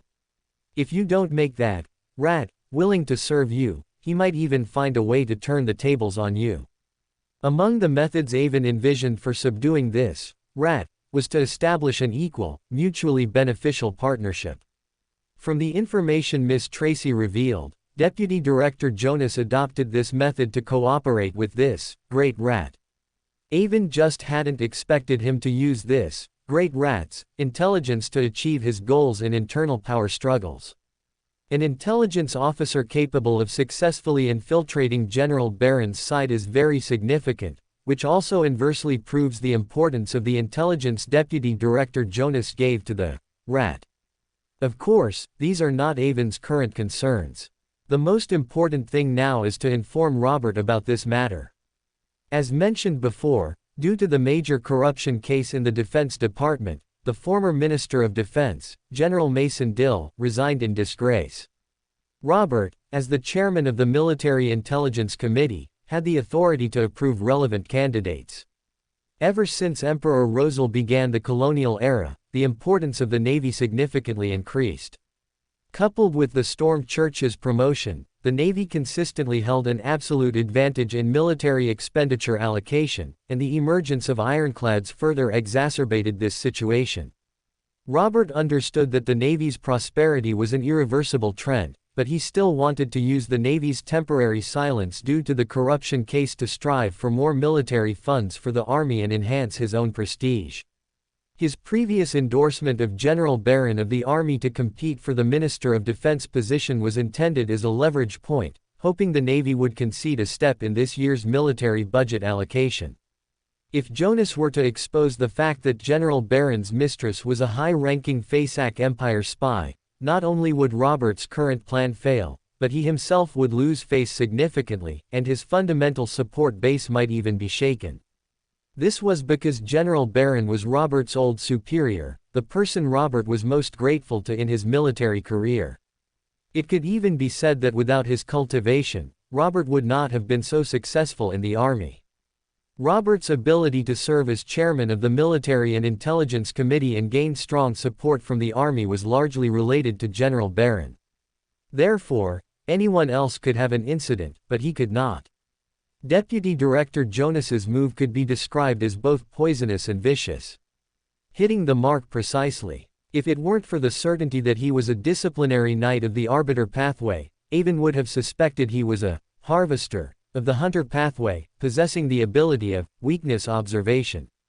But fortunately, Avon had planted Miss Tracy as a nail, knowing this news in advance. As long as this information was known and he wasn't caught off guard, such matters were easy to handle. When Avon heard the office partition door open, knowing that the duty secretary, who had delivered the documents, was back, Avon grabbed his coat and left. Avon needed to inform Robert about this matter as soon as possible.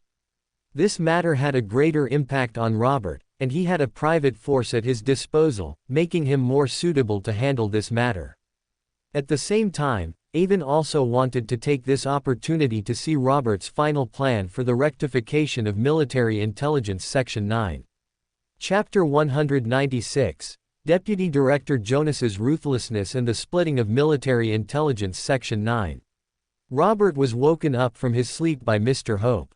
When he heard that Avon had come overnight to see him, he was greatly surprised.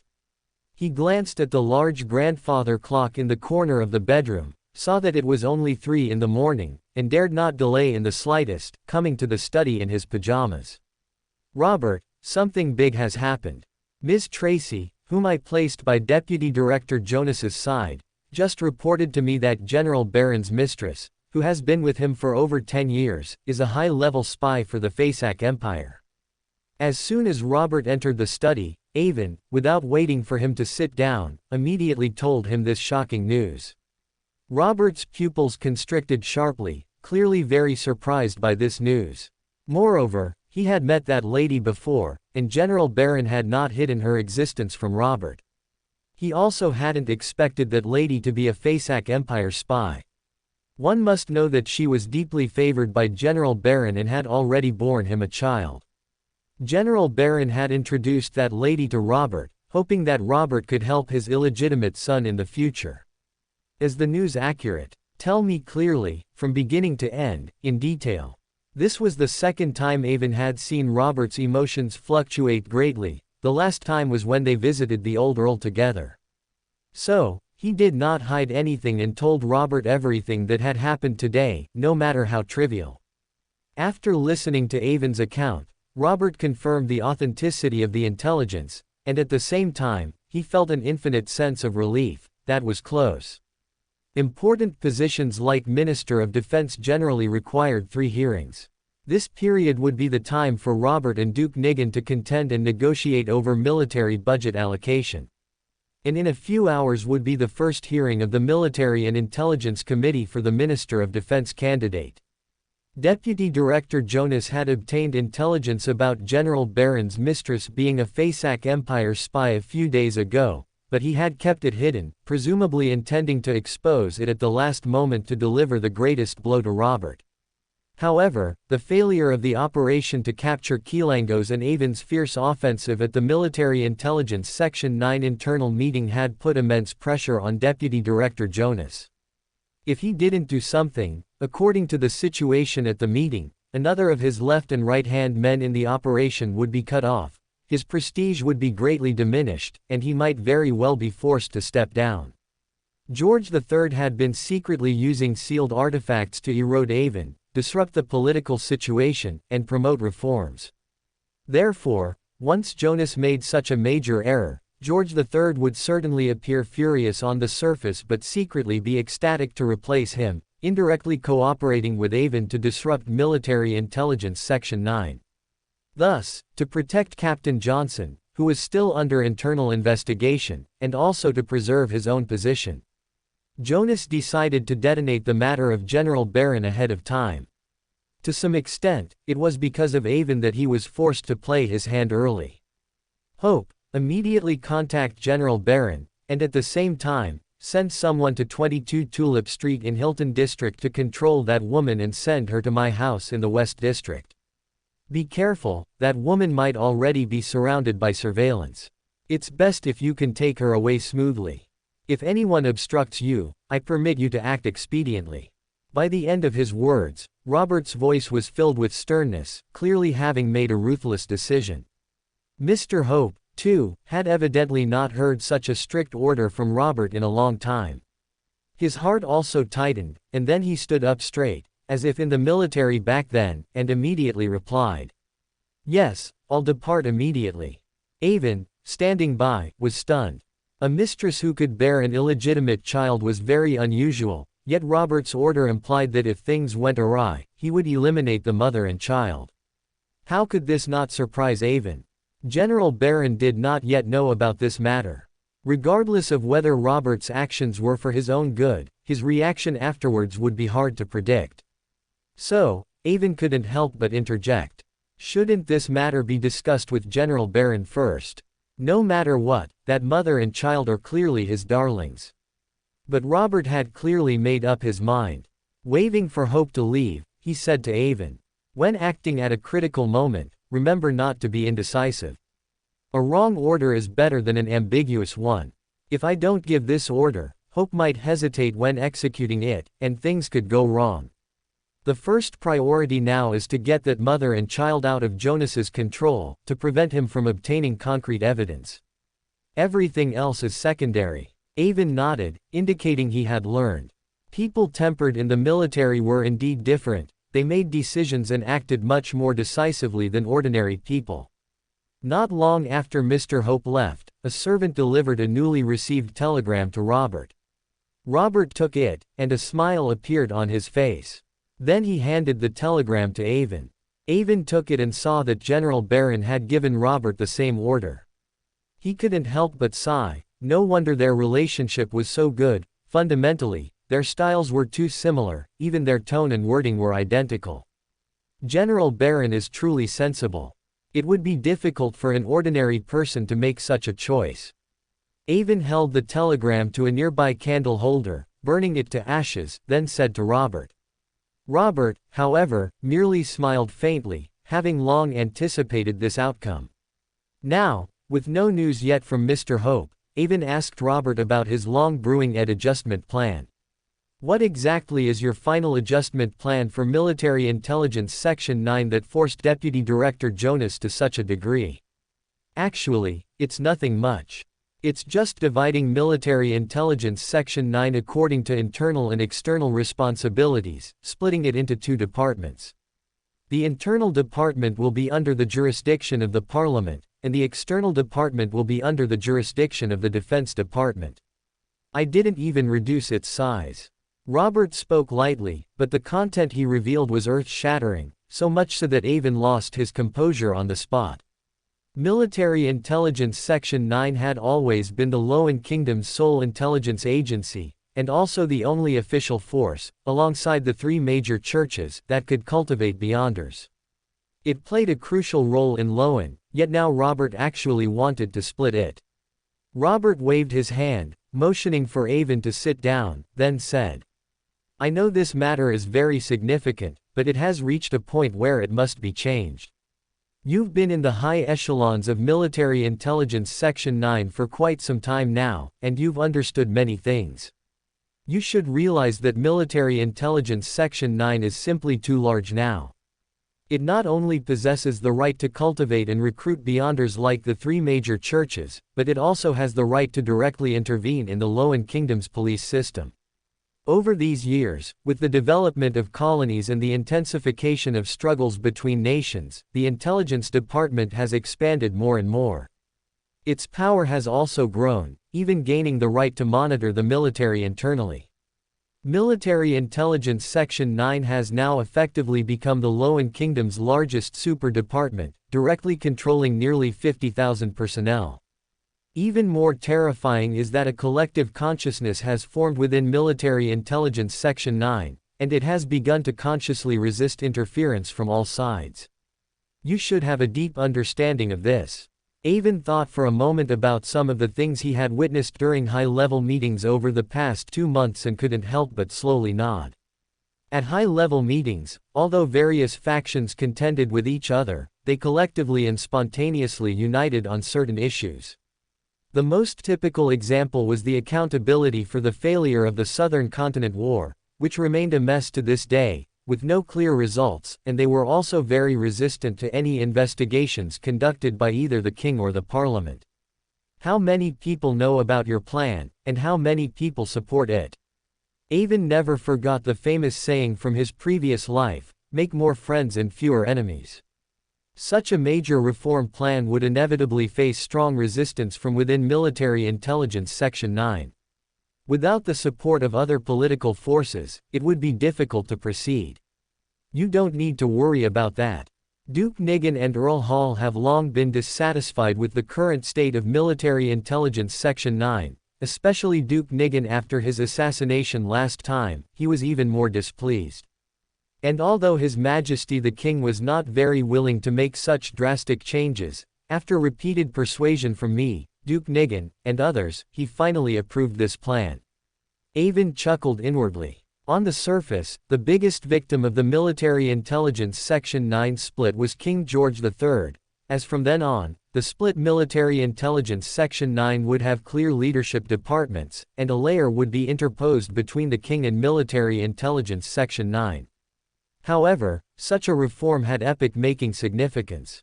Promotions and demotions within Military Intelligence Section 9 would henceforth have clear rules and regulations, and management would become professionalized and bureaucratic.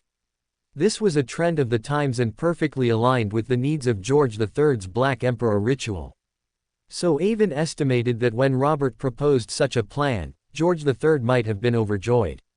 Since we're on the topic, I also want to ask if you are willing to take this opportunity to leave Military Intelligence Section 9 and officially join the military.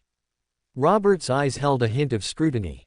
He wanted to see if Avon's initial intention was still what he had said before, using Military Intelligence Section 9 as a stepping stone to eventually enter the military.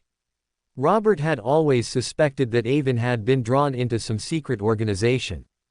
If Avon's actions were not his own, but controlled by someone, then the person behind him would absolutely not allow Avon to leave the intelligence system. This reform was bound to displace a group of people. With Robert's support and Avon's merits, becoming a deputy director was not impossible. Robert put himself in the shoes of the secret organization and believed they would absolutely be unable to resist this temptation. Avon was momentarily stunned, as this conflicted somewhat with his previous plan. He had originally intended to wait until at least the Great Smog event was over before leaving, but Robert's reform offered him another opportunity, with both pros and cons, making it difficult for him to decide for a moment. After thinking for a while, Avon still couldn't make a decision and could only tell Robert that he needed to consider it. Robert didn't say anything more. No matter what happens with General Barron's matter this time, we cannot use it to act against Jonas, but we must take over the rats in his hands. Robert suddenly spoke to Avon, and Avon deeply agreed with this. No matter how important Jonas's position was, or how insidious he himself might be, as long as Ms. Tracy was by his side, he was transparent to Robert and Avon, posing no great threat. This incident was clear proof of that. If Deputy Director Jonas were to step down and be replaced, it would actually be more troublesome for Avon and Robert. As for that high-ranking Forsac Empire rat, he naturally couldn't be allowed to remain in control. If Jonas were to gain other information from him, they would remain as passive as they were now. After all, sometimes, the Forsac Empire knew more about the Loan Kingdom's affairs than the Loan people themselves. What are you planning to do? It won't be easy to make him give up that high-ranking rat. I want to adjust the responsibilities Jonas is in charge of. Originally, he was responsible for intelligence work concerning the Forsac Empire. From now on, I will have him handle intelligence work for the Fainapotter Kingdom. He bears some responsibility for the kingdom's defeat in the war against the Fursak Empire in the southern continent. The relevant results had not been announced before, but this time, we will use this as an excuse to adjust his responsibilities. As for how to make him let go of that high-ranking rat, we need to think carefully about that. Oh, and tell the mole you planted by Jonas to be careful. Regardless of whether Hope can bring those mother and son out later, Jonas will certainly know that the news of him targeting them has leaked, and he will definitely conduct a thorough investigation of those around him and the source of the leak. At the end, Robert solemnly reminded Avon to protect Ms. Trass's safety. I also have concerns about that, so I've been thinking of secretly helping her advance to a spectator in a few days. That would make it easier for her to detect danger around her. Avon was also somewhat worried about Ms. Trass's situation and thought of several ways to help her. After much deliberation, he felt that there was no better way than to help her become a spectator. Spectator possesses outstanding mental acuity and keen observation skills, allowing them to scrutinize the actors around them like an outsider, discerning their true thoughts from their expressions, gestures, verbal tics, and hidden actions. This enables them to subtly influence and secretly guide events toward their desired outcome. These abilities would be very helpful for her in dealing with Jonas's scrutiny, and it is difficult for others to perceive the difference between a spectator and an ordinary person. Robert nodded, indicating his agreement with Avon's method, then smiled and said, "This news has helped me greatly. Military Intelligence Section 9 has internal surveillance on you, so it's not easy for you to collect the relevant materials. I'll provide this spectator Beander potion." Avon did not refuse Robert's kind offer. In fact, there were two other intentions behind him letting Ms. Tracy become a spectator. One was to completely tie Ms. Tracy to his war chariot. After all, becoming a Beander without the permission of Military Intelligence Section 9's organization is an act of betrayal, and if exposed, it could very likely lead to execution without cause. The other was to try and find out which people within Military Intelligence Section 9 might be members of the Twilight Hermit Order. From the original work, Duke Nigan and General Amelius, the Law Weaver, both had secretaries dispatched by the Security Department, who were also members of the Twilight Hermit Order, and it's even possible that the two were the same person. This person could not have been arranged by Adam. Military Intelligence Section 9 conducts mystical examinations with 0 inches level sealed artifacts at regular intervals. Even if Adam made a move, it would be difficult to conceal, the same reason Earl Hall was not affected. Therefore, the person capable of making such arrangements must be someone within Military Intelligence Section 9, and not a simple character. Ms. Trass's advancement to spectator might fool others, but it would be difficult to hide from other spectators. Avon might be able to use this to find the true identity of this person. Of course, finding this person was not Avon's ultimate goal in doing this. Avon's ultimate goal was to use this action to tell Adam that he wanted to join the Twilight Hermit Order. Because of the protection of the City of Calamity, Adam could not directly hear Avon's thoughts, which gave Avon a basic sense of security, but at the same time made communication between Avon and Adam more difficult. After Adam's guidance last time, Avon and Adam reached an agreement on promoting reform in the Loan Kingdom and pushing the tide of the era, but Avon was unwilling to be constantly arranged by him. This move by Avon was also a test of Adam's true attitude towards him. Moreover, the Twilight Hermit Order could be said to be the highest level exchange society in this world. As can be seen from Rosal's diary, it would be very profitable to be able to join it through this opportunity. Of course, another reason Avon did this was the true creator's unexpected attention to him. From the original work, it is known that the two are mortal enemies, and Avon intended to make them check and balance each other. Just as Avon was lost in thought, Mr. Hope returned, bringing with him the scent of blood. It was just as you expected. Deputy Director Jonas had people ambushed on the perimeter, and they received a strict order not to let the target out of sight. But fortunately, they weren't as prepared as we were, and we ultimately managed to bring the people out. Hearing that the people had been brought out and not executed, Robert also secretly breathed a sigh of relief and then said to Avon, "I need to go see General Barron now to handle the aftermath. You shouldn't sleep here anymore. Go home first to prevent Jonas from tracing the source of the intelligence leak through your whereabouts. Today is Duke Nigan's birthday, and you should have received an invitation. We can talk more when we attend the ball tonight." Avon knew that Robert had many things to deal with, and today was certainly going to be a very busy day, so he didn't say much and just nodded and left. Watching Avon's retreating figure, Robert narrowed his eyes, not looking away for a long time. "What's wrong, your lordship?" Hope quickly took a shower to wash off the blood, then saw Robert staring blankly with a solemn expression, and couldn't help but ask. "Avon has advanced again. Although it might be due to the events in Tingen, it's still too fast." Ah! Mr. Hope was startled. He was quite knowledgeable, but he had never heard of Avon's advancement speed.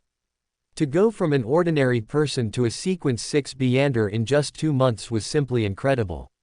When Avon returned to his villa, the butler, who had been forced to wake up at dawn, indeed handed Avon the invitation that had arrived at the house yesterday. "Please prepare a gift for me. I'll bring it when I attend the ball tonight." It was impossible not to bring a gift to Duke Nigan's birthday banquet, but Avon particularly disliked choosing gifts, especially for men, so he directly threw this task to the butler, who showed no surprise at all. Having not slept all night, and having dealt with 2 demonesses yesterday, even a person of iron would be tired. So, after giving a final instruction to the butler, Avon returned to his bedroom to rest. When Avon woke up, he found it was already noon, just in time for lunch. Going downstairs, he found that the diligent butler had indeed instructed the chef to prepare lunch. So, while eating lunch, he listened to the butler introduce the gift he had prepared. The gift the butler prepared was an ancient battle sword, in the Intis Kingdom style, belonging to an Intis general from the White Rose War. After the 5th epoch, deities no longer descended, and coupled with the constraints of the sacred oath, wars across the North Continent were no longer primarily religious but rather more secular. In the mid-5th epoch, 3 wars erupted in the North Continent that reshaped its political landscape. The 20 Years' War, the White Rose War, and the War of the Oathbreakers. Among them, the War of the Oathbreakers was the largest in scale, involved the most direct countries, and had the most far-reaching impact. However, for the Loan Kingdom, the most important was the White Rose War. At that time, the Loan Kingdom had just lost to the Fursak Empire in the preceding 20 Years' War, losing Sonia Island, and the entire nation was in despair. Then came the provocation from Intis, which was still a kingdom at the time. The Loan Kingdom was beset by internal and external troubles, but ultimately, at the heavy cost of a prince's life, it defeated the Intis Kingdom and saved its own destiny. Historical records do not detail the Beyander struggles behind this war, but based on Avon's own intuition, he believed that the problems within the Sauron family leadership of the Intis Kingdom likely began with this war. After all, in the early stages of the war, the Loan Kingdom was arguably at an absolute disadvantage, but then suddenly turned the tables, which felt very suspicious. And the reason the butler prepared such a gift was also simple. Duke Nigan's family began its rise from this war. Their ancestor was originally a commoner, but he was unexpectedly incorporated into a suicide squad primarily composed of nobles. And fortunately survived. After the war, he was ennobled as a baron, marking the beginning of Duke Nigan's family's rise. Later, in successive wars, Duke Nigan's family achieved gains, and their noble title gradually rose, until now Duke Nigan has become the leader of the nobility in politics. Duke Nigan himself was also very proud of his ancestors' deeds and often mentioned them, so this gift would definitely touch Duke Nigan's heart. Watching the butler, who was excitedly recounting the story with a beaming face, Avon chuckled inwardly.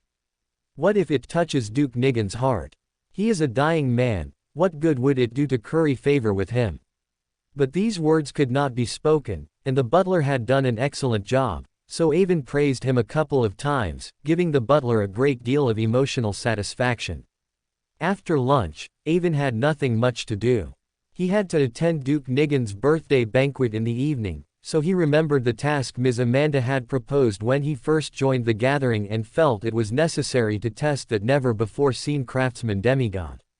So, Avon, uncharacteristically, took his family's carriage and headed towards Backland University. Chapter 197, The Development of the Airplane. Catherine Gry was currently preparing lessons in her teacher's office. Since she obtained her lawyer's license, it proved that her level had surpassed most of the teachers in the school, so she naturally became a teaching assistant while still a student, helping the teacher guide students. Around her desk, there were many flowers and snacks. As a young, sweet-looking, and promising woman, Catherine Gry had many suitors at school, including sons of famous aristocrats, so she received many love letters and flowers every day. However, she was not interested in these. She never opened a single love letter, gave the flowers to the school's gardener, and shared the snacks with her classmates and office staff, which saddened many innocent young men. Of course, although Backland University was the highest institution of learning in the Luan Kingdom, representing its highest academic standard, there were also some arrogant and self-important aristocratic scions who were annoyed by her lack of deference. They would rudely block her way and try to pull her, only to be left with a bruised and swollen face and looking utterly pathetic in front of everyone. After that incident, Catherine Gry received far fewer harassments, but her popularity increased instead of decreasing. People of this era had never seen such a vibrant and strong woman, and they experienced the charm of contrast for the first time, to the extent that she now even showed signs of going viral. Miss J. Lay, a young baron named Avon is looking for you outside. Upon hearing this announcement, the previously bustling office suddenly fell silent. Everyone was somewhat gossipy and amused, wanting to see how Catherine Gry would once again reject a noble's invitation. But to their surprise, although Catherine Gry looked a little surprised, she still put down her pen and left the office. Everyone in the office looked at each other in astonishment, then rushed to the window like a swarm of bees, personally watching Miss Catherine Gray, holding hands with an exceptionally handsome nobleman, board a carriage. This caused all the men who witnessed this scene to let out a wail, while the women felt a sourness in their mouths, as if the midday sun had dimmed and the sky had turned dark. Hearing the faint wails from outside the carriage, Avon smiled at Catherine Gry and said, "I didn't expect you to be so popular at school." It seems that the last incident had the opposite effect. Catherine Gry gave a wry smile. She was now more famous than before, people recognized her wherever she went. "I really don't understand what you men are thinking. I thought showing some violence would scare off some men, but I didn't expect to become even more noticed."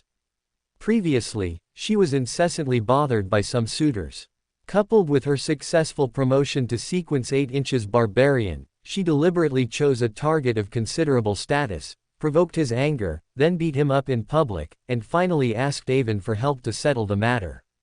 She originally intended to make some suitors retreat in the face of difficulty, and at the same time, see if she could create an impression of being savage and violent in others' minds, which would facilitate her digestion of the potion. However, it backfired, making her even more famous.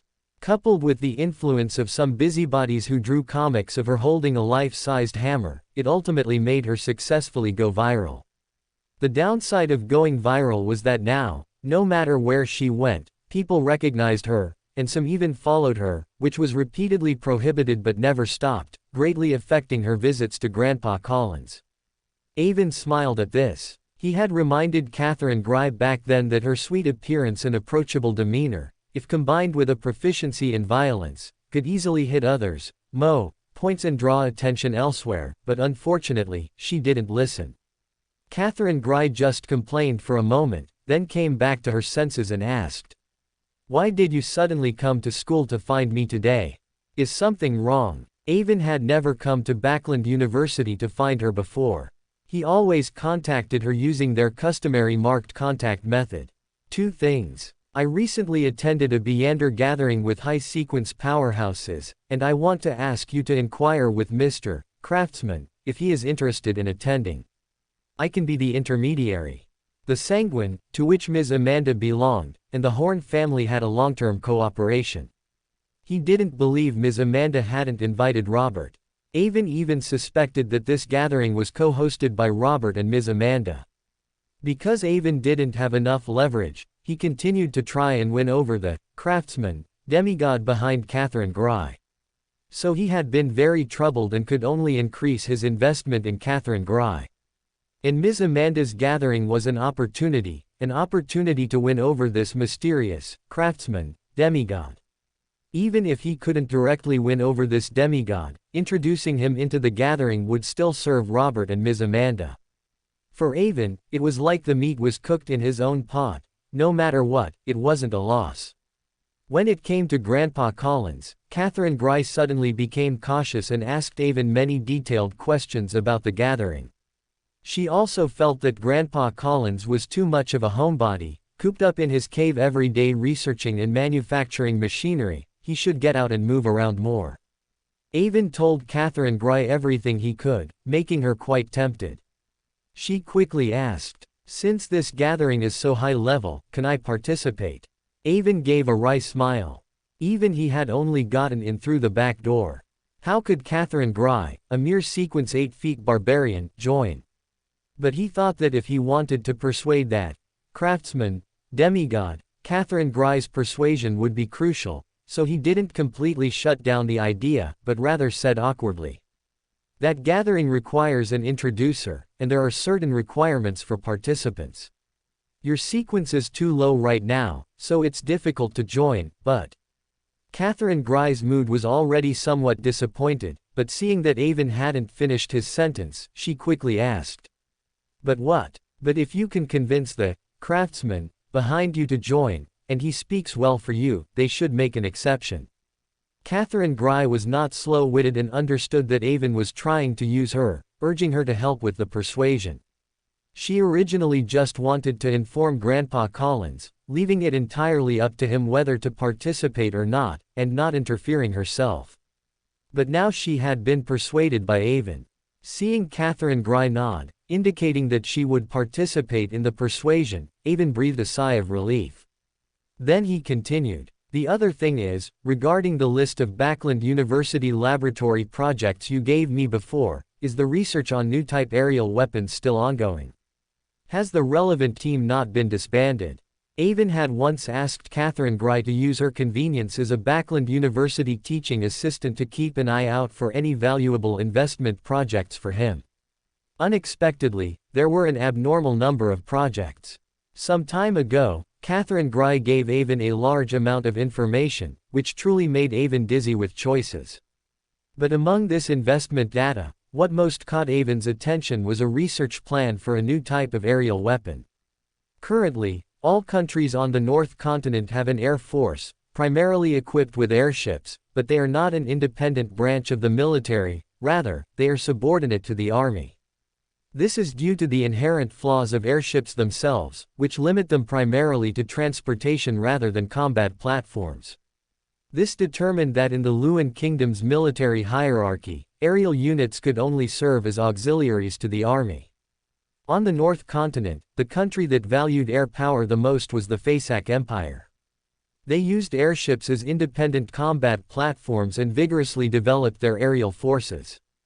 This was because their royal family was the Ewan Horn family, who controlled the Hunter pathway. The Fasak Empire could utilize the gathering authority of the Hunter pathway to share their abilities, maximizing the compensation for the airship's inherent deficiencies. At the summary meeting of the Luan Kingdom's defeat in the Southern Continent War, someone explicitly mentioned that the Fasak Empire's possession of airships gave them a decisive advantage in rapid support, strategic material transport, and providing fire support, which was a major reason why the Luan army ultimately became unable to continue fighting. This is also why, even after Emperor Rosal initiated the Industrial Revolution, the Intis Kingdom and the Luan Kingdom, who benefited the most, were forced to acknowledge the Fasak Empire as the most powerful country on the North Continent. Warrior plus hunter plus airship is an almost unresolvable combination in this world's warfare. Anyone who fights against this combination will suffer losses.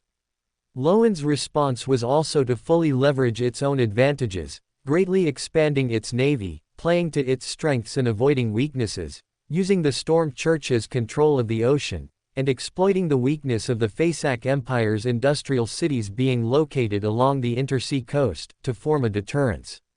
The result of having a deterrence was that, in situations where the Fasak Empire and the Luan Kingdom were not determined to completely break ties, their conflicts were resolved in the southern continent, stopping short of full war. The losing side automatically ceded territory, and the winning side did not pursue excessively. On the surface, this seemed to solve the problem, but politicians and military personnel are people who always consider the worst-case scenario. Once the two countries truly break ties and engage in full-scale war, attacking each other's most vital points, the value of bottles and jars would decrease, and the so-called deterrence would become a joke. The Luan Kingdom would still find it very difficult to effectively counter aerial threats. So when Avon saw the research plan for a new type of aerial weapon in his hand, his eyes immediately straightened, because the accompanying concept drawings were already very close to the propeller planes in Avon's memory. But the reality was that this research plan was rejected after review by the Defense Department, and the entire research team was almost disbanded. Avon was very puzzled by this. If the Luan Kingdom could have a means to counter the Fasak Empire's airships, they would definitely support it with all their might. Why would they reject this research plan? After studying it, Avon found that the problem still lay with the Hunter. The Fasak airship fleet, empowered by the Hunter, could not be countered by airplanes that could only use ordinary guns and cannons. The Hunter's enhancement to weaponry was simply too great. Even if other demigods led planes into the sky, the effect wouldn't be much better. With those resources, it would be more practical to build more anti-aircraft weapons. The Luan Kingdom and the Defense Department had also considered training Beyonders of the Hunter pathway to join the army. After all, no matter how rare the Beyonder characteristic of a Hunter pathway demigod was, the three major churches and the Luan Kingdom could still provide it. However, after evaluation, they still believed it was not worth the effort, because the suppression from Beyonders of the same pathway was very strong, almost making resistance impossible. Unless an angel of the Hunter pathway was cultivated, it would be impossible to offset the Fasak Empire's advantage on the battlefield. But for Avon, there was no such concern. It was impossible for any Hunter of this world to suppress him. And once the Fasak Empire's Hunter could not exert a hierarchical suppression on him, the battle between them would come down to the advancement of their weapons and their combat effectiveness. As a result, this propeller aircraft development plan, which was deemed useless in the eyes of the Defense Department, became priceless in Avon's eyes. Catherine Gry did not expect Avon to be interested in that plan, which had already been rejected by the Defense Department. She had included this plan in the list provided to Avon purely because her grandfather, Collins, seemed to have some interest in that design drawing, so she just added it in passing. The research team doesn't seem to have officially disbanded yet. After all, the Defense Department hasn't officially announced it. Are you really decided on investing? This is not a small sum of money. It's too early to talk about whether to invest or not. Let's meet the head of the research team first. Is that research team far from here? Avon actually had some doubts about that aircraft design drawing, so he wanted to clarify the matter in person. It's not too far from here. After all, their project is too big. Without funding from the Defense Department, experimental verification is impossible, so there's no need to go to an experimental site in the suburbs. The entire research team is right here at the university. Evidently, Catherine Gry was diligent and responsible with the task Avon assigned her. She had a thorough understanding of all the circumstances, even the research plan she casually added to the list. She explained the relevant situation without hesitation. Avon nodded, then said, "Seeing is believing. No matter what, we should go and see it first. Lead the way." Catherine Gry no longer tried to dissuade him. She was merely a lawyer. She could help her employer with many things, but the final decision still had to be made by the employer themselves. She would never overstep, as this was professional ethics. Not long after, guided by Catherine Gry, the carriage arrived at an open space. Around the area were scattered buildings, and people in white coats and glasses were constantly coming and going. The open space was divided into various sections, with many teams experimenting with their inventions and creations, presenting a vibrant and lively scene. Under Catherine Gry's guidance, Avon arrived at a laboratory.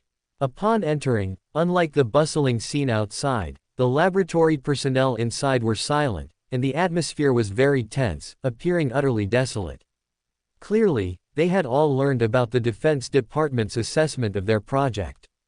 Only half of the experimental personnel who were here before are still here. Those who are not present have probably gone to seek other opportunities, Catherine Gry whispered, explaining as Avon curiously observed the idle researchers. Soon, Avon met Professor Murphy, the head of this laboratory. He was somewhat overweight, but one could still discern his youthful handsomeness. What puzzled Avon was that both his appearance and attire had distinct Intis characteristics, which made Avon suspect whether the project was rejected by the Defense Department due to prejudice.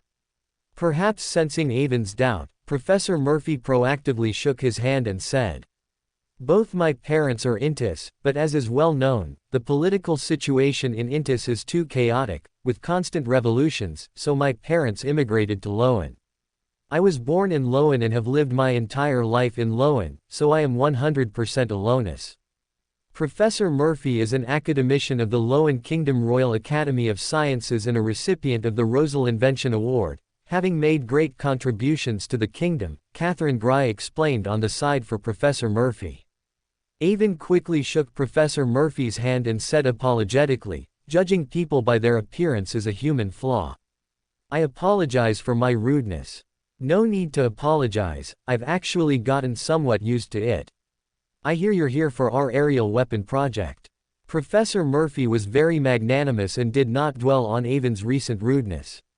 Instead, he went straight to the topic he cared about most. In fact, when this research group was first formed, someone had already advised him that this project might not be so easy to get approved, but he didn't listen.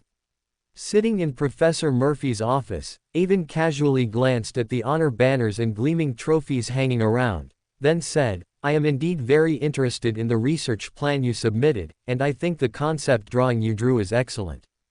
I'm not questioning your research capabilities, but I've never heard of similar research before, and you suddenly presented a very detailed concept drawing, which makes one very curious."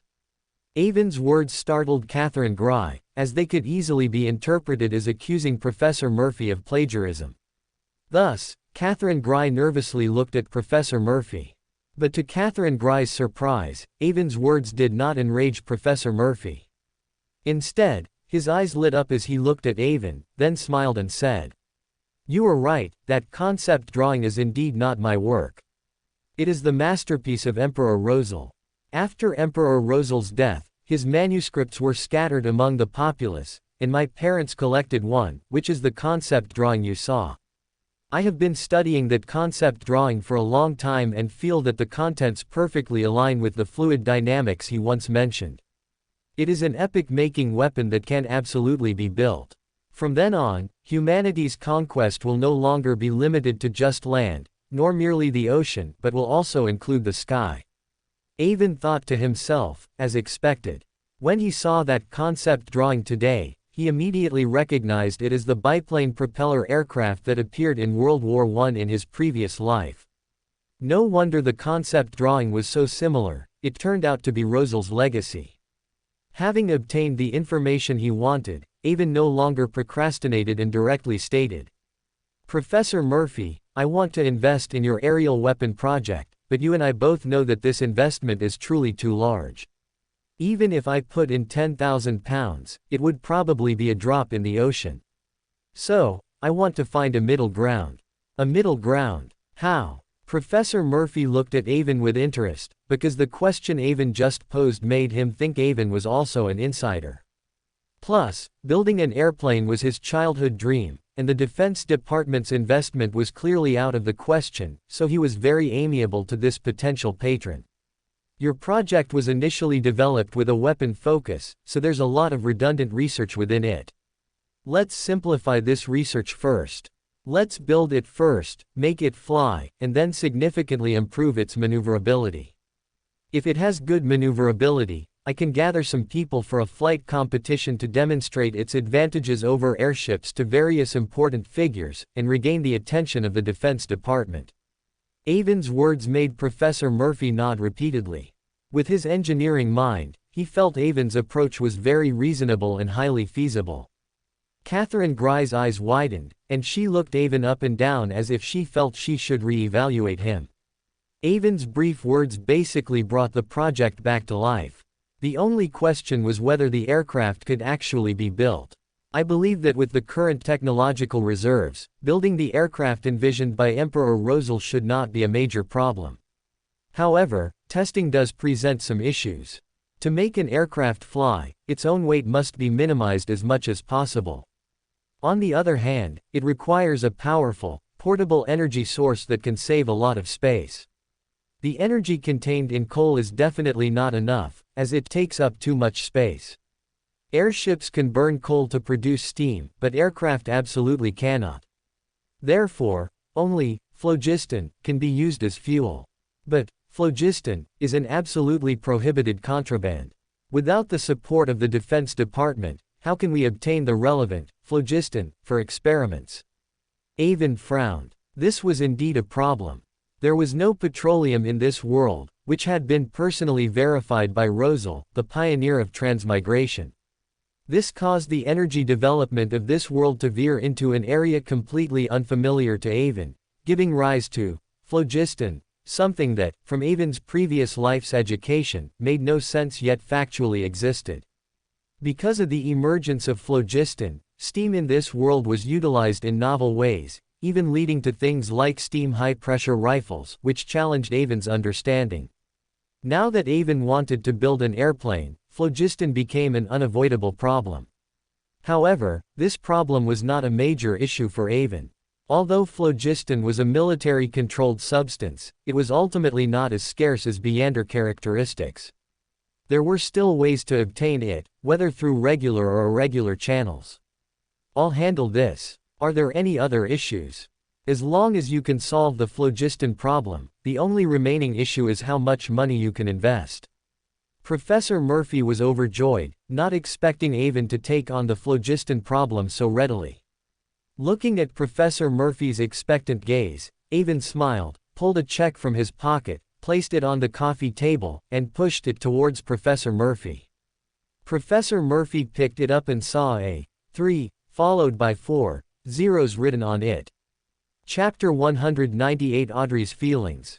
£30,000 was definitely not enough for researching a new generation of aerial weapons, and Avon didn't have the financial resources or assets to fully take over the project. However, if the only requirement was to build a flying machine, even one that didn't need to be very sturdy, then £30,000 in research funds would be more than ample. Professor Murphy, overjoyed, quickly stuffed the check from the coffee table into his pocket, and without even looking, signed the contract drafted by Kathleen Gry, as if afraid Avon would change his mind.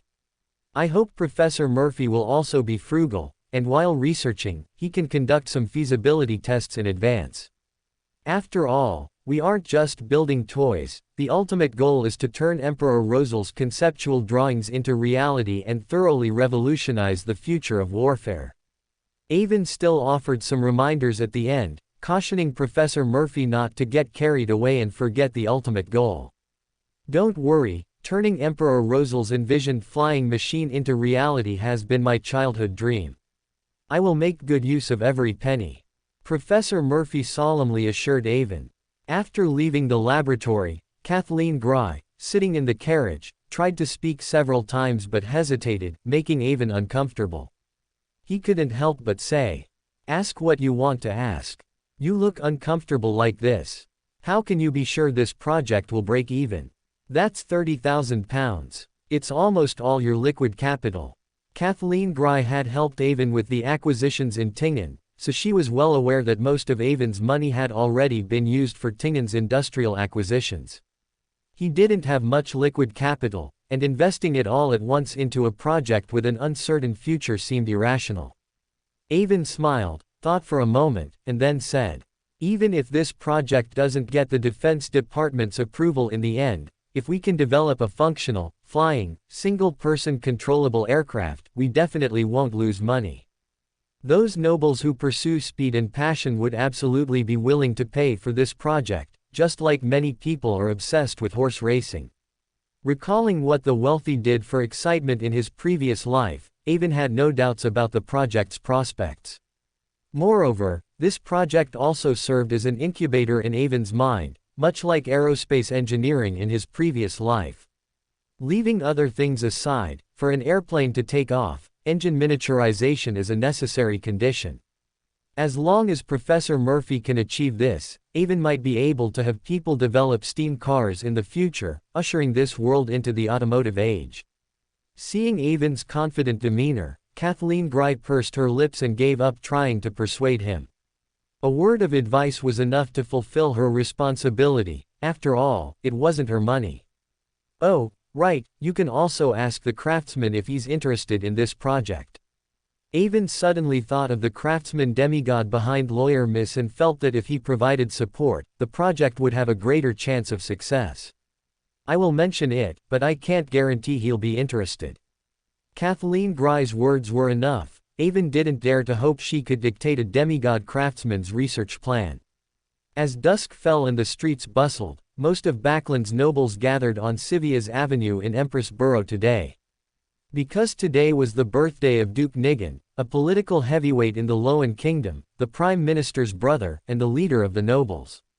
Almost all nobles, wealthy merchants, and foreign envoys in Backland, if invited, would bring gifts to offer their congratulations. When Avon arrived, the entire street was already blocked by carriages, so Avon was forced to alight and walk to Duke Nigan's mansion. Many nobles had already gathered in the mansion, vying to offer their blessings to Duke Nigan. Avon finally managed to squeeze his way to the front and present his gift. After listening to Avon's introduction of the gift, Duke Nigan was indeed very pleased and kindly inquired about Avon's work situation during this period. The Navy is the cornerstone of the kingdom's prosperity and the most emphasized area in the kingdom's military development. Therefore, the Navy greatly hopes for the active participation of young talents and will not let any talent go unnoticed. Duke Nigan was well aware of Avon's achievements during this period and even remembered Avon's initial desire to join the army, directly extending an invitation to Avon on behalf of the Navy. Avon could only prevaricate in response, and Duke Nigan lightly let Avon off without taking offense. Leaving Duke Nigan's side, Avon noticed Robert, who had arrived earlier, talking with a white-haired, vigorous old general. He took a glass of red wine from a waiter and walked over. "Come, Avon, let me introduce you. This is General Barron of the army.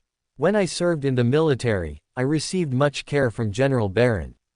This is my younger brother, Avon, who is currently serving in Military Intelligence Section 9. General Barron returned Avon's salute, then sized Avon up, and said to Robert, "Don't say that. We also achieved success together. Without you leading the charge back then, I wouldn't have been promoted to general so easily. Your brother is excellent and has your demeanor from back then. You brothers truly surpass your predecessors." To this, Robert could only modestly say, "You are too humble. You have commanded the 1st Cavalry Regiment for many years and have a formidable reputation throughout the continent.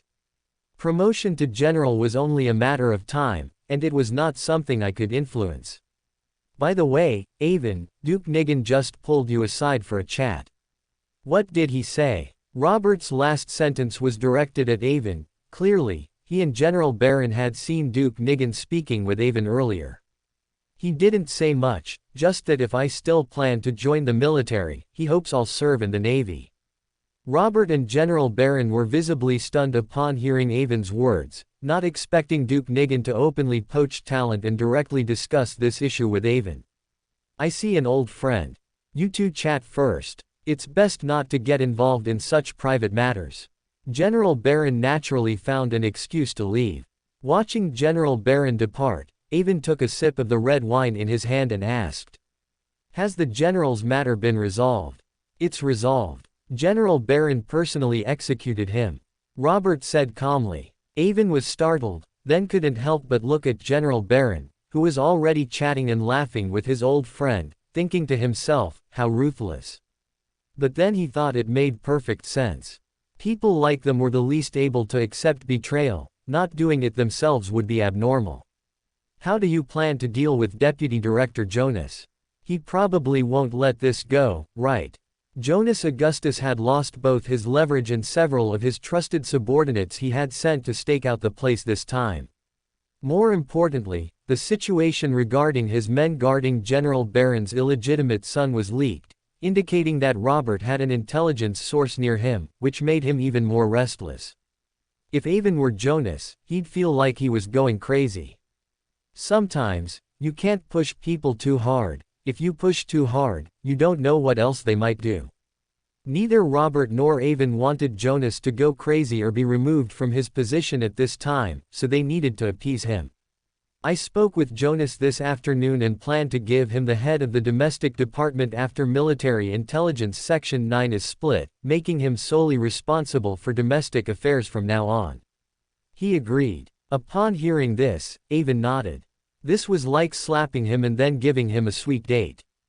However, Avon suspected that Robert was drawing a big picture, merely using this promise to keep Jonas Augustus in line for a while, rather than genuinely intending to fulfill it. After all, being fully responsible for domestic intelligence work was too important. Avon didn't believe Robert would relinquish it so easily. But that was no longer Avon's concern. He believed Robert would handle the subsequent matters well. What do you think of Duke Nigan's suggestion? Robert, having come from the army, naturally hoped Avon would join the army's sequence in the future.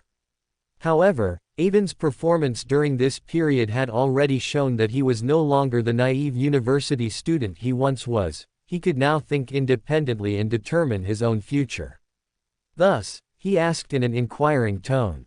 To be honest, I'm also a bit hesitant and don't know how to choose. This was actually an excuse. Although the Navy's status had surpassed the Army's in the past century due to the advent of the colonial era, Avon still believed that the ultimate dominance of the North Continent would still depend on the Army. Avon's previous life's World War I had already proven this point. Britain, which heavily emphasized its navy, ultimately relied on deploying millions of ground troops to wear down Germany alongside France. Not to mention that LotM is not an island nation but a true continental country, where the army's status is irreplaceable.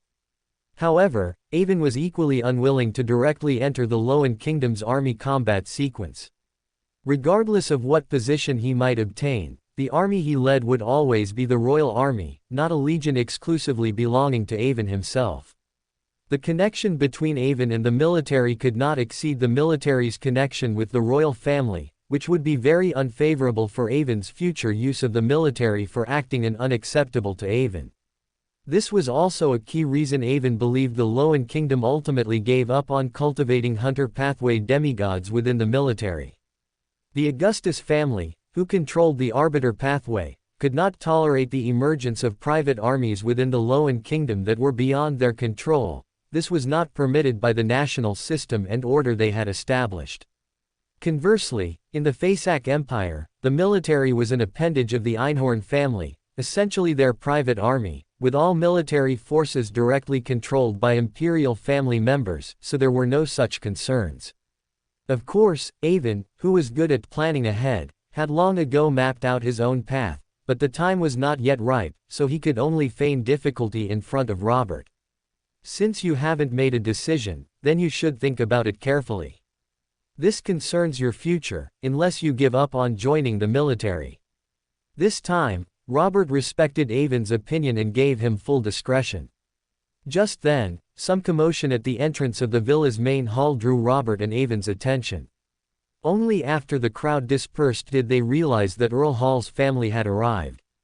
The arrival of Earl Hall's family made Duke Nigan no longer reserved, and he went forward to greet them with his wife and son. Robert also brought Avon forward to converse. As he approached, Avon saw Miss Audrey Hall following Earl Hall. Even though he had seen many demonesses, Miss Audrey still made Avon's eyes light up tonight. She wore a white long dress with a stand-up collar, high waist, and leg of mutton sleeves. The multi-layered tiered skirt was perfectly supported.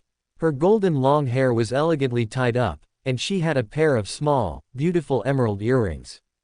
On her feet were white dance shoes inlaid with many small diamonds, giving her an elegant and pure demeanor. Audrey saw Avon looking at her and smiled sweetly at him, making Avon's heart flutter. "Avon, long time no see. 2 months ago, I knew you were a great young man, but I didn't expect you to achieve such merits so quickly and be exceptionally ennobled as a baron by His Majesty the King." After Duke Nigan, the host of tonight's ball, had offered his blessings and gifts, Earl Hall looked at Robert and Avon. He still remembered Avon, so he spoke a word to him. "I don't deserve Uncle Hall's praise.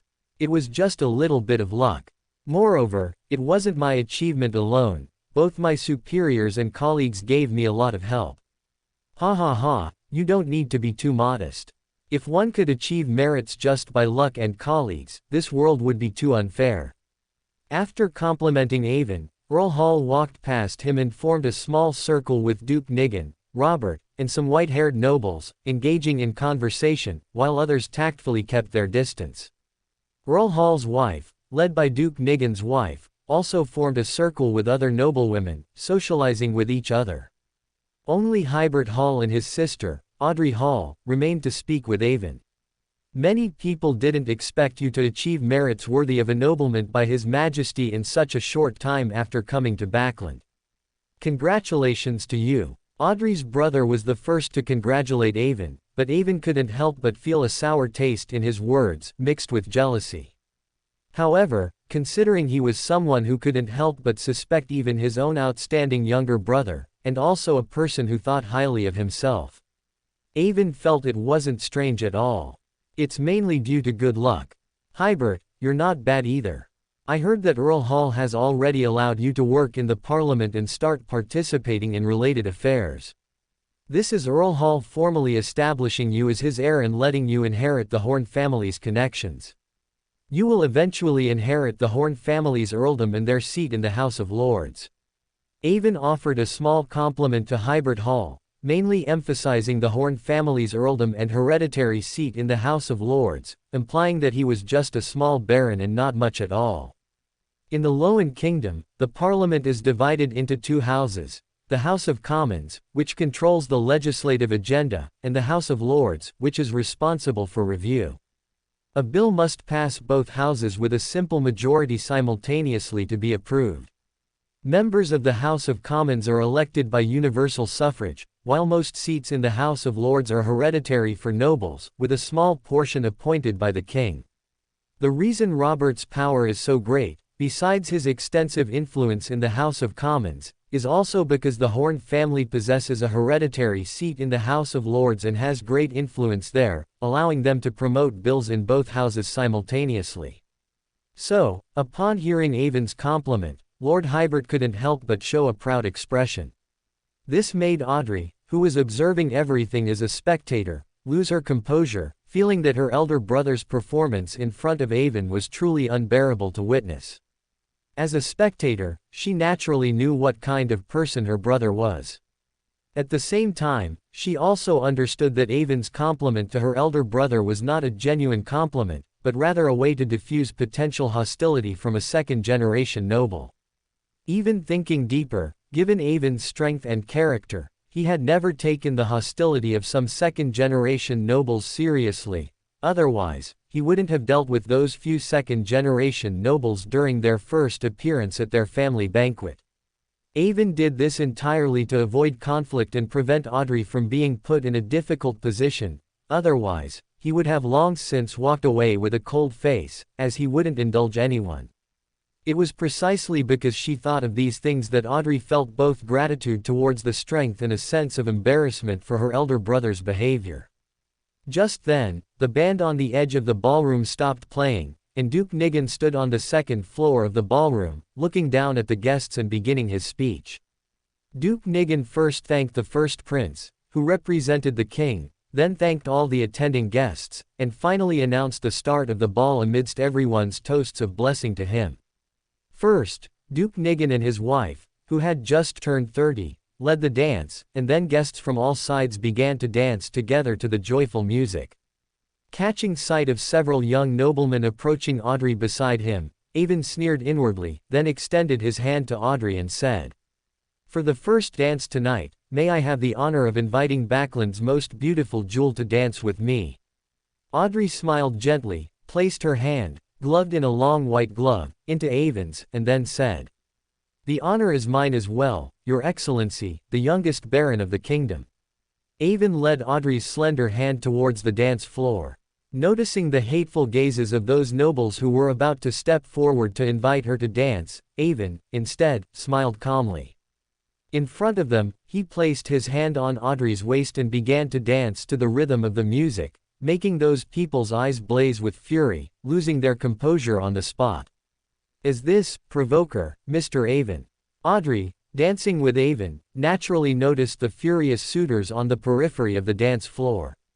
She was somewhat surprised by their openly displayed anger and asked curiously. After becoming a spectator, Audrey knew that if she accepted a suitor's invitation to dance, other suitors would outwardly express regret in a gentlemanly manner, but in reality, they were not as graceful as they appeared, some even being quite unpleasant. But they had never shown it so obviously on the surface.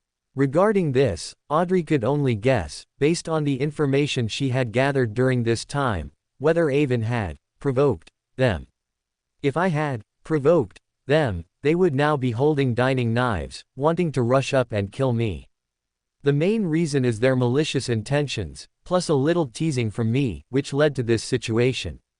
Audrey, taking advantage of a dance spin, secretly glanced at those discomfited suitors and saw that they were all staring at Avon with bloodshot eyes, as if they wanted to devour him alive and take his place. She then spoke.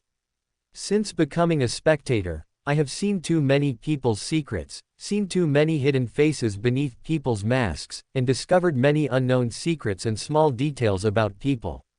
Some have moved me, some have saddened me. The two-facedness of people, in public and in private, has almost made me lose faith in humanity."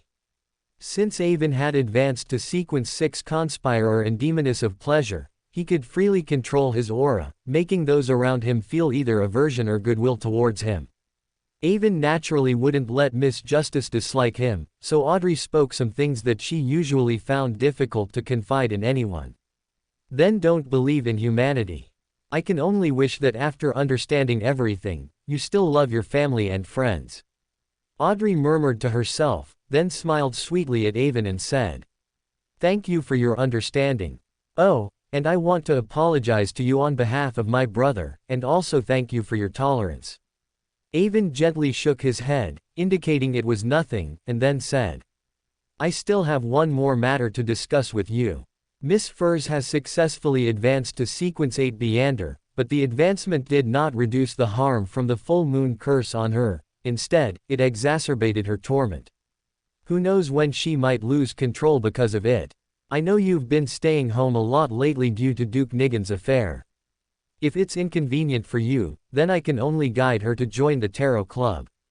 Audrey sighed inwardly, not expecting the seemingly lazy Miss Furs's situation to be so serious, facing the risk of sudden death at any time. Under such circumstances, she hadn't developed an antisocial personality, which Audrey admired greatly. "Let me do it. You two have a superior-subordinate relationship, but in the Tarot Club, you'd be peers, which would be awkward for both of you. Besides, I already promised last time to help you introduce them into the Tarot Club, so I can't give up halfway. Let me guide her." Avon thanked Audrey again for her help, then said, "I won't be assigning tasks to Furs for a while, so she's free anytime. You can organize some book club-like gatherings to attract her. Oh, I introduced someone from the Life School of Thought to Viscount Glaint last time and then didn't follow up. Do you know how their discussion went? Last week, Viscount Glaint finally made up his mind and asked Avon to connect him. Avon then introduced Dayquil from the Life School of Thought to Viscount Glaint. As for what they discussed and how, Avon didn't inquire further.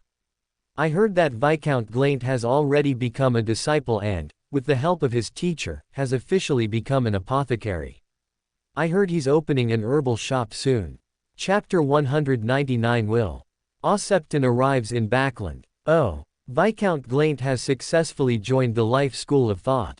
Eowyn. Horn and Dacquell were friends, but the relationship between official Beyonders and secret organization members was ultimately antagonistic. Therefore, after Eowyn, Horn introduced Viscount Glaint to Dacquell, he didn't pay too much attention to the matter, maintaining a certain distance to prevent unnecessary alarm from Dacquell. The Life School of Thought primarily controlled the Monster Pathway and part of the Apothecary Pathway. The Monster Pathway was actually the Destiny Pathway, and their leader was a Sequence 1 King of Angels, Ouroboros, the Serpent of Fate, with the preceding Sequence 2 being Soothsayer. Thus, Eowyn. Horn believed that everyone who joined the Life School of Thought was an anchor point for Ouroboros, the Serpent of Fate, and also that every member who joined the Life School of Thought had been approved by Ouroboros, the Serpent of Fate. To put it more mystically, without the arrangement and nod of fate, others would be unable to join the Life School of Thought and become one of its members. Did Viscount Glaint's joining signify that Ouroboros, the Serpent of Fate, had already detected my existence? It was late August, almost September, and Will. Osepton should be fiercely contending with Ouroboros, the King of Angels of the Destiny Pathway under the True Creator. The internal strife within the Life School of Thought might be a manifestation of this struggle. Rather than a struggle, it was more likely a one-sided beatdown. Perhaps he had already arrived in Backland, and Will. Osepton might have already begun searching for a target for reincarnation. Looking at it this way, Backland suddenly became dangerous. Not only were two King of Angels fiercely contending here, but there were also two divine descent vessels, and an unknown number of demigods lurking within. Eowyn. Horn alone knew of more than 5 demigods, not including those from official forces. Bernadette had learned about Lanrius from Eowyn. Horn a few days ago. He had initially thought that with Bernadette's background and strength, as soon as she knew Lanrius's accurate information and whereabouts, she would act quickly. However, several days had passed, and Eowyn. Horn had not heard any related movement.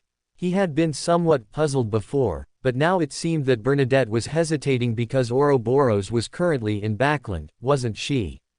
To verify his conjecture, Eowyn.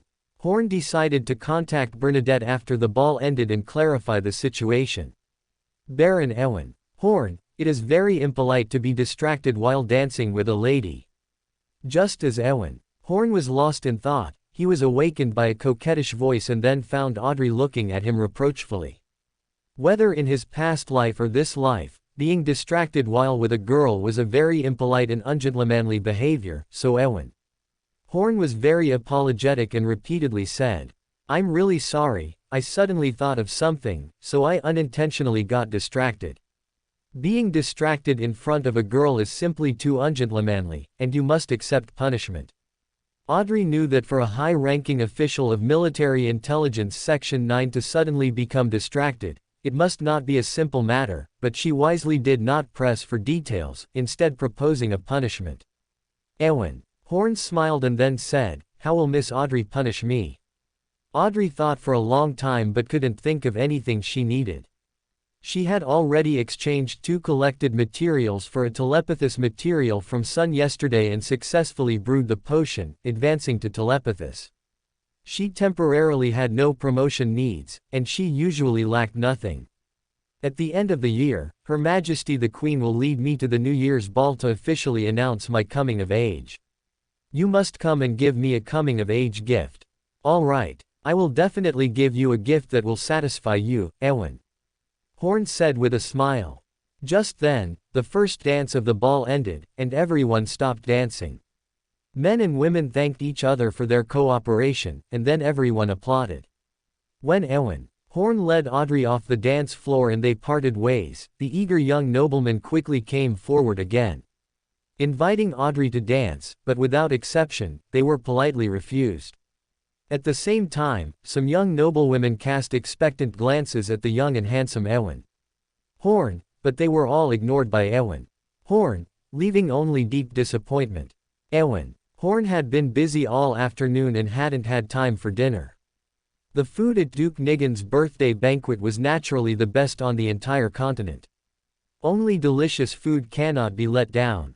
Eowyn. Horn deeply believed this saying, so after parting with Audrey, he came to the dining area, took a plate, filled it with delicacies, found a corner by the window, and began to feast.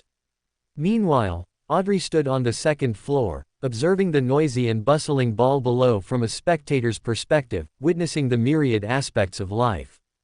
After watching for a while, she found it quite boring, feeling that banquets were all the same. Everyone wore false masks, spoke words they didn't believe, and created an atmosphere of harmony, all for the sake of underlying interests and the release of desires. All of this made Audrey feel very tired. After one dance, Audrey again noticed many people eager to invite her to dance. She cleverly left a step ahead, preparing to find her mother. As she moved away from the gaze of the crowd, Audrey strolled boredly, but as she passed a corridor, her peripheral vision caught sight of an approaching figure. She slowed her steps, straightened her back and shoulders, and instantly transformed into the quiet, elegant, and impeccably poised Miss Horn. "Hello, Baron Grimmier." Audrey greeted the approaching figure with a flawless smile and a reproachable etiquette. "Hello, Miss Horn, you are the brightest and most dazzling diamond at this ball." Keelangos, who had made many preparations for this assassination, naturally couldn't fail to recognize the belle of the ball. Moreover, when he had previously surveyed the ball, he had specifically paid attention to Audrey dancing. He noticed Audrey not only because she was inherently captivating, filling Keelangos with restless desire, but more importantly, because the man dancing with Audrey was a key target he needed to guard against. When he came to Backland to carry out the assassination mission, he had received a lot of information, and one piece of information was specifically highlighted in red. The most prominent new star of Military Intelligence Section 9 recently, Colonel Eowyn Horn. That document specifically mentioned that Eowyn Horn might be the biggest obstacle to his assassination this time, urging him to be extremely careful. He had already figured out through some channels the inside story of how he was almost lured into a trap by Military Intelligence Section 9 a few days ago. It was a trap set by Eowyn Horn and his subordinates. If it weren't for someone from that organization creating a diversion, he might have already been captured and taken to Military Intelligence Section 9's underground interrogation room.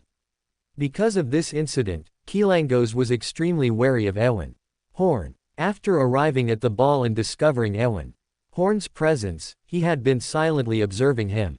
He noticed that Eowyn Horn had been staying in a corner enjoying food, and determined that now was the best opportunity to assassinate Duke Nigan, so he hurried downstairs, looking somewhat rushed. Audrey and Baron Grimmier exchanged a few pleasantries, then passed each other. Not long after, realizing that Baron Grimmier had truly left, Audrey suddenly went limp, her forehead covered in sweat. Her personal maid, Anne, quickly helped her up and anxiously asked if she felt unwell. Audrey suppressed the fear in her voice and reassured her personal maid. That person was definitely not Baron Grimmier.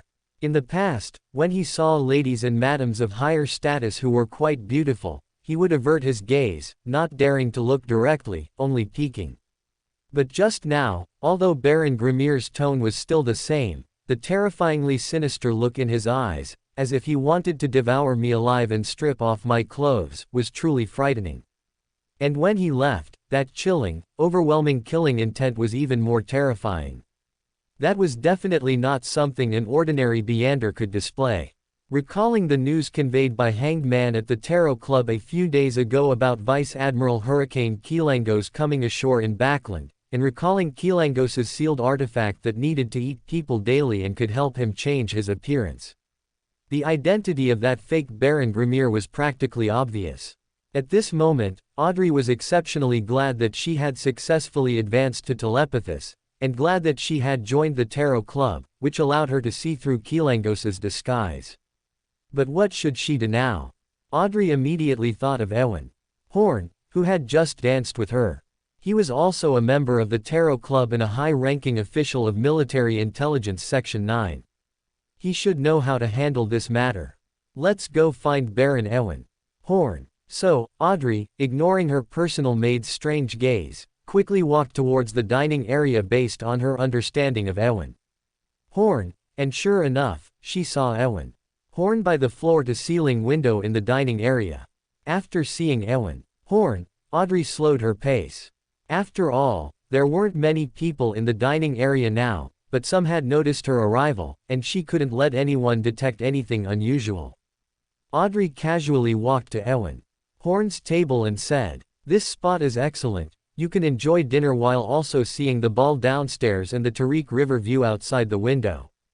May I sit here? No one can refuse your request. Please, sit wherever you like." Ewan Horn extended his hand, smiling as he spoke. Having received permission, Audrey ignored the surprised and puzzled gazes of those around her and said to her personal maid, "I'm a bit hungry. Please get me some food." Audrey's personal maid, Anne, stole a glance at Ewan Horn, hesitating somewhat in her heart, but finally left and walked to a nearby table to select food for Audrey. After Anne left, Audrey eagerly said to Ewan Horn, "I just met Baron Grimmier. The details about him are completely different from before. The way he looked at me was utterly disgusting, and I felt a strong smell of blood from him. You must have connected the dots too, right?" Ewan Horn narrowed his eyes, but his movements didn't stop. He, precisely, cut the lobster on his plate into several pieces. Then used his fork to slowly put them into his mouth, eating and smiling as he said, "Of course, I know what you're talking about. He just escaped my trap yesterday, and I didn't expect him to come knocking on my door again today. This truly is my lucky day." Seeing that Ewan understood her meaning, Audrey breathed a sigh of relief. She believed that as long as Ewan knew about it, he would definitely handle it well, but she also said with some concern, "I heard that pirate generals are all powerful beyonders. Will they accidentally injure innocent people during their capture?" Ewan swallowed the lobster in his mouth, glanced at Audrey, and felt that she truly lived up to her reputation as the most popular character in Lord of the Mysteries: perfect beauty, noble status, and kind nature, a quintessential white moonlight template. Ewan had been in this world for more than 2 months and had met many people. He had attended many high-level meetings within Military Intelligence Section 9 and discussed numerous capture operations. However, when discussing action plans, people who specifically cared about accidental injuries during capture operations were truly few and far between. You underestimate the power of Military Intelligence Section 9.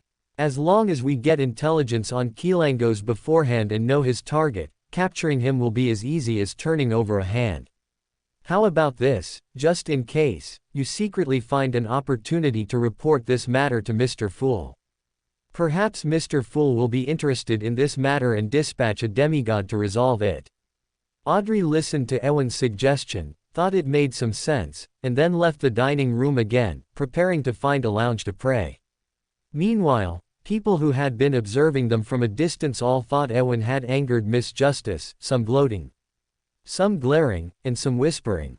Even Audrey's personal maid thought so, and after glaring fiercely at Ewan, she put down her tray and chased after her. Ewan, after wiping his mouth with a napkin, also left the dining room directly and walked towards Robert, who was still discussing issues with a group of people by the dance floor on the first floor. At the same time, Mr. Fool, Klein, had just returned home and was washing his face when a faint whisper suddenly sounded in his ears. His head felt somewhat dizzy, making him momentarily disoriented and nearly causing him to fall into the washbasin. Klein steadied himself, knowing that someone was praying to him. Fortunately, he was already in the washroom, so he wiped his face with a towel and, in the cramped space, managed to walk 4 steps backward to enter the gray fog. In the grand and majestic palace, Klein sat at the head of the bronze table and saw a star that repeatedly expanded and contracted. He extended his spirituality and touched it, and then saw a very blurry image. After watching the entire scene, Klein finally understood what had happened, but he was not surprised. After all, a pirate general coming ashore was no small matter. It was normal for it to cause a big stir. He just didn't know what Duke Nigan had done to attract successive assassination attempts from other factions. The last time it was the Aurora Order, Duke Nigan's assassination was reported, and the Aurora Order coincidentally became the scapegoat. This time it's a pirate general. Will the next time be a demigod? How unlucky. But Duke Nigan was too far from Klein. He felt nothing for Duke Nigan. Moreover, Miss Justice also mentioned that Ewan was there, and Klein believed he could handle this matter. After pondering for more than 10 seconds, Klein remembered that Hanged Man had always been very concerned about Kilangos's matter. So, he cast the scene, which had begun to repeat, into the star representing Hanged Man, Alger, and then transmitted his voice to Miss Justice. I know. Audrey was about to leave the lounge when a thick, hazy gray fog suddenly appeared before her eyes. She saw a figure seated in a high-backed chair, whose face and figure were extremely blurry, as if a deity looking down on everything in the world, and she heard his response to her. After the lingering echo, looking at the lounge that was no different from before, Audrey's heart was no longer filled with worry and unease. She subconsciously straightened her posture and left the lounge with light steps. Backland, St. Wind Cathedral. Alger looked at the documents in his hand, letting out sighs of regret. What he held were the documents submitted by Military Intelligence Section 9 regarding the strengthening of communication and coordination between the two sides. The events of yesterday were mentioned in this document. It was only then that the Storm Church realized that an unexpected incident during their operation yesterday had actually disrupted Military Intelligence Section 9's entrapment operation against Kilangos.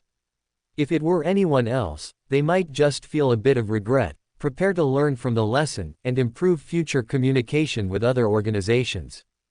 But Alger was furious that such a good opportunity to deal with Kilangos had been missed.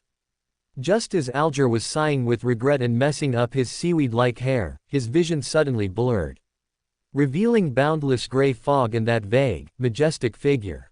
As he was surprised, a young girl in an evening gown, praying, appeared before his eyes.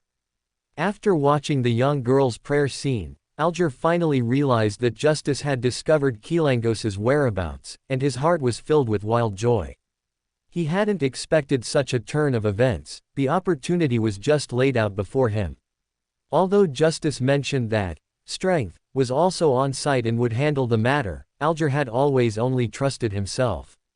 At the same time, this matter was too important to him. He would absolutely not be reconciled unless he saw Kilangos die with his own eyes. And he also had a small personal motive. If Kilangos were truly to be captured alive, he wanted to find an opportunity to finish him off. To ensure that his previous acquaintance with him would not be leaked.